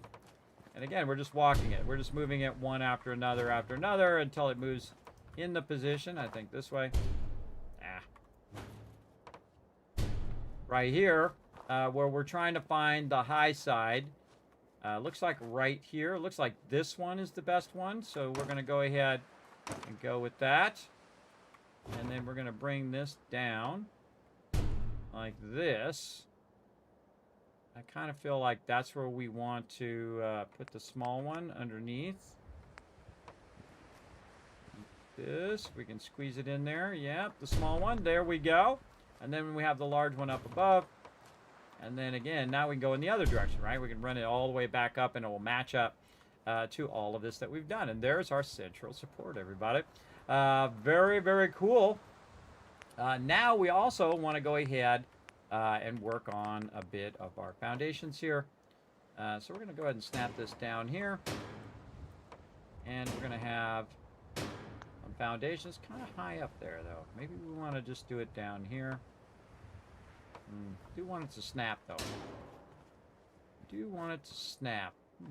What we'll do is, I think we're going to do what I was just testing there, and we'll go ahead. We can snap that right up in there. Yeah, look at those ramps. Man, I could be using those in my... Oh, I'm totally going to use those in the build at the drive-in, everybody. I forgot those were a thing. Those are awesome. Love those. All right, awesome, awesome. Except for they're too close. They're too close. We got things to do here. We're going to back that up. Man, I'm glad I saw that. Man, I haven't used those in forever. But now I remembered. Yay me. Go me. Sometimes you got to give yourself a pep talk, everybody. Gotta, pat yourself on the back a little bit, but just don't become egotistical about it. There you go. And there we go. Yes, all the way across here. Very cool. Can this one... Oh, this one snaps to the other one. Oh, cool. Like it, like it. All right, man, we're going to do a lot of work up here. First thing we got to do, though, is we got to get this wall in while I'm thinking about it. Then we got to do this giveaway. All right, I think it'll let me snap it right there around this. Very nice. Oh, actually smarter to put in the L shape because it's one piece as opposed to having it as two separate pieces like that. L shape there. Then this would be a corner like this. Very nice. Just trying to finish in. Let's put that over there for a minute. Hide this. Grab this. Going to finish it around this support because this will be basically the beginning of this mega build. You'll be like, I was there. I saw it happen, everybody. I saw Kismet put in the foundation of that mega build, the biggest build he's ever done. And we are going to need an insane amount of resources, everybody. And we're not going to cheat. We're not going to shortcut. We're not going to go into no creative mode. We don't do it like that in here. We old school up in here. We're going to earn every bit of that iron. We're going to burn every bit of them resources. And then we're going to rock it. Why is that down so low? No, no, no. There we go. Oh, look at that finished out. We're going to finish it out all the way up as well. Very nice. Now, we're also going to work a bit out this way as well because there is a big, big area here that we're going to need to set up right over here. And again, we're just going to run these out like this. Something like that. All right, very nice. And we have some of these underneath here that we can go ahead and take out. I think I like the higher up ones better. And there is one of our central foundations. And we'll have multiple of those. But in between the central foundations is the massive mega build thing I'm going to do for all of my vault founders. So we're going to go ahead and just get some foundations in. And right here. If you notice, I have no people here, everybody. And that's because I don't want them to touch my stuff. I don't like them touching my stuff. I don't want them to be up in my face when I'm working. Whatnot. Oh, that's going to be so awesome already. And then we have this massive build up above. We're going to really embellish this, everybody. It's going to be so incredibly embellished. It'll probably lag out eventually. It'll massively lag out. And we can also start, because we're probably eventually going to get attacked here later. And we can put in, some Kismet kill boxes and stuff as well. I remember one that I built from that side and I built from this side. And then I had a bridge across the top with a bunch of turrets that would just rain fire on anybody who was down here. It was pretty awesome. Our biggest problem is people getting underneath here like this. They just go right underneath here as well. So we might actually put down a bunch of stuff there. Let's see if we can go ahead and sneak one under there while we're thinking about it. We might do the thing we did at the drive-in and try to snap these underneath here, but it's going to be pretty tough because we're going to need to take that and we're going to need to move it.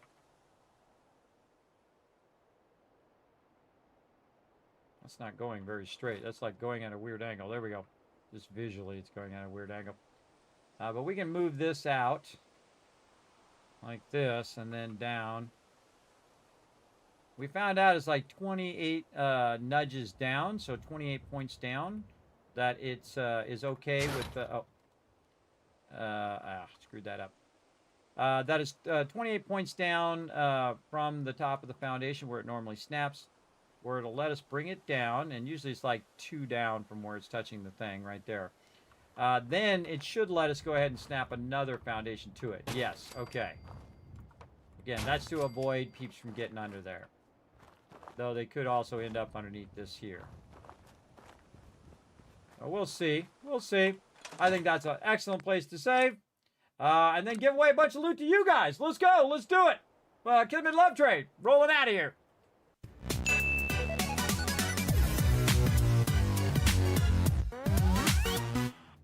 Oh, man, I get all wrapped up in that, everybody. I get all wrapped up in it. It's so fun. It's so fun. All right, we got to roll on out of here, everybody. But first, we're going to give 5 people. That's right, 5 people in a row. Now's your chance to enter. Well, we only got 2 people to enter. Come on, 3 more people. Type exclamation ticket. Let's go. I want to give away all 5 right now. Come on, exclamation ticket. That's all you got to type in the chat, everybody, and you're going to win.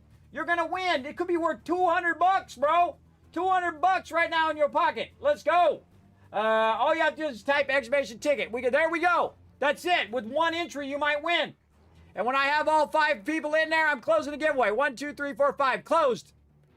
There we go. Closed. There it is. Whoever quick drawed it the fastest got it. Again, you guys have had 20 minutes to enter it. So here we go, everybody. Finish the giveaway. Here we go. Boom. Kalamal, number 1. We got Adam TA, number 2. We got Unforgiven. We got Kalamal. We got Nano Puddin', all with the wins. And I know you're in the chat because you just typed your name. You just typed it in. So that's an instant win, everybody. That's an instant win from all of you. Now, here's the thing. Adam, K-Man Mox, Unforgiven, Kalamal, Nano Puddin'. I'm going to say hi in the chat. You're going to say, Kismet, I won part of the 5 random Steam game codes, 5 through 10. I won the giveaway. You're going to go ahead and whisper me that right now on Twitch so that I remember. And if you don't whisper me, I assume you don't want it. I'll give it away to somebody else. So go ahead and whisper me right now while you're thinking about it. And in a day, 2 days, 5 days, 7 days, I will get all of those giveaways sent out to all of you. All right? And again, that's why you want to enter my giveaways, everybody, because you have a high chance of winning, everybody. Very high chance of winning. And there you go. Now 5 people just won. 5 people just won. Look at that. Kalamal won with a 0.01% chance. Nano Puddin' had a 0% chance of winning, but won anyway. He won anyway. You got to quick draw that stuff. You got to enter those giveaways. Remember, everybody has a free ticket. Everybody has a chance to win.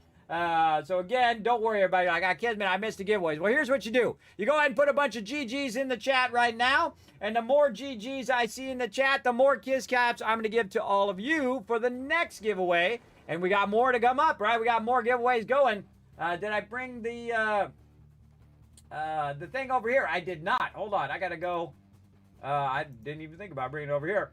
Let me go ahead and bring this Vault Van Life thing over here to this screen so I can bring it up and we can look at what the giveaways are.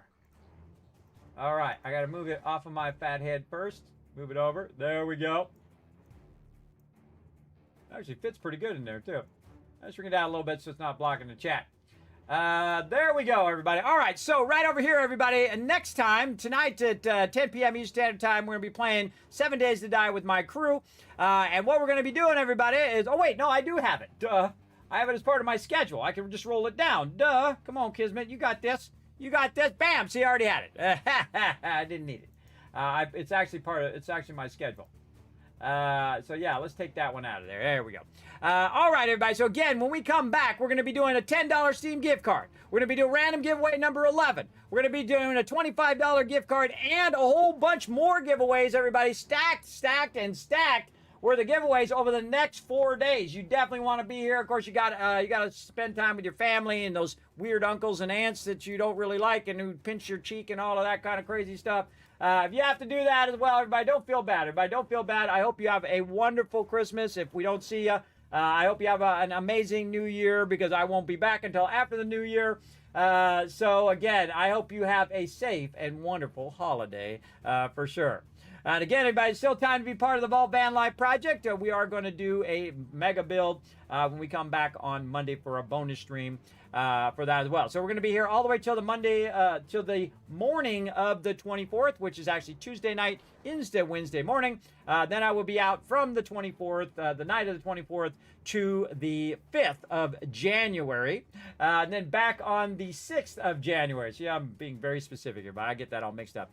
Thanks to these awesome people scrolling up over here, everybody, for that massive, massive love tonight. Thanks to all my Patreon supporters down there, which I will fix that thing. That's one of my big missions, everybody, is to fix that thing. It's broken. I cannot fix it. It will not let me change it. I will delete it and do a new one if I have to.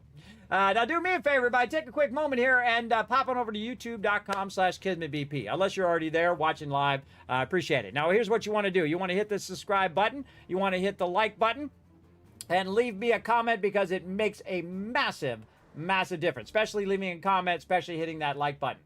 So make sure to go over to twitter.com/KismetBP and hit the follow button over there because that makes a difference as well. If you hit the follow button no matter where you are, if you're on Twitch or Kick or wherever it is, remember, those are the reasons why I get to do the giveaway. For every person who hit that follow button allows me to hit up people like Bethesda and the Fun Pimps and all that kind of stuff and give you sweet loot. That's what I love to do, everybody. I love to do it because I have the worst RNG of anybody. You know, like when you're playing World of Warcraft and you're in the start area and everybody else has got all the wolf pelts done, Kismet's got 2 out of 10. That's my RNG, everybody. I never win giveaways either. So don't worry, everybody. I'm going to go ahead and shower you with a bunch of Kids Caps right now for being awesome and being a good sport in that giveaway. Then I'm going to go ahead and give you a whole bunch for being awesome and hanging out all the way to the end of the stream.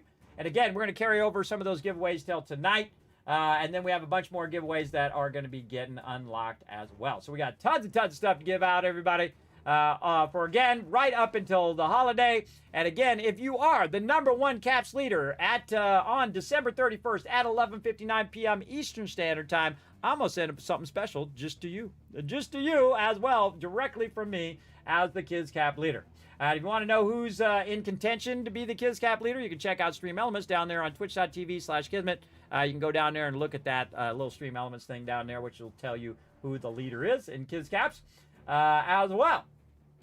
So again, you can also check out my Discord, discord.gg/Kismet. That's easy to find, right? You can just use the link, even easier. You can also pop over to kismet.gg if you want to know more about the games that I really like and recommend here in the stream that I have played in the past as well, at least some of them. And then, of course, you can find discounts and all sorts of stuff following those links. You can also see my entire studio and everything that I have in it.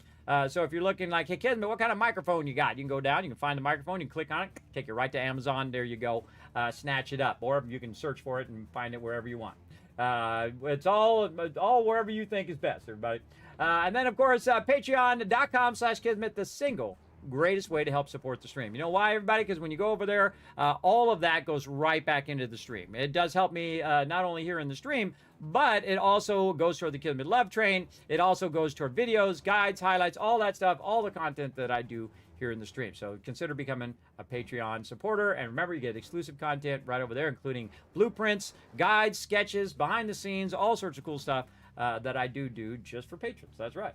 And we got a lot more coming up after the first of the year, too. So definitely want to stay a patron over there, everybody, because we got lots of cool stuff. Oh, man, so much stuff. And patrons get all the content first, too, by the way. Everybody, usually like a week or two and sometimes months before anybody else will see it. It'll go up to Patreon first. So there you go. Exclusive content just for you guys. And then I make content just for Patreon, just that you'll see nowhere else as well. Or I'll make a video that includes a section for my Patreon supporters, like when I'm building stuff in Satisfactory and stuff like that. A lot of stuff right there. There we go. There you go. Can't get any worse than my RG. Well, I think it's kind of off too. That thing is kind of off. But hey, I mean, hey, that's pretty sweet, right? You walked away with some loot, and all you did is you put one ticket in. Again, that could be worth $200 right there. Absolutely. I don't know because it's random, and I have a big list of codes and things, game packs and stuff that I give out. And then if your name comes along and hits that random line, because I just put everybody in order. The order in which you won is how I do it. I never change it. I just put your name in there, and whatever it is, I send it to you. That's it. So be watching Whisper. Don't forget to whisper me if you haven't already done so. Do you want to do it right now, everybody? Just in case, I'll say hi in the chat again. If you did win the giveaway, everybody follow that link. And let me know you won the giveaway. And again, in 2 days, 5 days, 7 days, maybe even a month, probably not, but I'm definitely going to set them out before the holiday, everybody. So if you do get an epic game pack, or if you get a cool game, it might be your new favorite game, give you something to do over the holiday, and try to hide from your family. At least certain people of your family. I'll be hiding from some of them. I'll be hiding from some of them for sure, because they're just too weird or too mean or too whatever. Whatever it is, we will carry on together, everybody. That's for sure. All right, everybody, that's it for me. I'm going to roll the Kismet Love Train out of here, and I will see you guys tonight for some epic 7 Days to Die action with my crew that you will see nowhere else, everybody. They are next level team. They're really exceptional at what they do, and we are building out a massive, massive build. Don't know if 2.5 went stable. I didn't see that it did. Normally, it'll notify me because all that news does send into my Discord, and it comes right to my phone. So again, if it does an update, everybody, I will know it straight away on my phone. But I didn't see that it did come through with an update because I'm looking at it right now on my other thing. So seriously doubt they're going to get that done before Christmas, everybody. And that's okay. That's okay if it didn't, because I don't see the update. I don't see it over here. Let me scroll down. Oh, it did. It came out on the 18th. Yes, I see it over here on the side. Again, everybody, usually I get those messages. Weird that it didn't do it. Or maybe I already read it and I didn't think of it. Maybe I missed it. Let's go. Maybe it didn't go onto my Discord. Says on sale. Oh, I missed it. Yes, I did. I missed it on the 18th. What was the 18th? Oh, I was feeling sick that day. That's right. That was, what day was that? I wasn't feeling well. I probably just scanned through it. Didn't even realize that's what it was on Thursday. Yeah, it was Wednesday into Thursday morning. Yep. And then I had a bunch of IRL stuff I had to take care of. Okay, so it did go stable. Yes, so it is stable out on all platforms, although build is compatible with 2x saves. Games highly recommend starting a new game.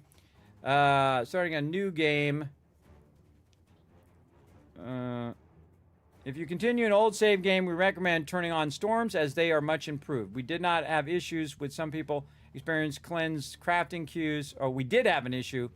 So we heavily encourage players to clear their crafting queues before updating. Well, it's already updated now. I don't think I can do that.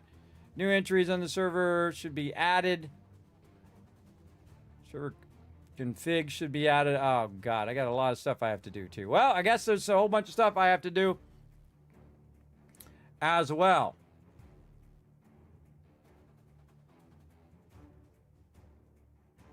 Oh, it's so we can swap between first-person and third-person modes.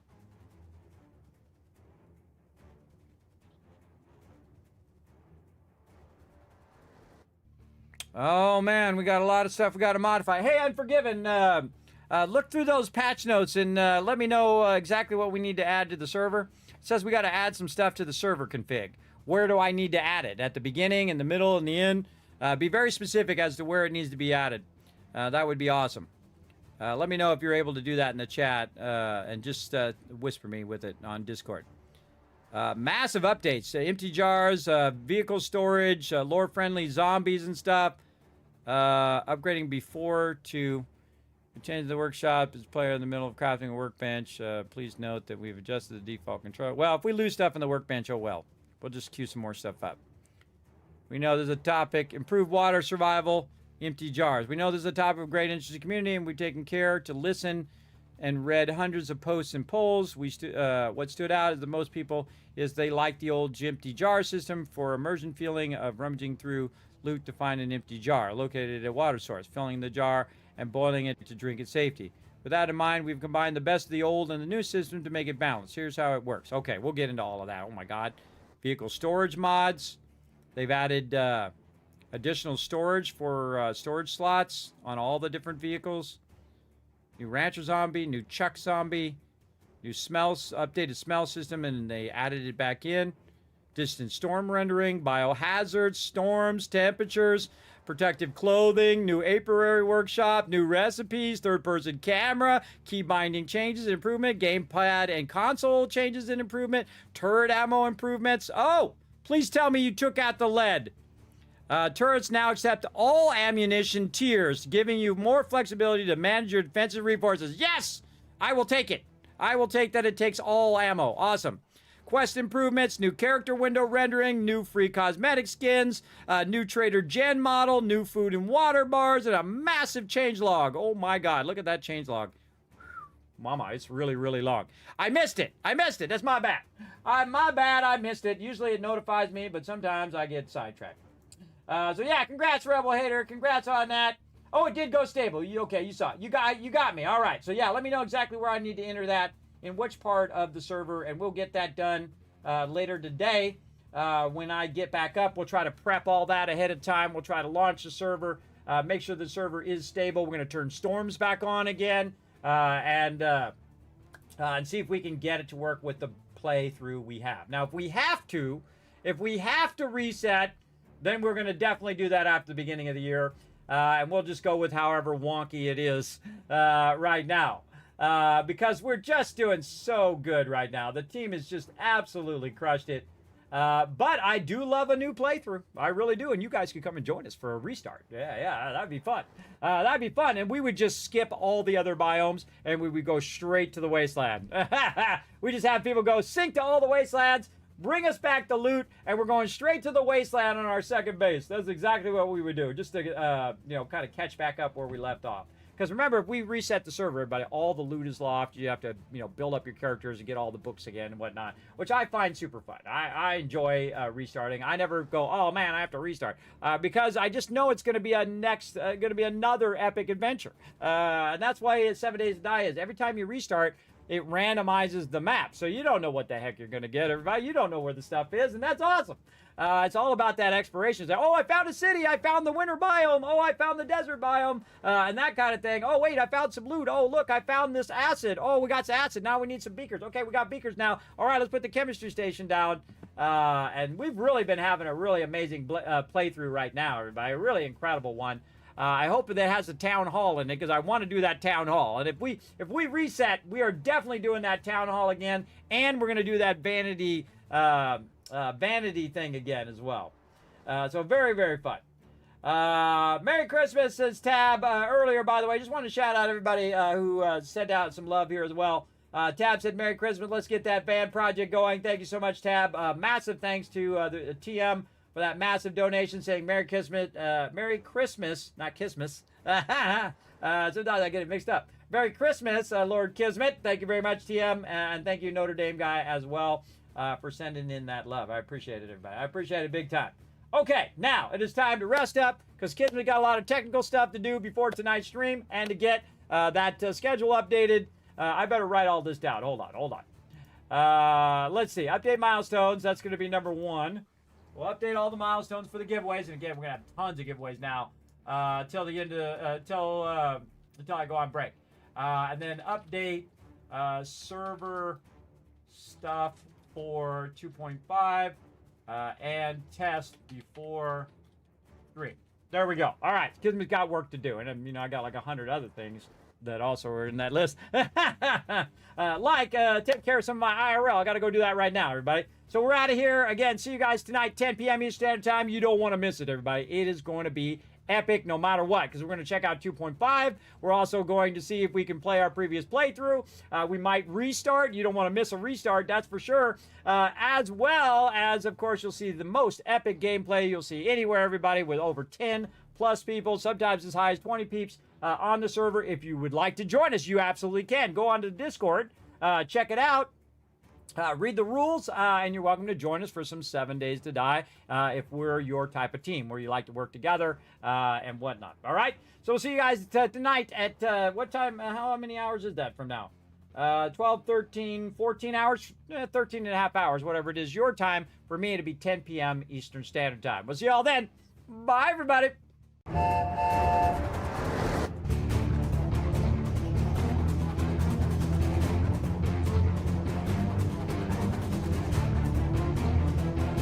Hi, this is Norbert. Thanks for watching. This is the Sky.